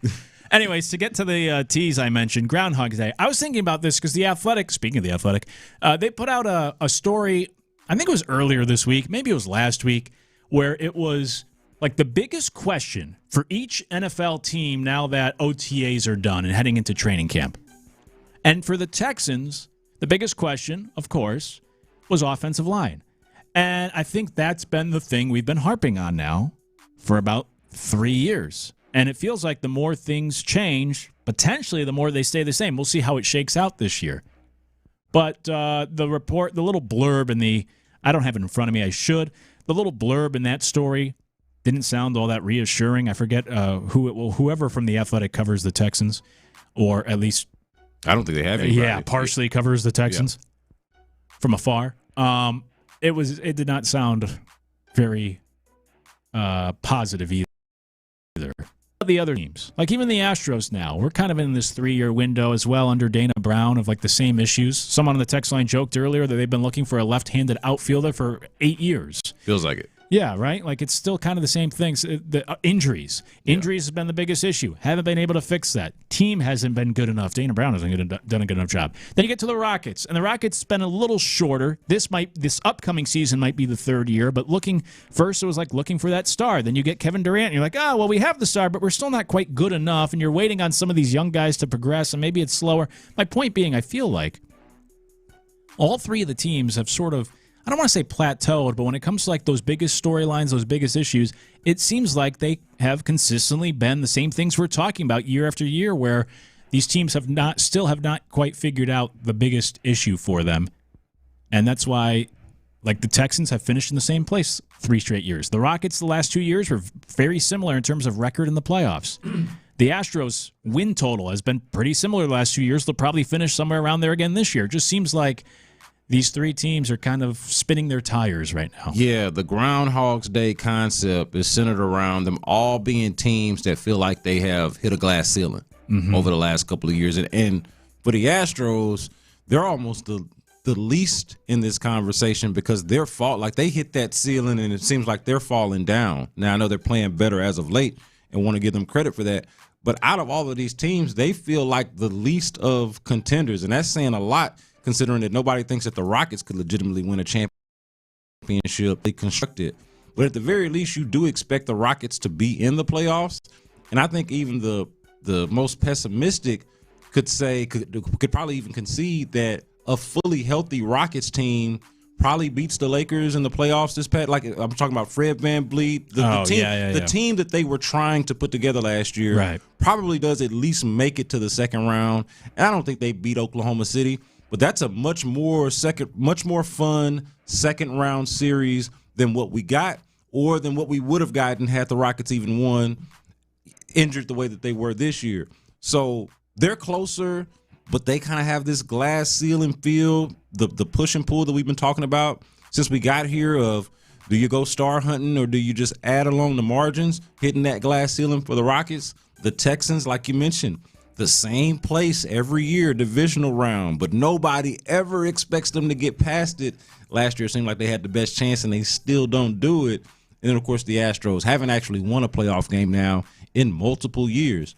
So, yeah, I'm right there. Everybody feels like they have either plateaued or, like you said, they're running in place. They're on a treadmill right now. And I guess it just clicked for me, like I said, when I read this article for The Athletic the other day, and it was like, biggest question, because Texans, still offensive line. And, at least, again, the blurb from this writer is like, still not feeling great about it just yet. It's like, man, it just feels like the same thing, same spot we were in a year ago and the year before that. And yeah, the Rockets with the shooting. Yeah. It's like for all the talk about Kevin Durant, about being out last year, the offense, it was an incoherent offense with Fred VanVleet. They didn't have enough shooting when they had Fred VanVleet, and Jalen Green was a part of the mix. Like, they weren't a good enough shooting team then. Mm-hmm. They bring in Kevin Durant, who's obviously a great shooter, but it's still not a great shooting team. Right. And like you mentioned, the Texans, weapons. Been talking about that for the last couple of years. Yeah. And, the Astros, and they're really the outfield in general, but especially that left-handed bat part. Yeah, that. Injuries have been a big thing, obviously, for the Astros still this year. Yeah. Injuries like every year. Yep. Like, we're 2 years past Kyle Tucker shattering his shin. Right. That's true. Yeah, and that was a crazy thing. Yeah. By the way, Astros and Tigers tonight, they're actually the two most injured teams in the league this year. So we'll see what these next 4 games bring in that series. Coming up, time for Dirty's Daily. Clint might not be here, but we do it at this time each and every day. And I have a question. Feel free to text in and let me know. 713-572-4610. Because I'm genuinely curious about this. What is a kid's movie that you generally enjoy as an adult, that you can watch by yourself? You don't need the kids around to actually put it on. What's a kid's movie you still love to watch currently as an adult? Let us know. We'll talk about that next here on The Drive. In the Loop. The Rockets went into the night having picks 39 and 53.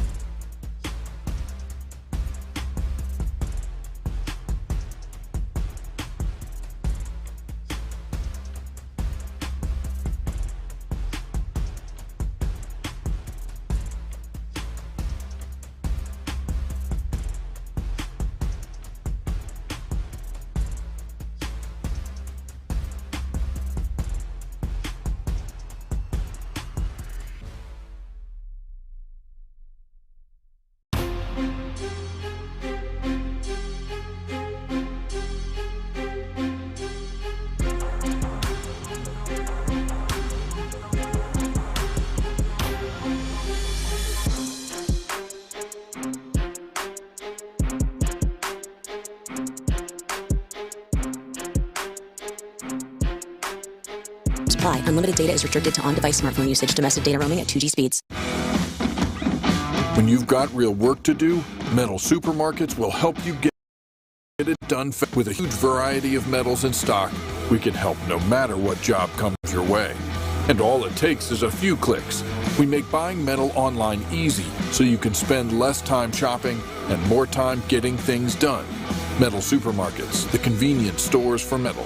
Place an order online today at metalsupermarkets.com. Nice job by Clint Stoerner. Real nice job. Dive into the mind of former NFL quarterback Clint Stoerner. I was thinking about coming out of the chute here and telling y'all about my new boots that I got on, but y'all want to talk about puppy chow? What is that, ostrich? Hell no, that's python. It's Dirty's Daily. Before we get to that boner. On The Drive with Stoerner and Hughley. That's right. It is Dirty's Daily. He might not be here, but we'll hold it down nonetheless. I might not be Clint, but I have worn my shirt twice without washing it in between. There you go. An everyman. That's right. I'll tell it to Ron. I don't know. I haven't done the dirty underwear twice in a row, though. I can't get behind Clint on that one. No, that's wild. That is wild. It's disgusting. It's what it is. Yeah. 713-572-4610. I am curious, what kids' movies do you generally enjoy as an adult? I always use this opportunity in Dirty's Daily to step away from the sports world, so humor me for a few minutes. Let's do it. And fellas, I'll ask you guys as well because you're both big movie guys. But what kids' movie do you still like, even when the kids aren't around? Just because your kids like it, you will sit down and watch it as an adult by yourself. I'm curious. We did a family outing to go see the new Toy Story this past weekend, which is why this is on my mind and why I'm asking. Yeah. Toy Story 5, and I love the message. I love the idea about it's all about getting kids off their screens and just too much screen time, and everything's about screens now, and we're all into technology, and, your kids, have them go outside and play with toys still and everything.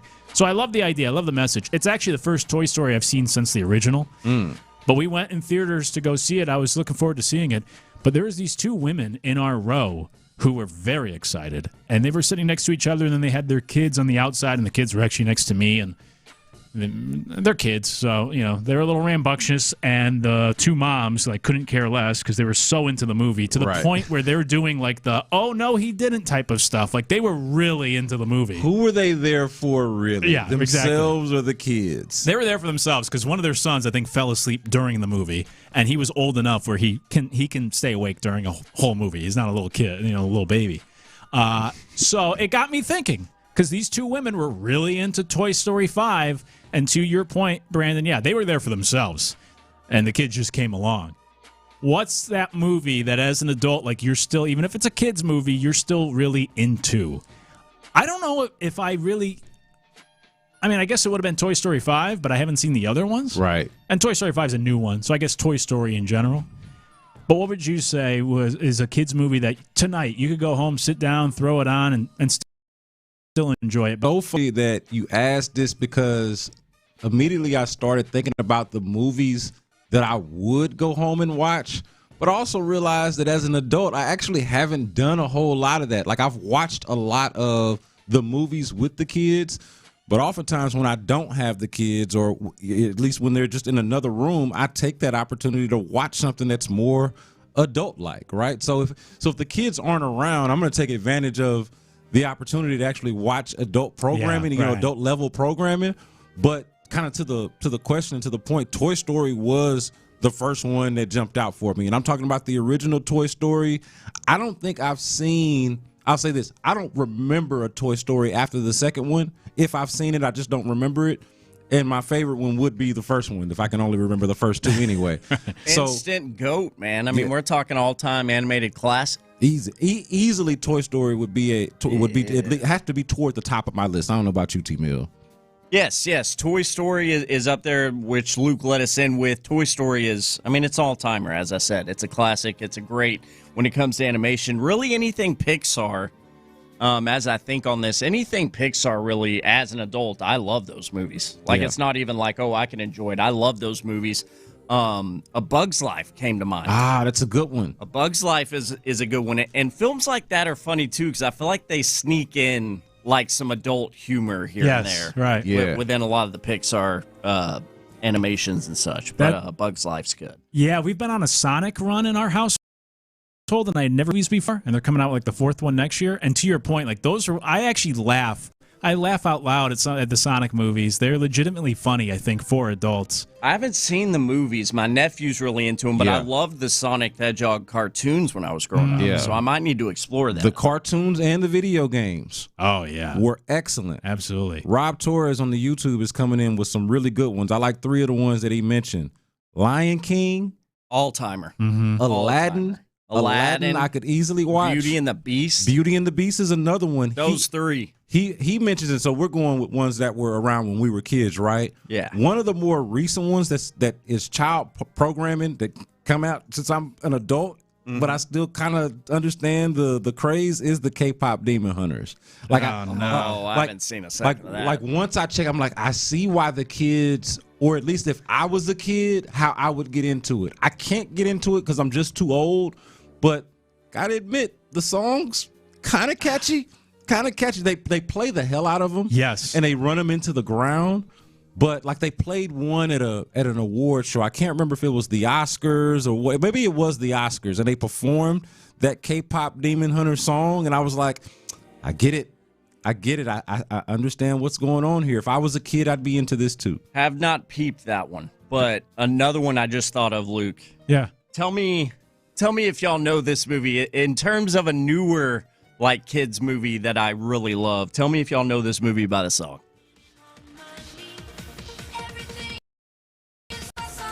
Y'all don't got it. No. The Lego Movie. I haven't seen it. Hilarious. Okay. Hilarious movie. Chris Pratt voices the main character. Will Ferrell voices a character within it. The Lego Movie is freaking hilarious for adults and kids. Yeah, that's a good pull. We also saw Space Jam. Yes. So that is one. That's a good one. I would sit down. Most of these movies I do like, but I don't know if I'm going to sit down and actually watch Toy Story, or like if I would actually watch Sonic. Oh, I definitely would watch Toy Story, man. Really? Classic. I don't think I would on my own. Well, I did want to see Toy Story 5, regardless of how the kid felt. I wanted to see it anyways.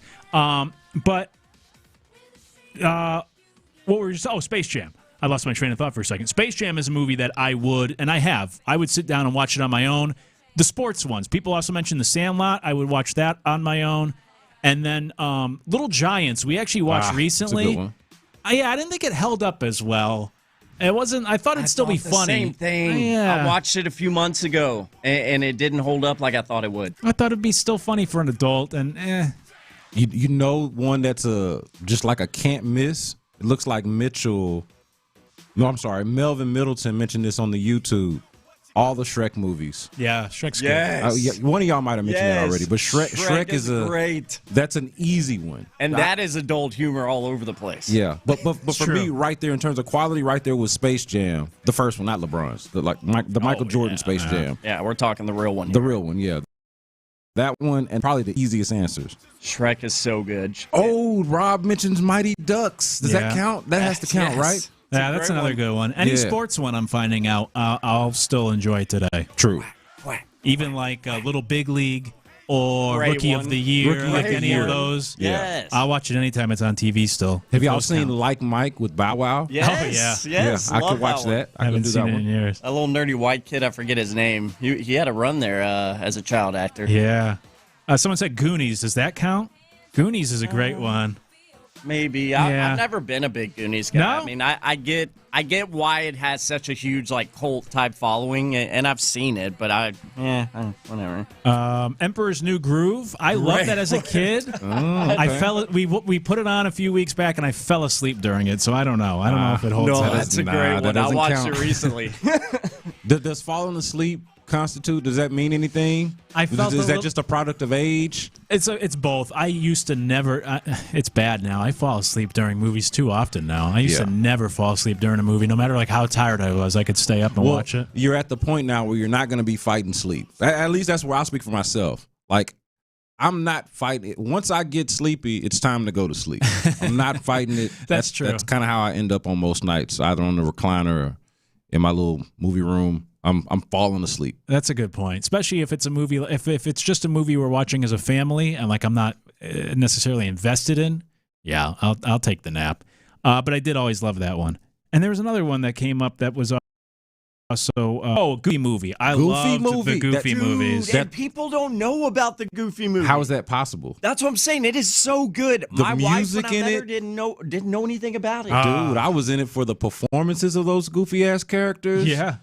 That's a great one. That's a great pull. The Goofy movie. Matter of fact, I might even go with that. That's a good one. I don't know if my kids have watched it. I might introduce them. We watched the original one not too long ago. Someone said Home Alone. I think that like transcends. That's not I wouldn't call it a kids movie. Yeah, designate that as a Christmas movie. Yeah, that's true. Did y'all get into it all? Because I know not everybody did, but did y'all get into Land Before Time? No, I didn't Littlefoot? like it. Littlefoot. I could go for some Littlefoot. Dude, that show would almost have me crying as a little kid. Yeah, I don't want to cry. Yeah. It's so emotional. I don't want to cry, but it was a good one though. That was my nickname for a period of time as a kid too, Littlefoot. Littlefoot. Yeah, but I never did. I never really liked that movie. The other one I wanted to say, the missus and I bonded. We both loved The Troll in Central Park, but we don't know anybody else who likes that movie or even knows of that movie. It's a Disney movie. Yeah. I haven't heard of it. Really? I don't know it. Oh, man, that was one of my favorites. So then we watched it, of course, as adults, because we both love this movie, and same idea. We both looked at each other after it was over and was like, it was better as kids. That one didn't really hold up. It was kind of boring. Yeah. Did you and your girl ever watch that rom-com I told you about? Oh, no, not yet. 100 days or 500 Days of Summer? Not yet, but it's on the list. You'll love it. I say that a lot. We have a long list of movies and shows. Are Marvel movies considered kid movies, or are they just I don't think so. kid movies for adults? So. Yeah, I wouldn't say so. I mean, kids obviously be cheating because so many adults like them. Yeah. That would be cheating, even if they are kids' movies. Kindergarten Cop and Problem Child, both great movies, but I don't think those are kids' movies either. Especially not Kindergarten Cop. That one's still kind of spooky. Yeah. Who is your daddy, and what does he do? It is a great movie, but I wouldn't call it a kids' movie. And Problem Child is fantastic. I haven't seen that in years. It sounds familiar. Which one is that? I don't know Problem Child. No? It was... I think I do. I just cannot bring it up. What's to my his frontal name? lobes. Not... I can't think of his name now. The comedian who... not Josh. I always confuse it with Josh Groban. Text in, Problem Child. Yeah. What's the cast? 713-572-4610. The kid was... Ritter. Oh, is that who it was? Yeah. Oh, okay. I was thinking of somebody. I was thinking of Clifford. I was thinking of the guy from Clifford with Martin Short, which is another great movie, but I wouldn't count that as a kid's movie per se. Yeah. How have I missed this one? I just Googled It's got Gilbert Gottfried in it. Yeah, it sounded familiar. I've never seen it. I think they did a couple of them. He was that kid actor was great. He was perfect at being such a pest. Problem Child is great. Anyways, so many texts coming in. Appreciate you all. Matilda, that's a great one. Oh, Matilda. That's a good one. Matilda's got to be toward the top of the list. Yeah. Bad News Bears, the original. Air Bud. Air Bud's great. Love it. Yep. Kind of forgot about Air Bud. That's a good one. That's another one they didn't have to keep making. Yeah. Oh, all dogs go to heaven. Yeah. I know that, but I never saw it. You never saw it? Yeah, that's got to be one. I ain't watching a child or an adult if I can help it that involves Fair enough. puppers passing away. Fair enough, but they go to heaven. That's true. But it's a good concept. But yeah, a tearjerker. Yeah, we had to watch Old Yeller in middle school. That was terrible. No, we don't have to go that far. 101 Dalmatians. Yeah, that was a good one. Pee-wee's Big Adventure. Honestly, I guess he was. Pee-wee actually started. He wasn't. They started in like theaters, and it was actually a really inappropriate adult show. And then he realized he could be more successful doing a kids show. But the movies, I guess they are kids movies, and I loved Pee-wee Herman. I'll admit it, growing up. But I think it's still when I'll watch that movie still today. I feel like it's still geared towards adults, though. Yeah, I'm gonna have to go channel my inner child. Yeah, please go for it. These women were doing it in the theater for Toy Story 5. They were all about. They were the ones that were being the loudest in this theater of kids. They were the ones making the most noise. So hey, good for them at least. They were enjoying their Saturday afternoon. And go check out Toy Story 5 if you haven't. The new movie that just came out this past weekend. Yeah. The Incredibles will be a good one too, I think. Yeah, like The Incredibles. Heavyweights is one of my all-time favorites. Again, I feel like that can't be considered a kids movie, but I guess it is. That is vintage Ben Stiller. Oh my gosh, so good. Oh my god, I love that movie. Yeah, movie's great. So appreciate a lot of feedback there. Keep sending them in 713-572-4610. It's great to reminisce. Let us know, what kids' movies do you still actually enjoy watching as an adult? You'll sit down tonight, put it on, watch it by yourself. What kids' movie today? Hey, coming up, shifting back to sports, if we must, have the concussions changed? C.J. Stroud. Let's talk about it next here on The Drive. The Drive with Stoerner and Hughley. The Astros are not a team that can play.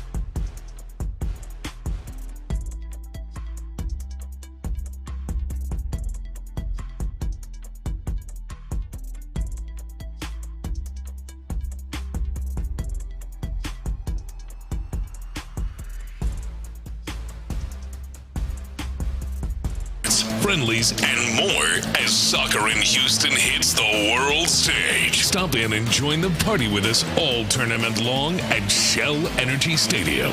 Houston's sports leader. Sports Radio 610. The Drive is powered by Mokaram Injury Lawyers. Heard in an accident? Call Mokaram Injury Lawyers at 281-222-2222. Sports Radio 610 presents The Drive with Stoerner and Hughley.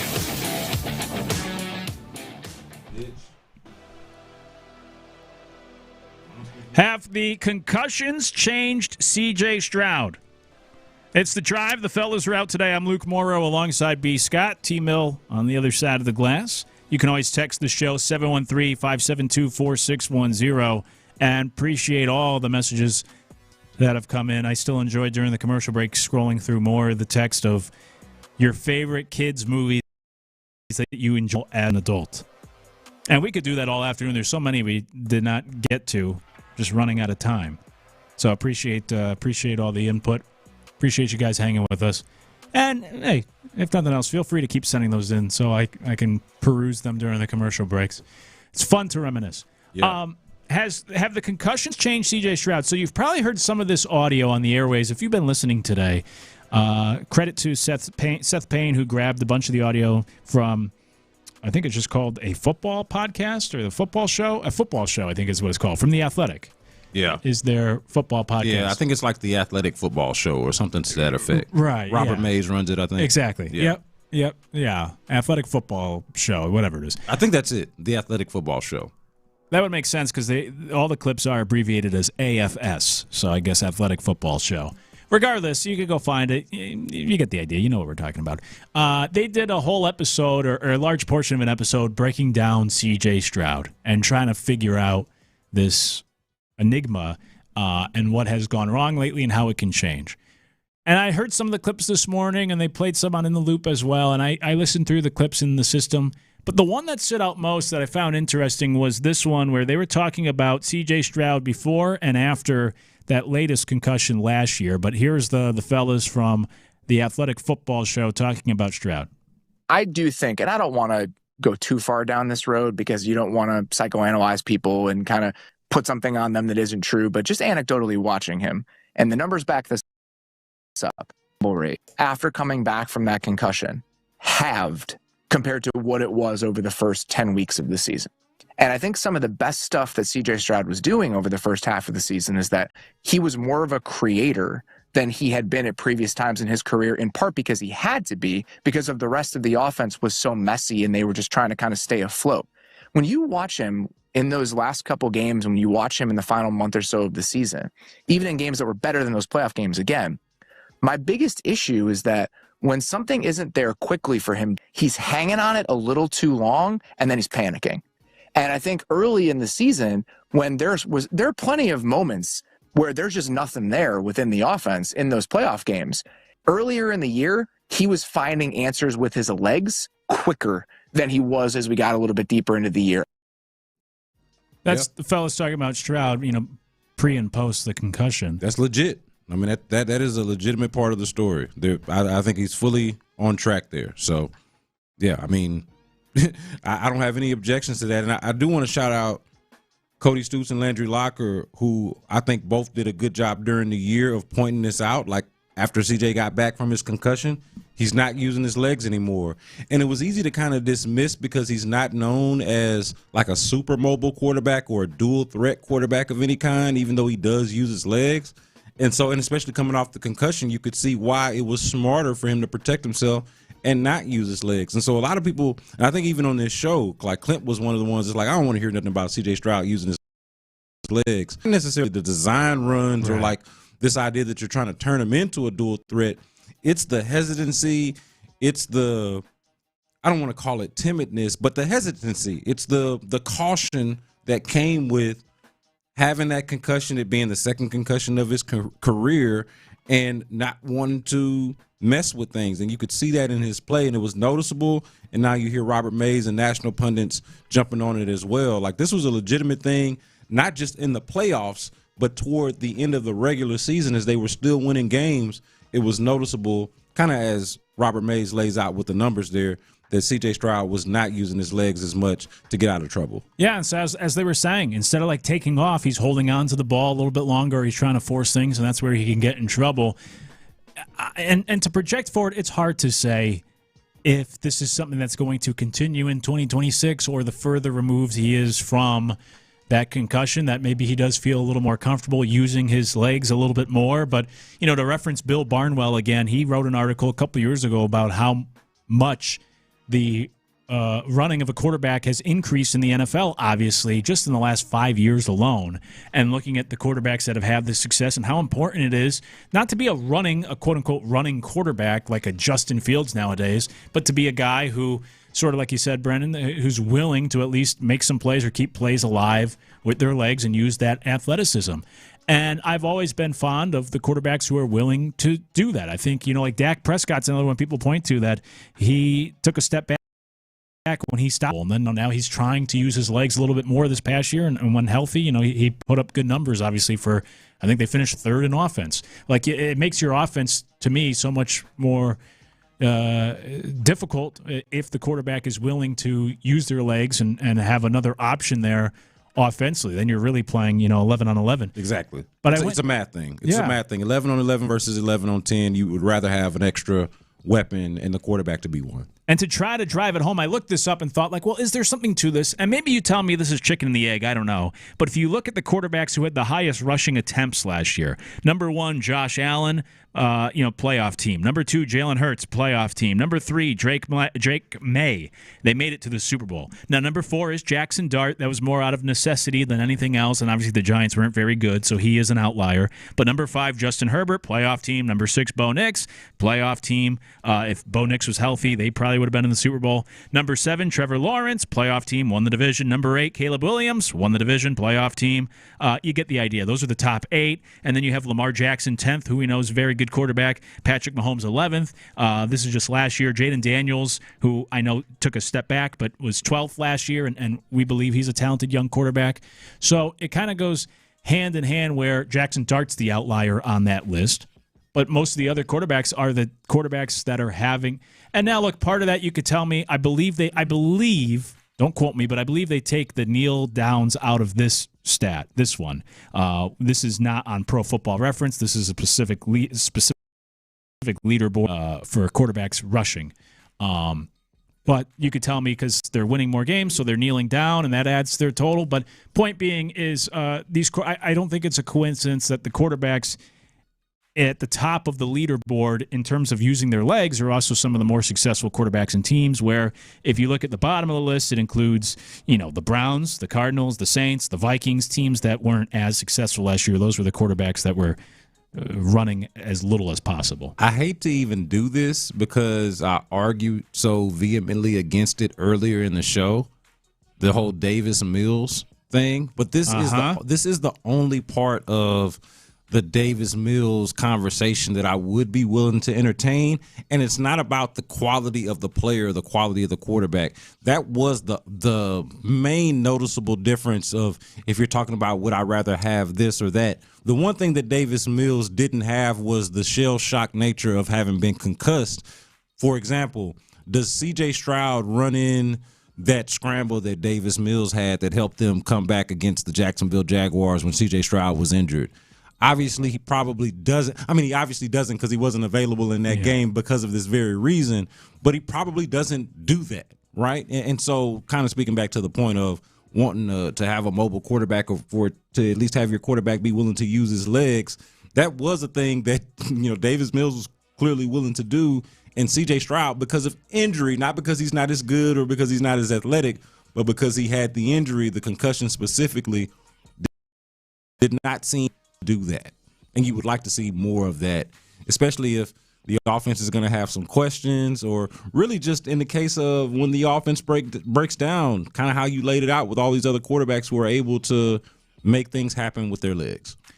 Yeah, and it's also something they always say that about like young quarterbacks when they're trying to figure out how to read a defense, figure out the NFL, that if they're mobile, then at least you could take off and run as you're still trying to learn and figure things out. And so it's kind of that like I don't know what the right phrase would be, get out of jail card that it could bail you out. And obviously Stroud's at a point now where he's not like a rookie. He's still trying to figure this thing out. He can read a defense. He knows the NFL, but they are still trying to figure out this offense, and it was a new system this past year. So to be able to, as you're still trying to get on the same page, and there's some of that messiness still potentially in the offense or whatnot, or certainly with a shaky offensive line, you can benefit from tucking and running and getting some sort of positive yardage instead of just a throwaway play, which is another reason why it could be a benefit. We're taking a sample size of just like a half a season this past year and trying to project it forward. I don't know. Maybe Stroud will go out and lead the league in rushing attempts this year. Or, is this the new C.J. Stroud that after taking that hit and getting a couple concussions now, is he going to continue to be more careful in the pocket, which I would say is to his detriment and to this offense's detriment. I'm curious from Texans fans, how comfortable are you with the idea of C.J. Stroud running? Like if you see him take off running, obviously you're excited to get the yards, but are you cringing a little bit?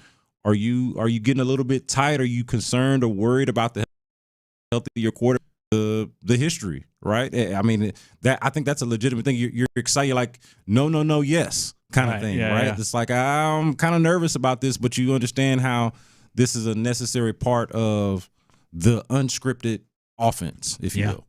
I'm not putting him on the same level as Tua, but anytime Tua were to take off, it'd be like, just get down. It's kind of like that, though. Yeah, we've seen enough. You don't want him to become Tua. Yeah, that's true. That's actually what you're trying. The exact thing you're trying to avoid. Yeah, that's true. And that's more important than anything is the long-term health of your quarterback as opposed to being willing to scramble every once in a while to pick up some extra yards. Hey, coming up, another big trade in the NBA didn't involve the Rockets. LaMelo Ball was traded. What are our thoughts on that? And has another team just separated themselves from your Rockets? We'll talk about that next here on The Drive. Sports Radio 610. Hey, a hard reality look. In just 1 second, a distracted driver looking at their phone can cause a devastating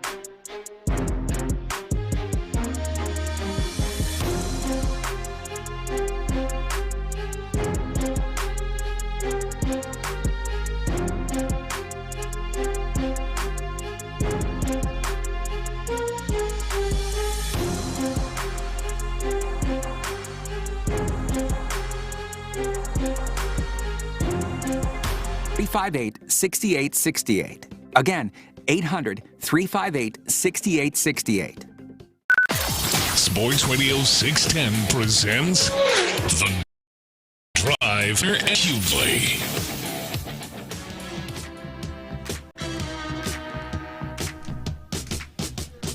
As another team in the Western Conference suddenly separated themselves from the Rockets. It's The Drive. I'm Luke Morrow alongside Brandon Scott. In for the guys today. T-Mill holding things down in the ones and twos.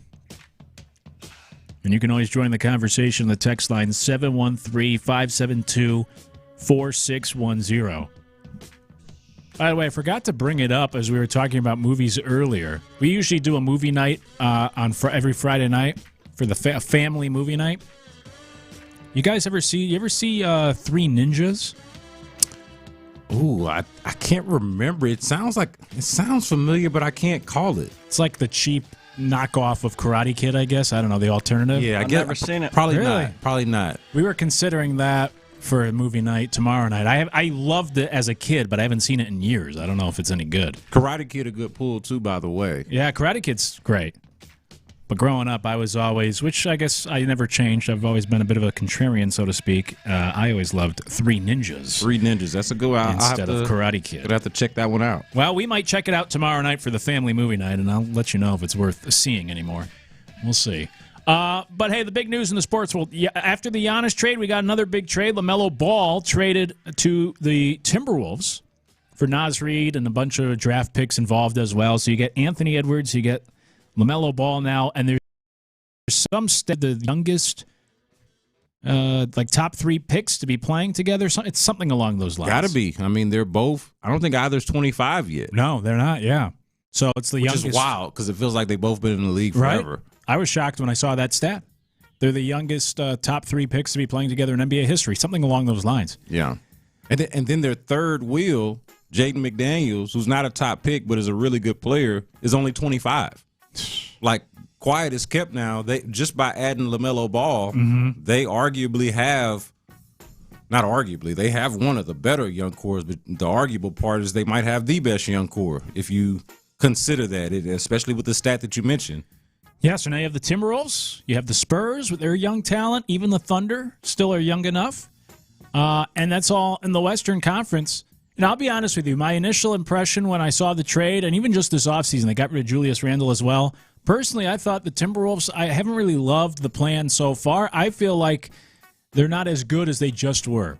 So I was a little surprised when you mentioned that the Timberwolves, do you feel like they've separated themselves from the Rockets so far this offseason? Yeah, 100%. They are definitely ahead of the Rockets. Like their top 2 players, I would argue, are better than the Rockets' top 2 players. I think their top 3 players are better than the Rockets' top 3 players, and they were already a deeper team.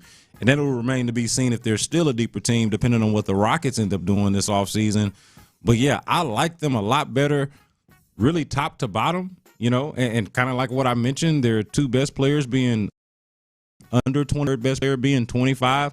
I would much rather that situation. I think you could argue that the Rockets and the Timberwolves were in a similar space of pretty good Western Conference team, but not quite a real contender just yet.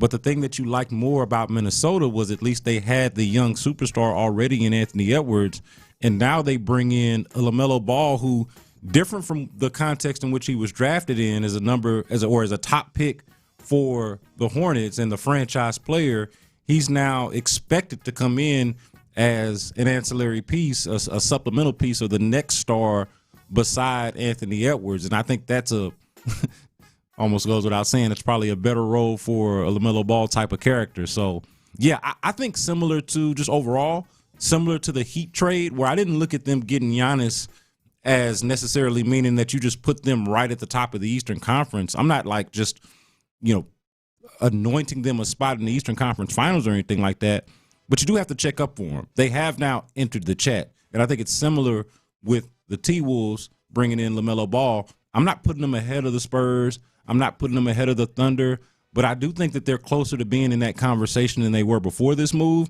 and I think they have gone past the conversation that the Rockets are in, or they have bypassed the Rockets in said conversation. I do think that. And just to provide the further context, the Rockets finished 3 games ahead of the Timberwolves this past season, but those were the 2 teams right next to each other. The Rockets were the 5 seed, Timberwolves the 6 seed. I did hear yesterday, too, I mean, you guys were talking about the Utah Jazz and what they're building. So, yeah. Like, I guess this leads into some of that frustration that we were talking about to start the show today of Rockets fans maybe seeing what other teams are doing and feel like they're being left behind. FOMO.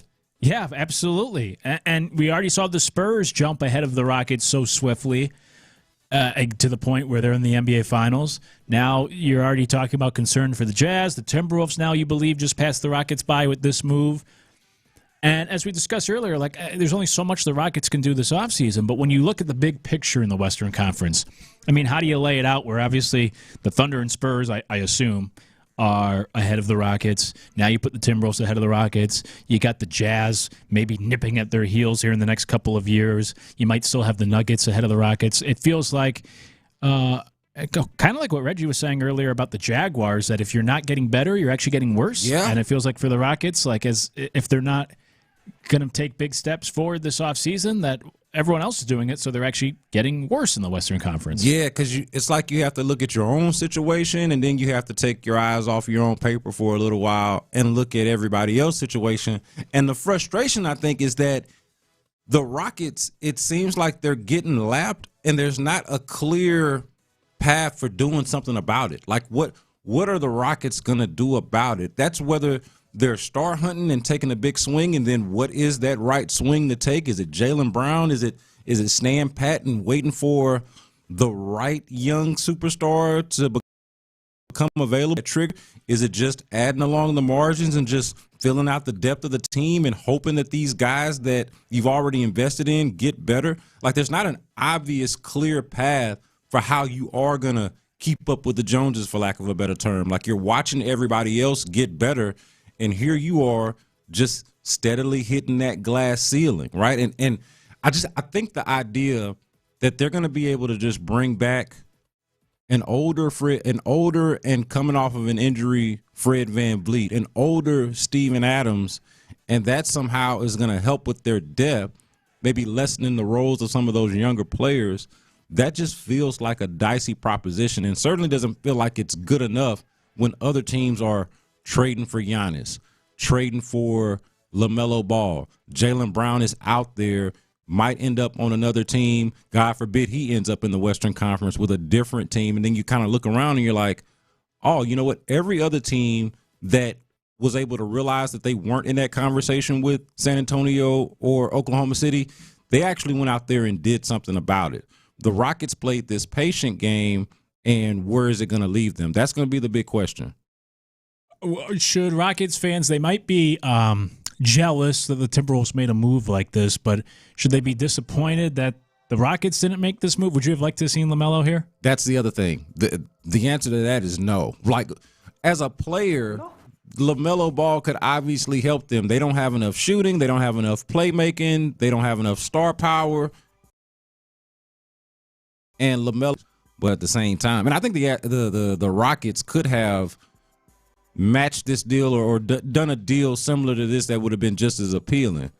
But LaMelo, like that's the thing. And that's another thing. You don't have Anthony Edwards, right? At least the Minnesota Timberwolves can say, hey, we're going all in. This is a last-ditch effort to keep Anthony Edwards happy, but we do have Anthony Edwards as our centerpiece. If you do this move as the Rockets, like the Rockets do this move, and now LaMelo Ball is the future because you don't have an Anthony Edwards. You have Kevin Durant, who's only here for a certain amount of time. The post-Kevin Durant years are now in the hands of LaMelo Ball. And do you feel comfortable with that? So I can like the move for Minnesota and understand why that move wouldn't have made as much sense for the Rockets. Does it feel like, maybe this is unfair, but did the Rockets attack, because he had a very good year and we know what Durant's capable of, but did they hitch their wagon to the wrong, whatever that expression is, whatever the expression and the rest of that phrase is, or whatever phrase, similar phrase I'm going for, but did they was it a mistake? that Durant specifically, because as you laid out earlier at Jaylen Brown too, like if you make this move for Brown, if that's the option now with Durant, well then once Durant's gone, now you're stuck with a 32-year-old Jaylen Brown and a big contract. Similar idea as you just laid out for LaMelo Ball. So did they tie themselves to the wrong guy in Durant that it's now kind of restricting them from maybe another move now that could be more beneficial? A lot of people think it's a mistake. Now, I disagree with those and we're coming from. A lot of people are just saying straight up, shouldn't have traded for Kevin Durant. And to some of their credit, they felt that way even at the time, that investing in an older player like Kevin Durant just didn't make a whole lot of sense. I maintain that the failure in the Kevin Durant experience so far is not Kevin Durant himself. It was the fact that the guys around him were not able to level up their play, and the coaching around all of them wasn't able to figure that out either, wasn't able to compensate for it either. So it was really just like Kevin Durant bailing everybody out, which is not what I expected when he was brought here. I thought Kevin Durant was being brought into a team that already had a strong nucleus and that they wouldn't have to have him damn near leading the league in minutes and having to play 78 games in the season, having to bring the ball up the floor and things like that, make decisions as a playmaker. I did not foresee that. And so that is where the disappointment in Kevin Durant's 1 year here so far comes from.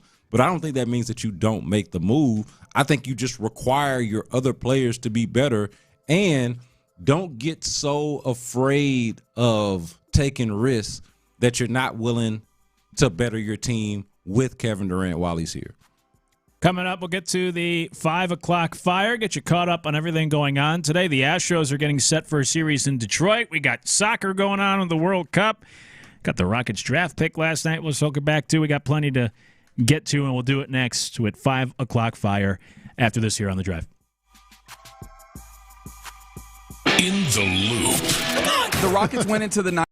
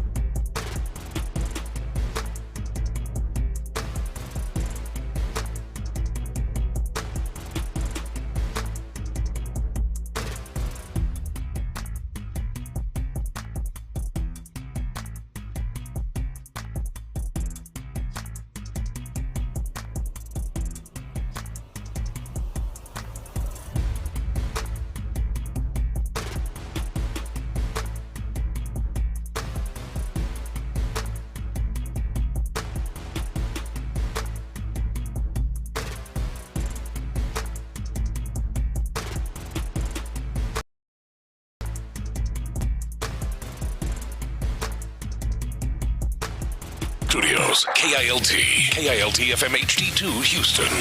On Odyssey Sports Station, the Texans play here. It's gonna start a fire! Sports Radio 610 presents The Drive with Stoerner and Hughley. It's the 5 o'clock fire. That's right. Happy 5 o'clock. Hopefully you're off for the day. Heading home here on this Thursday.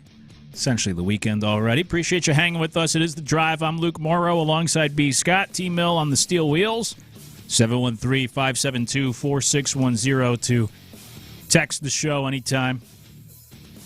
Go ahead and also get to us on the YouTube and Twitch chats as well. Let's get you caught up on everything going on, including the Astros having won now 4 straight series for the first time this year after beating Toronto yesterday. They begin another series on the road, this time a 4-game set tonight in Detroit against the Tigers. It's a 5:10 first pitch here Central Time, so coming up in about 35 minutes. The Tigers have dealt with all sorts of injuries this year as well. In fact, as many as the Astros, and Detroit is 12 games under 500. So an opportunity here for the Astros to try to continue to get right. Houston, 4 games under 500, 1 game out of the wild card spot. Right now, 2 games out of first place in the division. And tonight they turn to against 4-0 Troy Melton for the Tigers. But we saw Burroughs having probably his best start of the year last night. Maybe the tide's turning here for the Astros. And so, Ime, who's been much better since coming back to the big leagues. But we'll see what he can bring to the table with his 6.15 ERA still as he goes up against the Tigers tonight. An opportunity, though, for the Astros, 4-game series, even though it's on the road, even though they're going to face Fromber and some good pitchers.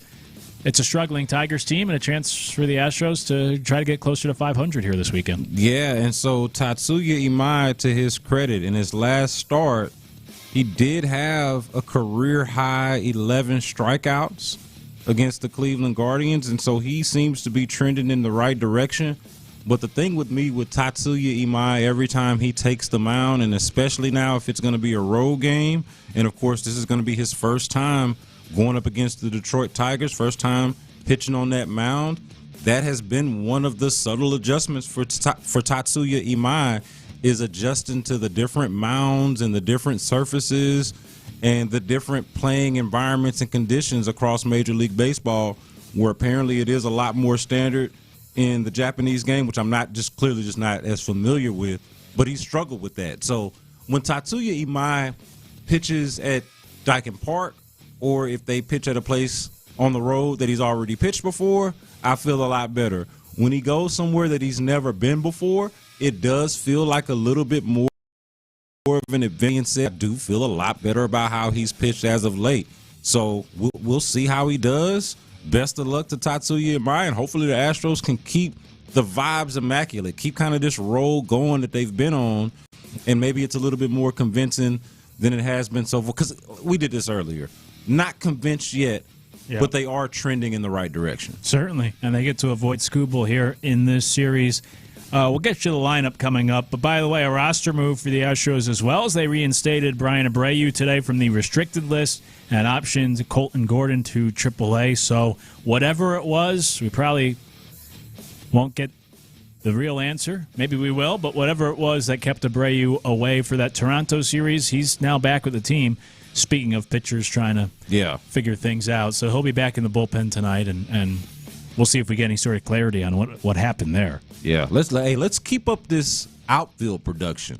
That's what I'm really liking. I know Chandler Rome hit on this, but pretty much all of us, like all of the Astros scribes and everybody that's knee deep into the day-to-day has been pointing this out for a while, that outfield was pretty much awful in every category, whether you're talking about batting average, strikeouts, slugging, run creation, some of the saber metrics. They didn't do any of it well. And at the very least, over the last couple of games, like Joey Profito's been a hero in back-to-back games. Cam Smith has had some heroic moments in back-to-back games. You were able to get something from Taylor Trammell, of all people. So hopefully you see more of that, have the outfield be a nothing burger if they're going to be a serious baseball team.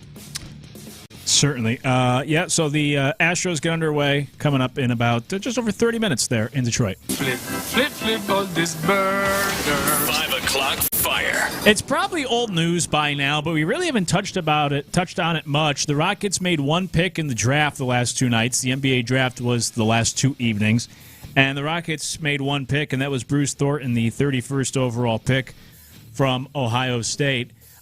We've talked a lot about the Rockets, not so much that draft pick, just in general. What do you think about the pick of Thornton as the Rockets traded up to get him at the start of the second night last night? Love his game, love his background, love the fact that he is Ohio State's leading scorer coming out of college, love the fact that he was not just a 4-year player, but a 4-year guy that stayed at the same school for the entire time. Not that I begrudge guys who bounce around, because I understand the landscape, I understand what's happening and what's going on, and everybody's situation is different. But you do like to see somebody with that kind of stability, with that type of track record and success. Really the only thing that's wrong with his game or the knock on him as a prospect is the fact that he's only 6 feet tall. Yeah. And what is how good do you have to be a sub 6'2" player in the NBA? We just saw Jalen Brunson win the Finals MVP. Nobody is projecting him to be Jalen Brunson. Everybody calm down. I know that's a second-round pick who's sub 6'2", but nobody's expecting that. Of course, Fred VanVleet is their point guard right now, but it's just harder to predict guys at that height factor. You kind of have to see it more. And then the other thing, too, specific to the Rockets is I don't know how much I trust Ime Udoka to trust rookies, right. Even if it's a mature one, even if it's one that went to college for 4 years. I can't help but be a pessimist in the sense that I feel like this guy is going to be playing for the Vipers more so than he's playing for the Rockets, even though I would like to see him compete for a roster spot and a spot in the rotation, more importantly. So I like the player. I don't know how much of an impact he's going to make in year one. Yeah, that's fair. I like the player as well, and I do like the fit. You know, he's, at least in college, didn't really turn over the basketball. He's a good ball handler, could shoot. Yep. Obviously can score. You mentioned the leading scorer there at Ohio State. Really good on like catch and shoot, good mid-range, all that sort of stuff. Comes off of screens really well, does good with that. So that all sounds good. My biggest concern, other than the size, is kind of the history, although that goes along with the size. There's not a ton of like 6 – and again, he's a second-round player, so expectations are muted. But, 6 foot isn't great. 6 foot and under isn't great in the history of the NBA. Second-round picks, since the year 2000, only 15% of them actually made it to like 400 games, which is about 5 seasons, or at least before load management. So second-round picks, obviously the vast majority of them don't last that long anyways. And then if you look, Big Ten players, basketball players out of the Big Ten, and I know Michigan just won the championship, first time the conference has won a championship in 26 years. I see where you're going with this. But like, not the greatest history. Yeah, it's the classic, quarterbacks from a certain school, whatever. Yeah. You'd rather your Big Ten prospects come in football, come in your offensive linemen. Absolutely. Rather than your point guards or any of your basketball players of the future. OG is the only guy I can think of right now from the Big Ten that's like turned into a good NBA player. I mean, there's obviously a few others that are solid, that are decent. I don't know if there's any really stars in the NBA right now from the Big Ten. I didn't even think about that. Yeah, please text in. I'd have to go through that and think and give it some thought. That's a good point. Yeah, who do you think's the biggest star from the Big Ten currently in the NBA? I don't think there's a star. I will say that I like, not to cut you off, I do like this though. When you talk about the size, Thornton is like Fred VanVleet in the sense that he's undersized in terms of height, but sturdy and strong enough to where he can hold his own. Even if he can still shoot over the top of him, that's just going to be a math thing. You can shoot over the top of the guy, but he's not going to get pushed around. He's 220. Yeah. So I mean, he's built like like AJ Brown basically. So you got that. That's unlike Reed Sheppard, who is 6'2" or under and is a little bit frail and light in the ass, and you can kind of push him around a little bit, and that's not ideal. So Reed Sheppard, it does seem like, could play with Fred VanVleet, because Fred VanVleet's not going to get exploited in the same way, and so could Thornton. But the idea of having 3 guys that are 6 foot or lower or shorter is not ideal. Yeah, they got some small guards, and I do feel like, again, I like Thornton, I like his game. But I do feel like he benefited from this Jalen Brunson run. It's like, another short, thick, if we can say, like thick, strong, another strong guard who can get into the lane. Also can shoot it, sort of like Brunson. I think Thornton certainly benefited. By the way, the other thing I'll mention is when it comes to history is 4-year players in college. That's another one. Feel free to text in. I can't really think of a great one since Damian Lillard about 14 years ago. Yeah, that's going way back in the time machine. Yeah, because obviously if you're good enough, you leave college before your senior year. So again, he's a second-round pick. It's not like he's supposed to come in and be the next Kevin Durant. Right. But just history isn't all that kind for his profile. We'll see if he changes that. Hey, but how funny would life be if the Rockets have all of these swings at lottery picks, right? They pick 2 first-rounders in 2021, in 2022. They're picking in the top 5 in 2023 and 2024. That's what yields you this young core. And if the best player turned out to be a Jalen Brunson type in the second round, like if Thornton was the guy that we've been waiting for in this rebuild, that would be just a funny way of life writing its story. By the way, props on the text line. Dylan Harper. I forgot Rutgers is in the Big Ten. I don't know if I call him a star yet, but he's on his. I like Dylan Harper. He's knocking on the door. Yeah, that's a good pull by whoever did that. Yeah, good pull, Dylan Harper. Good pull on the text line for sure. Dylan Harper's a good one who just entered. So maybe the Big Ten. Maybe they're changing. Maybe it's different. We have a liftoff. 5 o'clock fire. Hey, World Cup action. We got team tonight, 9 p.m. Central Time. So. You have to stay up late for that one. Taking on Turkey. Is that who they're playing? I believe that's correct. All right. Yes, sir. They're trying to go 3-0. I got to be honest with you. I haven't watched a minute of World Cup action. Not a minute? No, not a single minute. I've bet on a bunch of it, but I don't watch it. So I'll pay attention as we get, especially if USA, if we continue to represent and do well. I'll lock in towards the end. You were watching some of the match that was just going on, so have you been locked into the World Cup? I wouldn't say I've been locked in because I don't know enough about what's going on. Like, I just don't. This is me being a non-ball knower in this way, in the sense that I'm just not tapped in enough to know what's going on. I'm just watching for the excitement of it all. But I did watch Ecuador upset Germany to advance to the knockout round, and that was pretty cool. I've watched quite a bit, but I haven't really just been taking a ton of inventory of what I've been watching. I've just been watching for the excitement, for the party of it all. It's a good time, but I'm not going to pretend to have turned into a soccer head over the last couple of weeks. It has not happened quite yet. My favorite part of the World Cup is just seeing all these videos of these tourists, these people coming from other countries that fall in love with Buc-ee's or Taco Bell or whatever. That's been my World Cup, to be honest with you. Yeah, and I like the idea of Ronaldo scoring goals here in Houston. Yeah. Like, didn't that happen? So, I mean, didn't that happen a couple of days ago? He had a couple of goals. So, I mean, that idea is cool, and that people in the city can see that, and when they probably don't normally get to see that.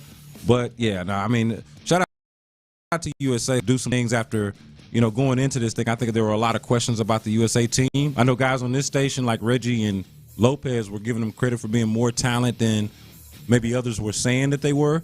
Here they have a chance to prove it. So we'll see. Yeah, 9 p.m. Central Time tonight against Turkey to try to go 3-0. I have bet on them, so I'll tell you that much. I probably won't watch any of it tonight, but I hope it'll make me some money in the process.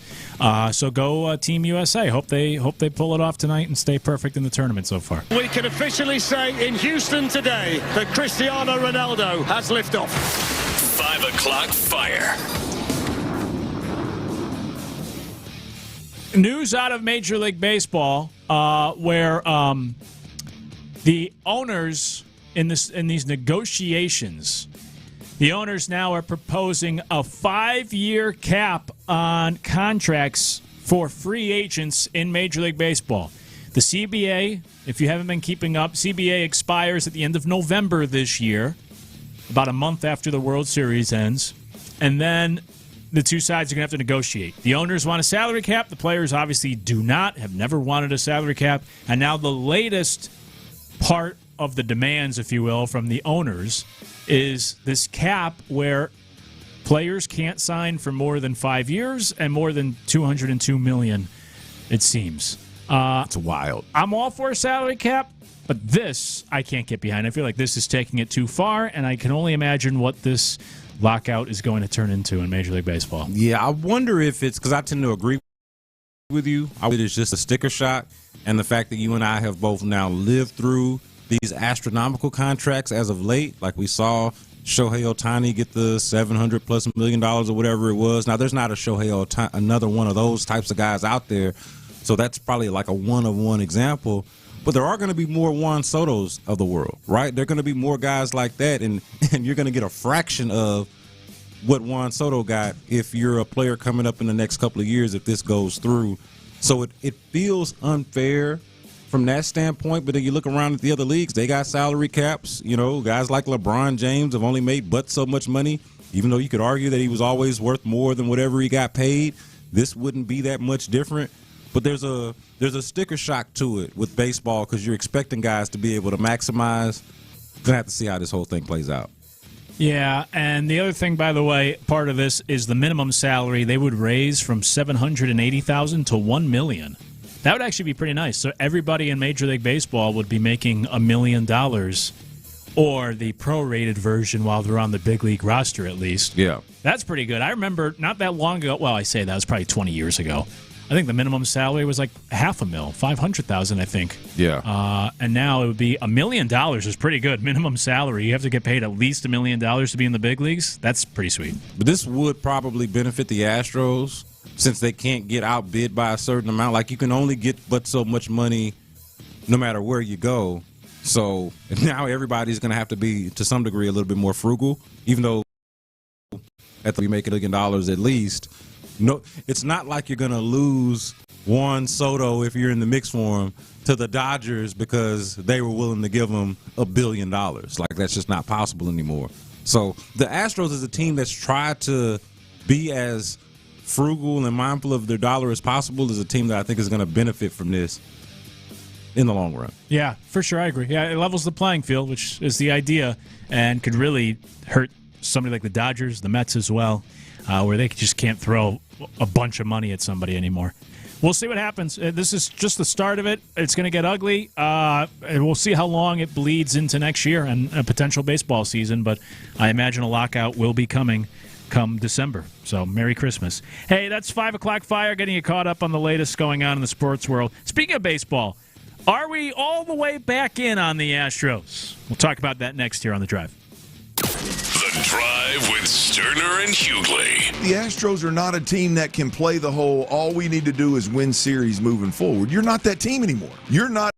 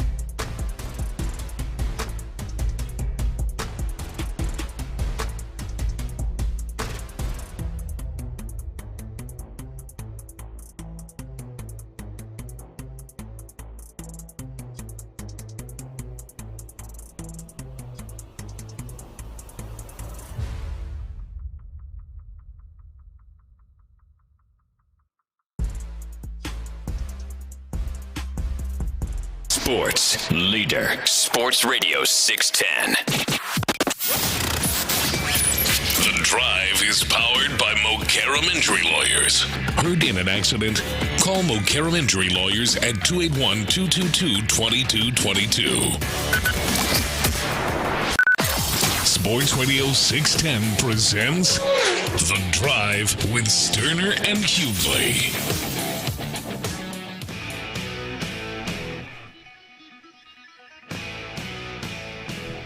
Are we all the way back in on these Houston Astros? It's the Drive alongside Brandon Scott, Tyler Milner on the steel wheels. 713-572-4610 to join the conversation anytime on the text line. I didn't know this was a thing, but apparently within the last about 20 minutes, they actually announced the results from Phase 1 of voting for the MLB All-Star Game. And I guess the way this works is they announced the top 2 vote getters for each position. Now, this is the fan vote. So the top 2 vote getters from each position, they just announced on MLB Network within the last 30 minutes here. And then those players get to move on to Phase 2, which begins next week, and fans can vote on those players, I guess, and continue to kind of whittle it down. But this is just part of the fan vote. Anyways, how many Astros do you think, 2 per position? Okay. How many Astros do you think have wound up here for the fan vote for their position? Oh, fan vote. So Jordan for sure. Fan vote past Jordan, who is maybe Jeremy Pena, but I'm going to just go Jordan.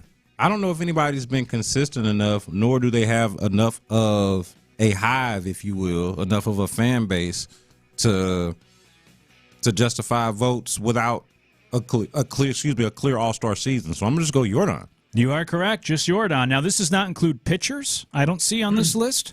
I think this is just position players.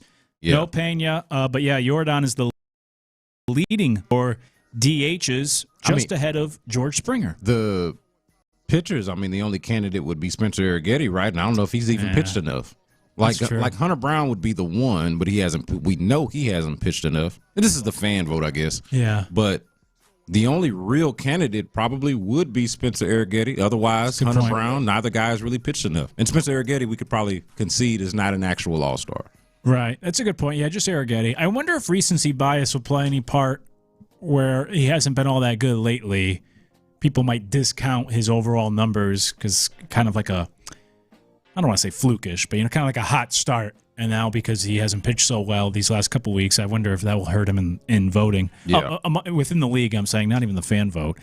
But yeah, former Astro great Jesus Sanchez made the list. In fact, there's so many Blue Jays. Now, they have the whole cut. I heard Seth talking about this the other day, that like everybody in Canada is a Blue Jays fan, no matter where in Canada. You could be hours away, but that's Canada's team. Yeah. So they have a whole country behind them. So I guess. Yeah, they got robbed of the Expos. At least they feel that way. And so they just rallied around the Blue Jays.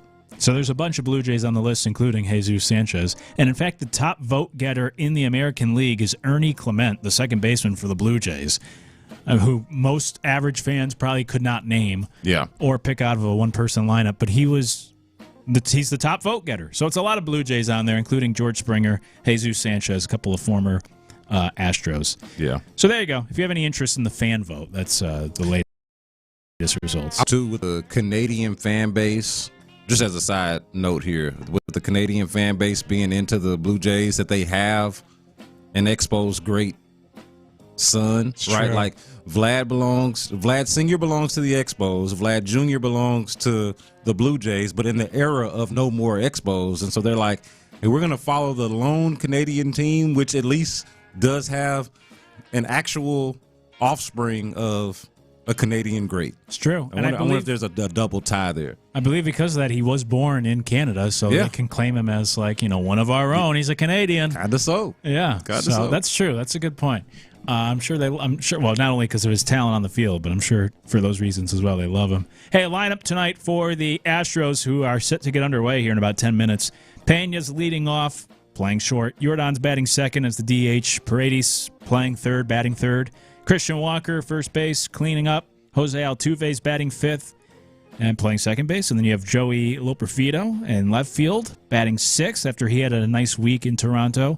Cam Smith, the right fielder, batting seventh. My guy Taylor Trammell, the center fielder, batting eighth. And then Christian Vasquez, the catcher, rounds out the lineup. That's the starting lineup for the Astros tonight in Detroit.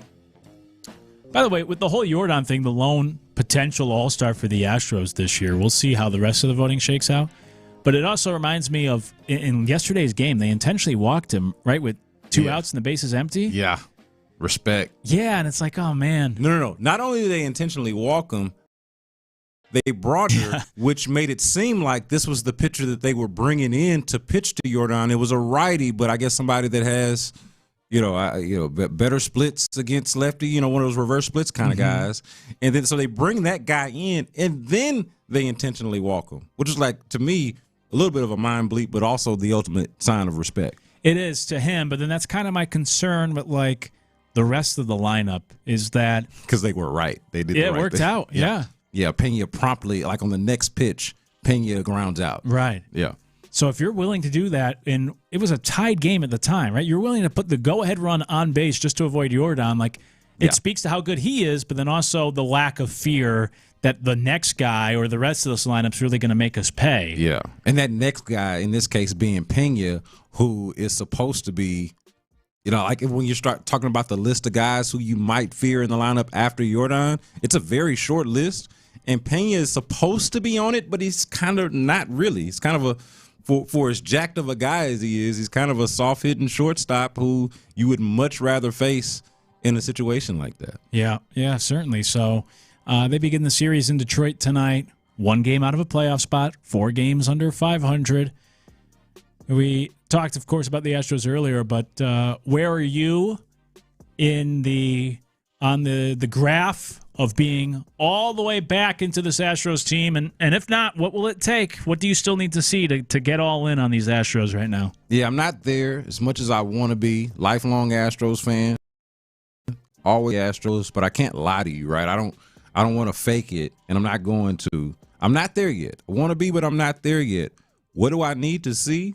What I saw last night is a good start. Like guys who have been either holes in the lineup or in the rotation, nothing's for you so far. If they can just give you something. I don't need Cy Young level. And look, last night from Mike Burroughs was really good. Probably better than what you would even expect on a normal night, even if he's pitching up to the standard. It's probably above the standard. But if he can just pitch at the standard at a consistent level, or on a consistent basis, I should say, I can get behind that. Just haven't seen enough of it to really hang my hat on it. And then I was looking at this lineup, heard you, reciting the lineup for today. Mm-hmm. I mean, how we feel about it, no disrespect. Shout out to Joey Profito for being a hero over the last couple of days. Cam Smith had some moments the day before yesterday and yesterday. Taylor Trammell had the bomb 2 days ago. How do we feel about a lineup when you trot out an outfield of Joey Loper from left to right?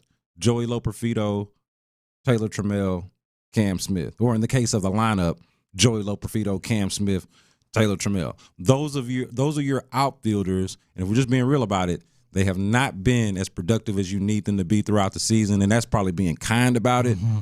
Got to see more from those guys. Love what I saw from them over the last couple of days. Don't want to take away from it. I just need to see more. Yeah, for sure. I mean, statistically speaking, at least to enter the week, offensively, it was the 3rd worst outfield in Astros history.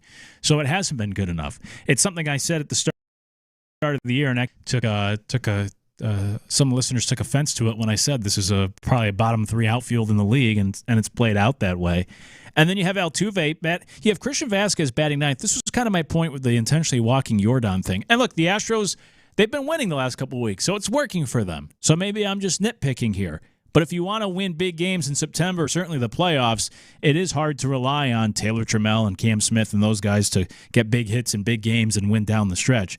But you have Christian Vasquez, who has done nothing offensively lately. He's batting down around the Mendoza line. He's 9th. Then you have those 3 outfielders you mentioned before him. Then you have Jose Altuve, who I know it's Altuve, but he's been below league average this year. Got to be real about that. And then Christian Walker, who had a great start to the season, but is hitting 200 the last 2 months. And then you get to Paredes, Jordan, and Jeremy Pena, who have been swinging good bats. So in some ways, and maybe I'm being too harsh, but in some ways it's kind of just a top 3 lineup. And then you hope, like you said, that's why they did well in Toronto, because you do get the home runs for Profito or Taylor Trammell and Cam Smith. You got these contributions from the other guys, but it just hasn't been consistent enough where you can count on those players deepening your lineup night in and night out. Yeah, I feel like if you're Troy Milton looking at this lineup card, you're feeling pretty decent. Like you're not, matter of fact, the main thing that you're thinking about is how do I work around Jordan? How can I find a way to where Jordan doesn't beat me, to where even I would live with Taylor Trammell hitting an upper decker or Cam Smith coming out of his slump. Those are bets that you're willing to make versus Jordan, who is the only dependable piece of this lineup, consistently dependable piece of this lineup. For sure. And before we hit the break, let me just give you historical context because I just love numbers, and it's my favorite thing about baseball. For the Astros, some stats for you as we hit the midway point of the season 2 days ago. They've spent 5 days in first place this year. That's the fewest for them at this point of the season in a decade. This would be the fourth time in franchise history an Astros team would make the playoffs despite being below 500 at the midway point of the year, if they can pull it off.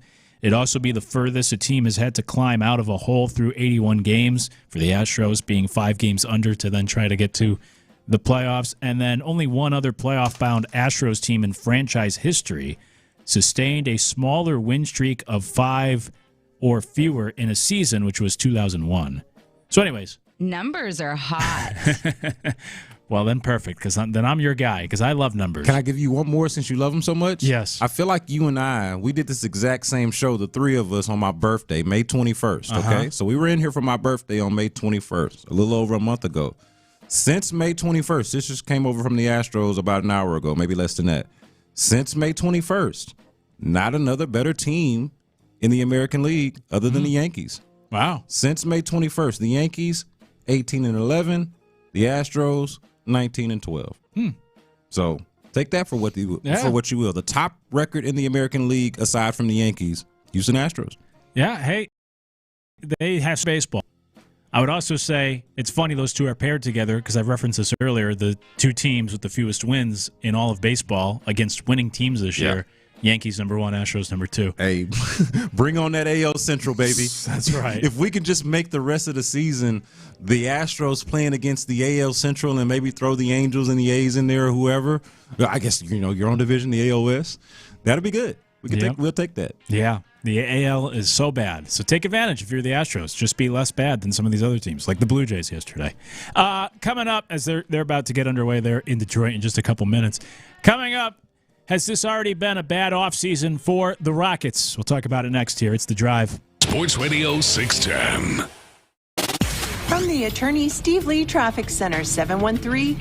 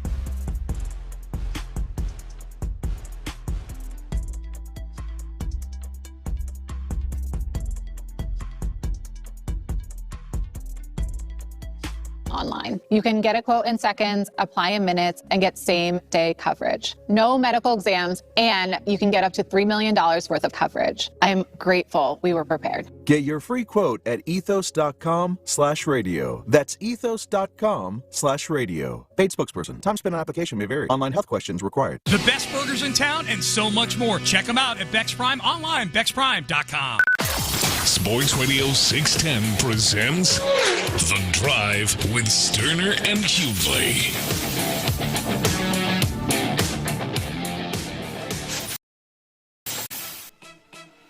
Has it already been a tough offseason for your Houston Rockets? It is The Drive. I'm Luke Morrow alongside Brandon Scott. Tyler Milner in the house as well as we wrap this thing up here on a Thursday. 713-572-4610 to text the show.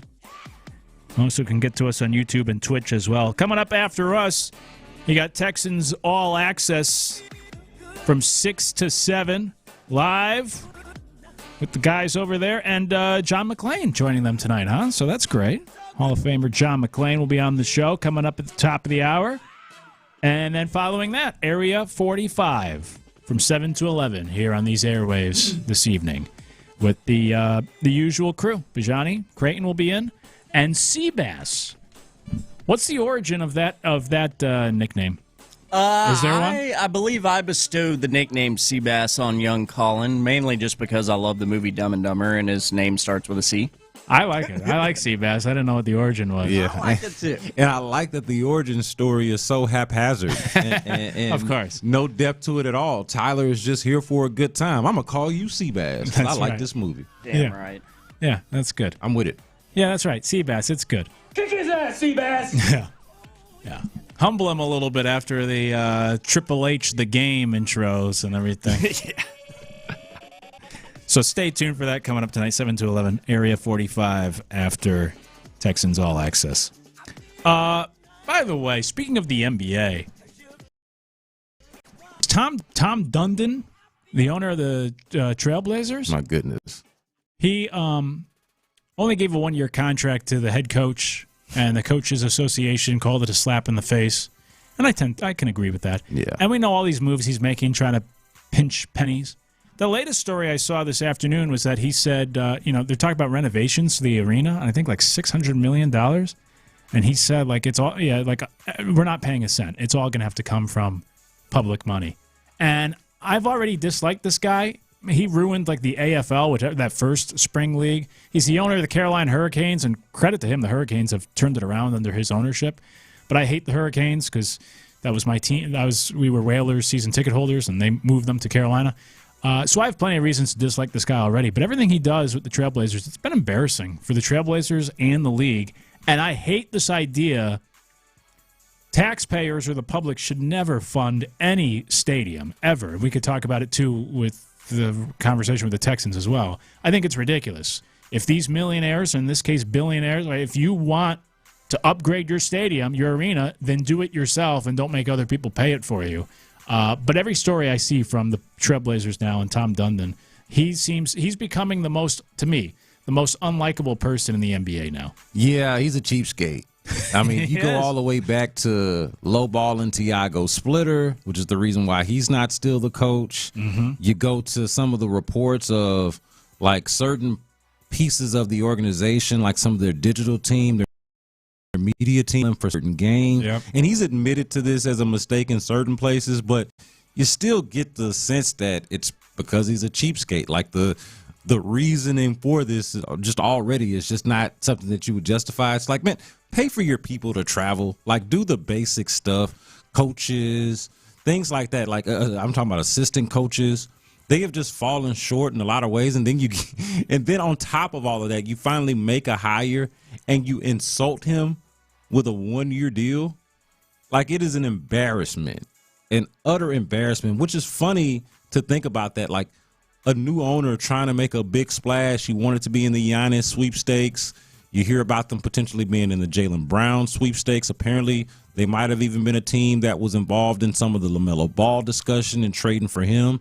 It's an owner that wants to make a big splash and wants to make a mark in the league, but he don't want to pay no money. He wants to be tight with his wallet. And that is just annoying when you – obviously the rich stay rich for a reason. Yep. Get rich and stay rich for a reason. But come on, man. Like, come on, seriously. Like, this is cheapskate to the point of being offensive. Yeah. And I would agree with your point about the whole not wanting to subsidize billionaires, you know what I mean, giving money to billionaires to build stadiums and for renovations. It's so funny. These are usually, not to get political, but these are usually the people that hate the welfare state and hate watching other folks live off the government's dime, or or live off the taxpayer dime, I should say. And here they go wanting to do this. People welfare is basically what this is. And I would argue that if you're going to have welfare, it should at the very least be for poor people, not a billionaire who can absolutely afford to make the investment in his own team. Yeah, it's ridiculous. I don't know why sports teams, and obviously this is a larger conversation, but I don't know why sports teams can get away with this. Like your local Raymore and Flanagan's, that might be a regional thing. Your local furniture store doesn't say like, hey, you come Mattress here Mac. Often. Yeah, Mattress Mac. Doesn't say like, hey, you come to the store often. Why don't you chip in for our new carpeting? Because you're going to reap the benefits of it too since you come to the store so often. Yeah. It's your own company. You're a millionaire. If you want to upgrade your arena, then you pay for it. And the Michigan School of Economics actually did a study where they found, unsurprisingly, that these cities actually don't get their money back. Like it's not worth it in the long run, the amount of money that they spend on these new stadiums. They do not see that money pour back into the economy with people going to the restaurants near the stadium and whatnot, all that sort of stuff. It's not a good deal. Meanwhile, the new stadium helps the equity grow for the team, and when the owners sell that team, they don't give a portion of that sale back to the taxpayers. So it's all a scam. It's ridiculous, and I hate that it happens too often where the taxpayers get stuck with the bill to help a rich guy get even richer. Well, what they're doing is exploiting fandom.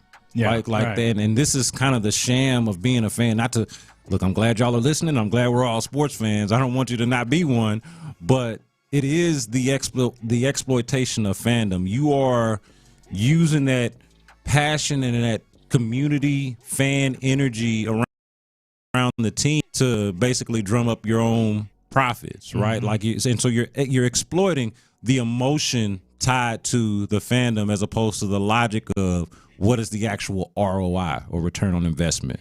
So it's actually a genius move if you're a business person or a billionaire. Oh yeah, and it's why team ownership in professional sports is considered to be fail-proof, because all you're going to do is make money. All you're going to do is be able to. You're more likely able to convince the taxpayer or the government agency or whoever it is that you need to convince to pay that money, and you don't have to pay it. And it's basically all profit. You can be an idiot and make money doing it. Yeah, it's true. Yeah, it's crazy. I don't fault them for trying to do it, but I just hate that it's a thing. It shouldn't happen. Hey, before we go, the big news in the NBA world is the LaMelo Ball trade. We had the Giannis trade previously, and so a lot of Rockets fans are already getting frustrated. I compared it earlier, now that we've hit summer vacation here, where when you were in school growing up, some of your friends and their families might go on trips, and maybe your family wasn't or not as cool of trips, and you're thinking like, oh, man, they get to do all these fun things. Why can't I wish we got to do something. And as Rocket fans, you see these other teams making moves, and you're sitting here thinking like, oh, man, why can't we do something exciting that gets us pumped up for next season after what was a disappointing year this past season? But the question, as I asked earlier, is there that big move to be made for the Rockets? Is there that LaMelo Ball or that Giannis out there that the Rockets realistically can be in on and bring in and try to have splash offseason? I do feel like they're doing their due diligence and at least checking on it and going down that road, but I feel like they're coming to the realization that they're stuck between a rock and a hard place in the sense that, and just to answer your question succinctly, no, I don't. Unfortunately, I think Rockets fans need to prepare themselves to be disappointed if a big swing is what you're looking for, but they're in this awkward spot where I do agree that they need upgrades at almost everything. Like they need a little bit of everything. Everything could stand to get better. The overall talent, the shooting, the playmaking, the star power, the depth of the team. They could stand to improve in all of these areas, but it's not like you're going to be able to improve in all of these areas in one fell swoop. You're going to have to pick a lane. You're going to have to pick a struggle. What's it going to take? Do I go star hunting? Do I improve along the margins? you don't have enough to necessarily do all of it. So which route do you take? That's the part that I think is really frustrating for Rockets fans because they don't know how they're going to get from here to there. Right. Yeah, I'm with you. I wonder the same thing. Stay tuned. Astros went 1-2-3, top of the first. They're in the bottom of the first now in Detroit. Stay tuned yourself as well. We got Texans All Access coming up top of the hour here in just a few minutes with John McClain. And then Area 45's got you covered from 7 to 11. He's Brandon